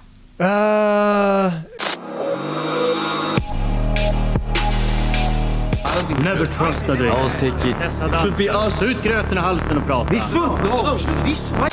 We all remember what happened to Liquid. So I hope that we used every stupid shit we had. Sorry, you can cut it or not. I don't think we have space for the hour anyway. Please look around you, Johnson. Oh, for fuck's sake! Can this move any fucking faster? Well, Australian Counter-Strike now is probably at the point of where American Counter-Strike was in late 1.6. I think, to be honest, what's underestimated and not talked about enough is the power of masturbation. You sick bastard! They just finished checking PC. Why are you all fucking yelling at me, blood? Why can't I fake a fucking accent if he fakes one every day? Because people don't want to hear an Australian accent. I'm disappointed in the asshole. Can't believe they do that to you, man. That's fucked up. It's all unprofessional. Magic said, get again, but you shame me. This shit is fucking beautiful, but it's also dangerous. Anyway, let's go get some hot bar. Alex, you feeling unwell right now? Yo, guys, it's falling. You go on without me for the hot bar, yeah? Right, that's incredible, sir. But what about Copenhagen? He's got very good air. I'm gonna stop you right here. My pick'ems. My diamond coin. We've played 3 or 4 days as a team.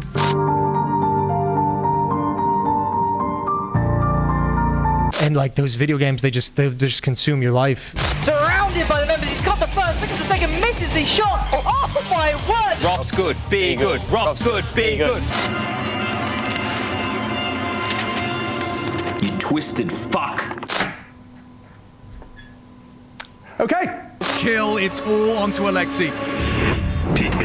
He's got 19 bullets, everything. Such a pleasant young man. Look at him. Let's ride!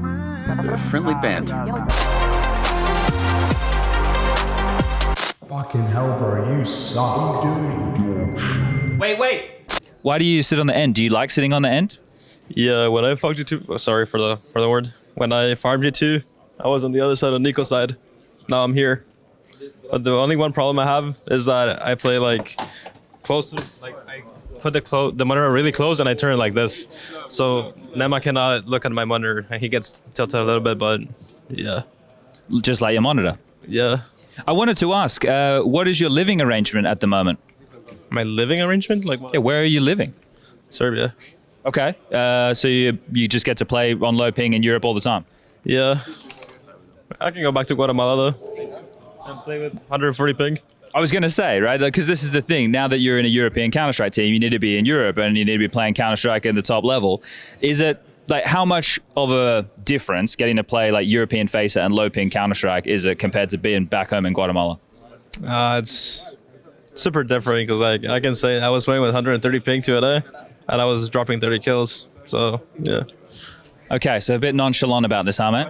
Yeah, and it's kind of easier, I would say. Fair enough. Now, your group, you're looking forward to your match, your opening games versus Koi? Yeah, of course. Trying to get some wins like I did with M80, so yeah. Good memories of this very studio. Yeah, exactly. Did you see the M80 rebrand? Yeah, I did. The boys look good. You like the rebrand?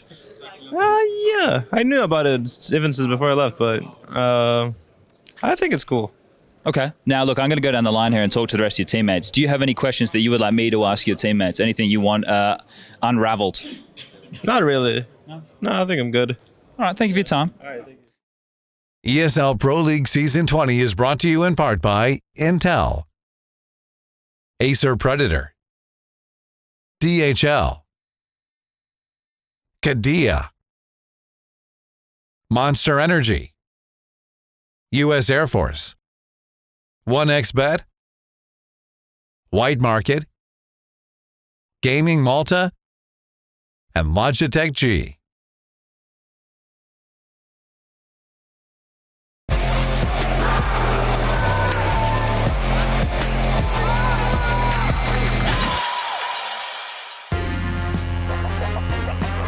What's up, everybody? We're taking over here on the B stream. We're taking over here on the best stream. And we're out in sunny Malta. Very legitimately Malta. I came ready for the beach. I'm Darth Mike. This is Mr. Cole Exner McHenry. We're going to be bringing you the action for the next 2 weeks every time, you know, Dinko and Blah aren't hogging the camera. How you doing today, Cole? Doing fantastic. I'm so excited to be here. The sun is out, ready for a nice tan, and ready for a nice swim as well. Looking forward to the day, though. It feels really cool to be here, of course. A full circle moment of casting Malbs after so long in ECL, and now getting to cast him here in Pro League. I'm excited about that. Yeah, I mean, certainly it's been a hell of a journey for him. Had some good moments in Pro League. Actually, you know, thinking about the last season of Pro League, his performance there, dominating G2, might have been a big part of why he's here now. But this one's going to be an interesting start, right? Because it's a very different level of expectation for Mobs. It's a different level of expectation for G2. Dude's coming in as the favorite. This is a monstrous G2. What's Nico doing there? Is he tickling the beard? That's a new. He's just scratching. That's a new pose for me. Is he showing? He's flashing the 2? Is that the G2? Oh, maybe. Is that what we're doing?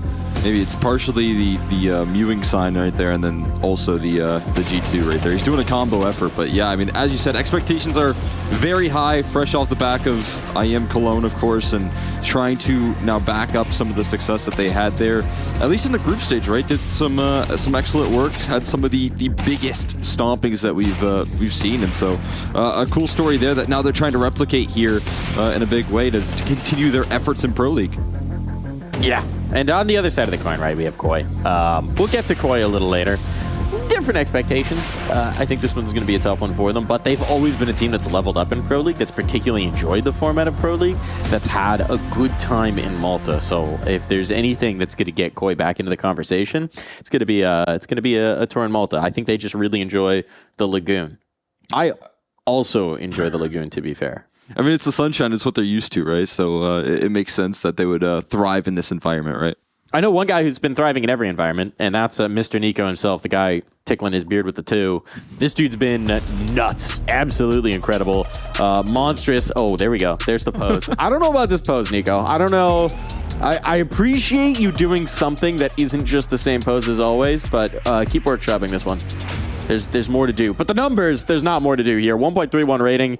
This is at IEM Cologne. This dude was taking over for G2.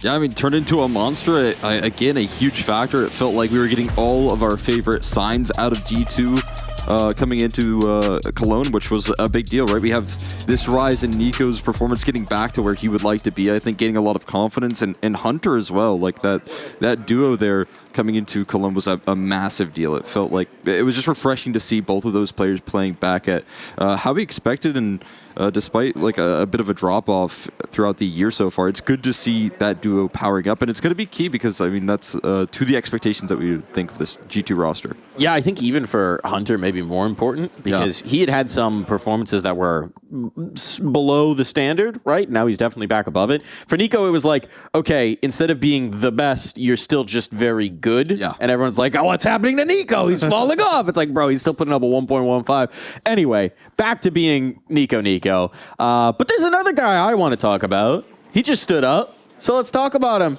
It's my man. It's my man, Mr. Malbs, the guy coming out from NACS, coming out from Guatemala, the only player from Guatemala to represent at this level of Counter-Strike, and he's taken over the server, man. He's been really good since his addition. Yeah, I mean, again, there were some question marks as to how we would slot in. Would the roles make sense? But I feel like the history here for Malbs just, it doesn't really matter, right? He's a very moldable player. He's a very comfortable player, and he's still thriving and elevating his game just as we would expect coming into this level of play, which has been very exciting. Hey. As you can see, it's a me, Malbzio.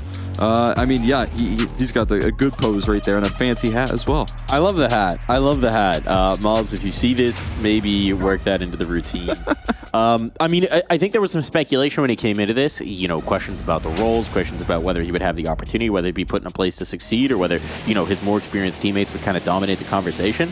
And that definitely hasn't been the case. You know, he's been in some tougher roles. He's not the full star player that he was over in M80, where he was just chewing up the server. But he's been put into, on the CT side in particular, more of those big side anchor roles. Yeah. But he's been thriving. He's been doing very well with them. And in particular on the T side, he's still allowed to be that entry player, to be that space taker that we know he thrives in. And when your space taking combination is a 1-2 punch of Malbs and Nico, it's like, good luck, everybody else. Yeah, I mean, that's exactly what everyone's been facing right now at the top level, I think, is a struggle to deal with this level of firepower. They've got so much going on there. And as you said, I mean, Malbs is a big part of this. I think, you know, he's been able to quickly learn how to perfect these positions as well. Like, has just grown so quickly since his debut. And that's a great sign, right? That shows, again, how moldable this player can be, how quickly he can adapt to this level of play. And I think, you know, as G2 continue to learn from these experiences, like this mouse loss, I think they're just going to be able to grow from IEM Cologne and on the stage. And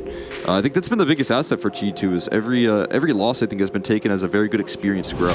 Yeah, absolutely. I mean, I think that one was a disappointing matchup, but there were some encouraging signs as well. I mean, first off, it's a very good Mouse team, right? The question with the Mouse isn't, are they a good team? It's like, are they going to be themselves when they're in front of the crowd? And they were this time around, which was a delight to see. We do have the veto coming through. We got the Inferno pick from Koi, which is going to set up G2 with the CT side. Mirage taken through from G2. They've been loving a lot of that. Nuke as the decider. This feels like it's pretty good for G2, don't it? Yeah, I mean, that was my biggest concern here for like any sort of upset potential. I think Koi would need to massively develop their map pool here versus this roster, and unfortunately that just hasn't been the case. I don't even know if they've really gotten enough officials to get those like reps in. So it's coming down to G2 being very favored in this best of 3 just because of that factor alone, right? And the struggles that Koi have had. And again, you look at that Mirage, a map that's going to just make so much sense for this squad. And yeah. I feel like it's going to be a bit of a problem. Yeah, definitely super favored for G2 here in that sense. Going to be a challenge. Going to be a challenge indeed. To me, I think this guy on your screen always kind of dictates the success of Movistar Koi, Mopaz, right? He's been with that roster for so long. He's part of the trio with him, Alex, and Blade, who had been on the roster for it was like 7 years, I think, by the time the Triumvirate was broken up. And now, obviously, you know, people have gone in disparate directions. Players have left this roster. First, it was Sampaius, then Martinez, then Alex. Like, a lot of players have come on out, and Koi's maybe struggled to find the talent to replace them, to find the firepower to replace them in a limited region. But Mopaz is a guy who can still have these absolute monstrous maps where even when he's kind of... even when the team around him necessarily isn't at full firepower, you'll just get this Mopaz map where he seems to find every timing through a smoke, every gap, every space to press. But the flip side of it is he's a super up and down player because sometimes he's pressing those advantages, finding those space, and oh, whoops, there's a player on the other side. Oh, whoops, he's been headshot. Oh, whoops, he's been naded down. Oh, whoops, he hasn't found any success. So I kind of think, especially in this kind of a matchup where you are the massive underdog, that kind of X factor player of Mopaz is going to be huge. Yeah, I mean, he's going to need to step up here. The problem is, as you had mentioned, it is going to be feast or famine, and if you're going to be consistently taking duels versus this G2 roster, that's going to be a difficult task to consistently win out on. But yeah, I mean, I 100% agree. I feel like watching him take over a server really is something that Koi is going to need to rely on. That's going to be their big upset potential, their big X factor in this matchup here. And I mean, again, G2 are going to be very comfortable and have proven to be very comfortable at shooting down that X factor. Specifically just at shooting. And, yeah. Man, this team shoots so hard. We haven't even, you know what? We've been talking about G2. We've done a whole pregame on G2. Haven't even talked about Monacy yet. How'd we do that? How'd we do that? This guy's in contention for best player in the world. We haven't even talked about him on his own team. It's the NA fanboy, of course, just like talking about Malp so much. Nico and Hunter again, specifically for IEM Cologne, was like the big level up there. Yeah. And I think Monacy was actually highlighting some of the like slight drop offs, and I think the big concern is like, okay, we're winning though. Like we're winning in these games. It's not a concern if he has small hits in the stats. It might even happen just because there's less kills to grab for him here, and I think almost a relief for him that he doesn't have to perform to that level to win games for G2 as much as he used to with the old Hooksy roster, but he's still so capable of bringing those numbers. I think, okay, we're hopping in the server. We'll talk about Monacy more plenty during this, but it's time to hop on, and it's time for Inferno, and I think that if you're Movistar Koi, it's got to happen on this map. It's got to happen here. We've got to see it, and it's certainly going to be no slouch over on the G2 side. Looks like they're headed towards Banana early on. 3 players here from G2 ready to receive them. Snacks to set up a flashbang for his teammates. Nade pressure on. There's a flash. There's an execution on the first. Monacy looking to chew them up, and he'll do exactly that. The kid is looking sharp early on. But now Snacks, tucked in by the oranges. They'll know that the player was here. Spam through, but they're not prepared. It's all in adjust. They'll get a chance at this clutch, though. Bomb down. Taken away. Ooh, the spam doesn't quite find. Where does he want to tuck? New box is the choice here. But on comes G2 creeping. Mobs from Banana, Hunter from CT. They got to have a pretty good inkling about where he holds. What's your timing here? When does the check come out? When does the peek come out? There it is, and an instant delete from Mobs. No hesitation, no doubt, no room. Yeah, so patient and diligent on the clears right there for Malbs in the closing stages. You got that great setup for Monacy out of the gate, showing exactly what he can give when he's trusted with the firepower. The flash coming through from Snacks as well off the follow-up. And that was a good setup, I think, from Koi. The nade stack had potential, but it didn't do as much damage as they wanted. And then, of course, Monacy with a multi-kill to start this one off is such a great confidence builder for G2. We do got a bomb plant, though. We're going to get an instant purchase back in. And we will get to see, you know, how much of a fight this G2 roster wants to consistently run down here towards that B side. So incidentally, I think on the Monacy conversation, we'll see if Movistar Koi give us something spicy here. To me, his struggles at EWC and IEM Cologne as well, it's almost felt like he's feeling like he has to do too much. He had some of these crazy hero rounds, like he had a 1v3 that will haunt my dreams, walking back into the B-side of Ancient against VP, that it was just pure magic.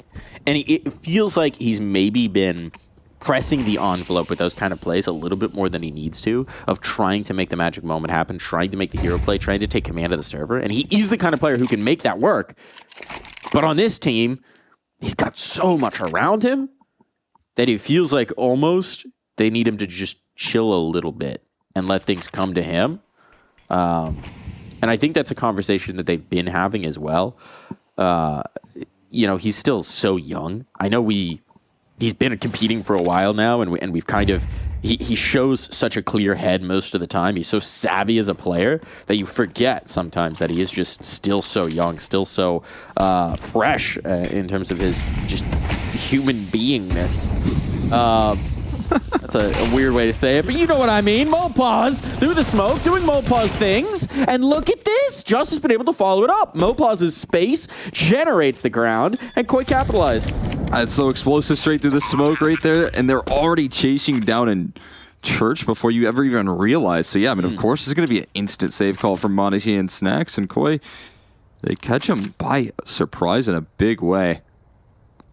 And that'll do the trick right there. No hero moments from Odyssey. Yeah, and I feel like, as you said, there's some conversations. I mentioned G2 and their ability to learn and grow. I think that's what they've talked about in just about every like post-game loss is, you know, how they've improved. These big conversations at a beginning stage of this team is, yeah, let's try and iron out some of the details here. Let's spend some time talking through how we patch up some of those holes. And I imagine m0NESY in those moments definitely trying to get back into that form. My thing is, do you ever want that switch to kind of turn off? No, it's just about picking your moments, right? Because yeah, he still can't do that. Like literally when he was going into that, again, I'm going to go back to that ancient retake. But I'm stood backstage with Freya and some other people, and as he went for it, I said out loud, what is he doing? This is a terrible decision. Like, he's risking it so much. Yeah. Like, there's no way. Then he pulls it off, and it's like, well, that shut me up. Shuts me up real quick. So, yeah, he is the kind of guy who could take what should be an impossible situation and make it the possible. So, you do never want to lose that if you're G2. You do never want to lose that magic. You're absolutely right, Cole. That's a good asset to have on a round like this as well. Anyone being able to have a lot of impact. m0NESY still with that rifle, and they are setting up this trap perfectly right now. These contact plays going to be difficult to get past the setup, but just has what it takes here. And Adam S quick on the trade as well. So Nico and Malbs left last man standing. Nico's Deagle not going to be able to land the headshots. We know Malbs can as well in just the same fashion, but 4v1, A-side retake, yeah, a bit unlikely. Yeah, good luck. Good luck. The Malbs Deag is nice. It is. That's the crazy part here. You got Malbs and Nico on the same team. Any round is winnable as long as you have 2 Deagles purchased. Might be the best Deagling team. Oh yeah, I'll say that 100%. Not gonna happen here. Doesn't even pull the trigger. Stadodo's got him. You gotta stay moving up against those Deagles. You do gotta stay in motion.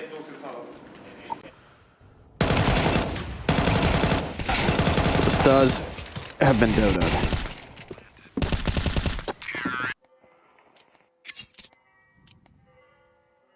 It's all good. It's all good. Nice start from Movistar Koi. It's kind of what we wanted for them. To get us a good series, to get us a competitive series here. Yeah, this roster, they went 2-0. They got a couple best of ones in the closed qualifier. Then they lost out the best of threes, which is the big reason I highlight the concern on the map pool. So they're not in attendance at that RMR, unfortunately for them. Towards Pro League here and try and lock in some success in that department. And with some of these executes here on Inferno so far, they're showing some good signs that they have been putting a lot of work here on this map that they picked into. If that continues to develop, they will be just about golden here. It's m0NESY with 2 guns. Unfortunately, there's also Head Kevlar on the other team this time around, so I don't think he'll have that same sort of multi-kill ability that he had on the pistol. He's still kicking, though. He's calling in for this flank to speed up a little bit. He's still buying time. He's landing headshots. He's holding down the line as long as possible. Somehow managed to stay alive for that long, but not any concern getting past the USPs. Davig from long range, going to keep his distance. Nico will land a headshot there to take away one of those MAC-10s and make it a little more pricey than they'd like. Every $600 from this point, if he can gather any extra kills, is incredibly nice as well. It could even include an AWP from m0NESY in this next one. You see the awareness here, just getting the heck out of dodge, trying to keep that gun alive. You don't want to get the Doja MAC-10. No. Oh, Mopaz is vulnerable. Damage would do it. Damage would do it on him. Keep him close to the bomb. That's all Nico's trying to do. Oh, I don't think he got enough. Definitely not. Mopaz will live. Tucked in the corner. Don't even know if the bomb actually did erupt. But either way, I like the idea. He's just trying to harass. He knows it's just the body shots are all that you need. A little bit of damage. The extra kill, with the MAC-10 would be so nice, but should be healthy enough there. No big deal. Not bad out of the USP and then the single tool Beretta round. Here we go, guns in hand. It is m0NESY with an AWP. Just about was able to afford that. Tossed over by Snacks, and we might get this head-to-head early. The smoke blooms just in time to stay safe against his m0NESY op. And that was a frisky jump peek. Yeah, he wanted it. Nade popper. I think that was to pop the smoke, give a little bit of vision, or at least give the threat of it. But Koi's not going to be cowed. They're coming this way regardless. They're going to test him. Ops locking down in towards the pit. Got a player in mini as well. Okay, m0NESY and Hunter strike, and it's a total shutdown of the balcony play. Disjointed from the other two as well. So a little bit awkward there from Koi. Wanted to gain the pit position, and it cost them heavily. Yeah, I mean, I almost think they set that round up by identifying where m0NESY was. Oh, they think they're out towards long right now. That's the read from Mobs. He's wary that a player could have slipped through the arch. That could be a problem indeed. It actually does give an opportunity for a bomb plant here. It's a smart smoke, though. Good timing on it. Bring another player back through. Wow, that was perfect. I don't even know if he actually took any contact there either. I think he just, tossed that down on a gut feeling. The only liability, as you mentioned, to how this round goes wrong in a 5v2 is if NiKo goes down there with little impact and then they set up in the post plant, they get themselves some strong positioning. Smart play there from NiKo. Going to secure a second round. And Koi, I like the idea. I see the vision. They got little holes pop out of the gates. They're trying to catch him off guard. They're trying to catch G2 asleep at the wheel. The issue is they're wide awake. They're wide awake. They're locked in. Slammed a little monster energy. Ready for it. Juiced up. They're going to need it for this Inferno gameplay. How it goes. The saves. I always love just when a player's stuck there holding the fist bump for their teammate, waiting for them to look away for their monitor. Yeah. You gotta work on your forearm strength. It's all about timing, player. You just gotta be ready to hold it for a long time. As important as it is to work out those muscles, you gotta make sure that you're throwing up the fist bump at an appropriate time. When the defuse is coming off and you're trying to scavenge for extra utility. That's not the time, but right after that, you're perfect. Oh, look at all this. about threading that needle. Fast play. Stadoto's traded. Just could get the next. He does indeed. So the Halls fight is won here for Koi. It cost them a heavy price with Stadoto, but it's worth it. And now m0NESY is in serious trouble here on the A site. All the pressure coming his way. I don't know if they were close enough to hear that scope up, but they might have a good idea. He was certainly here last time. So Koi going to be wary. For the moment, they want to see if G2 is going to give them a response. The response is going to be to shift NiKo off. To leave Mobs on his lonesome. Just smoking a Halls gives him some extra comfort. Oh, and that was it. All right, came over, chucked the smoke, said, all right, good luck. Bye. It is the faith that they place in m0NESY. Want a little extra backup on that B side there. They're saying, yeah, you can work pin pit. You can get a nice little multi-kill.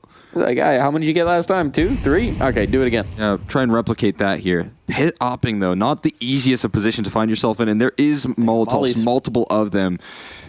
And there you go. I mean, he's flushed out already. Good luck trying to get out of this position. Oh! He almost lands the collateral out of the gates. Oh, jumping no-scope. Okay. On his defense of the A side, but not going to happen. Not in the end. And the last two remaining, as m0NESY doesn't get that massive multi-kill, they're going to save. You talk about going for the magic moment, right? Yes. He goes for it. He nearly lands a collat. He's not going for the collat. He's just going for the kill, but he nearly lands a collat and then instantly goes for the jumping no-scope. Woo!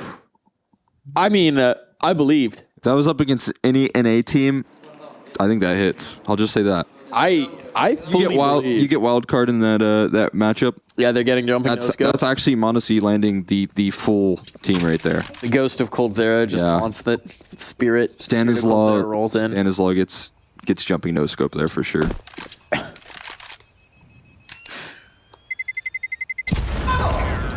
Well, we'll see tomorrow. They get to start their campaign against Spirit.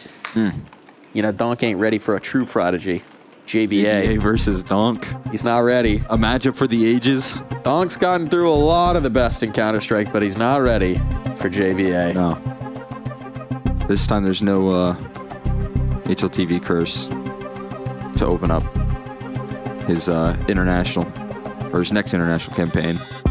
Was over there for, I think that came out for IEM Chengdu, if I'm not mistaken. Didn't have the best performance, but versus Donk, what does he have to lose, really? He's just going all out. Just chilling.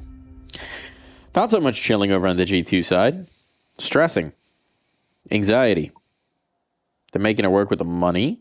Shuffling some guns. Chucking them around. It's going to be a decent buy. No op this time, so no jumping, no scopes. Aw. I know. Disappointing. But, you know, we gotta work with what we got. I think even more important than that, no opping right here is that Koi have been so fast in taking map control. So without an op, it's going to be difficult to stop down on some of that quick moves. They have taken Hull's control, you know, both times, one of which it's worked out very well. And again, they're just rolling back to such quick ground being gained on this A side. Feels like they're coming into this one fully prepared, but who can stop it without an AWP still is Monacy. It was a little bit of a difference, right? Yeah, they've been getting this space, so they tried to do it with a solo maneuver instead of with the bodies en masse. So no trades there. Adam's down basically for free. That's going to be a tough foot to be starting out on. But again, we see G2 try and go for the gamble stack, right? Try and put the numbers in the right place, and they're reading B, but it's not. It's not at all. Koi are taking this careful map control, and they've still got plenty of time to work with a minute. And they're getting brackets for free. Molotov's the tip-off. Snacks in a bit of a cheeky off angle. Monacy doesn't have the op, so this moto position might prove challenging if it's Snacks who's threatened, but just as this crossfire is being established with Hunter at the arch. Snacks got a flashbang for him, but he swings wide. Goes a little early.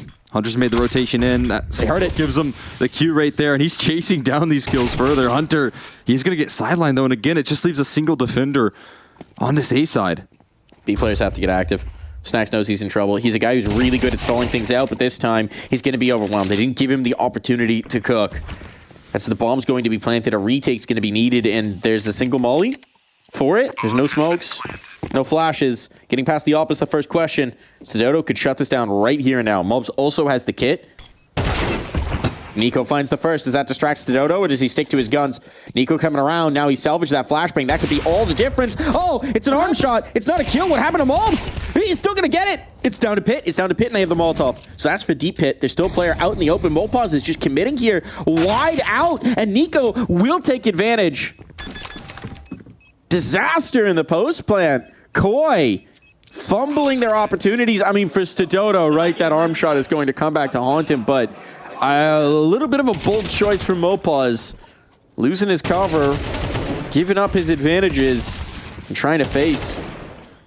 Yeah, that's so patient as well in that retake. I feel like there was a time where it's so easy to panic there as you're trying to make the retake happen a little quicker, but then Nico takes this extra approach to rotate around the arch side. Both of them low, so if they're trying to join forces, that trade is just a tad bit unlikely. It's actually crazy as well when you think about it that Nico's moto, right, goes for the first shot, hits a blinder of a headshot, goes back to throw a flash from Mobs, and then goes back. Sprinting around in that retake. Okay, he's burning this time. It's hot. Down low. Hot. Oh boy. Right back at you, though. Isn't that how it goes? And both teams just willing to back off after that initial exchange. A little bit of blood spilled, but we're back at this early play.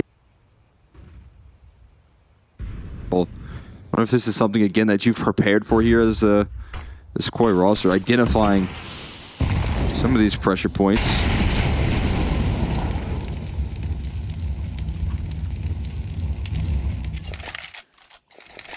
In the minute mark, this is usually where they start to get very active. Still chilling. A lot of smokes when they decide to go. Well, that's risky from Nico. Yeah. Makes it. He makes it, and now he's going for the full clear just on the other side. He's been good, and this time there's a trade, but he's taking Nico off the board. That's a nice piece to have gone. Just has been a problem for G2. 11 kills. Let's see if his teammates can capitalize on this one. Snacks is alone again on this A side, though. It's happened once more.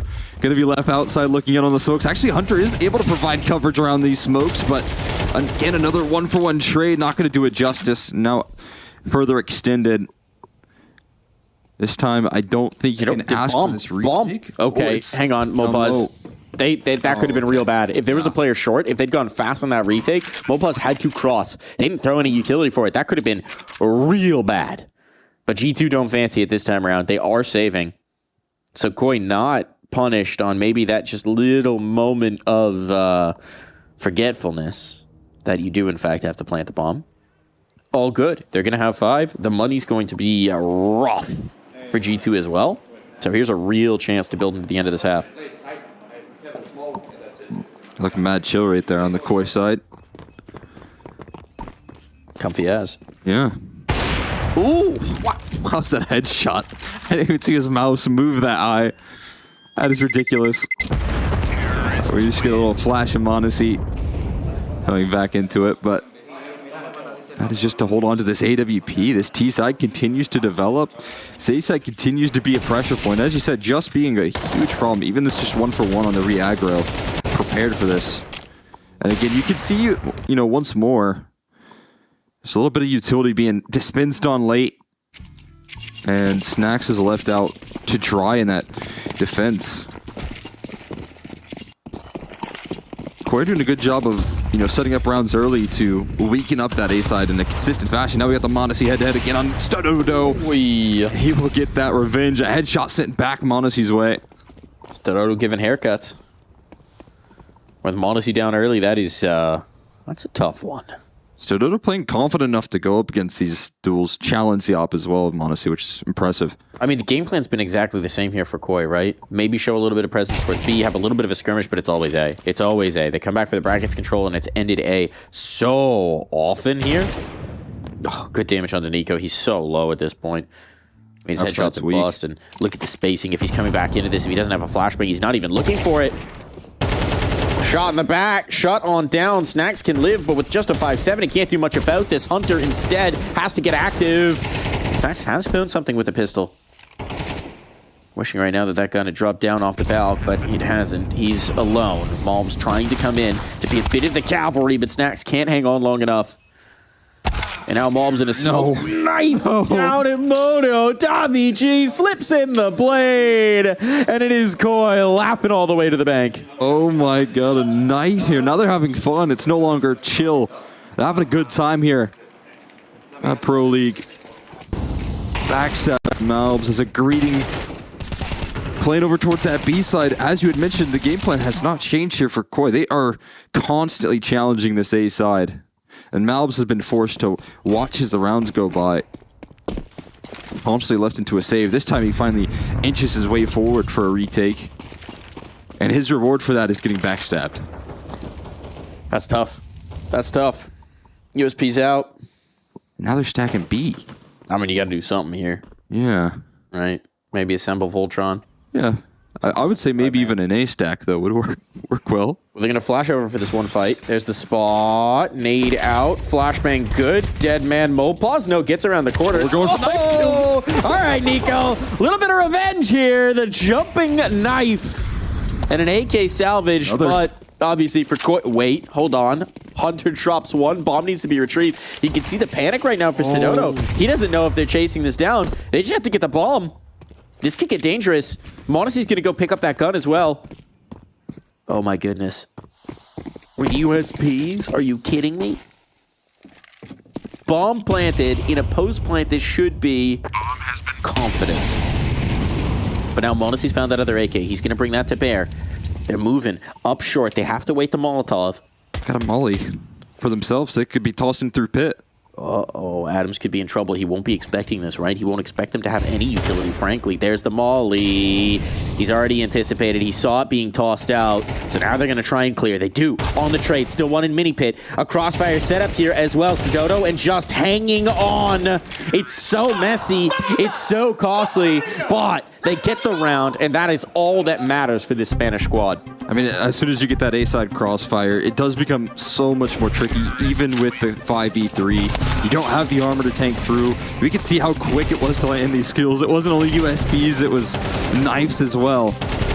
But again, that crossfire holds strong. It's a 15-6 half for Just. He's having a monster map. We identified Mopos as a strong suit here. But right now, there's a little bit of X Factor in a different form here from Just that's showing up constantly. You know, at the worst of cases here, and a couple of rounds going 1-for-1. But for the most part, has been able to land multi-kill entries on this A side.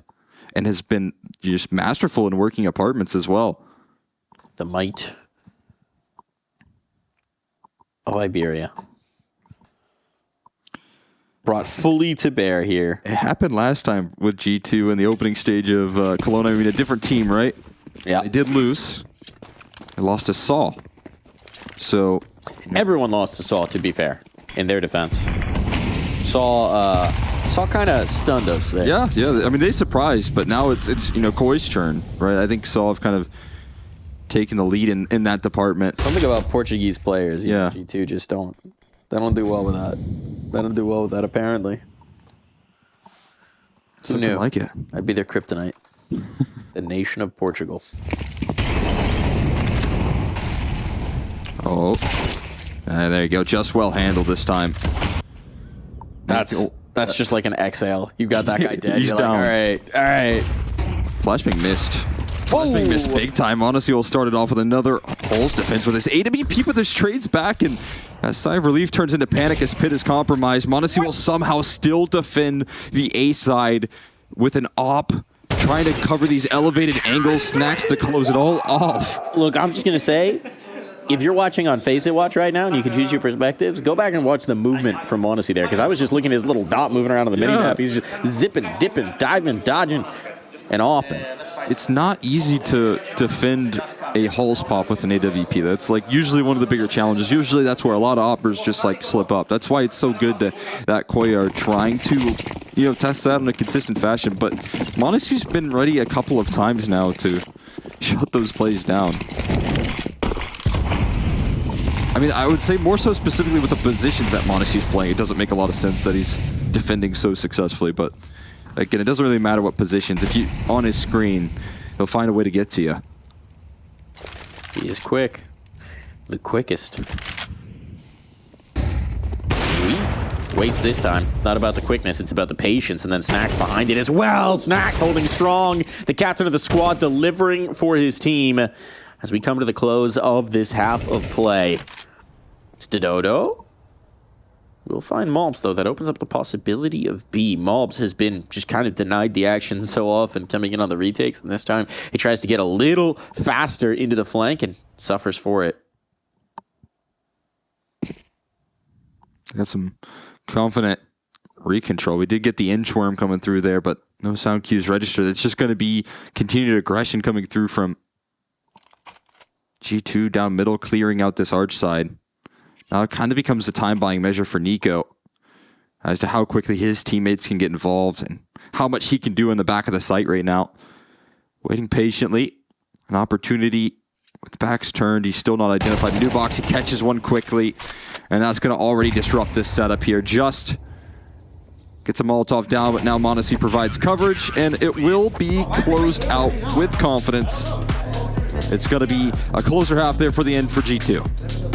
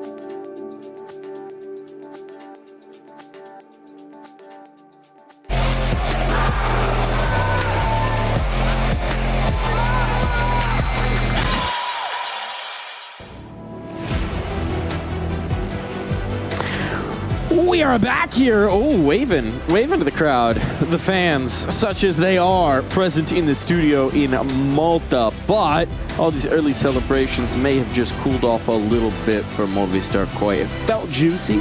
It felt strong. But at the end of the day, it's a 7-5 half. It's not that dominant.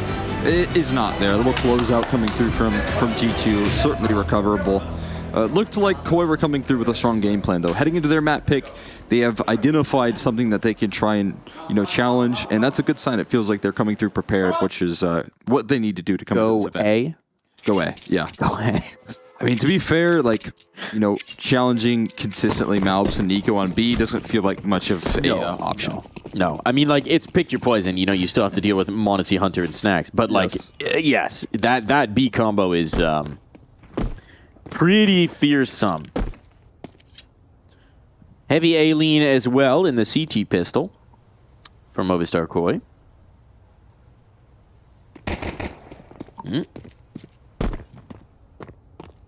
Little initial skirmish, nothing to do there. I think the other thing as well is, just having a monstrous performance. Big part of what got them here. I mean, he and Stododo are the only players who are actually positive on their team despite the lead. So purely on the kill numbers, it's been the strong individual getting them a lot of moments. Got this stack right on the money. Yeah. They took the advice of go A, but now they're stacking it here as well. Koi just putting so much resources on both sides of the half towards his A side, and this is going to be a hard crossfire to crack through. Was it too shallow? It is too shallow. Just has space behind it. Uh-oh. Monacy and Malbs get 2, though. That's important. Monacy lost, but still, even despite the stack, now they're shifting in towards a B split here around the car. Mopaz locks it in. He's off the site, though. This might allow a bomb plant, but still, he's going to be a tough contender. Tough customer for them to deal with. No more smokes to block off the chokes, and a fast flank from Banana. Nico's not ready. Nico's not ready for how quick this has been, but he's able to turn in time. Oh, no. Davi G had him dead to rights, and instead now, they've got a 1v2 required. Mopaz out of bullets. That's going to sting. You just can't afford to miss on Nico, because as soon as you do, he's going to react so quick with that aim. Deals with both flanking players. The element of surprise does not matter whatsoever. You come at the king, you best not miss. Nico, he's worn a few crowns in his day. Oh, you could tell. Yeah. You can tell. They feel that. Never good to feel like you had the flank, you had the moment, mechanical failure. Costing. But so it goes in the pistols. Davi G hoping for a little mechanical prowess here on the Deeg. Little CT side limber up off of a force by win. But G2 are giving them the respect early on. Patient in the first 30 seconds, just seeing if aggression comes through from that CT side, whittling out a little bit of the early utility, and to be fair, there ain't much left. So valuable about delaying these rounds out. Opus goes forward, though. That smoke down denies a lot of access. And that one bit of utility that they did have left is used to full effect to keep G2 away from this B side for another 20 seconds or so. Problem is there's still a minute. There's still a minute, and I'm no chronologist. That would leave them with a good 40 seconds left. 45 even, perhaps, one might say. And as the stopwatch ticks down, now G2 say, why did you want to keep us off of B? We would like to find out. Look at the rotation, though, for Koi. Having no presence at brackets, having detected nothing in terms of the utility, they're moving the numbers over. They might have these bodies here in the right time. This could get very dangerous for G2. They have no options. They have no bailout. They don't know. And it's going to be Mopaz chewing the first one up in the blender. But at the end of the day, the gun advantage is here. And with the smokes up, it's very comfortable for G2. That bomb's going to be planted. The health is abysmal for Koi, and they're trying to just bail on out. Yeah, I mean, outside looking in on those smokes, good setup, good rotations from Koi, but there's not a lot that you can do when that execute gets hit. Those trades are so effective, instant rolling on in.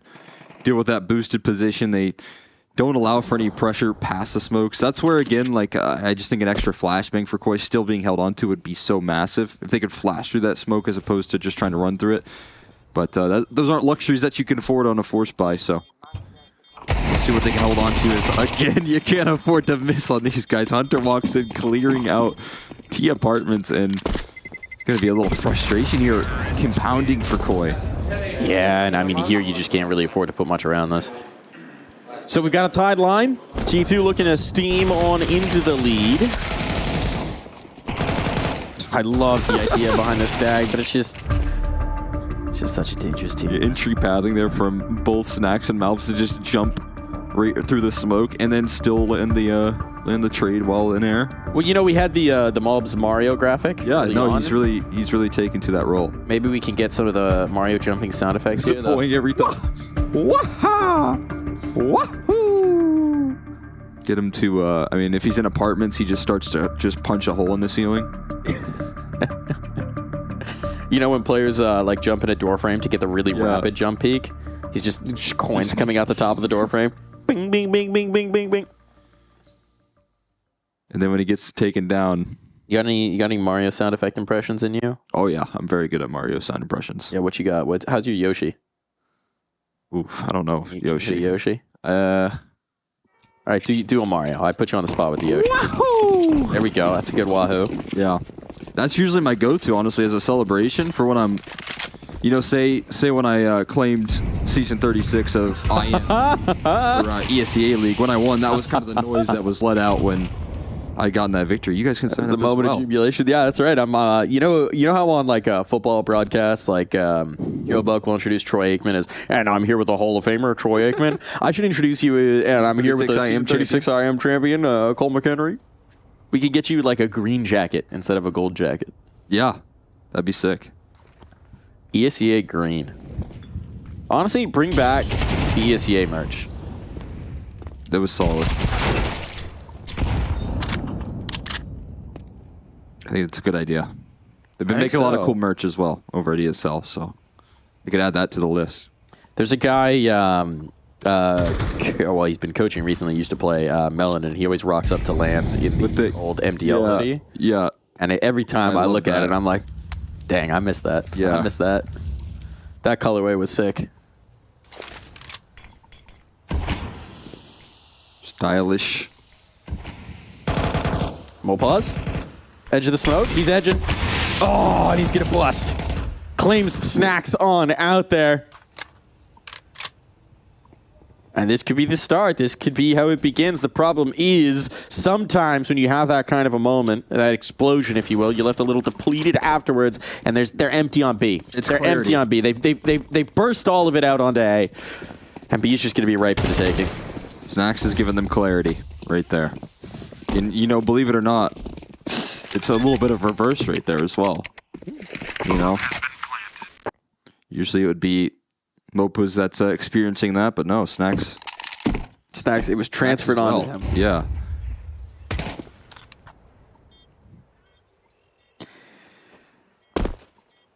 Well, it is going to be what we expected, which is a relatively comfortable round. Look, taking one rifle through from Mopaz, even a Molotov, like the little bits of money are going to be huge for Koi here.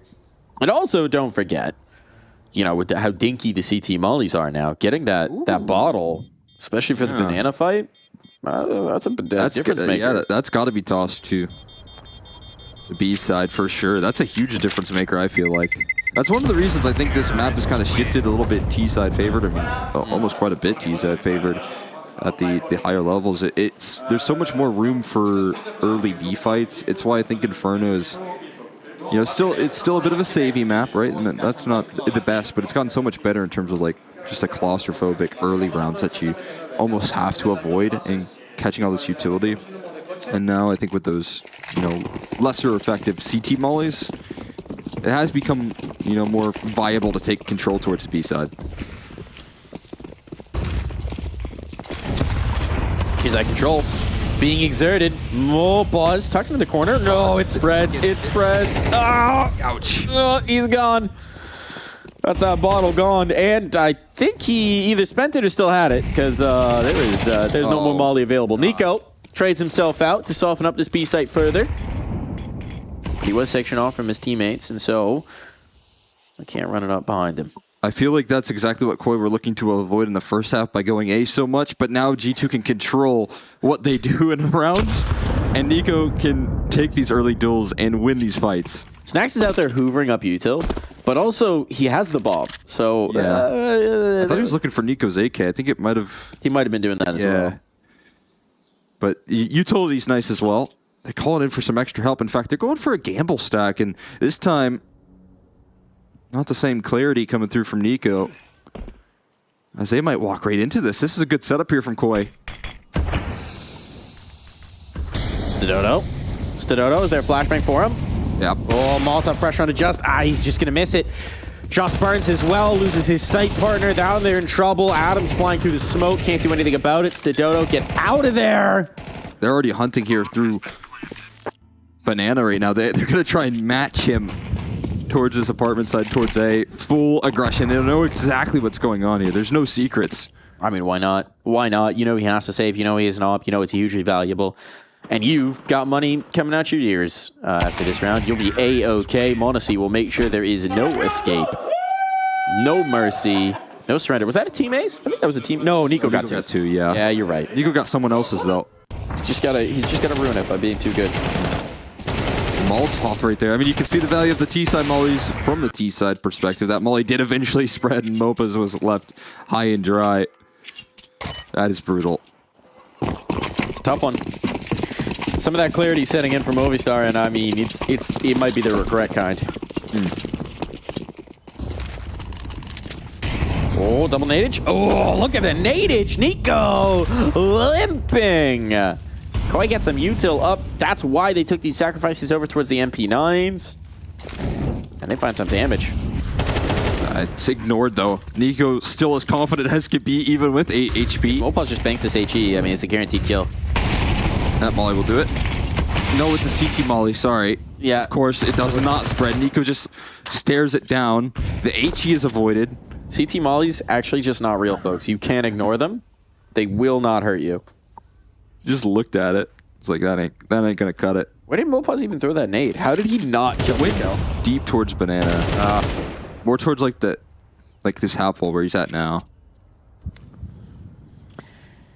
Well, that's gonna be disappointing. Oh, only they'd had a real Molotov. Bogdan's Law in full effect. Nico up.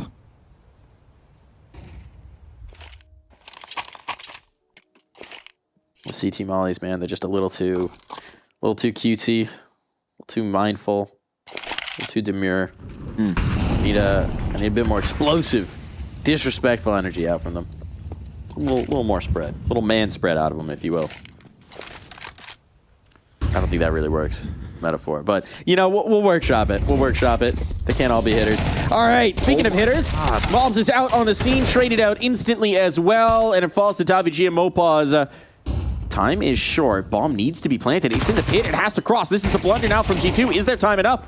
5 seconds. 6 seconds. Whoa! The peak from short. The peak from short. Davigi running down. No! Nico prevails. Now we get the team ace, and it's Nico to tap in the last. G2, nearly their own worst enemies. They're laughing because they know how close that got to disaster. Yeah, now they're having fun. Nico laughing because he picked up that AWP. Never scared despite the low HP. Look at Mob's entry pathing here on the opening stage. It is absolutely absurd. He has fully hard cleared the position on that cold box. He finds an entry on 8 HP. Breaks apart the setup with quickness. And there's a reason there are smiles on the faces of G2, as this is the G2 that's landing all these punches. This is that T side that we were so excited to talk about when it comes to the amount of presence to open up rounds. And now they're looking to replicate here. Snacks was scared off the line with a quick headshot. And there you go. It was just a early poke and a prod at the start of the round into a collapse here. Mopaz weary of the smokes here and the possibilities, but Nico will continue his efforts. Just continues to spam downrange. I mean, one of the big difference makers as well for Koi. Just was having a monstrous first half, right? It's not, pardon this, but just him. But he's had 1 kill since the swap, and that's just been indicative of the team as a whole. They've been blanked out of 4 too many of these rounds. Okay, there we go. Okay, heard me talking. So you're talking a little trash? Talk about that. Talk about me? Talk about that. The library, Stododo would rather they were not talking about that. No armor in a P250, man. He would rather they talked about anything else Leave him alone, please. But if they leave him alone, that means they're going to pressure onto VG. Nate the chip. 90 points still to the man, but it's just a matter of time now. And that time comes at the hands of Hunter. Bomb going to be down. Koi forced into a save, saving very little whatsoever. Maybe they can get this gun from the bottom of Banana, but that's really best case scenario, that they'll have a slightly better save here as G2 climb ever closer to the dub. This would be a flawless T side for them as well if they just keep this up at this rate. Doesn't really show signs of stopping. There's that AK. Oh, he didn't see it. He thinks it's gotten buried. He didn't see it. He didn't see it. The rock blocked it. Oh no. Stadoto, go look. Or maybe they're just waiting to see if someone pulls off. I feel like the longer they wait, the less likely this is going to be that he gets it. Stadoto, there's nothing to say. Got nothing to lose really, so I feel like you just go for it, but now it's further away. Yeah. Oh no. Oh no. I wonder if he heard it. Because, I mean, you turn that corner, you would kind of anticipate that G2 removed it in a certain sense, right? You just kind of think someone threw it off the map, something along those lines. That wasn't the case. It was just right buried in the garden, in their face. It is going to be a worrying sign. As you said, I mean, indicative so far of kind of a systems failure as opposed to any one person that, just fall off slightly is certainly felt as well. But again, this is G2 at their scary form here. Nico, fully aggressive towards B in just about every round, landing opening duels as he does best. Not a lot that you can do to stop that other than, I guess, get this utility back out, right? And try it again. First you don't succeed, well, you have at least 2 more tries. I think that's how the saying goes. At least. Something like it. Nadage. Got some good damage on the Nico before. They're doing it again. Mopaz is doing Mopaz things. This is what we talked about in terms of the... Ooh, he's got to be nervous. Smoke getting popped around. Alive for the moment. Look at these nades. Snacks knows this is a fictional molly. Just like pretty light show for you. Yeah. Spell you out a little bit. Warm you up even. So what happened when Snacks got warmed up in the last round of the first half here, but this time, again, it's a Malb's entry on Banana. It's the MP9 that they face once more, and again, the MP9 cannot do enough damage. It's so close to landing these kills, but they've constantly been forced into these positions with the MP9s prioritizing that utility, and I feel like if he has an A1, he gets the kill. If not, then just loses out to the quick headshot.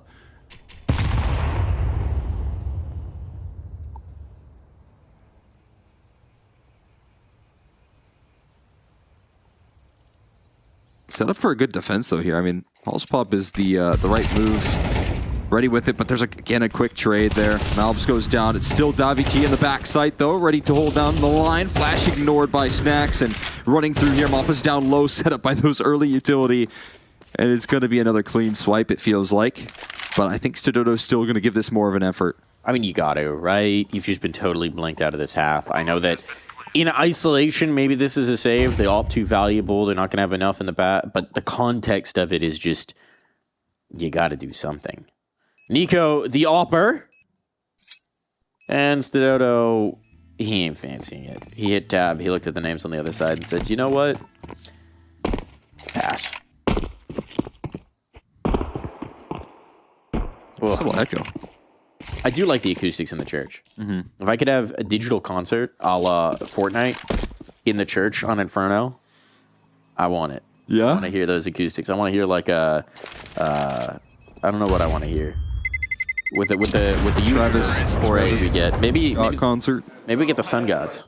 Sun Gods digital performance in CS in the church on Inferno. Yeah. Get cooking. I think that could be the move. I'm thinking. Get cooking, tech folks. Just gotta sort out those audio. Travis Scott, who? Technicals. That's the guy that did the Fortnite concert. Yeah. Yeah. I was going more like big time, but underground rap is good too. Yeah. Very underground. So far underground. Unheard of, one might say. But I think that might be the next big thing. I'm here for it. 5 chances to close. The flawless T side. As it has been a tale of 2 halves here for the Movistar Koi. G2 were saying, all CT side, get me on T side. Get me on T side. Get me on T side. And they're there. You know, if those are the comms, I think you're ready to join G2. Get you in there. They can have me as a assistant coach there. All right, well, again, just give them the warm advice of looking forward to this T side. It's a brutal setup there that gets knocked down. And it feels like this could be putting a quick bow on things as Davigi aggressive to try and recover it. The space is already lost. They have not identified this reposition, though. Davigi on the site proper. Now needs to rely on some backup here that will never come through. Not in time, at least. It's Mappa's desperate through the smoke, and it's looking like the curtains are calling upon Koi here on Inferno. Curtains coming down. Monacy with a nice shot to close. That was a huge round from Hunter. I mean, huge individual play from Hunter. Really across the board, everything was working pretty dang well for G2. It's tough to find much fault. Everyone looked pretty darn good in that second half, and they were perfectly fine in the first as well. G2 very comfortable. It's kind of what we expected, but it is always good for a team like G2 that has had at times some of those stumbles, uncharacteristic stumbles, if you will, that they're not having them at all. That they are just dominating, that they are taking command, and that they are absolutely stumping Koi and finding this fish out of water.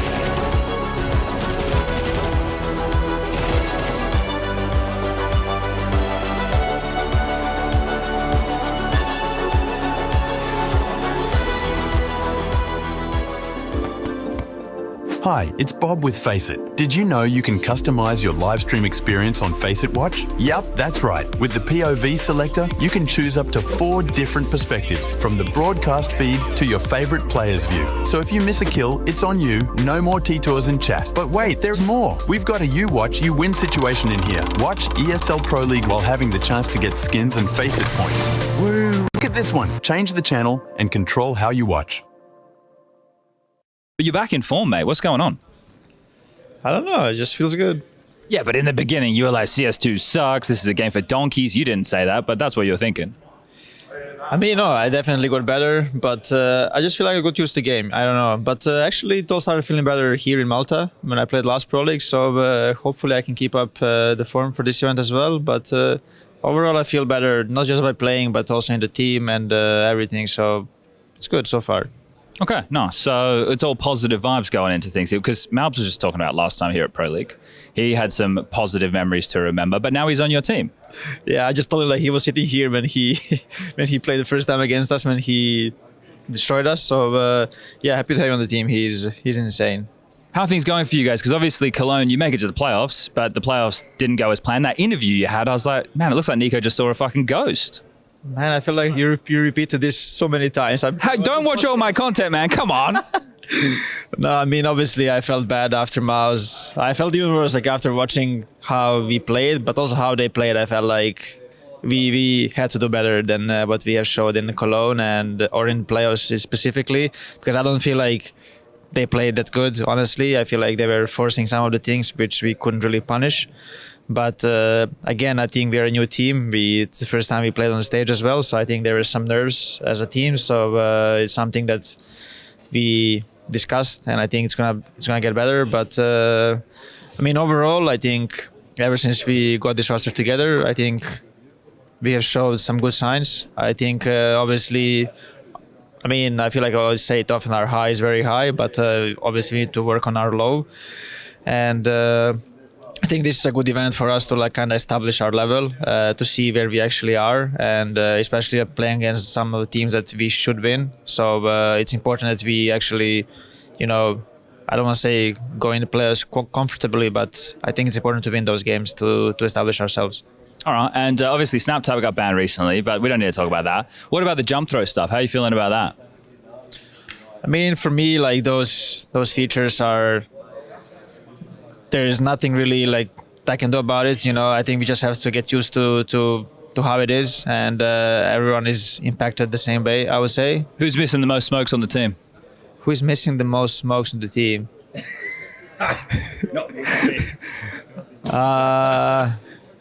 Actually, maybe like first day was a bit rough for everyone, I would say, but I think we all got used to it quite fast. I think they're still way more accurate than they were in CSGO, so that's a good thing. I feel like even though you don't, like in CSGO, sometimes when you press all the keys at the same time, it still doesn't go the same way always, but I feel like in CS2, it's actually pretty accurate, so I don't think we have too many issues with throwing the smokes. I guess the only issue is just the double click W jump throw. That's probably the hardest one, but I guess it's fine. This round, Harry. Well, just down to the pistols now. Let's see. I don't know what this 5 is. I'm trying like, my best. Safe. Oh, hang on.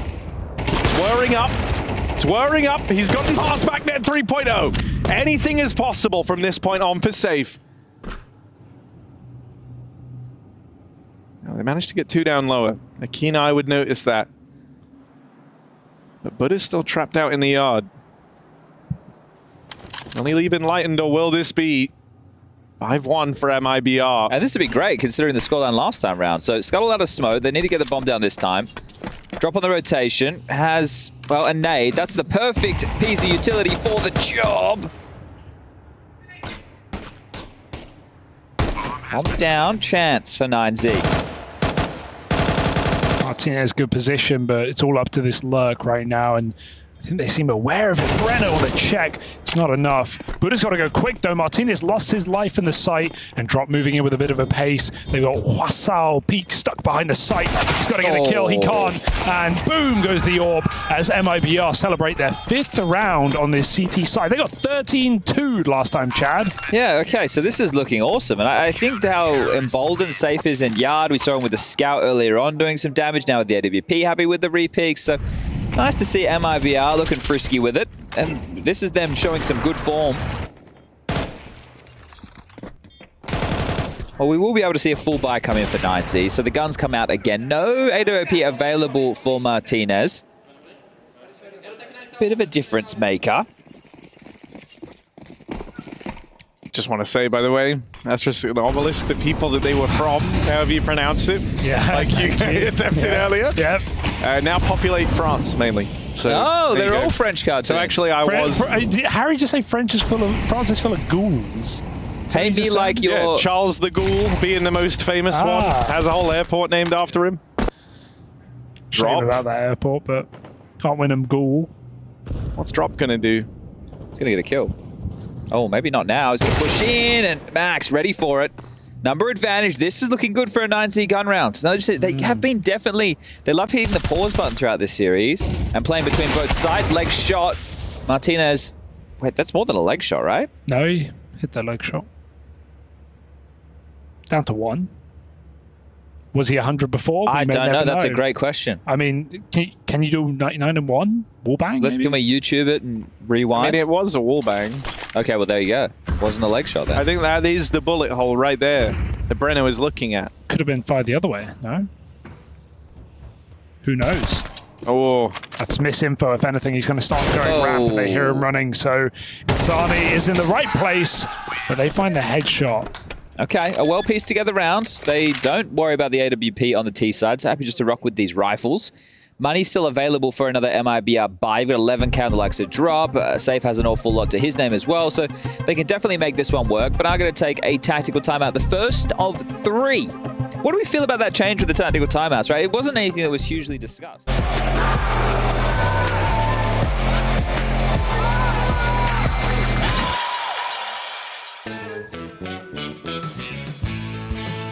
And we're back. Welcome back to the beautiful shores of digital Malta. I'm sorry, Malta. Also known as my basement, where we are set up and ready to go with map number 2 of G2 versus Quite. Man, that second half was utter domination coming through from G2, Cole. It was. I mean, again, it's the T-sides that we highlighted in the pregame there that just feel like they work so well for the side of G2. You've got all of the pieces hitting. We actually highlighted a couple times, but a couple situations where we were talking about Team Aces, and there was some fun to be had in the first half for Koi. That got quieted really quickly, though. It did. It did indeed, right? I mean, there's some moments. It's also a huge individual performance coming through from Just. He's, making a lot of late round situations work out for them, and then just is not able to keep that going. He had a great map. But no one really came along for the ride, and that second half, they were just getting annihilated. Hunter as well, always good to see. We talked about his revitalization. Focus been on Nico, Mobs, Monacy. Hunter looking good, man. He's having a good time in this roster. Again, has been talking about gaining the confidence back here, and I feel like slowly but surely just continuing that confidence is going to be huge. We've just seen him alongside Nico both come into form. It was just being talked about there, but the last Pro League, Season 19, was when we got to see Nico get more and more, built into CS2, and ever since then, I think Hunter joining him, they've figured out a way to get back into this great 1-2 punch. They have indeed. We're going to be hopping into Mirage. Now, look, not to pile on to Movistar Koi too much, but they've played this map 7 times in the last 3 months, and Cole, they haven't won it. They have not won it in 3 months. Mirage. That's tough. That's real tough. Yeah, I mean, that's, as you can see right there, both playing it 7 times here. The G2 squad, though, is winning it. And, that's a big deal. And a lot stronger of competition is who G2's going up against. Yeah, 100%. I mean, this is what I was highlighting, a slight problem, the veto here for these best of threes that Corey have been consistently facing, is that they just don't really have like a very clear defined map pool. They don't have a comfort territory. As we saw for Inferno, those CT sides were a little bit missing. And, heading into this one, obviously, this was likely to come through here. You've been constantly picked into it by your opposition. And, maybe that leads you to go back to the drawing board and try and figure out some changes, but it's likely going to be difficult here versus a team like G2. Yeah, this is the point where we have to get into almost red string on a chalkboard kind of situation to find the way back in, which is that if Koi were coming into this and thinking, what's our biggest vulnerability coming into Pro League, it would be being bad at Mirage, to be quite frank. All right, this is just one of those maps where unless you're vetoing it, you gotta be competent. You gotta be good. You gotta be at least okay at Mirage, because just everyone plays it. It's so easy for a lot of teams. It's such a comfort place to go to for a lot of teams. And so if you've got that big old fat 0 sitting in the win percentage on Mirage, just everyone is going to pick it into you. Everybody is going to be playing it. And we just need to see a little bit more. You had to know it was coming. Got to show us why you're willing to keep playing it. Yeah, I mean, and maybe that's vulnerabilities on other maps, which certainly is kind of the case right now. Just leaves you without many good decisions in the veto here for you to start off your bans, where you have to kind of lean in. And yeah, as you mentioned, you're going up against G2. You felt like they had a good game plan when they were able to control the pace on that T side. I mean, they did get a 7-round half on the T side of Inferno, but as soon as you hop into that defense and it's G2 that are taking the control, those reads kind of go out the window when it comes to just a head-to-head of firepower. It's going to be the same problem that you're facing once again. You can identify some very clear counters on one side of the half, but the defense has honestly been, in a certain sense, where this roster struggles on this map, and so I feel like that's going to be a problem here, given the fact that I imagine they picked into a CT side start as well. One would expect it. I do want to take a quick moment here, because we just got a little bit of time before this map gets underway. I want to give a quick moment to mention that the EPL mailbag, that's the email is eplmailbag@efg.gg. We also have access to it. We'll also get reports from the EPL mailbag. So if you want to talk to us, if you want to talk, let us know your favorite joke, maybe talk a little trash, maybe your ideas, maybe outfit suggestions, whatever you want. Background suggestions, actually very welcome. If you want a suggestion for our background, I've got a lovely, I'm sorry, no, we're definitely at the Lagoon for real. But if you have some suggestions, sorry. We could go. Send an email to eplmailbag@efg.gg. Maybe throw in the subject, maybe throw down for the B stream, something along those lines, so they don't send it to those filthy heathens over on the A stream. So B stream is best stream. If you send that as the subject line, we'll definitely read it. Send those over. Make sure you let us know what you think. It definitely sent some background suggestions. Get weird with it. I need to make some requests. I want Harry Russell just like doing a full centerfold spread. We could throw that in the background. Yeah. Speedo on. Ooh, we could do Mac in his little pink Speedo. Yes. Yeah. I was thinking Henry with the pie face that's been going around here. We should do that. All right, putting that on the list for tomorrow. Yeah, we could make that in the rotation. Creamy G. Do you think it's cathartic or traumatizing for Jason to cream pie someone else? It's got to be cathartic, I think. We should ask him. It's got to feel good. Moses, if you're listening to this somehow, that's what I want to know. Send it into the EPL mailbag. Is it relieve? Does it relieve pressure? Does it bring back bad memories? I want to know. So it's almost like passing the torch, you know? Like you said. Passing the cream. Some clarity for Moses there as well. You know, cut them all to cream your friends. Yeah. That's what you get up to. 20 seconds here. The cream rises to the top. And right now it's been G2 at the top all day. Going to be hoping that they can get a little creamy over on the Movistar Koi side because they're going to need a little bit of something special to thicken up the broth that is their Mirage. They're going to need something special indeed here.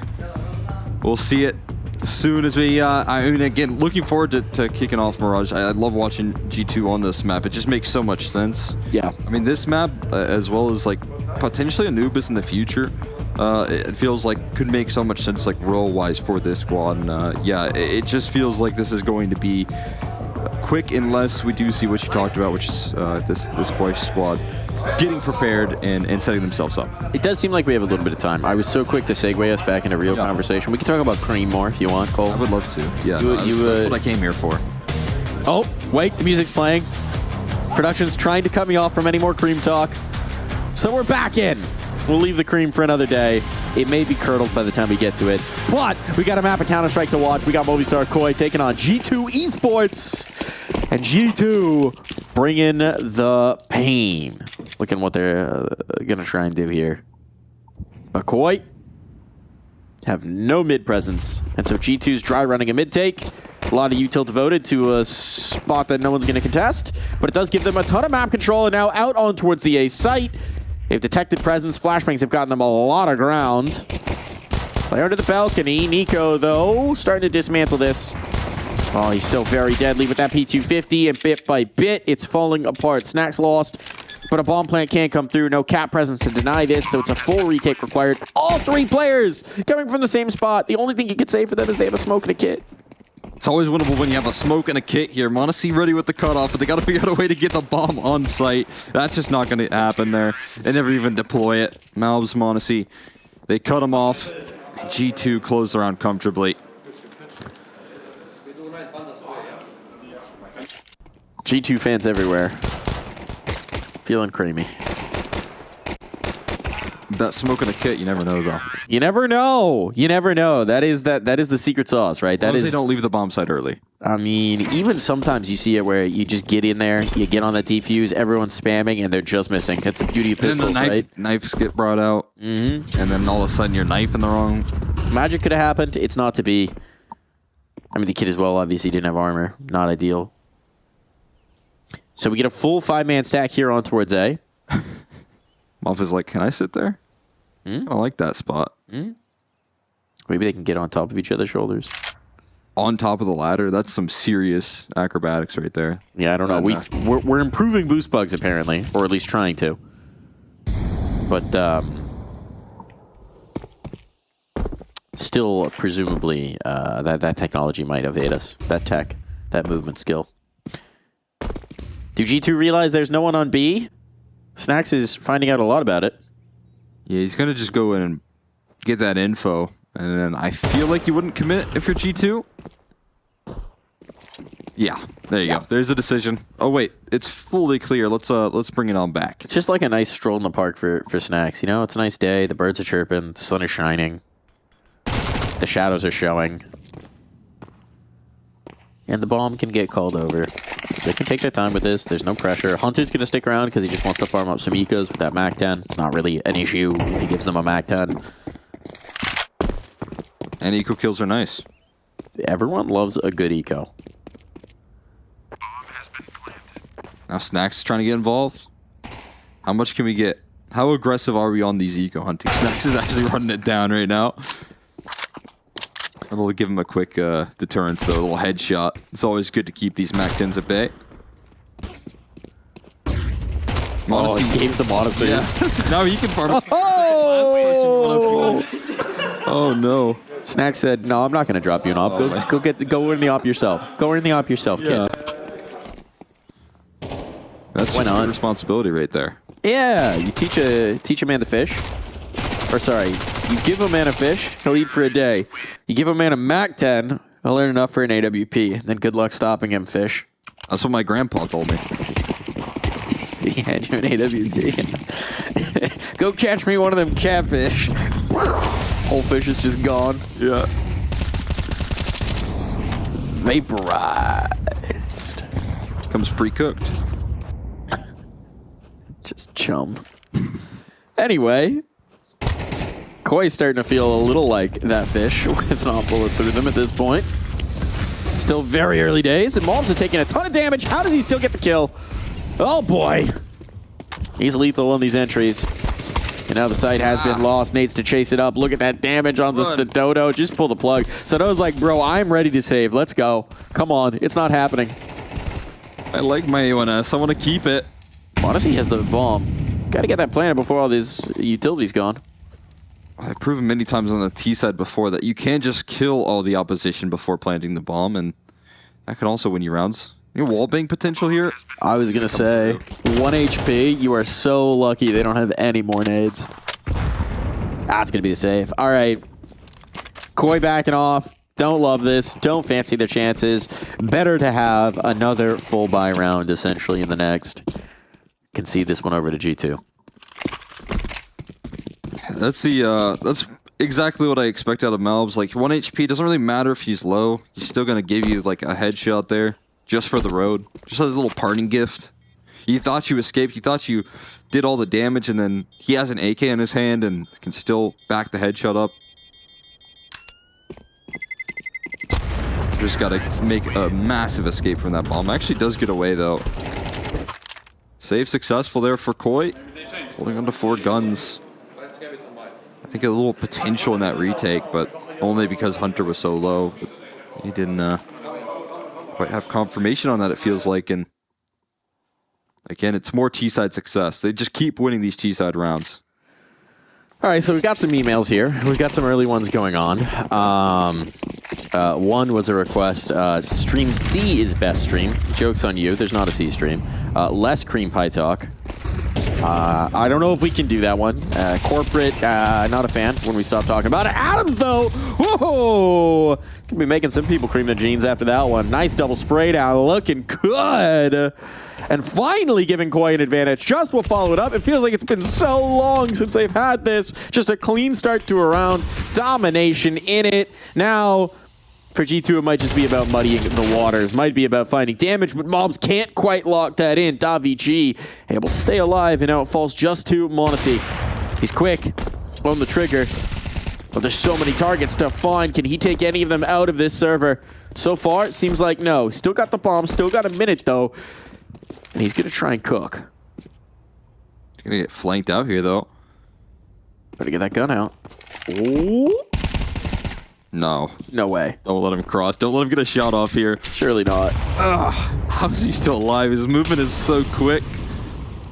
But he should be right on the scope. Another near miss right there. That'll cost him. Up is not going to let him re-up on the angle.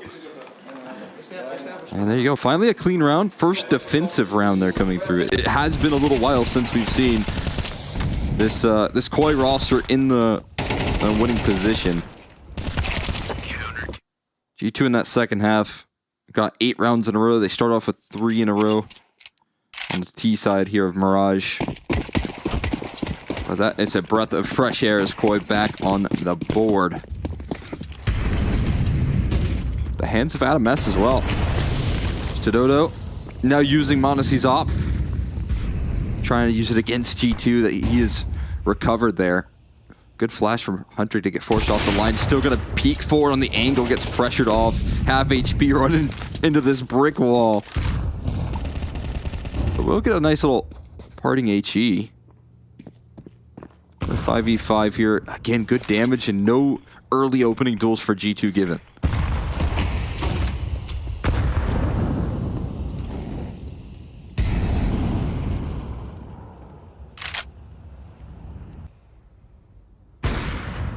All right, Mopuz.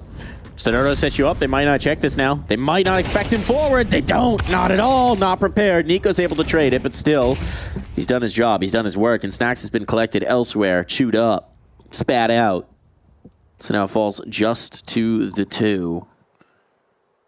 And Nico and Hunter finding themselves up again. It's it. The Kovac cousins. Oh, so quick. He's so quick. You can't miss. You can't miss your shot.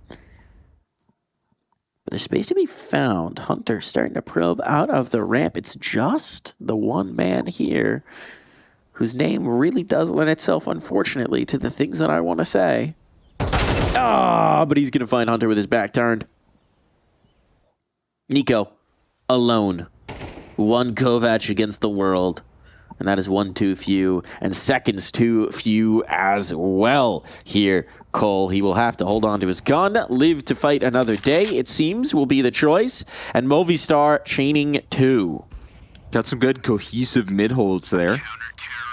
Working some space in the early round. I like that. Went through from Koi. Keeping them off on this early aggression. Winning out on important map control. These aren't really factors you could highlight on Inferno. Felt like they were losing out to Nico's opening antics in a pretty consistent fashion. They're getting surprised by Hunter in a couple of these rounds on some of his extremity plays, so Koi working as a unit here to win a couple of rounds in a row. But it's of course G2 that aren't going to let off the gas. They're just finishing up their purchase, and they're ready to, you know, break this down a little bit, simplify, and just call it AXEC.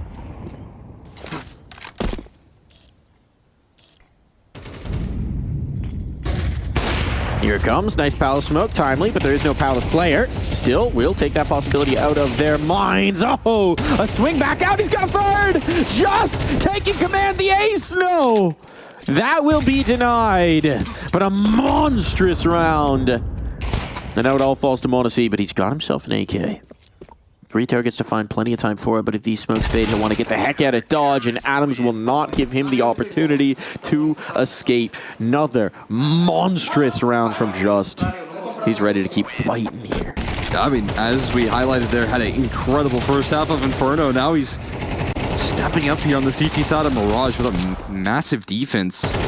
Very much so isolated. But having those extra supportive flashes coming through there as well from Davy G coming in just in time. 4 kills, 400 damage in that last round, and the simplification of G2's execute gets broken down by one man for the most part. And they're gonna run it back saying, Just, can you do it twice in a row? No. No. I mean, that's too much to ask, right? And I mean, this time he was totally isolated. Well, Presence wasn't with him. This is getting weird, but Stenoto with the USP saves their bacon. That could have been bad. Even if he gets traded 1-for-1, it's a disaster. Monacy now with a rifle. Still no armor, but Bomb's ticking away. And Snacks. Snacks is trying to get himself into a cheeky spot. He's in the sandwich. He's got a Glock. They know where Monacy is, or at least they've got a pretty dang good idea of it. But Snacks is the X factor with that Glock. Oh, he's got the kill. He's got the ult. Oh, shot can't land. That's a sigh of relief, a huge exhale from Movistar Koi fans the world over, because Snacks for a second made us believe. Oh boy, Snacks in that clutch right there gets the op out as well. That's where the fade gets placed. But Mal's with these incredibly fast opening duels, able to get his entry that he was looking for just 1 round prior. And what it means is that they take so much space off the back of it. Again, there was some pressure on Mondesi, I think, to help out Snacks with the fact that he only had the Glock. I think Mondesi wanted to be, again, active in that post plant.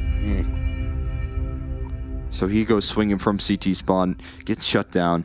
But that sets up, again, a very good purchase into a next here for G2. Plenty of money. AWP for Mondesi back in play. You see the, we got the hand dryer right here for Mopaz. It's a little fan for his hand. It's sick. Just keep that thing aired out. Keep the air flowing right there. This man's got sweaty palms. Sacrificing a lot of desk space for that, but you gotta respect it. You gotta do what you gotta do. With the high quality desk space that they've got at EPL, true. He can put a little bit there. So think about those massive mouse pads. You're never using all of it. There's no way. You gotta have long arms to use all of it. Sometimes I use mine as a cup holder. I like to spill drinks on mine personally and then panic. Look, I may have lost a few audio mixers that way. Oh my gosh, a few. I mean, well, really, it's just the one that's currently giving me some trouble on the one of its levers. Maybe doesn't go up all the way anymore. Yeah, who needs it, really? Who needs it? Who needs it? It's okay. We've upgraded. Got more equipment in. Ooh, one more jump spot. No, just a tag right there, but should be finished off by some sort of firepower. He gets away from that position by some miracle, able to escape the AK of Nico for now. As the dust settles, they just poke and prod, but oh boy. Look at Mopaz. Mopaz is gaining some space. It does mean there's a huge gap towards B, but it doesn't look like G2 are positioned to exploit it. And with mobs now down, that might hold them off of A long enough, because right now Mopaz is calming. Wow. He's like, just don't die, don't die, don't die. Give me the time. Give me the space. There's only 25 seconds, so obviously G2 has to come out. They're not going to be able to stall that much, but Adams now revealed, and this hold is just so very good. Mondesi alone. The flank barely required, but a B here is an insurance policy. What a tag. Oh my goodness, goes for the rifle, but just is ahead of it. That is absolutely absurd right there. It almost lands the jumping A1S spray. I think the flank could have finished it if not, but those tags coming through from Mondesi with the quickness. They put a scare on Koi. It's not going to matter, though. Not this time around. And another great first half being put on display here for this Koi roster. Look at Todoto's awareness. We boosted 2 people up here for G2. 2 people got boosted into windows silently without giving any audio cues. And yet Todoto is going to continue to hold down that line. And Todoto with his op again. He's going to find another opening duel here up against the Pistols. Back-to-back rounds, starting it off well for Koi. And another piece of the puzzle, ready to step up to the plate to get Koi back on track in the series.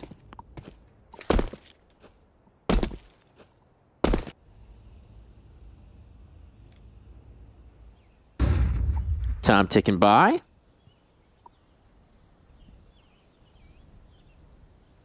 The Kois, they just keep swimming.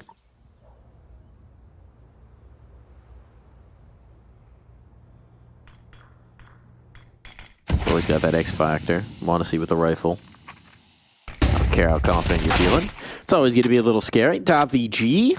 Feeling good about living. There's Mondesi. Only one. Good limiter. Hunter. Yeah, gets something going, but it's down to the Mob's Deke. 2 targets to find. He's already taken the first of 3.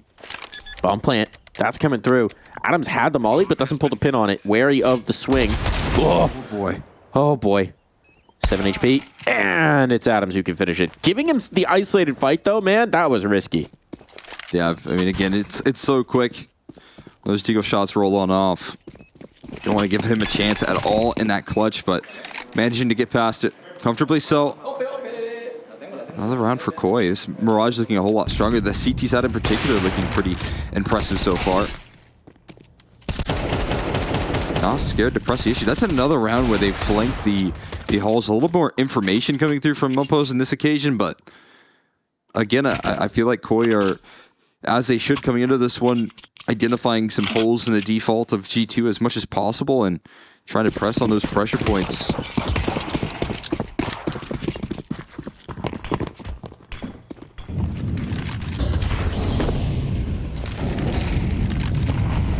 Dodo looking for his 3rd opening duel in a row. But Not a lot of attention here for the T side towards that mid side. Instead, a lot more focus being put over towards A, and they're already out. Oh my god, what a lineup as well. Just again with another multi-kill. Sododo got the opening duel on Snacks towards the middle. They're getting everything they could ask for. And it's another round where you have to pick up the pieces. Yeah, absolute disaster here for G2. Ooh. Feels like they've gone towards this A take again and again and just struggled to actually get on site without massive casualties. Leaker's going to be left at the firebox. Maybe Koi play back into their hands a little bit, but honestly, for Koi, there's no real reason to make a move before that bomb gets stuck down. Eventually, you do have to consider the possibility of the rotation out towards B. But for the moment, at least, they're putting that doubt out of their minds. They are focused in, and they're correct to do so. Got the right idea, keeping the numbers on site. And now as m0NESY has to make his move, they've been given no edge. Nothing easy, nothing free, nothing clear. And wherever they plant, it could spell disaster. So it's going to be Nico with the plant. m0NESY scoped up. We'll collect the first. That's the peak they were hoping to bait. Nice nade. Pressure on. m0NESY goes high. Not expecting the other ticket player, but fortunately for him, Sododo does not peek. Will eventually behind the flash. It falls to Nico, and Nico's immediately stuffed. It's a great flash right there. Otherwise, I think m0NESY just lands that shot, and then we have a clutch to talk about between m0NESY and Nico, and that 2v5 plays out so patient. There's Sododo again with another opening duel. We're keeping a watch on him. His op has been present here in the server on the CT side.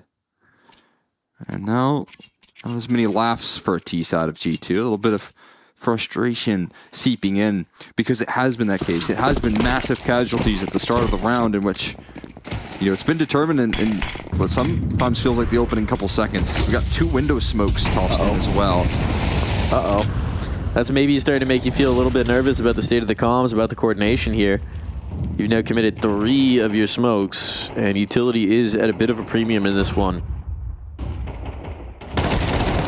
Not a great sign. Good trade, but it is very costly. Molotov on the platform, but if you're not watching it... Smoke has to come out. Nate is good. Adams is low. Another. He picked up another. Oh boy. Goodbye. Oh, it went too deep. He's alive?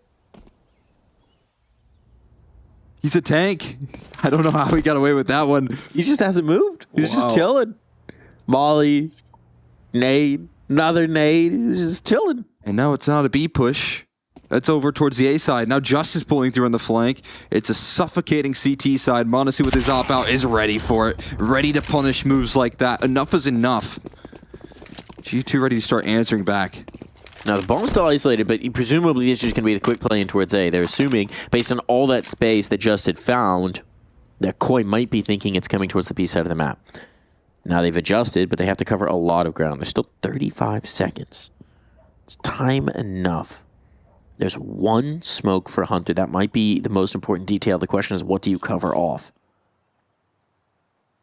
Basically dictates how you're going to plant. A couple Molotovs as well.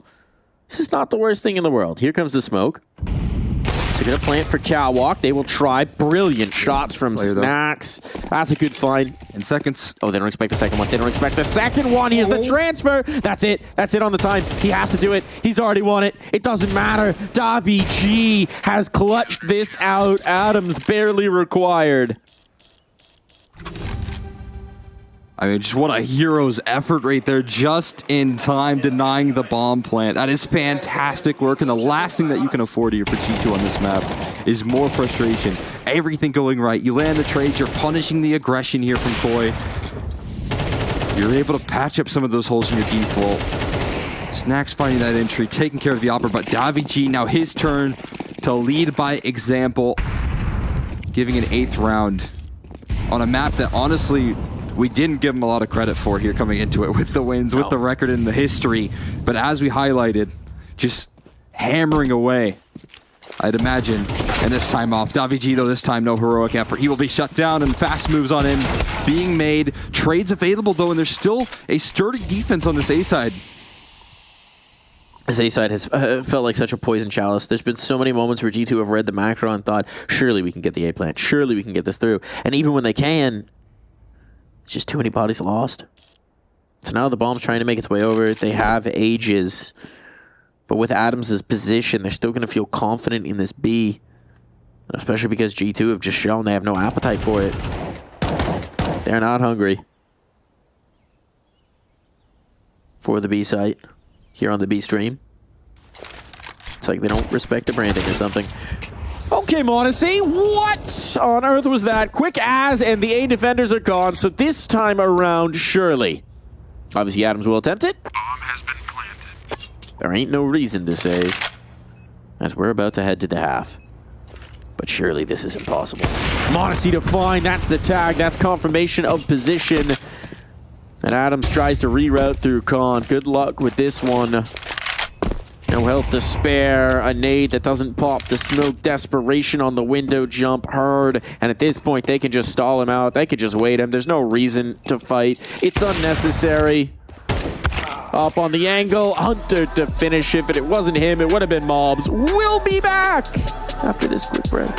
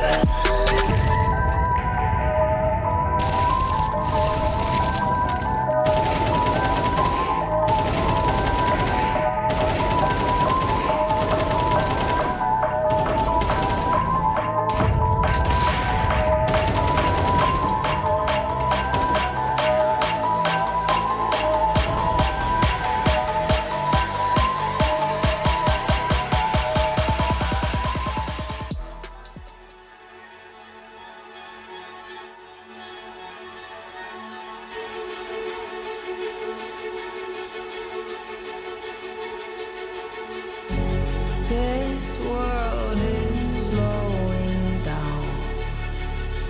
How can I fight it? How can I listen when there's no sound? Oh, the wolves are out. Yes, the wolves are out.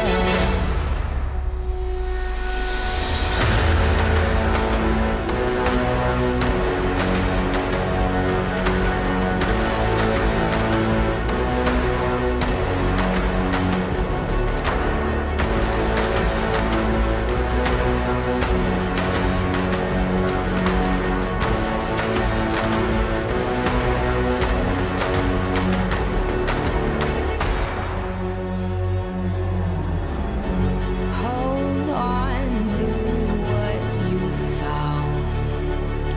Days are deceiving. My head is spinning round. Oh, I hear now. Yes, the wolves are out. Inside of our reality. Satellites singing serenade. Send out a signal, please remember me. Send out a signal, come and set me free.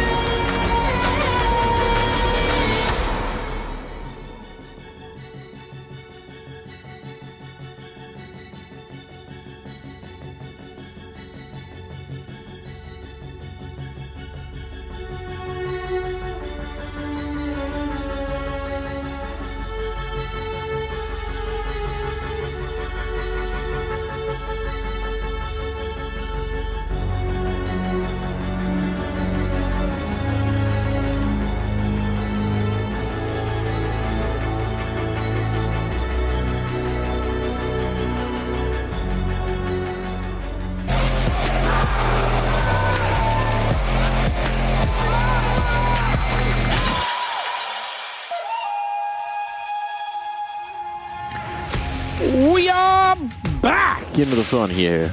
Snag's still smiling, but that one was a little bit rougher for the Samurais in G2. When we start, Koi looking renewed, and despite their previous troubles on Mirage, that CT side held up strong here, Cole. Yeah, they got a lot to be happy about there. An incredible first half coming through. Once again, for the side of Koi, but they have to finish. They have to give us a second half. They can't just get us close and then stop, right? So, can they close out here now? It's a problem. That's a problem. Edging gone too far, perhaps. But now, we'll see if they got renewed vigor. Some extra stamina here. Bring us to a conclusion, to bring us towards the third map. So what they got? What is that third? I've even just forgotten. It's gone out of my brain. Once Inferno was so dominant, I just forgot there would be a third. Could be a third even. Modesty wants to forget that there can be as well. A kill found. Nico looking for more. And oh boy. Okay. Back to the winning ways for G2. Domination on the A take. Well, now they're saying get me on CT side here. Get me on CT For side. this one. Again, just a second half team, it seems, with a pistol to start things off. And it's right back to Smiles. A nice little break for them in between. And yeah, I mean, if we get there, it would be. But again, it seems like there's no interest here with how G2 just started that round off. Ready to hold down the line. Now it's going to test again, you know, Koi on this T side. That is a map that they're not super comfortable with. They clearly have some of that clutch factor, that X factor that we were highlighting. They came in with such clear game plans on that CT side to press map control. They were so constricting. So now, again, can they give us another T side to be happy about? Obviously, the pistol doesn't go their way, but setting their sights on this first gun round that should be coming up next.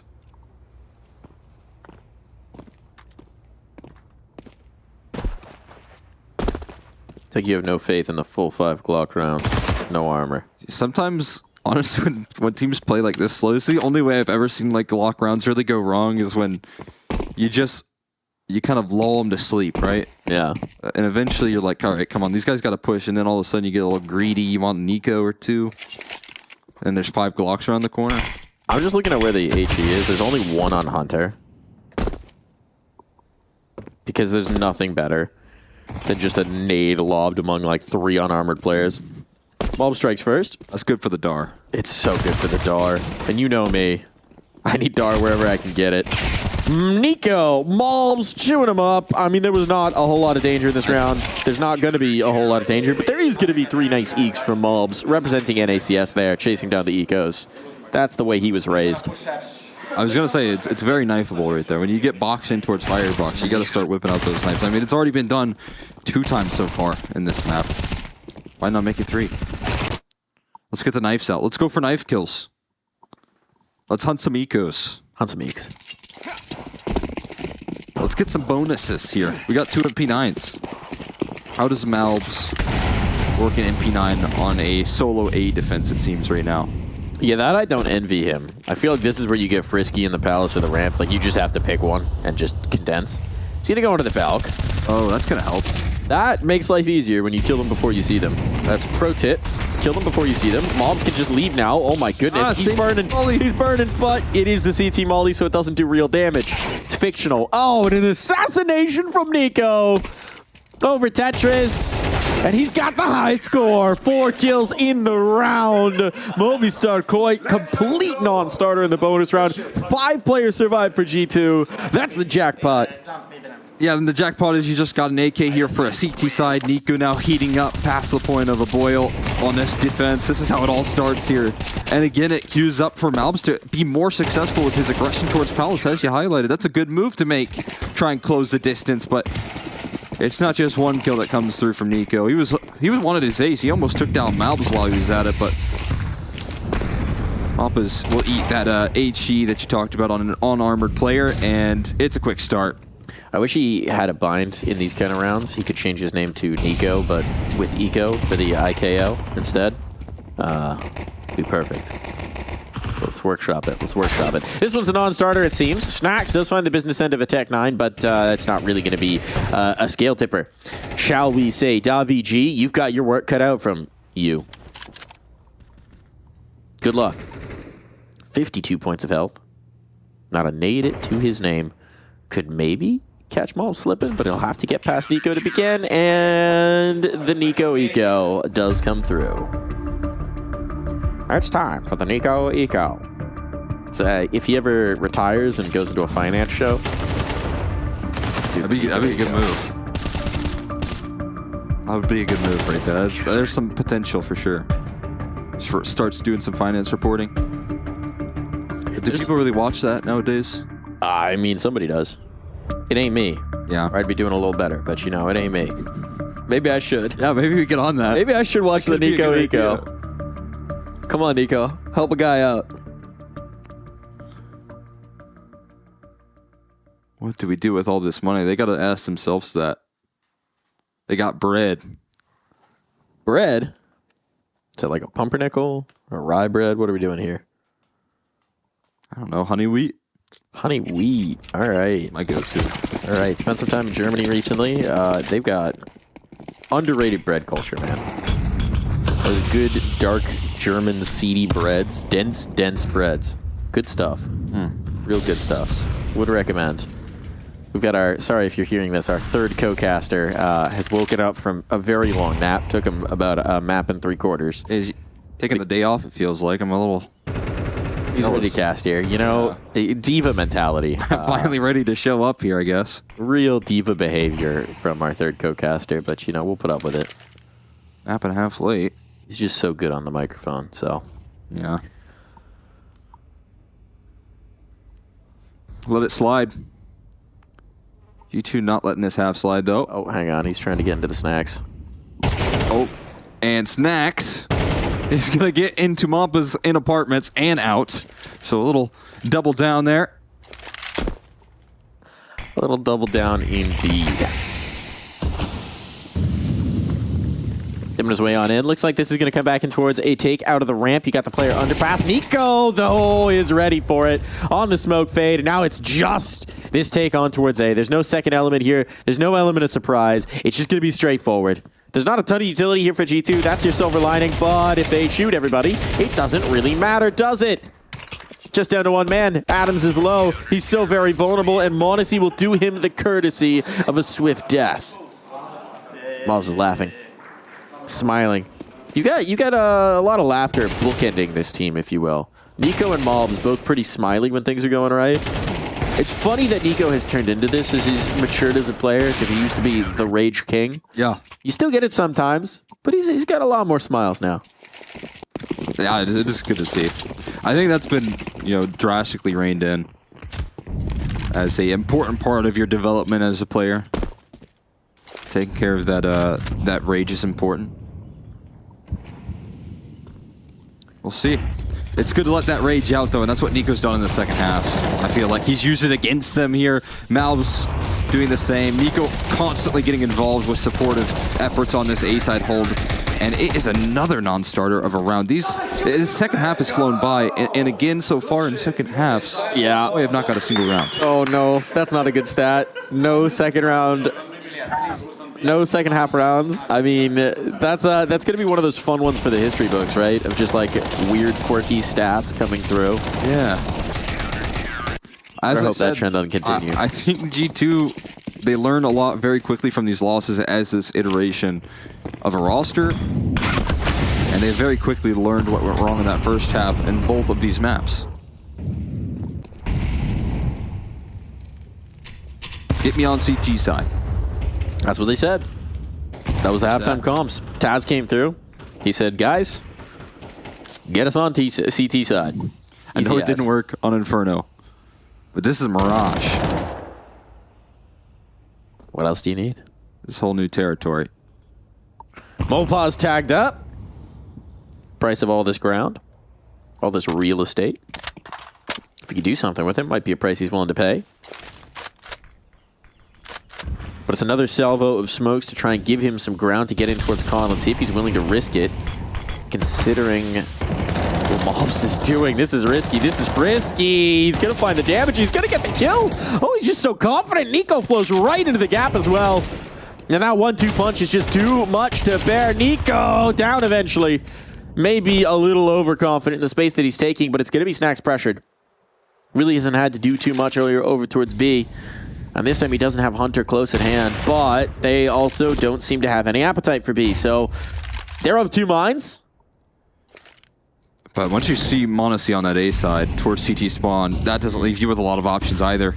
So yeah, it's going to be Snacks that need some quick rotations here, need to get involved fast. And one of them has just been cut off. Stododo able to level it out here, continuing to cut off rotation. Snacks is never going to get the help he desires. Instead, he's left last man standing on this B side. A little bit chaotic, but finally they identify him. Snacks in a 1v3, able to find the first, but it is ran down, and Koi will get their first second half round. He really did give himself the best chance there. Best chance there from Snacks, but that rotation caught, just very unfortunate for him. No help whatsoever. Big play from Stododo to cut off the cavalry by heading them off before they could ever come to his aid. They will break the curse. That is the first second half round for Movistar in this series. Movistar Koi, bring it through. That's a huge relief as well. I feel like it's kind of wild to see that flare up again. Both second halves kind of struggling. And one on the T side, one on the CT side. There's not a lot of like consistency in that department, but Stododo being so very active, I think this is necessary when you start to hit a standstill, that someone on your team is not really scared to take these angles versus, you know, a m0NESY. He got spotted running up connector and still ran up connector, you know, challenging a m0NESY re-peek. So not completely out of things is Koi. A refreshing sigh of relief. Finally getting on the board here for a second half.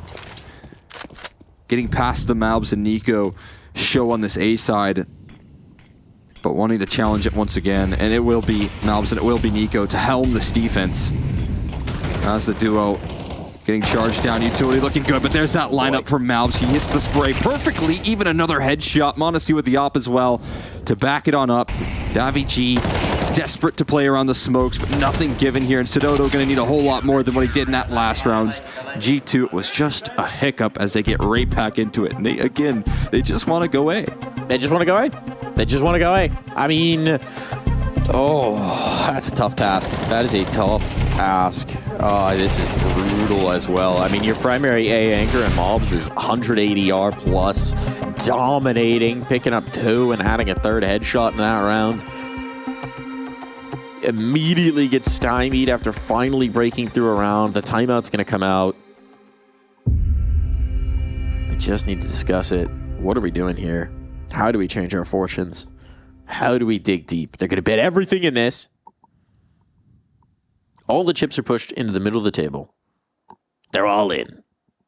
This is realistically the series. Yeah, what is in the cards as well.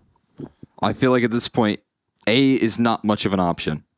I don't know if you can challenge these two defenders. And they actually identified this on Inferno without, you know, for the most part, ever really leaning in towards Malbs and Nico on the B side of Inferno. This time they're on the A side, they're constantly winning. And that's a tough start, just already hitting the deck. They're going to identify mid-control. They're going to have a little bit of defaulting presence to challenge Snacks.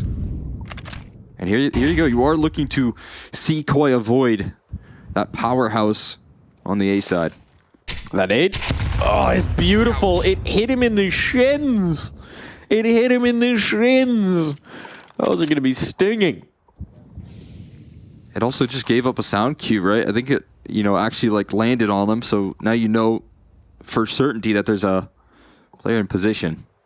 And that his shins are particularly brittle right now. Still left a little bit alone there. This is a Snacks information, though.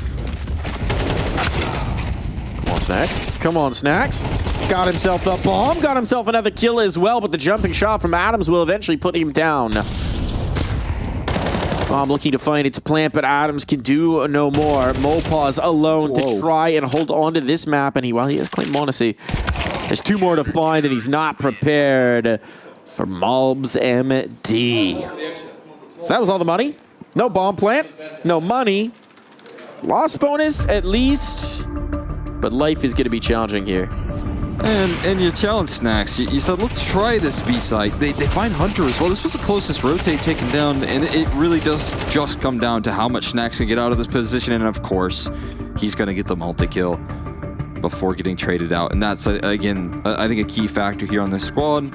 We've seen them test this B-side, or rather A-side, over and over again, running into the dominance, and now Snacks available for a multi-kill on B. Feels like there isn't a lot of good options at this point for this Movistar Koi squad. Last time out used? Of course it will be. You don't get to use another one if this doesn't work out. What do we got? What kind of juice, what kind of magic can you make happen here, Movistar Koi? Find a little special something more.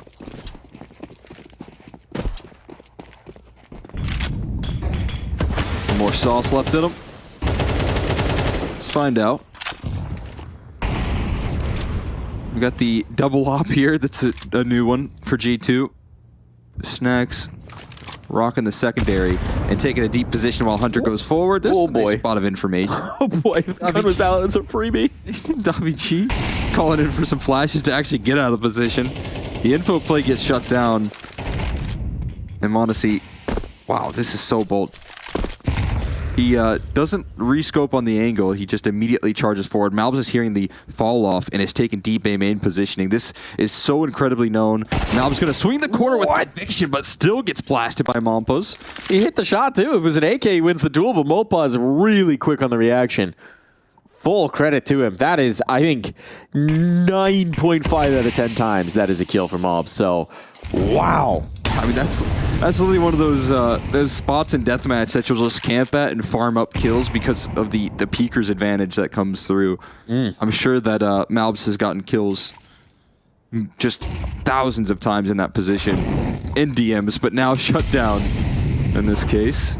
Hunter goes forward off that Molotov. He's waiting for Davi G. Gonna get active. Gets the one. Backs away. Does Davi G chase? Would have the chance. He exposed back. There it is. Necessary kill. All falls to Snacks, who's picked up the op. But it might just be about limiting the economy going forward if he can do so. There's plenty of money for G2. Obviously, they don't really have to worry about this. 10K on 2 players. Someone can drop the op. It will not be a problem. But any kills are nice. And with 3 players low, they better get the heck away from that bomb. It's good to hang around and play for exits. It's also good to hold on to, you know, a healthy like $6,000 that he has right now in resources. Especially if they want to keep the double up. And he takes one down, getting aggressive on the hunt. The other 3 probably not healthy enough to really make much of a call to continue. But now another here from Koi. Not ready to call this theory's over just yet. Still hanging in there. Hanging in, hanging on. We're hanging out. They'll get a chance. They'll get a chance to battle. Overtime. It's a prospect. It's a possibility. It's what they're hungry for. But last time they won a T round, immediately stumped in the next. Now we gotta build. Timeout. Here called from G2. Right at the finish line. They tripped over a pebble, but that can quickly turn into more of a problem. Maybe your toe got stubbed. All of a sudden, you got a little injury here. Obviously, start looking to just pick away at that. But I like the timeout called. Looking to keep their composure here for G2. Because again, the second half has been very dominant. It's only been 2 rounds so far. They've been able to gather before the spree has come through from this G2 squad. 8, you know, canceled out there. Away we go. Away we go. 2 rounds required of Movistar Koi.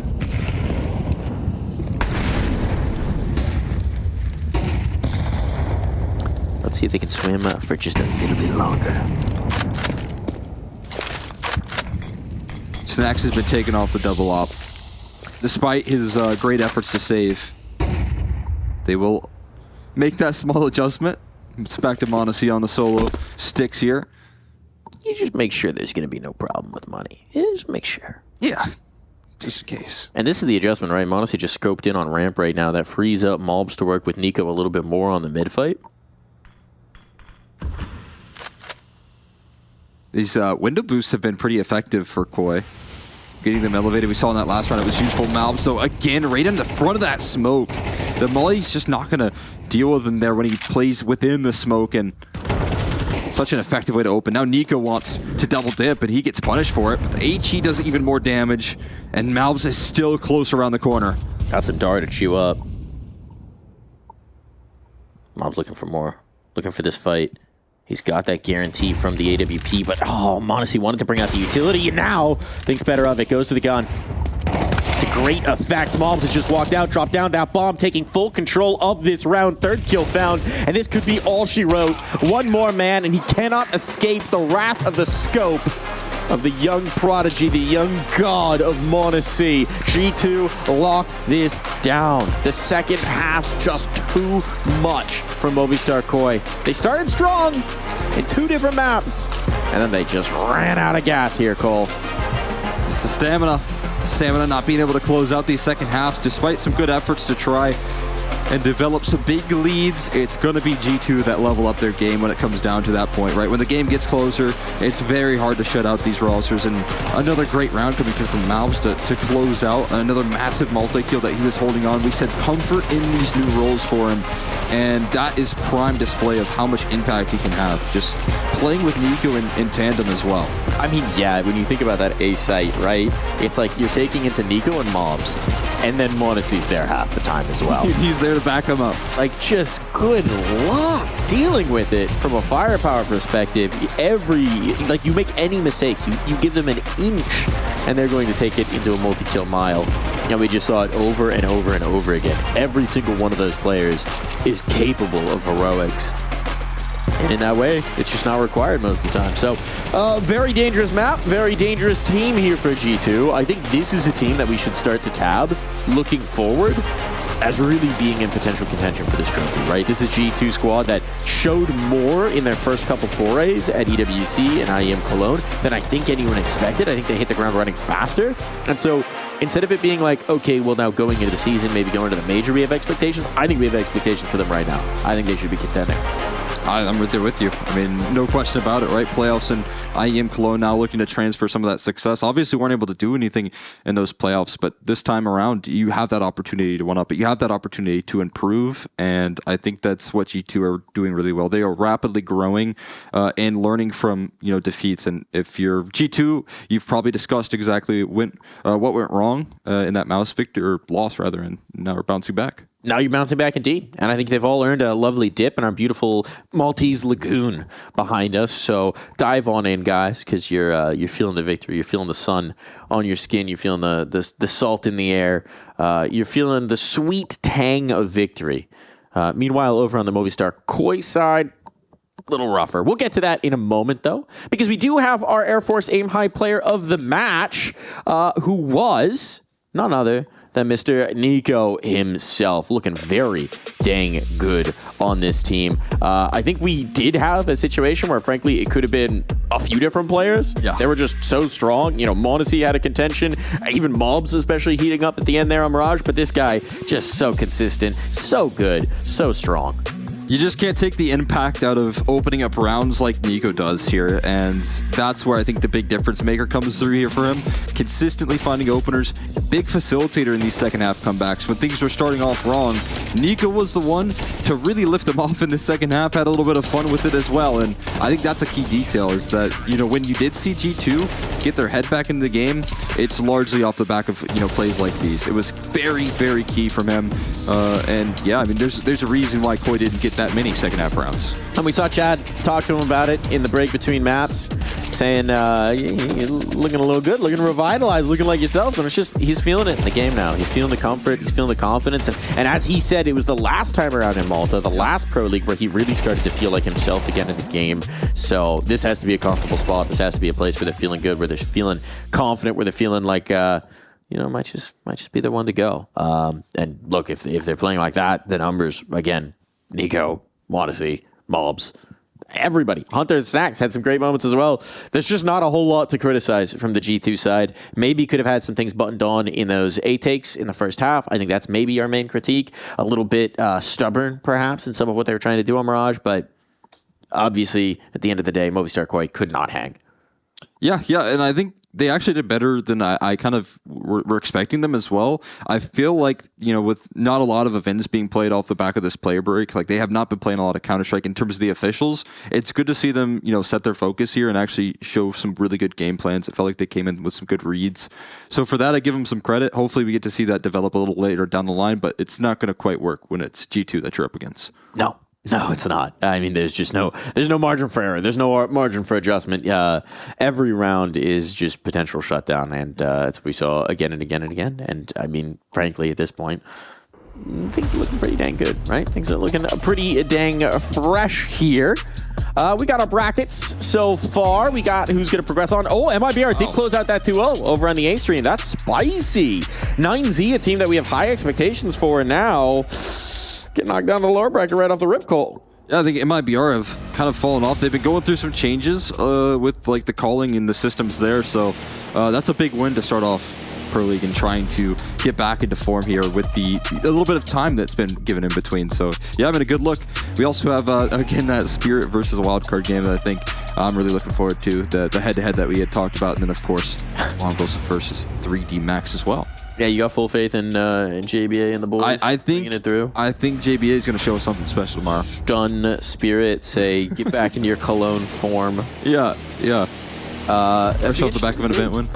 I mean, down in the lower bracket, I think 9Z is going to be a real dangerous one, right? I think Movistar Koi, we still need to see more. Admittedly, it's a tough first-round opponent, but we need to see more before we think they're going to make a compelling case here. But 9Z, that's an upset. They don't feel like they should be down here. I don't feel like they should be down here. So loath to whoever has to face them with elimination on the line. I think those guys are going to be churning through some competition.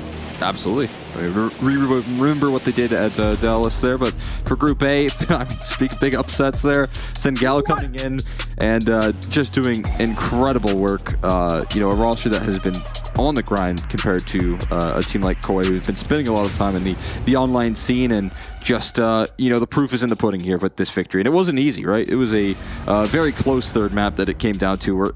Versus FaZe Clan, I just would never think they'd be able to pull it across the line. I mean, it's a classic FaZe slow start, but we didn't have that for a while, right? This is like FaZe of last year. We have the slow starts, and the problem is they've been slow finishes for FaZe as well. So we just big trouble in Middle FaZe Clan. But if there is one thing that'll get you right, it's beating up on FlyQuest. And FlyQuest got a little beat up on earlier today, and now they have to face FaZe Clan for elimination in the lower bracket. There are Aussie hearts breaking all over the world right now. That is the most brutal draw you could possibly get. Absolutely brutal, right? I think, again, FaZe Clan just showed that consistency. Even if it's a loss, I mean, they've gotten upset, so... who's to say that FlyQuest can't do it, but it's not the team that you want to play going into that last chance bracket. No. And I mean, Lin Vision as well, elimination on the line for them. I'm sure Blaz going to love potentially watching that one tomorrow. We'll see if he gets the chance to see his heart broken for Asian Counter-Strike again and again and again, as he so often does. At least there's the Mongols. They'll do good. At least there's the Mongols indeed. We have our schedule for tomorrow. Let's check out what Blaz going to get to watch and what we're going to get to watch, because we've got our games for tomorrow already locked and loaded. Oh, we got him in the corner. Hold on. Ooh. Oh, the Mongols. All right, so he's going to get to watch the Mongols. We get a little Sangal Eternal Fire. That's a spicy one. And we get to wrap up the day with Lin Vision taking on Heroic. Let's hope they keep their keyboard settings in check this time around. Yeah, I mean, I'm sure they will. They should be good at that point. I think the lesson learned. I want to thank them. A bit of a brutal lesson. Yeah. I haven't gotten a chance to play CS since IEM Cologne, so I went back in and turned off my Snapchat. Thanks, Heroic, for reminding me, so I didn't get kicked out of a game. That was very kind of them, yeah. Obviously a bit unfortunate. The A stream, though, we get to start off bright and early with that matchup that I was talking about there. Spirit versus Wildcard. We get to see, again, that JBA versus Donk. Donk versus Amaranth. Yeah, exactly. She owns it now. She's an investor. No, I mean, 100%. Yeah, it's pretty cool. I was watching them in the RMRs. Yeah. On Kick. Yeah. Got to be done. Watch her do her makeup, and then watch JBA make up some kills and rounds. And qualify to the RMR. Good to see. Good to see. We'll have to see how that one's going to go. I'm very excited to get on and do it. You've been joining us here on the B stream, which the B stands for best. And if you have any messages for us before tomorrow, send them to EPL mailbag@efg.gg. Put the B stream somewhere in the subject line. Let us know what you think. Let us know. Send us some backgrounds for tomorrow. And we'll see you tomorrow for more of that action. For now, goodbye from sunny digital Malta. And we'll see you tomorrow for more ESL Pro League action. Good night, everybody.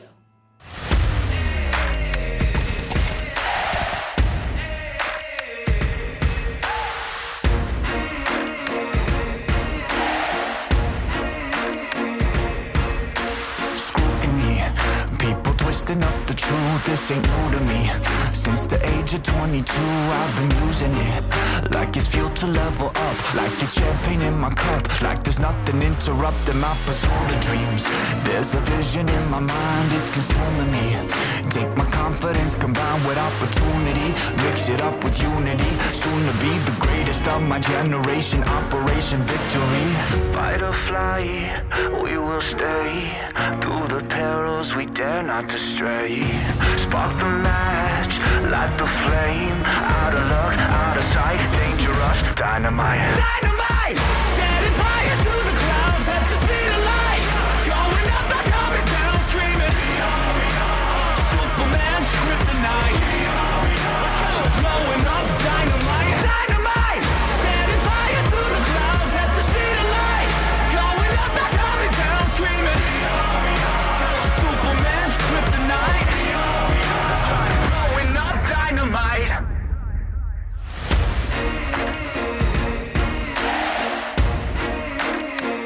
Check it.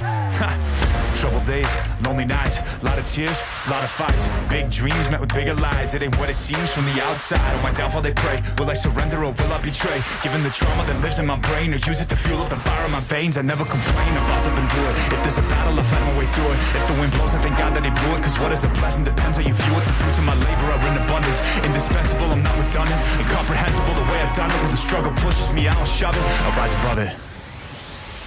Fight or fly, we will stay through the perils we dare not to stray.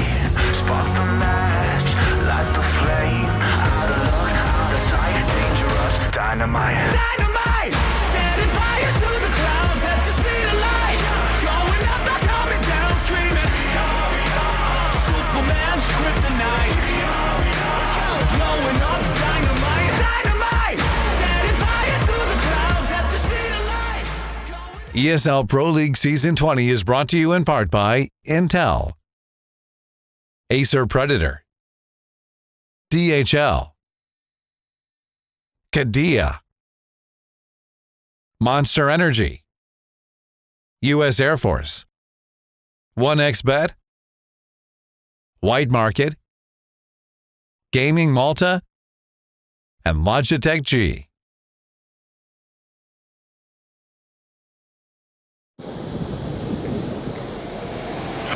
Hey, Chad.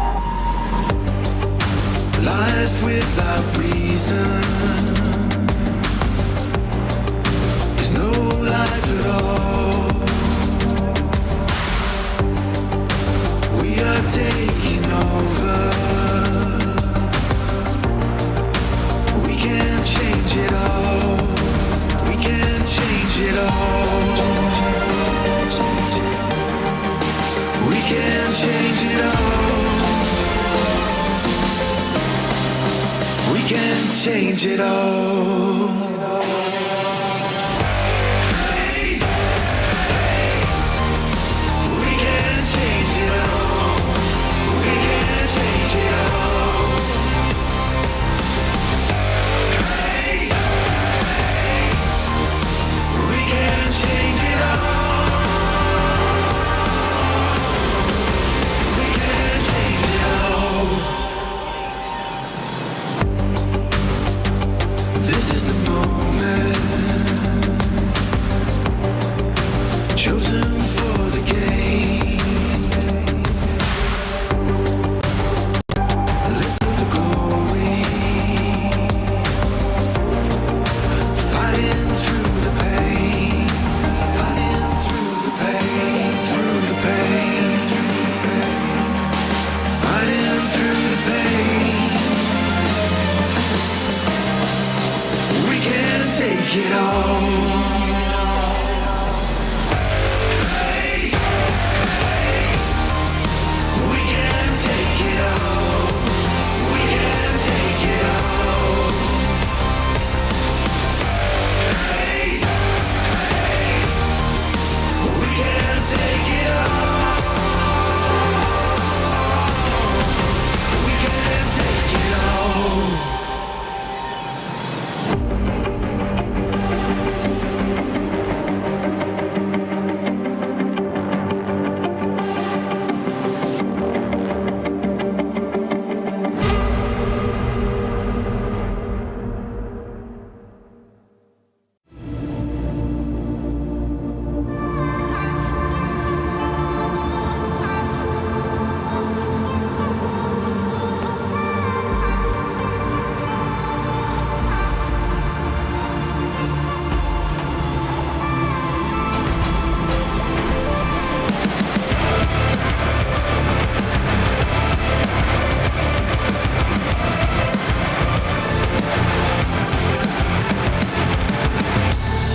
My dirty mouth will drown you out, and I won't let you turn me down. I won't let up. I speak my mind.